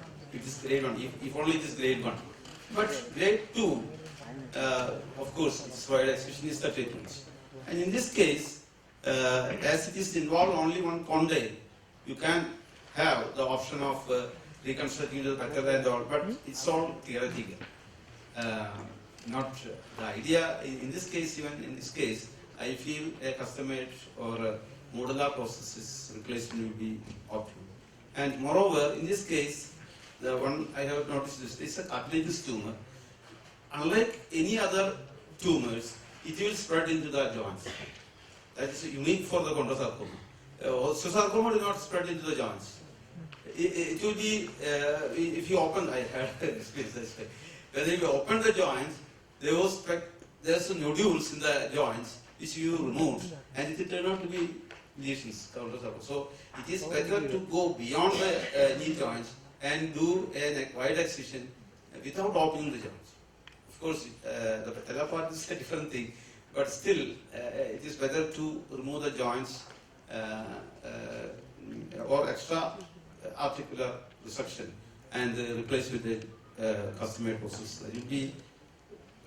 That will be like treatment as far as I am concerned. Other options are reconstructed with the patella because it's a single condyle, but surround rather theoretical. Same thing. The MRI picture shows a very transition zone between the tumor and the normal tissue appears to be well demarcated, isn't it? Do you think that it is that malignant to go for a CMP for this fellow? Yeah, as you said, there is a sclerotic area, so that means it's less aggressive. So in this case, you may be justified in doing a patella resurfacing surgery in this case. But still, it is, the pathologist has reported as grade 2. So that is, grade 2 classically is wide excision. And there is high chance for the tumor entering into the joints. The joint is likely to get contaminated. Especially because it's a cartilage tumor. Because cartilage tumors are prone for entering into the joints, unlike the other tumors. The osteosarcoma, even if it enters the tumor, it enters through the cruciate things, not directly. It cannot break one cortex and so it will go through the indrosis, through the cruciates. But cartilage tumor, it gets directly and get tumor shut in reach. What was the first biopsy report, needle biopsy? Incomplete. No, I think it is cartilage tumor. What was the first triggered biopsy? Center, sir, central. First biopsy report? Patient central. Patient central. Just a cartilage lesion. First biopsy, they have sent us cartilaginous lesion. They want to have special characterization. They want more material for. Yeah, it is very difficult. So for the cartilage tumors are very difficult for pathologists because even if you get a pakka enchondroma, they are still they may again tell they do not categorically tell. There is schedule to follow. There is some atypia here and there. Then yeah. Because when you accept a chondrosarcoma, the surgical treatment must be aggressive. You cannot do a half job because it is going to come back with vengeance. So once you are very definitive of your diagnosis, especially chondrosarcoma, I think I would go for another pathological report on this lesion. I am not convinced that this lesion is a very aggressive lesion. Does it look like aggressive lesion? I go for another opinion from the pathologist, and then from there I will take it. Yes, sir. One second. Because maybe some delegates may leave in between. So I just wanted to give the prize money for the quiz winner, Dr. Karan Patel from Rex Hospital, Coimbatore. So this is not an empty cover, 3,500 rupees inside, which he has paid for his registration. So I am giving it back. I request Govardhan sir to give him the money.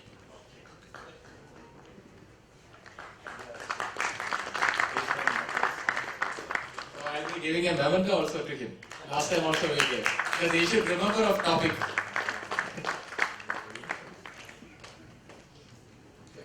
Yes. Good afternoon, sir.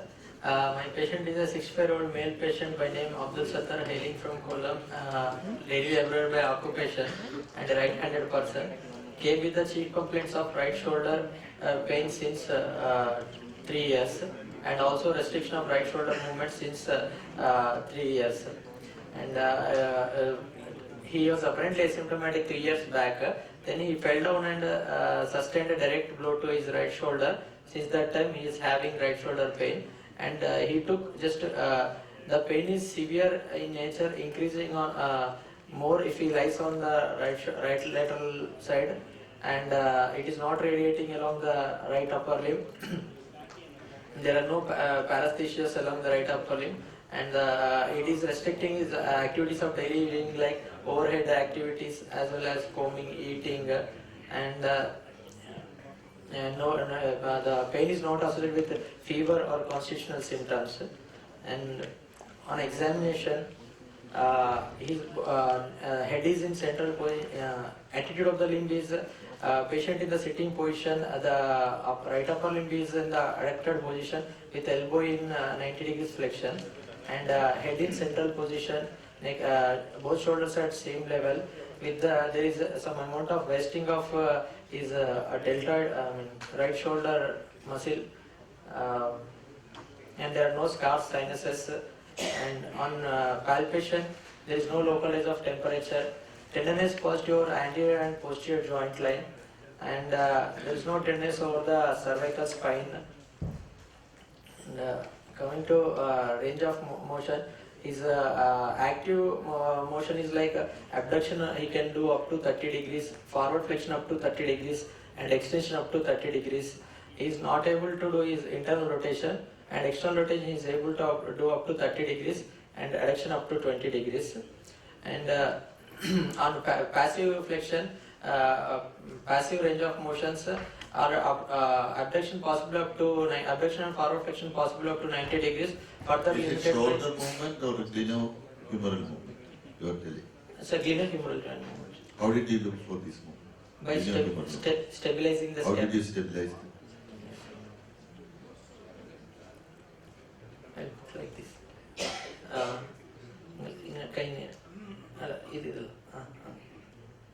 Where must be your index finger? Sir? Where should you put your index finger?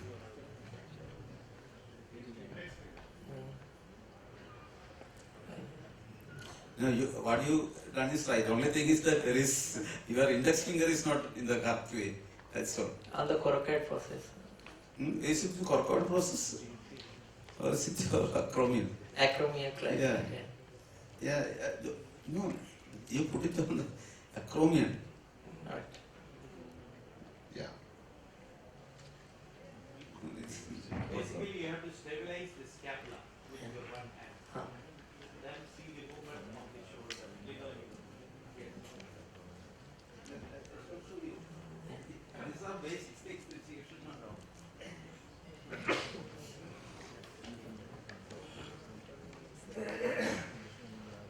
So you stand from the back and you put your finger like this, and the other three fingers over the clavicle, and this must be and you just get hold of this. Yes. I think these are very basic things which I should not have the Yeah, these are the things that are usually asked actually. How to stabilize the scapula. Yes.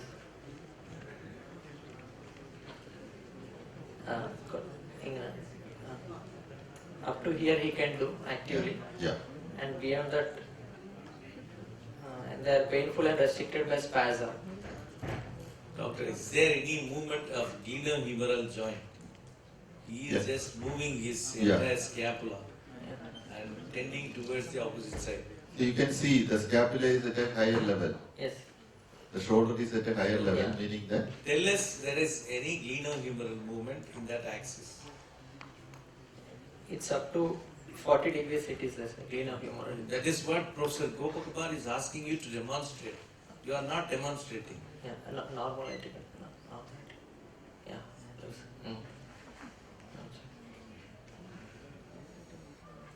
Loose etiquette.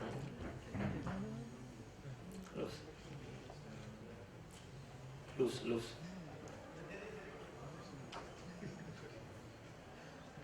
Yes, sir. Up to 70 degrees it is coming. Up to 70 it is coming.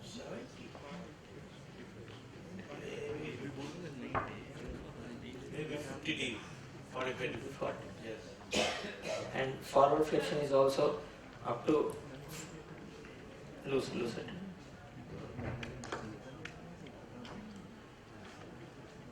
Also some 60 degrees it's coming. And further it's restricted to pain spasm, and there is also crepitus felt while doing these movements at the glenohumeral joint. What about shoulder rotations? Sir? Rotation. Rotation. Internal rotation is not restricted, sir. External rotation is possible up to. How did you look for internal? Internal rotation. I asked him to keep his limb to touch his buttock.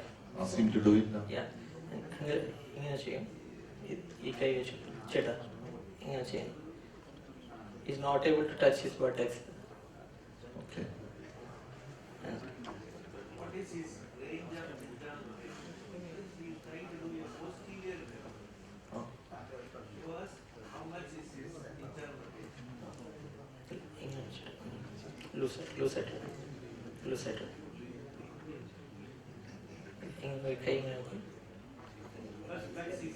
Flex the elbow.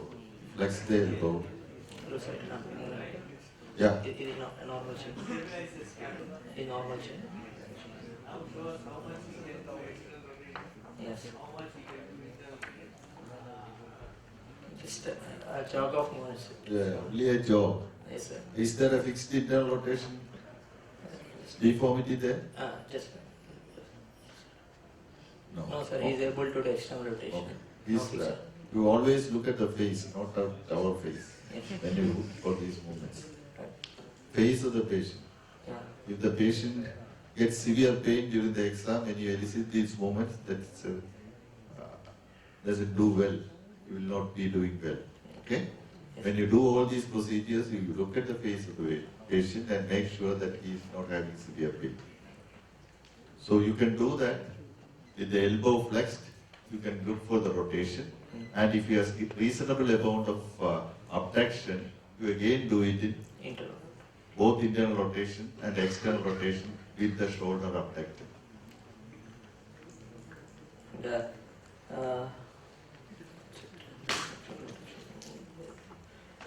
Test for Jobs empty can test is positive in this patient, and also I am not able to do. How did you do that? You can say. 30 degrees of forward flexion and 90 degrees of abduction. But Yeah, you are saying there is only less than 50 degree of abduction, is it? I'm with available abduction is not.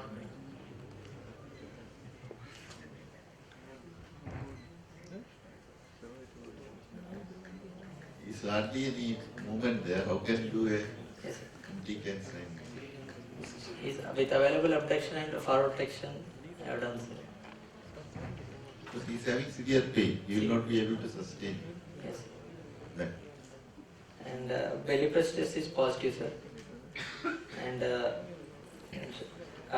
test for extra infraspinatus and teres minor are positive. I mean, he's having pain on forced external rotation against force resistance. See, all these tests are for some instability. All these tests which you are telling. He is having some severe painful lesion in the shoulder. So all these tests will be positive because of the pain. Yes.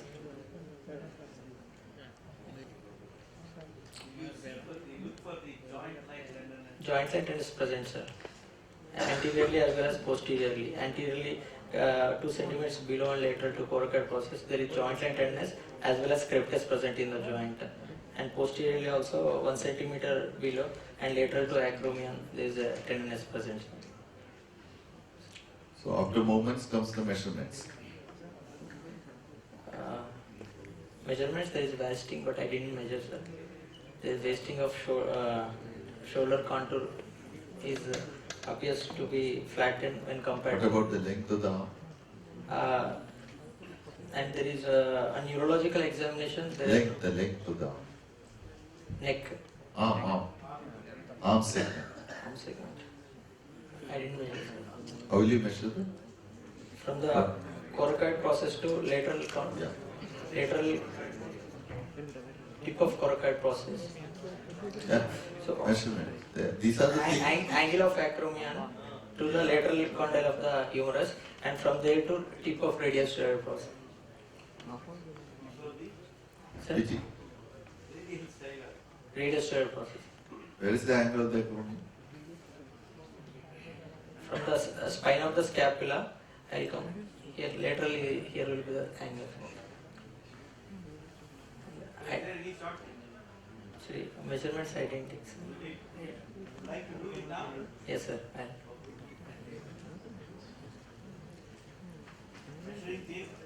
Any other findings? Actually, all tests are painful, sir, because of his axillary lymph glands. lymph nodes are not there. Actually, did you look for them? Yes, sir. I checked. And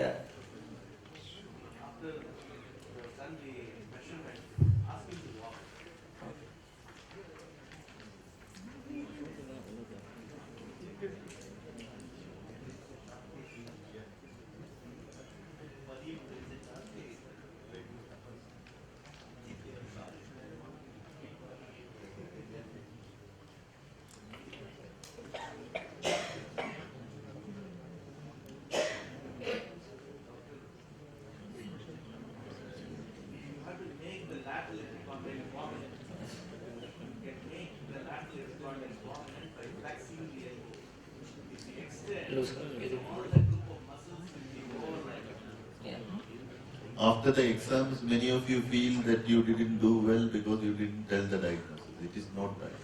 It is these points that matter in the exam. How to examine the case. We will watch you how you examine the case. Okay? The other things are not very important. The diagnosis, the reasonable diagnosis, depending upon your clinical finding is acceptable to all of us. But if you don't elicit the clinical findings properly, you will not do anything.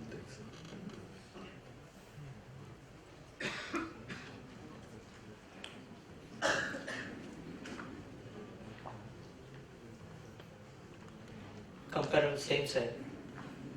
Same on both sides. He's asking you. Okay.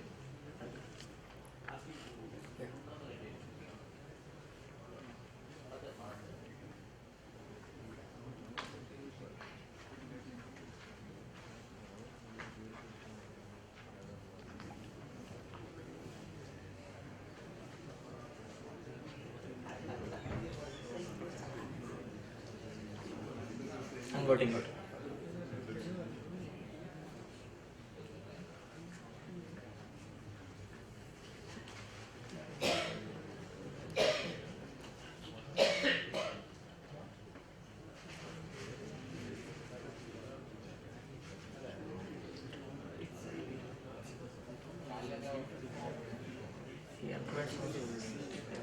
Spine surgery, spine surgery.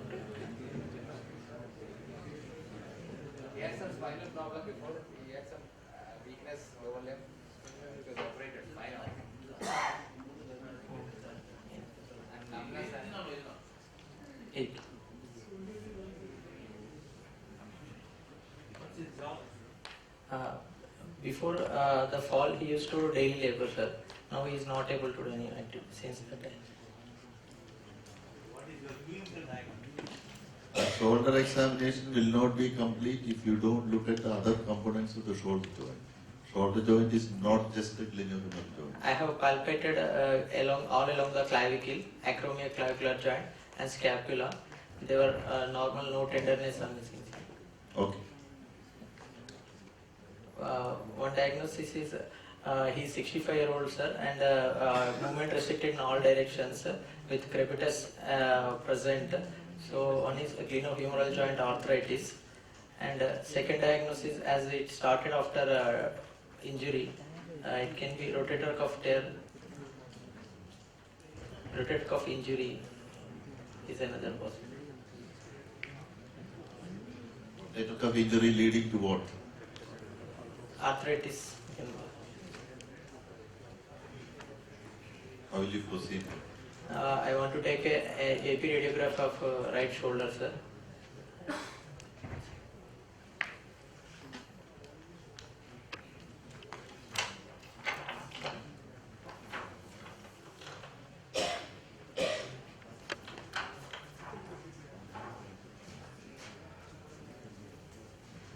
Is a anteroposterior radiograph of right shoulder with the clavicle, scapula, and upper half of the humerus in.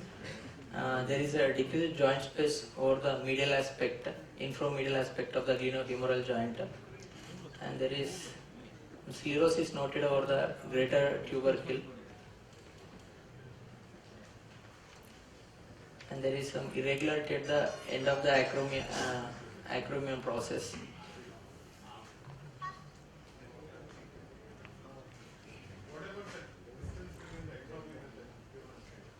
Acromion and the humeral joint. is it decreased, sir.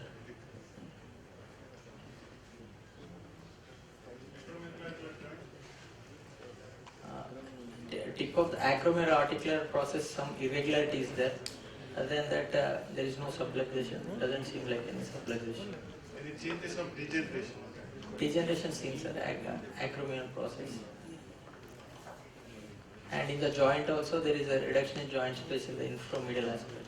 What's the radiology? Sir? Radiological diagnosis. It's osteoarthritis of right shoulder. But Points for osteoarthritis. only joint space narrowing, no osteophytes. This is not a proper X-ray to I will not comment on the joint space. But definitely say something about the distance between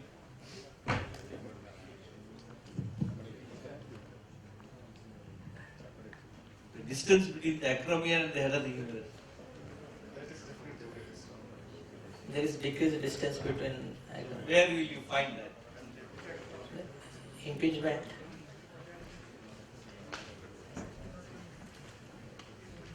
Impingement can be there, sir.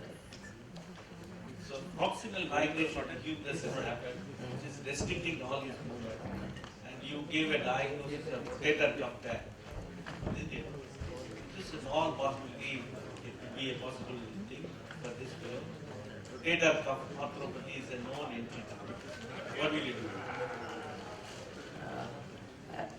I will do ultrasound and MRI examination of the shoulder, and I will see for any rotator cuff pathology, what pathology is there, and joint, inside the joint also anything. Yeah, I think we have the report. USD supraspinatus, intraspinatus, stenoid structure.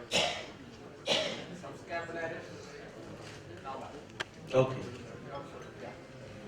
And MRI also, full thickness tear of supraspinatus and infraspinatus. Now, with this background, what will you do? What will you do? First, being 65-year-old and his activity, as it is affecting his activities of daily living, diagnostic arthroscopy of shoulder I can. No, doctor, diagnosed already. They have proved that there is supraspinatus infraspinatus tear, which is a large tear of the shoulder. Okay. So what will you do? Arthroscopic repair of the tears. Okay. Agree. Unless you repair that, he is not going to gain any movement at that level. Okay. His articular surface and all is quite altered. So you should not think in terms of other treatment. He's 65, you can repair that, give physical therapy for 3 to 4 months, they will do well.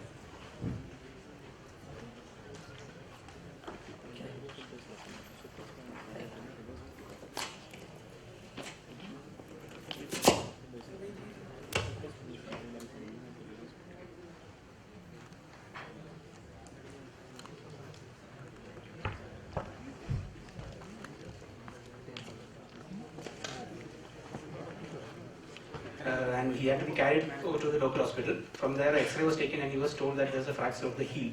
And he was given a below knee slab, which was later treated for 2 weeks and later converted into a cast. This was 7 months back. He was treated with plaster immobilization for 3 months with serial removal and changing of the plaster. He reports that he suffered a blood inside, which was also treated.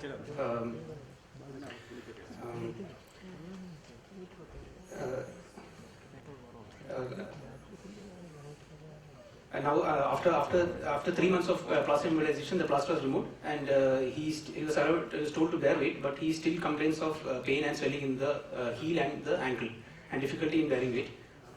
He complains of pain while walking, while bearing weight. Coming to inspection of the gait is an antalgic gait. So he has bipedal and biphasic, but there's asymmetric step length, and the stance face is reduced, and there's no heel touch, so he cannot make contact.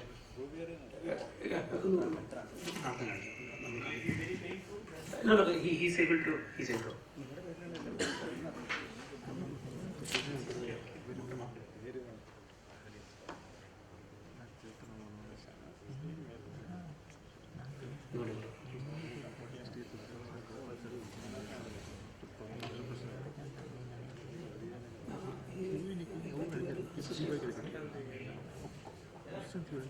Okay.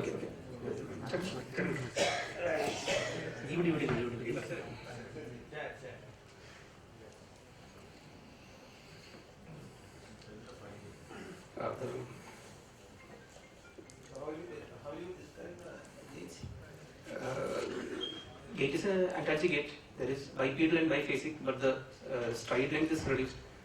Moreover, is there anything that can be described in the stand face? Stand face is very much reduced. No, is the different phases of the stand face. There is no heel touch or heel off or toe off. He's in the foot flat. He's making the foot flat. The entire stand face is in foot flat. Yes, yes. Entire stand face is foot flat. Coming to inspection, the swelling. There is a swelling around the medial, all around the heel, and there's also swelling around the ankle joint. The skin over the swelling. There is a heel scar, evidence of a heel scar over the medial aspect.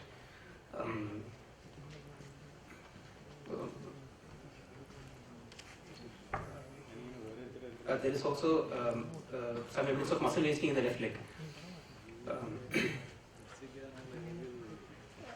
Coming to palpation, there is no local rise of temperature. There is tenderness, the joint line, there is tenderness over the posterior joint line more than the anterior, and there is also bony tenderness over all around the calcaneum. The ankle joint, sir. Ankle is tender posterior. There is also swelling. There is also swelling, sir, that force around the tender Achilles is obliterated. Coming to the bony, both malleoli are normal and the alignment is maintained. The calcaneum appears to be irregular and the heel is broadened.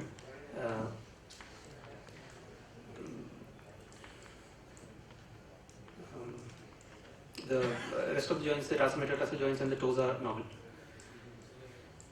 Coming to movements of the ankle joint, there is pain throughout the movement, and the terminal is extremely painful, and the dorsiflexion and plantar flexion are both limited when restricted when compared to the normal side. The subtalar joint is extremely painful, and the movements are also limited. Rest of the other joints, tarsal metatarsal and toes are normal. How will you examine subtalar joint? Opposite side you can examine shoulder. Okay.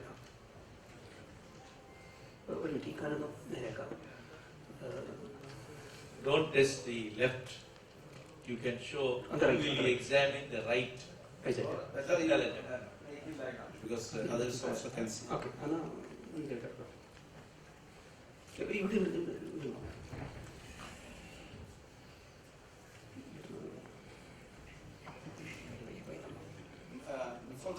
Before making diagram, can you have a look at from the back? It's very significant. Have you examined it from the back?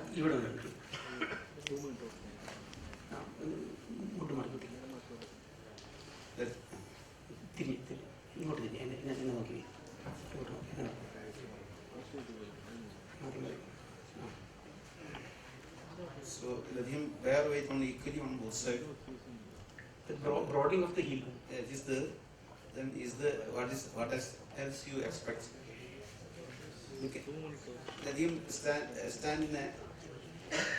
Ask him to put the painful limb exactly same as the other one.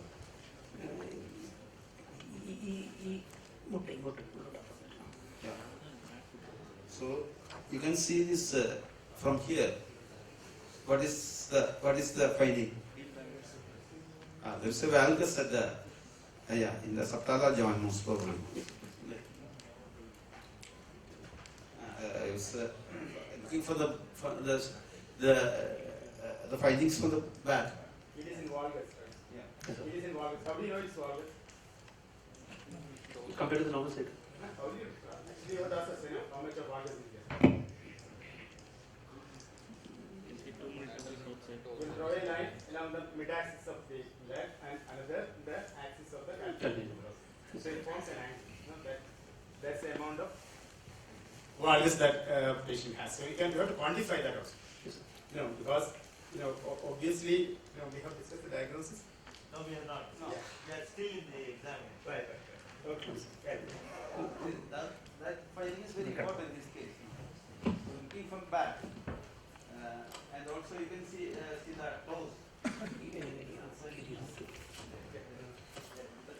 Too many toes. These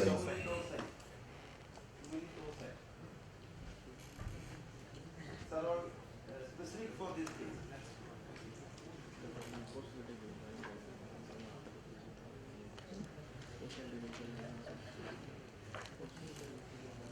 Oh.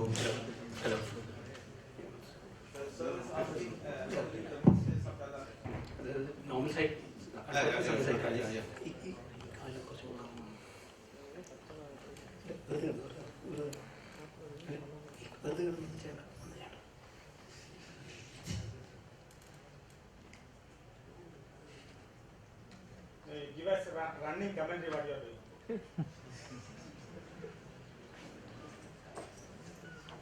Hello, yeah. So to dorsiflex the ankle joint, that will lock the talus and okay. Yeah, that is very important. When you do it, you flex the knee. So then, Otherwise, a tight tender Achilles will prevent the movement of the calcaneum. then Reflex the knee. reflex the knee, dorsiflex the ankle. Then with one hand on the midfoot, the other hand holding the calcaneum, you can look for inversion movements of the subtalar joint. It's normal on this side. But here only your fingers are moving. The joint is also.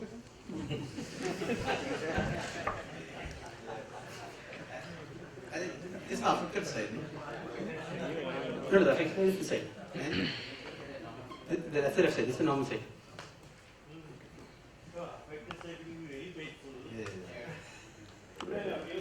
One hand you are holding that foot. Yes, sir. Is it correct?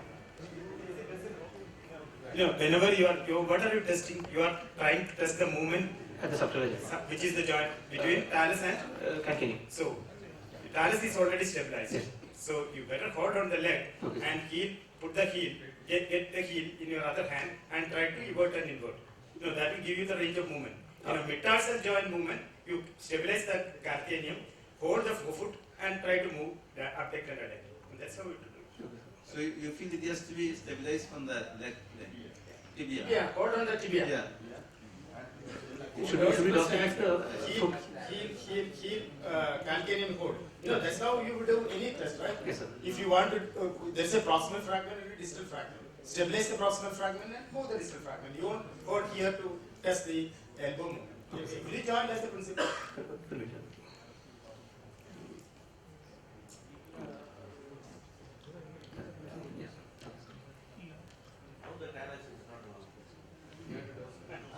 That's a problem. You cannot. You need 3 hands for the one for locking and one for holding the. Yeah, once you dorsiflex, the other hand is itself you can dorsiflex. Yeah, movements of the other joints are normal.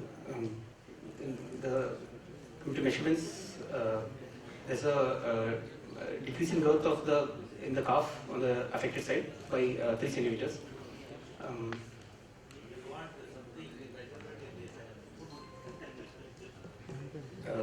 Their problem is an injury to the calcaneum. And what we expect, diagnosis is not a big problem. So what are things that you are going to pick up from that? When finally when you come out with an answer, malunited calcaneal fracture with any complication which you are going to make up. Every student, we know that this is going to be your answer. Every student will think about this particular diagnosis. Start with the end in the mind. This is the end in the exam. You have to say what is the diagnosis. The next question will be why. Then what will you do? All these things are the end for your exam, right? You have to prepare during your examination. So that is to be done. So what is important is the measurement not of the leg. So what is later now? Measurement of the heel. How will you measure the heel? The fixed point of the medial malleus and the most prominent part of the heel. Most prominent. Classical description is a diagram is then your task, right? You have to talk about that only. See, you cannot imagine things and it's not possible. Diagrams given in your task. Yesterday we were talking about this. Measurement is lateral or medial? Lateral side. So I don't understand. What is the lateral side you are talking about? I'm not sure, sir. You are not sure about how to measure the foot? The heel. No, foot example, foot measurement. Heel is a part of it.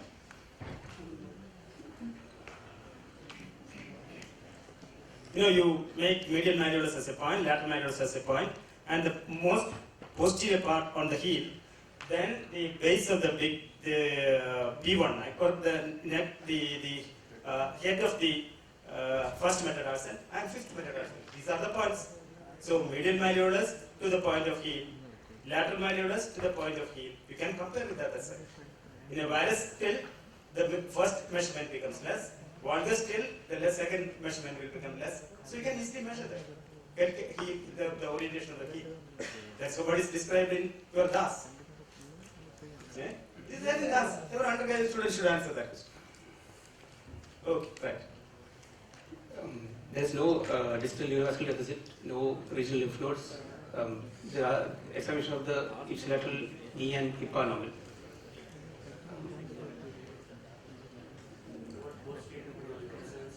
The vessels are palpated normally, posterior and dorsal fields.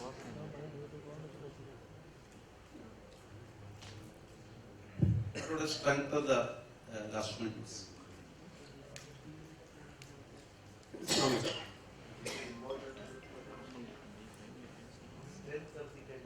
Tendons. Yeah, yes, I did. Insertion is into the affected. What's your diagnosis? Closed manual fracture of the calcaneum with subtalar arthritis. Why do you say it is malunited?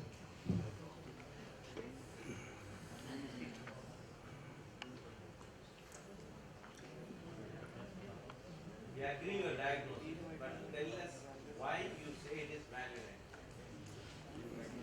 This is what I was telling you. Start with the end in the mind. Right? So this is the end. You should be ready for this particular end. Now you have faced the question, no answer for it. So if you have thought about it while you are examining. So you should know the features of a malunited calcaneum. Usually it goes into varus. You showed the valgus. So varus is not there. Second problem is widening of the calcaneum, especially on the lateral side. Is it present? Yes. Thickening of the calcaneum. Yes, sir. Yeah, you should say that the calcaneum is thicker and it is more prominent on the lateral side. Is there any evidence of peroneal impingement?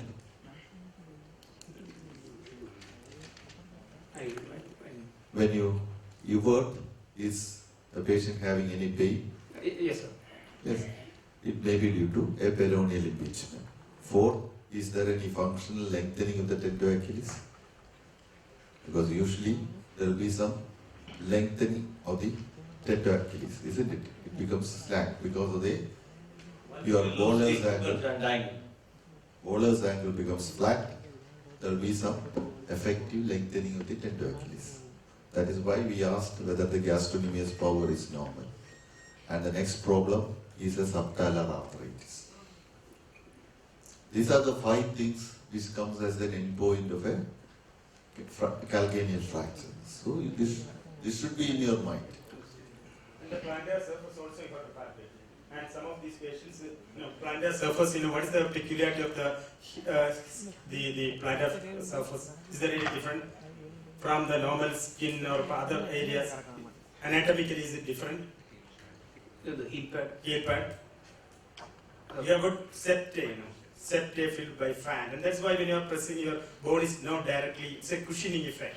And when you have got a fracture, this type of fracture, there can be irregularity, and when when the heel touches, they get pain. Okay, sir.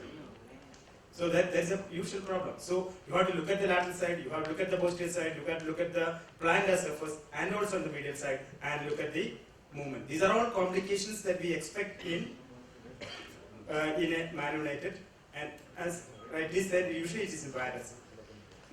But here it is in valgus. But that depends upon the level where you are just crushed and the force that is happening. Depends. So you have given diagnosis, but you are not able to substantiate your diagnosis. Yes. You gain mark only for your substantial diagnosis. So what will you do now? Take an X-ray. Which of X-ray? the calcaneum, Which X-ray? left calcaneum, axial and lateral. How will you take an axial view of the calcaneum?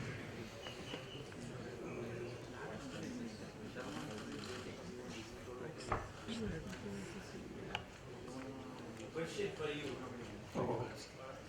Doctor, how will you take axial view of the calcaneum?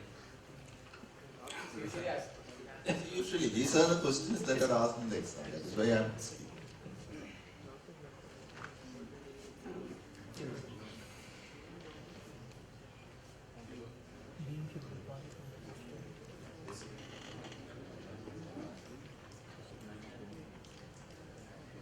You stand as if you are doing a ski jumping, isn't it? Yes. Then shoot from below. It will show the whole of the calcaneum. You might have seen it when we are fixing calcaneal fractures, we take an axial view.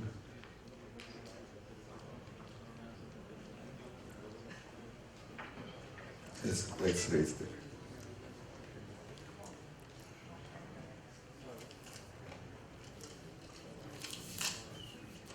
X-ray of the left calcaneum, lateral and axial view, showing the fractures.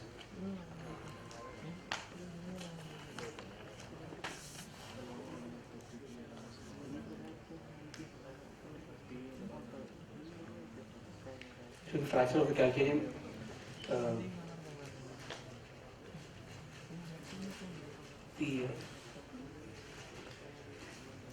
The Boller's angle is reduced and the angle of descent is widened. It appears to be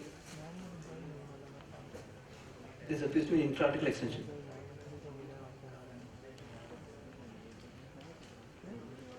Subtalar joint space.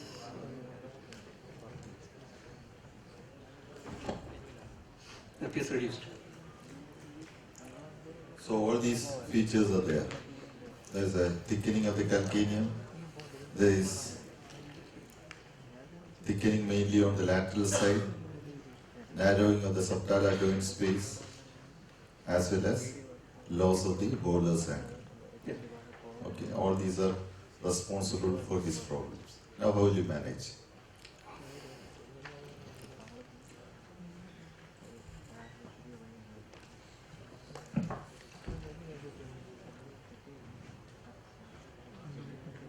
Now here, I'll just, because it is lunch time, on the lateral side you have to shave off the exostosis. It's usually called as an exostosis on the lateral side to relieve the peroneal impingement.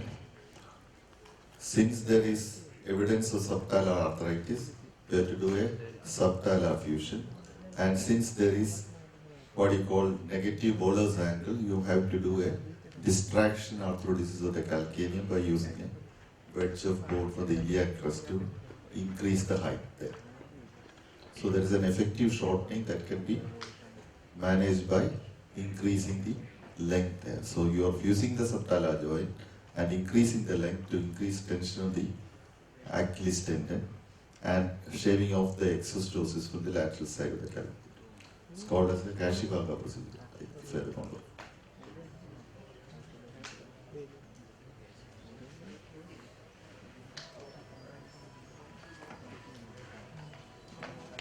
Thanks.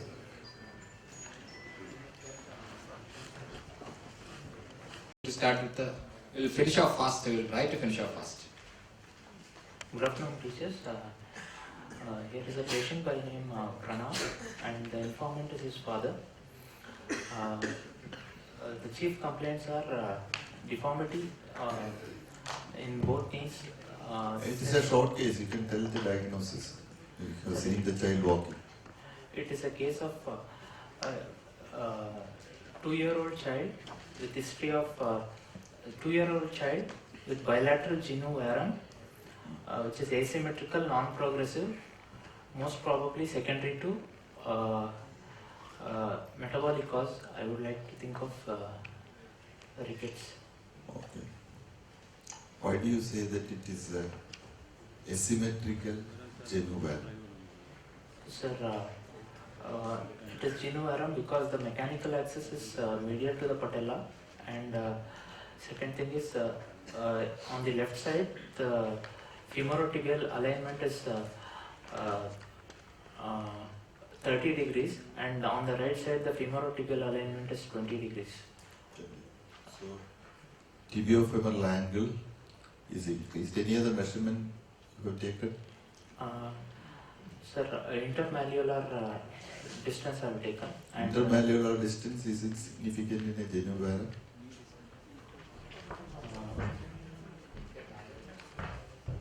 Is it some other distance? Between the femoral condyles. Yeah, intercondylar distance. Okay, how much is it? Sir, intercondylar distance is total distance is 13 centimeter. On the left side it is 7 centimeter, and on the right side 6 centimeter. Any other? What about the torsional profile? Sir, I have done thigh foot angle. Yeah. The thigh foot angle is 30 degree on both sides. Is it internal or external? Internal tibial torsion of 30 degrees on both sides. So, is it a femoral? Sir, what's the cause of the varus? I've also done a cover test. Yeah. Cover test shows the deformities is in the tibia. So there, and on flexion there Cover is. test shows. Cover test is mainly to distinguish between a physiological genu varum and a blouse. In physiological genu varum, the valgus alignment of the knee is maintained, while in a blouse, the varus alignment is lost. That's the main significance of a cover-up test. So, is the valgus alignment maintained here? Sir, on cover-up test, the varus persists, sir. Varus persist. Okay. So, and on flexion, the deformity is not disappearing. So, mainly the deformity is in the tibia. Tibia.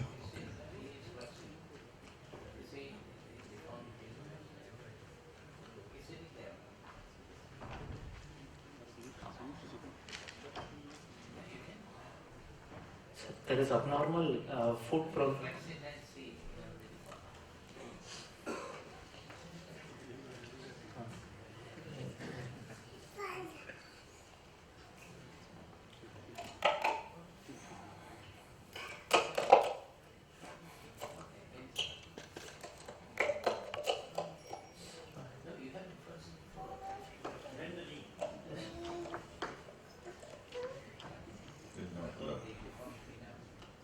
Sir, it is still persisting, sir.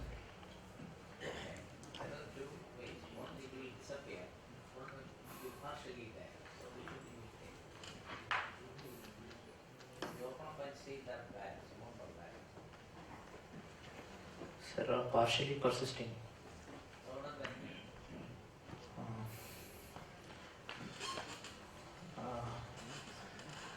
Both femur and tibia are involved. Then you said something regarding the etiology. Sir, You said something regarding the etiology in your diagnosis.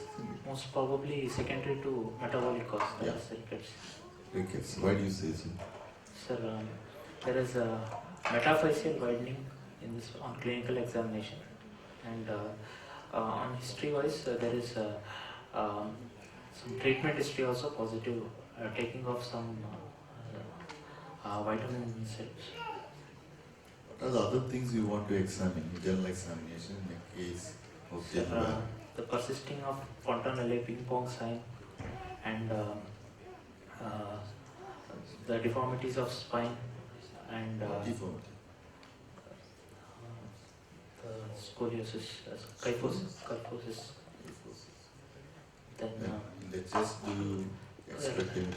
rachitic rosary in the chest, and Any sulcus? Harrison sulcus.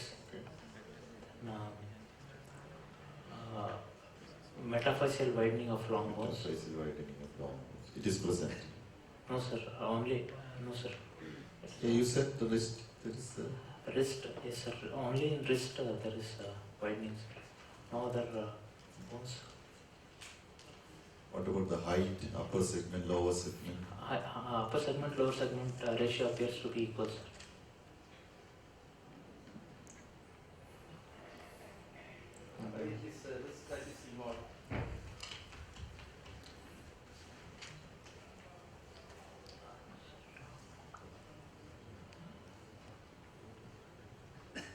Metaphyseal widening in the wrist. visible in this. What is the reason? Before they start walking, so it is at that time it is that is widening with a at that time. That's just. So since it Is there any valgus thrust which is standing? yes, there is valgus thrust on the more on the left side than on the right side.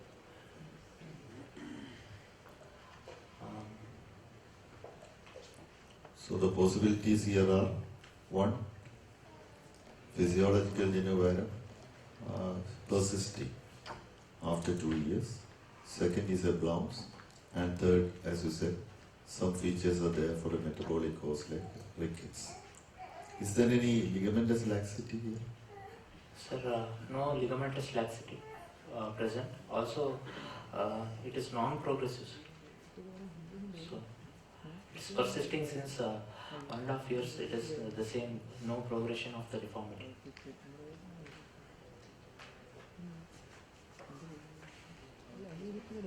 So what is the usual age at which this deformity disappears in Indian children, not the Western literature, Indian children? Around 2 to 3 years. Yeah, they say in Indian children it usually disappears by 2 years.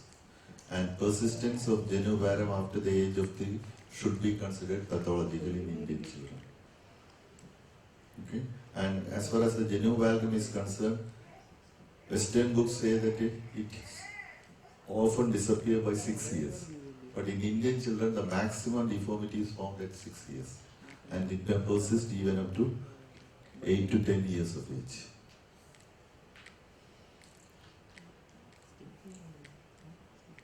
So clinically you are not able to give an exact name. What will you do now? Sir, I would like to take a X-ray. Yeah. And, Your diagnosis is rickets. So do you want to do any blood investigations? Yes, sir. Some nutritional rickets, most probably. I would like to take the blood investigation, calcium, phosphorus levels, phosphate levels. In nutritional rickets, what will be the levels like? The calcium would be reduced, and calcium and phosphate and alkaline phosphatase levels would be increased. Actually, in nutritional rickets, calcium can be reduced, normal, or even increased. Okay? Alkaline phosphatase will be increased. The main feature is the 24-hour urinary calcium level, which always will be reduced in these cases. Then X-ray.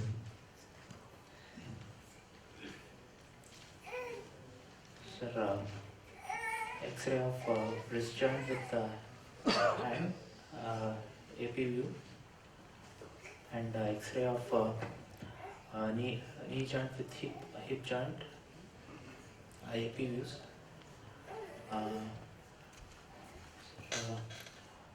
Showing tibial varus on the left side, and on both sides, left is greater than right.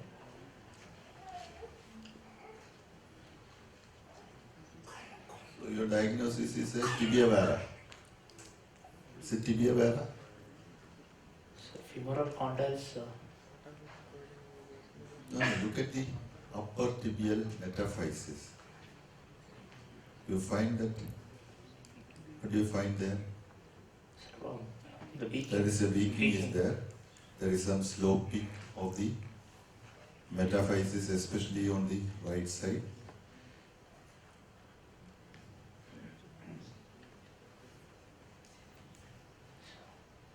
So mainly tibial varus is there on X-ray. So what's your diagnosis seeing the X-ray? Is there any evidence of rickets there?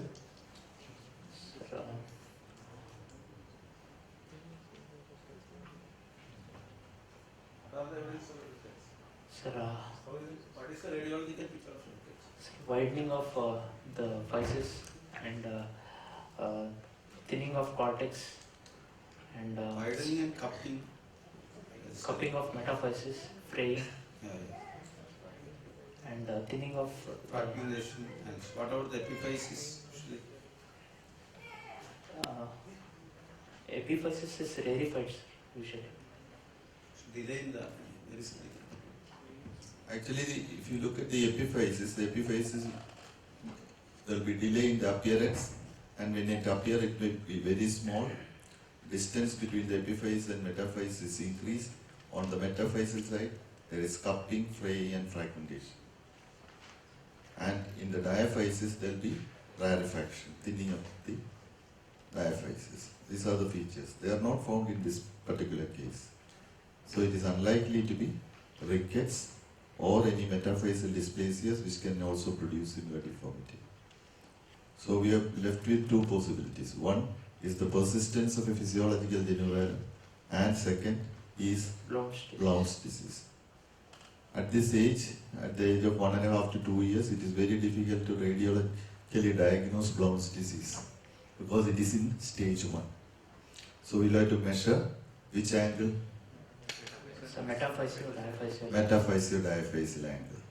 Metaphyseal diaphyseal angle, if it is below 11, it is unlikely to be Blount's disease. 11 to 16 is a grey area. Above 16, it is Blount's disease. Okay? So it is likely. Is there any other way of diagnosing Blount's disease at this age group? Any other investigation which you can do? You can do an MRI. You can find that on the medial side, there will be only cartilage in that area. Even though you are seeing the slope and we were elevating this medial side, now we know that there is no depression as such. It is unossified cartilage that is found in that area. There will be thickening of the meniscus on the medial side, and there are some changes which are seen even in the lower end of femur. Lower femoral varus is also found in Blount's disease. So if you want to diagnose, you have to take an MRI at this stage. Because MRI is not necessary, because as far as the treatment is concerned, it is only a Langen's-Cole stage 1 Blount's. The treatment is what's the treatment? 1 and 2. Bracing. 1 and 2, it is bracing. What type of brace will you give?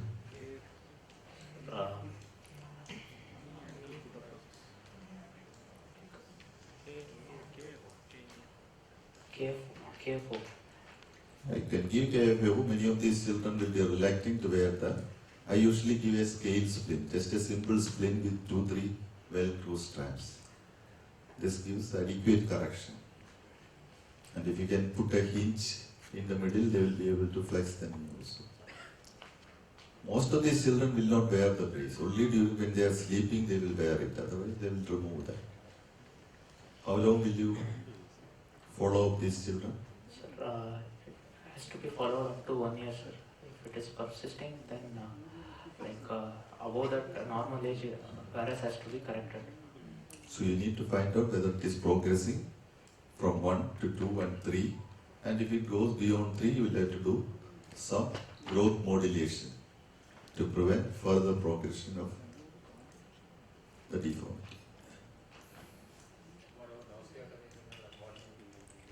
Osteotomies, if there is a gross deformity, you can combine growth modulation with an osteotomy. Usually you can wait up to 4 or 5.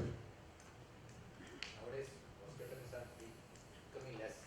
Osteotomies are becoming less, but once the lateral part doesn't ossify and it is not correcting, whatever deformity that has occurred will not fully correct by just doing a growth modulation.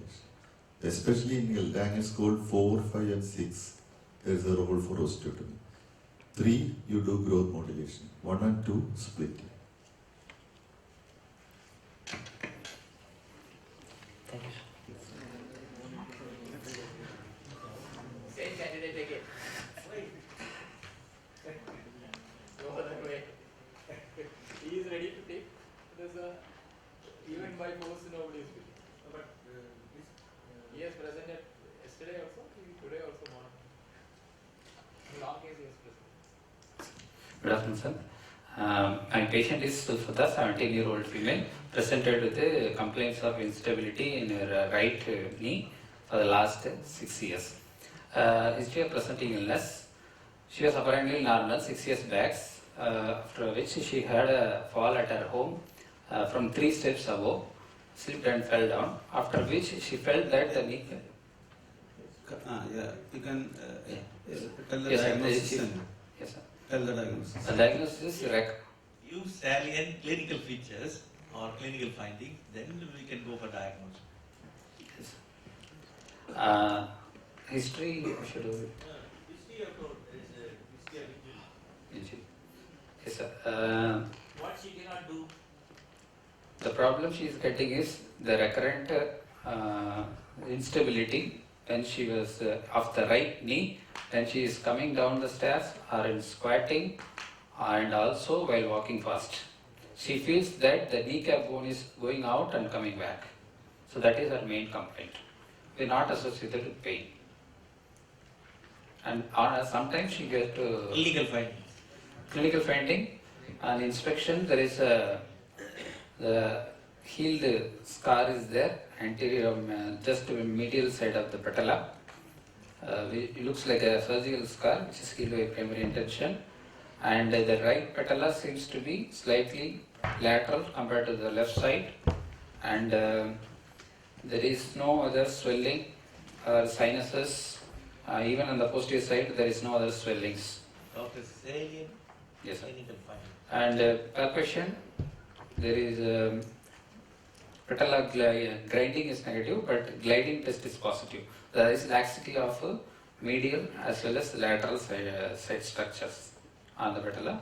Then there is apprehension test, that is positive. And there is a patella lift sign is positive.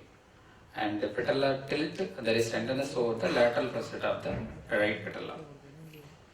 And there is a loss of, that is inverted Jason, maltracking of the patella is present. There is no extensor leg, there is no patella alta or patella vaja, and the range of movements are full, but at around on the last extension she is getting that maltracking of the patella. The patella goes subluxate laterally and then comes back influenced. Whenever you bend the knee, it goes out, is it? Yes, it is subluxating. Okay. So there is a post-traumatic knee instability, the recurrent dislocation of right patella. Professor Gordon asked one question. Whenever she bends the knee, it goes out. So what does that mean? Usually that means that is a habitual dislocation of patella. But in this case, what she is telling is the patella is just moving out and it's coming back. Since it's not fully going out of the only subluxus. Habitual subluxation. She gives a history of giving way. Yes, sir. And patella, But the main complaint is whenever she is walking or whenever she is bending her knee, there is subluxation. That is, the patella is slightly moving away and coming back. But while coming from the stairs or walking fastward, it completely goes out If you of are the... bending the knee, are you able to feel that the patella is moving out?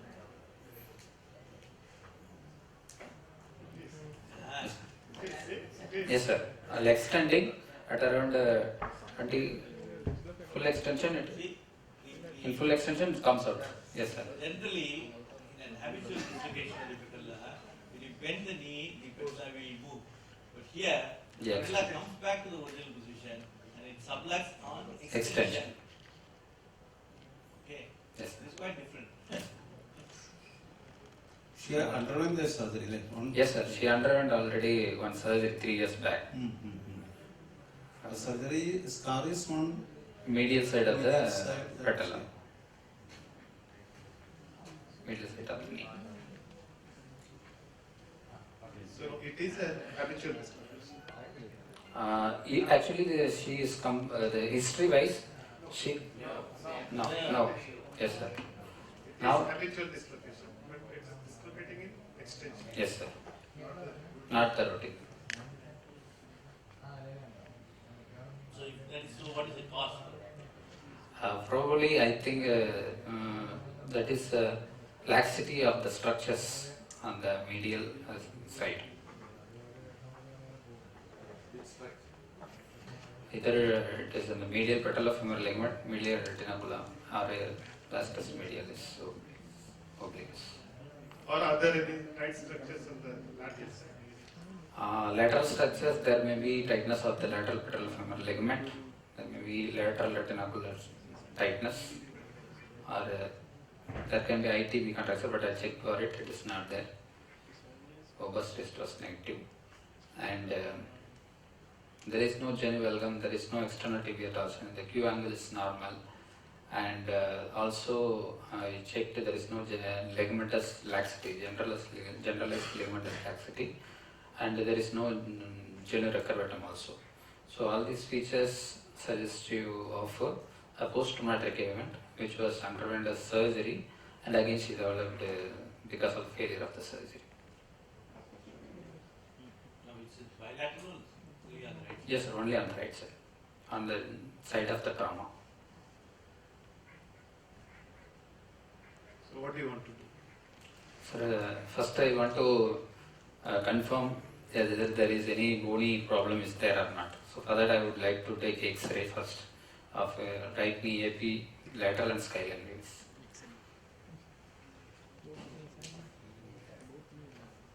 Is there any way of explaining the patella dysplexia in the extension? Yeah, it's Actually, this is fairly common. If you look even the books, they say that patella dislocate more in extension than in flexion. Even in many of the books tell that. So we often find this. When the quadriceps is contracting, it moves out.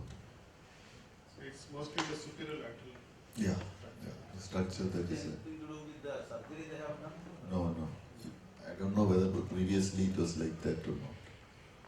According to her, it was like that before. After the surgery also it remains the same. Remains the same. Any idea what surgery? So they have done, it's written, I saw it's not done here, it was done in a private center. Medial release and lateral release and medial plication. That was And the then surgery. there is inadequate lateral, superior lateral structures which are tight, Yeah. result in extension. And most of these things require Reconstruction. Yes, the X-ray, it's a plain X-ray of both knee, AP and lateral of a mature skeleton, where the knee is taken in a 30-degree flexion, and there is grossly no bony abnormalities, and there is no signs suggestive of any patella alta also, because the line drawn tangential to the trochlear notch is just touching the inferior pole of the patella and 30-degree flexion. So there are no skeletal abnormalities. Yes, sir, no skeletal abnormalities. Even in the skyline. Yes, even in the skyline view, the sulcus angus appears to be Any normal. trochlear dysplasia? The lateral condyle looks to be small, hypoplastic.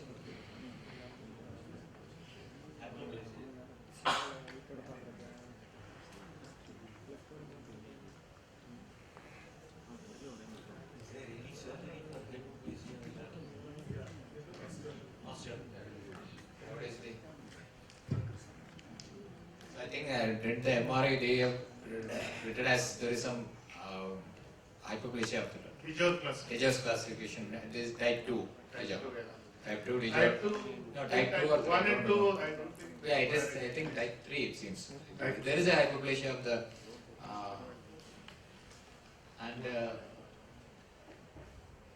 I think regarding lateral release, is it being done nowadays that arthroscopic surgeons are, they do only MPFL? Is it lateral release is, it's not necessary or not? But if it is dislocating like this in full extension, the SIR said, when the quadriceps is contracting in the terminal, it is dislocating, which is in the superior lateral portion. So you need to release that. So the terminal in addition to MPFL. So So such patients requires lateral release. I think now the trend is for less No, lateral. yeah, I know. Less and less of lateral release, I agree. MPFL reconstruction. MPFL reconstruction and bony procedures if there is any ankle difference. If there is any skeletal, Then for Yes, thank you. Thanks.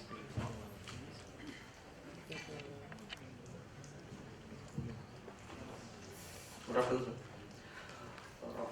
My patient is Muhammad Jabir, 15-year-old gentleman, came with chief complaints of deformity in the right upper back, and pain on exertions, especially on weighting heavy lift. History of presenting illness. Patient father has noticed the deformity at the age of 30. Now he is in 15-year-old, which is gradually progressive after 13 years, since last 2 years. It is not associated with any pain, and there is no any other numbness in the upper limb or in the lower limb. Pain is only on lifting heavy weights. Past history only, past surgical history, there is a history of lump excision from the left nape of the neck, sir, at the age of 3 years. And past medical history, nothing significant. And there is no history of any constitutional symptoms. And there is no history of any other neuromuscular problem in the childhood, sir. And there is no weak, he is not complaining of any dyspnea on exertion. And he is able, current functional disability is, he is able to do his activities, but he is having cosmetic deformity plus he is having difficulty in weighting heavy lift due to the pains. And personal history, nothing significant. And birth history, nothing significant. He is the only sibling. He don't have any siblings, and he is the only child. And coming to the general physical examination, he is around 48 kg, and height is around 5 feet and 50. And there is upper segment and lower segment ratio is normal. And systemic examination, cardiovascular system and respiratory system is not having any bilateral normal vesicular blood sound is heard, and cardiovascular system nothing significant, neurological also nothing significant.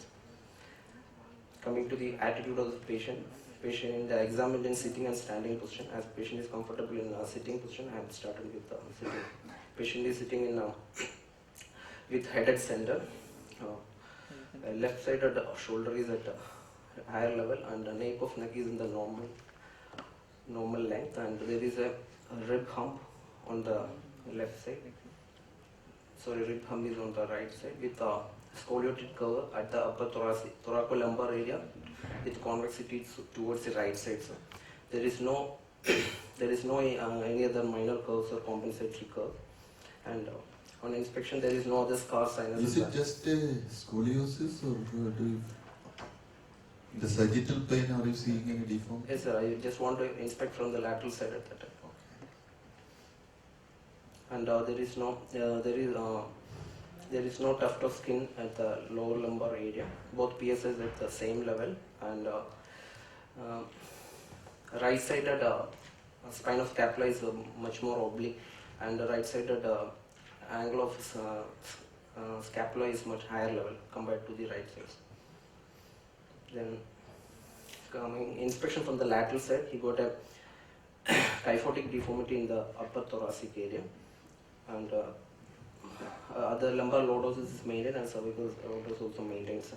Inspection from the front, his head at the center, the left shoulder is at higher level. There is a deformity of the chest, mostly is a bit hypoplastic on the right side. Both nipple at the same level, and there is a increased arm with the arm and chest distance on the right side, and iliocostal distance on the left side is a bit decreased. Coming to the palpation, sir, there is no tenderness, there is no local rise of temperature all over the spine, and there is no paraspinal muscle spasm. And on examining, there is the deformity, the scoliosis is starting from the T2 vertebra extending up to the T12 or L1 levels. With the spinous process is rotating towards the concavity and concavity of the sides. and there is no fixed pelvic obliquity, and both PSI is at same levels, and anteriorly both ASI is at the same level.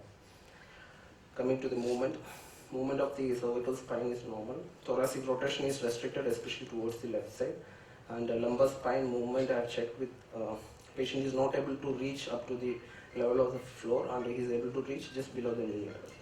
And lateral flexion of the lumbar spine is 20, and both sides is similar, sir, comparable.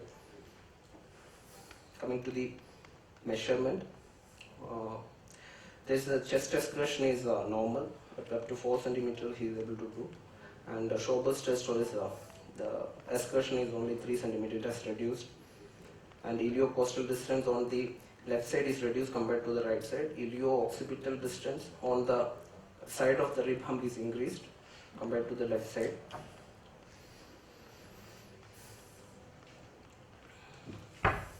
Coming to the special test, Adams forward bending test has been done, which is confirmatory, which is a structural scoliosis not getting improved. Now tell me whether it is scoliosis or kyphosis. Kyphoscoliosis. Which is more predominant, kyphosis or Is scoliosis? there any scoliotic element at all? With the scoliosis. The scoliosis is the most prominent part. What is Is scoliosis? there a neurology distal? No, sir. Neurological examination is normal. Superficial reflexes, everything is normal. Sorry? Superficial reflexes are also normal. Superficial is normal. So what are you putting a diagnosis as? You're putting a diagnosis? Yes, sir. 15-year-old gentleman with balanced progressive structural type of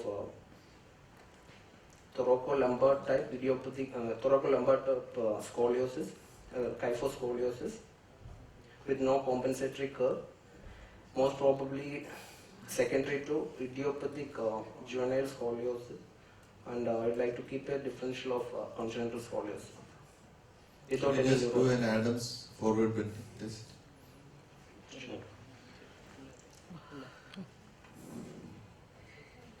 Noted it.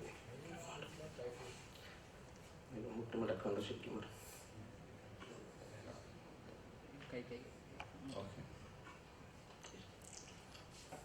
There are a couple of issues with the diagnosis. Yes. One, the commonest curve pattern you see in adolescent idiopathic scoliosis, which is your first diagnosis, and upper thoracic scoliosis. Yes. And in a thoracic scoliosis, you expect the right shoulder to be elevated, not the left. Yes, sir. Here, the left shoulder is elevated. That you should be able to explain. And in adolescent idiopathic scoliosis, it is always a hypokyphosis deformity. There is always a hypokyphosis. So when you see a kyphosis, it is preferable you think of something else rather than give a diagnosis scoliosis or adolescent idiopathic scoliosis. Can this be anything else? Given the sex of the patient, age of the patient, can you give another diagnosis?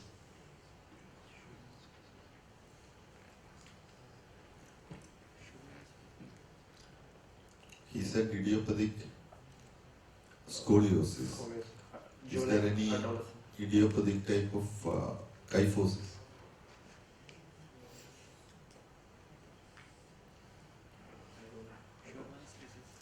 Possibility is a Scheuermann's disease.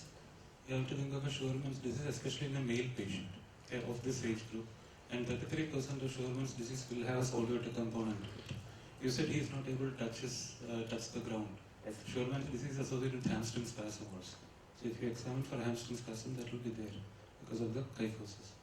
And given the kyphotic situation, I think you should give a diagnosis first of Scheuermann's kyphosis rather than scoliosis. But in Scheuermann disease associated rib hump part is there. 33% of Scheuermann's will have a scoliosis. There is an associated lysis and listus in Scheuermann. Okay. These are all associated features of Scheuermann. So Scheuermann can present as scoliosis. Whenever you see a kyphotic spine, do not jump and say adolescent give us scoliosis. Because scoliosis cannot occur in a kyphotic spine. One of the etiology as given by Dixon and all is that you have to have hypokyphosis first, only then the vertebra rotates and fails. So it has to be, if it is a kyphotic deformity, always think of a Scheuermann's disease. Especially the dorsal kyphosis. Yes. The more prominent element here is kyphosis. Kyphosis. And in an adolescent adolescent with scoliosis, can you have a left shoulder up? No. You can have. But if it is cervicothoracic type? No. Based on the classification, if there's a double major thoracic curve, the upper curve will be on the left side. So only in that situation, you get a left shoulder up. All the other cases, the right shoulder will be right shoulder. What are the other causes of kyphosis? Any postural type and any underlying disorder like neuromuscular type, neuromuscular causes, and congenital type, any bar formation or Which bar formation? means like failure of formation or unsegmented type. It can be congenital. Then That as the patient is attenders are noticed at the age of 13, so it may be not prominent till that time, can be congenital.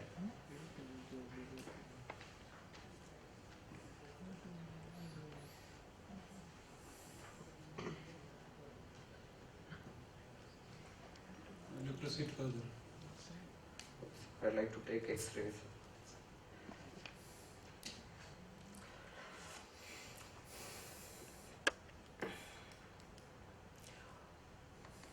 What is the specific X-ray you ask for when you're looking at a spinal deformity? Normal AP and lateral with flexion and extension also.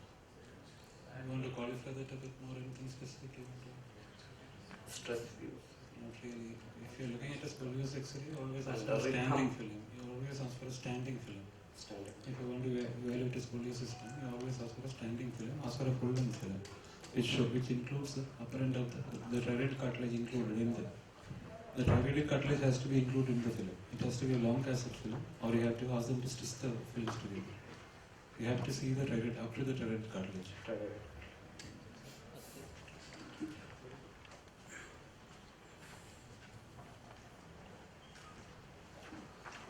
X-ray for this one is chest X-ray, AP and this is the lateral view, and that's the lumbar spine, AP and lateral view, which shows the scoliotic curve towards the right side and increased kyphosis in the upper thoracic region and crowding of ribs in the right side.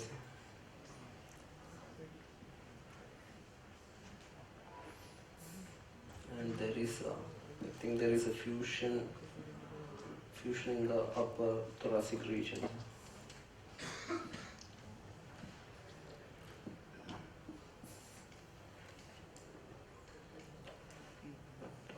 X-ray of pelvis shows rises sign of type 4. It's not yet completely fused. And X-ray of cervical spine lateral view is normal. There is no congenital fusion or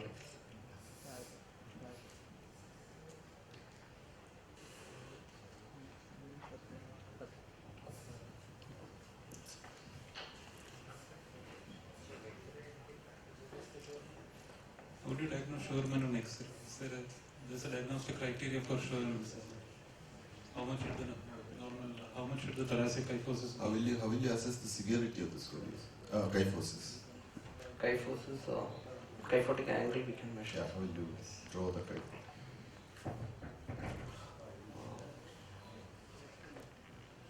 From the upper vertebra, upper end vertebra and lower end vertebra joined. Upper end vertebra is the most tilted, least rotated, and apical vertebra. In a kyphotic angle, if you want to measure, in a normal scoliosis patient, if you want to comment on the kyphosis, or if you want to measure the kyphosis, in a case of scoliosis, the two lines you draw are from D5 and T12 in the lateral. That's the kyphosis angle you measure. In a Scheuermann, you have to look for the wedging of the vertebra, disc space. The disc space which is opened out will be below the portion of the kyphosis. So between those two, the upper end plate and the lower end plate, you draw the curve in the lateral X-ray. So if it is up to 45 is considered normal. And beyond that, is considered abnormal. Still, it can be a postural kyphosis or it can be Scheuermann's. So we have to look for individual vertebral wedging. More than 5 degrees of wedging in contiguous 3 vertebrae, you can give a diagnosis of Scheuermann. Enlarged irregularity may not be present in all cases. It is not mandatory. So by Sorensen criteria, angle more than 60 degrees with individual vertebral wedging of 5 degrees. 3 contiguous vertebrae have to be affected. So each vertebra has to be measured for wedging.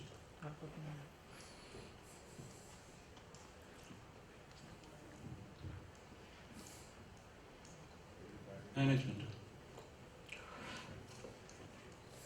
Patient is mainly came for the deformity correction, sir. So I would like to offer him a surgical corrections of the kyphosis and the rib hump on the right side by thoracoplasty or costoplasty. What is the prognosis like? Suppose you don't offer surgery. It is already reaching the maturity, so there won't be any further progression of the angle. So mostly it will be a fair prognosis. You don't have to be apprehensive or ashamed to say that you are doing a cosmetic surgery. In vast majority of situations, in adolescent scoliosis and kyphosis like this, the patient will not develop any serious side effects if you do not correct it, provided the curve is reasonable. You do not have to offer the surgery thinking that the patient is going to have a respiratory failure or the patient is not going to be normal. No, they will do well, and even the incidence of back pain in these patients when they reach maturity is quite comparable to the normal population. You do not have to hesitate in saying that the primary indication for your surgery is cosmetic. That is honest. Thank you. Well, the abnormal carrying malformation will be Yes, sir, it has to be ruled out, sir. Any abnormal, especially in the AP X-ray, both the pedicles are looking at you. There is no rotation. Whenever there is a spinal deformity with no rotation, you have to rule out a secondary cause. You have to get an MRI. Chiari has to be ruled out, syrinx has to be ruled out. And in this particular age group, we have to ask whether there is any nephromal aneurysm. They can have at that close spot, they can have tetherism. So those have to be ruled out. Thank you. Any role for bracing? No, sir. It's almost. In this particular case, it's not a role for bracing. Surprised that we had 4 centimeters of tunnels.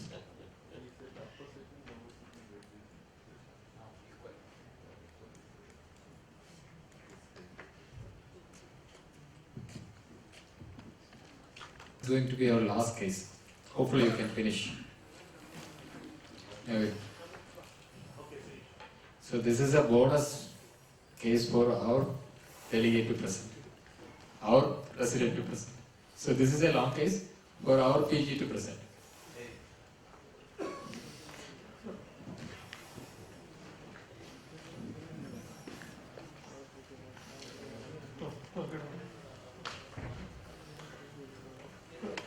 Good afternoon. My patient is a 19-year-old female patient complaining of limping since childhood and pain over the left hip for the past 6 months. History of presenting illness. Patient's complaint started as limping since childhood.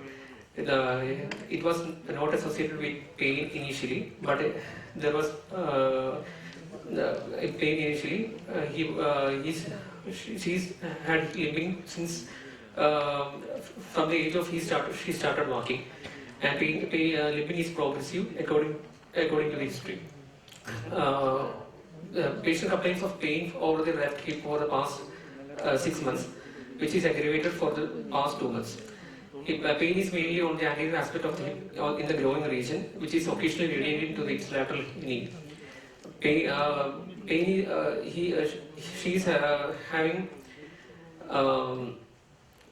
she is also having difficulty in doing her daily activities due to pain. She is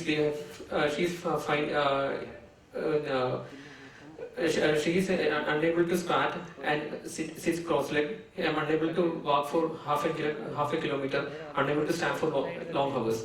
She is studying and she is off. She is on leave for past 1 week because of this pain. past history. There is history of recurrent history of pneumonia from the childhood, for which she was admitted.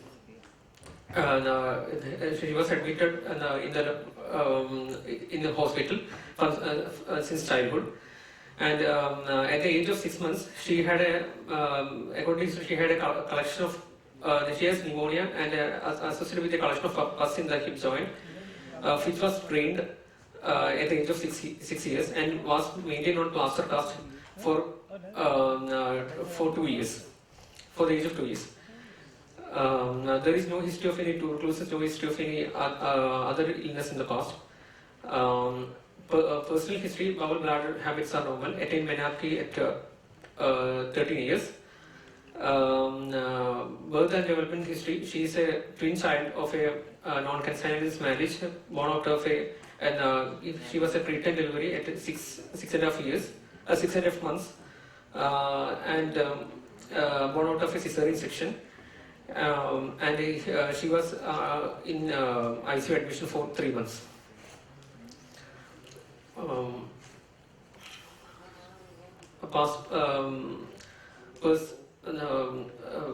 Family history, no history of a single illness in the family, no history of any tuberculosis or contact with tuberculosis in the family. Examination. Patient is conscious and cooperative, thin built and nourished. Height is 149 centimeters. Upper segment to lower segment ratio is 1:1. Now on general examination, there is no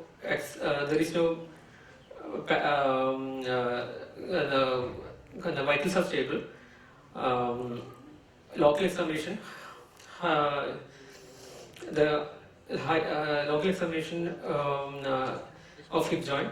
Right side, on the left side, the ASI is at a higher level than the right side. Left trochanter is at a higher level than the right side. There is a scar of 4 into 1 centimeter healed by primation over the left groin crease. Left groin crease. There is a thigh muscle atrophy on the right side. And on the left side, there is also gluteal muscle atrophy on the left side. On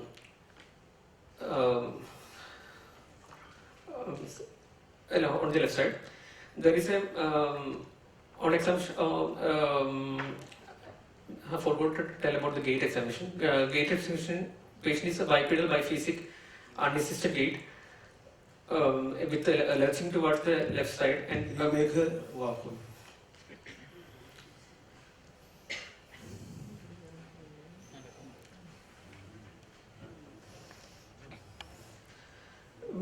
Patient is having a bipedal, biphasic, unassisted gait with the head in central, shoulder dipping towards the same side, and pelvis lurching towards the same side with a reduced stance face.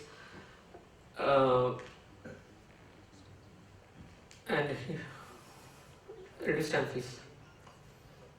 So what's the gait? Having a combination of short limb and antalgic gait. Sit on that.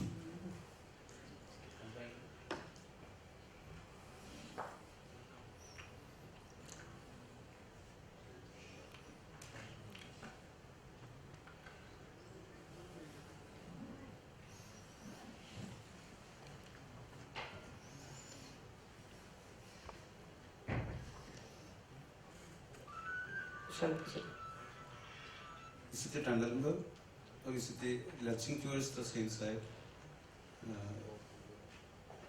Okay, proceed. Actually, on inspection, the patient is having the ASIC is the higher level. The left side ASIC is the higher level than the right side. The great trochanter is at the higher level than the right side. There is a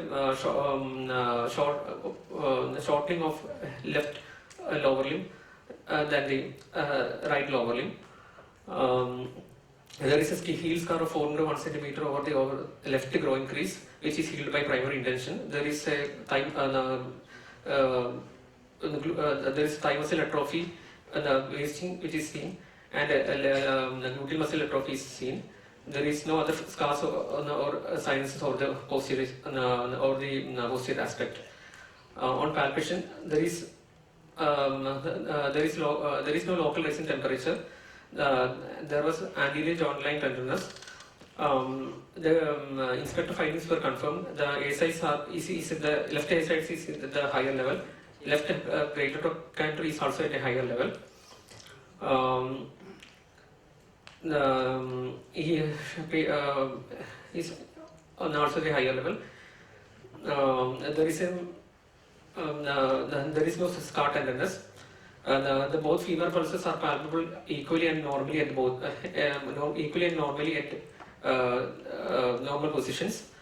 On posterior aspect, there is no other masses palpable. Posterior joint line tendency is present.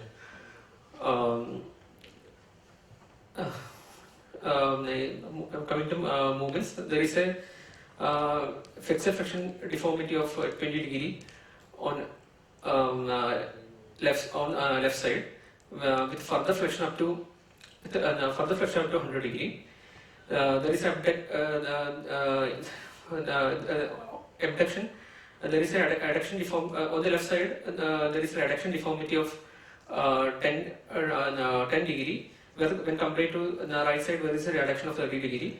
And in the abduction, there is no abduction on the left side. In the right side, there is abduction of 30 degree. Internal rotation is only 10 degree in the left side, and there is internal rotation of 35 degree on the right side. External rotation is 20 degree on the left side, compared to an external rotation of 45 degree on the right side. Summarizing, there is a fixed flexion deformity, adduction deformity, and decreased internal and external rotation on the left side. All the range of movements are painful, and there is painful, and the ends are restricted by spasm. Coming to measurements. There is a there is on true link measurement, there is a 6 cm shortening on the left side, which is there is an apparent shortening of 6 cm, and there is a true shortening of 4 cm. In the and which is 2 cm is to supratrochanteric and 2 cm is infratrochanteric. There is a wasting of 2 cm on the thigh muscles. The segment measures of the femur length is short by 2 cm compared to the opposite side. Brine's triangle measurement, the Brine's triangle base is less by 2 cm, and the perpendicular is shortened by 1 cm. All these things you already told now. Coming to special test, and the test for stability, the telescope is negative. Patient is unable to stand for 30 seconds on the affected limb, so couldn't do the Trendelenburg test. Nelatin's line passes above the greater trochanter. Assisted Trendelenburg. Assisted Trendelenburg was found to be positive. Can you demonstrate?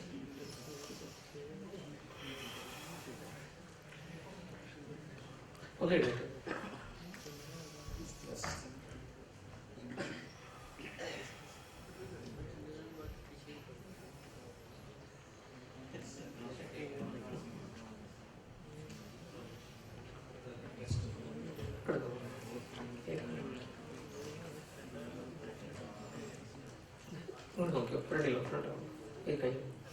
എന്നിട്ട് വലത് കാല് മടക്കുക,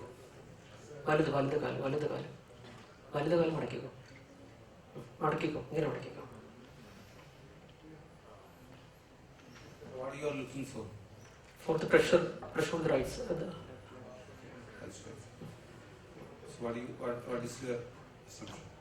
There is a slightly increased pressure on the right, on my right palm. Raja, what is your, is it a assisted tendon lumbar positive or not? Assisted tendon lumbar is positive. But when there is a adduction deformity, what is the current problem? When there is adduction deformity, shall we test for? Yeah. But there is nothing wrong doing that. You have to do that now. And you must tell the. See, when there is an adduction deformity, the pelvis will already be at a higher level. So, it doesn't have any relevance actually. When there is an abduction deformity, again it is at a lower level. So it gives false positive result. And Analyst test, Galaxy sign was found to be positive on the right, on the left side. Nilatin's line on the right side passes above the tip of greater trochanter. Shoemaker's line crosses in the midline on the opposite side.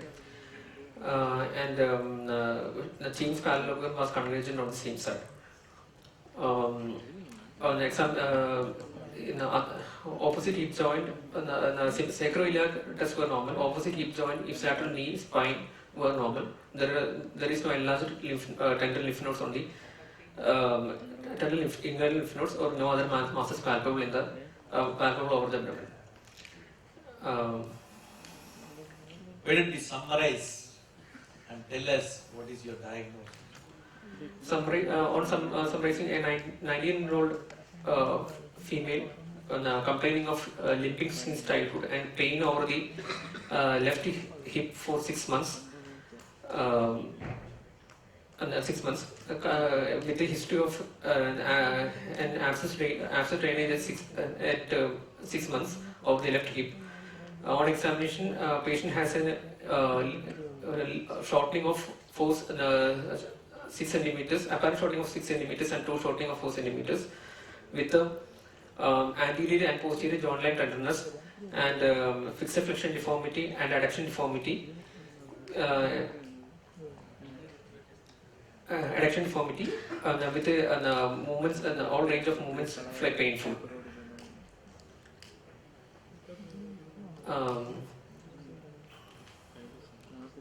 The diagnosis, secondary osteoarthritis, secondary arthritis hip, arthritis hip. You have got only flexion range of movement. Already adduction deformity is there. There is no rotation possible. Only a uniaxial movement is possible, isn't it? Yes. No other rotation, abduction. Rotation is only 10 degree. Internal rotation only 10 degree and external rotation is 20 degree. You can say chronic arthritis of the Left hip. this type of deformities and shortening. That's all. It should be a post-septic sequelae. According to the history, it is a etiological cause is appears to be post-septic sequelae.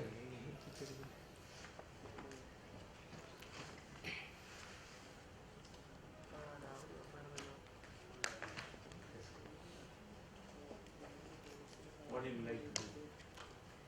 I would like to take an X-ray of the radiograph of the pelvis.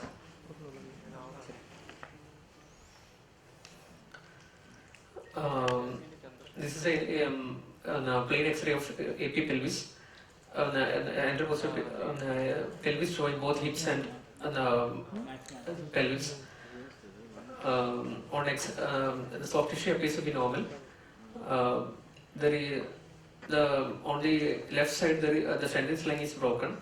There is decreased medial joint space on left side with increased sclerosis of the head on the left side, and there is a coxa breva on the left side with high riding trochanter. With a cyst and sclerosis, subchondral cyst in the femoral head.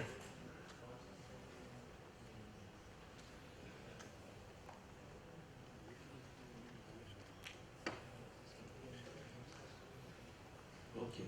What would you like to do?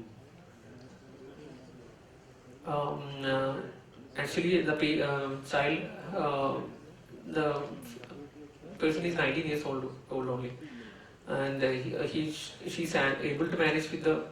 She has not used any shoe modifications till now. So we can try with. But we can buy time with foot care modifications and plan for an operative procedure later. What operative?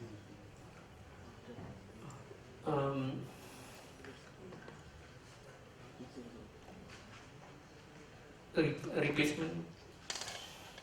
19 post-septic feculae. You don't know whether her infection is active or not. You have not tested any of the blood investigations. Not done any scan procedure to find out whether there is any infection.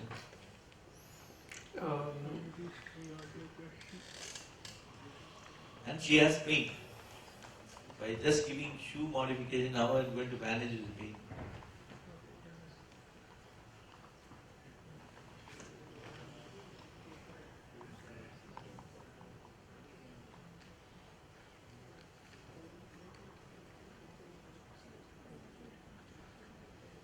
Is there values of ESR, CRP for this patient? No. Normal. Okay, they are normal. If they are normal, what will you do to rule out any occult infection in the local site? We can do a hip biopsy and occult infection.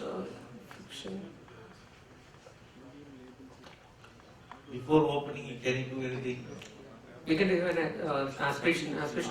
You can do a neural aspiration of the hip joint, find out whether there is any culture, positive culture from those things.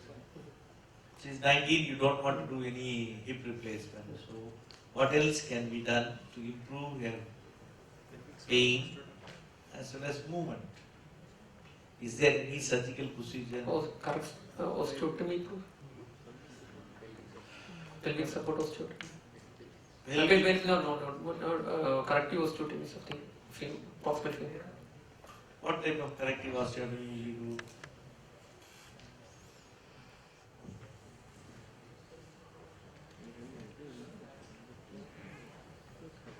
You will lengthen the neck.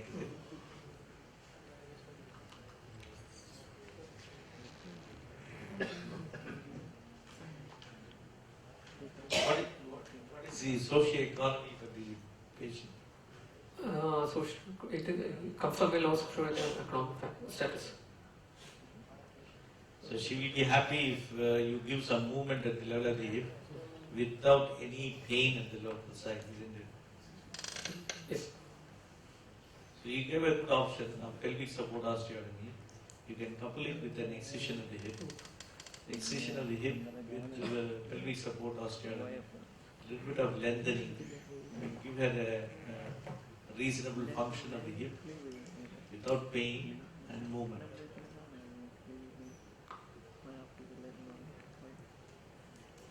Professor Bhopal? Many examiners won't agree. Yeah.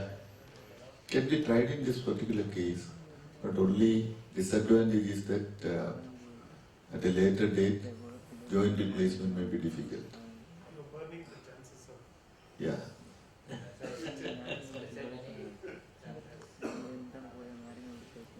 What is there? When you want to do the total lift, you can correct them. Just do it. Now, long stems are available. You can set long stems and do it, no problem. I have about 19-20 patients with me with this pelvic support excision here. They are doing well. They may not come for further total, probably because they are pain-free and Our idea is to relieve the patient of his ailment, not totally. The indication for arthrodesis. Here that is the teaching. Previously that we now being Yeah. But now I think Nobody is agreeing.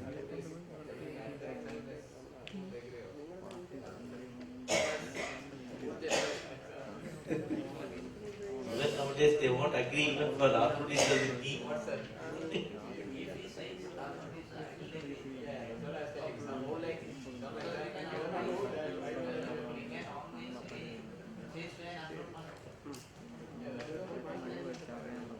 I think arthritis of the hip is less disabling than knee. I think this far, yeah. Work well. Yeah. Previously we used to tell in the exams and all Yeah, I think in this patient that is a good option. Of course, the other hip is normal.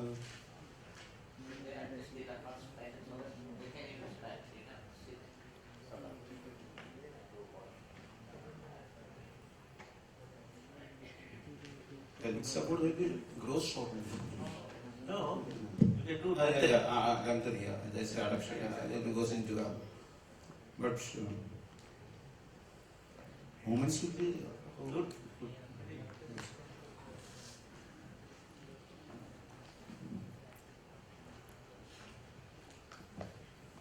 So thank you very much.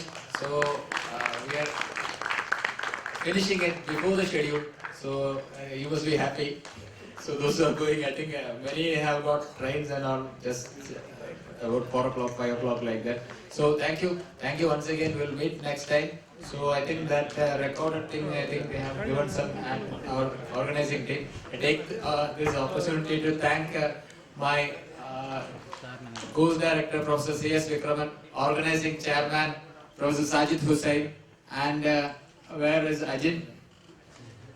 So resident secretary, our residents have worked day in and day out to make this event a success. So for the last 1 month, a big round of applause to our residents from Medical House Trivandrum. So thank you once again, thank you all. I think we will meet in the next year with the 9th edition of Topic, hopefully. So I personally, and for the favor of all the faculty, I congratulate Dr. Shanavas for doing this excellent work, and we hope this year also. Okay, thank you. age group we saw this morning, it was a good collection of pediatric cases.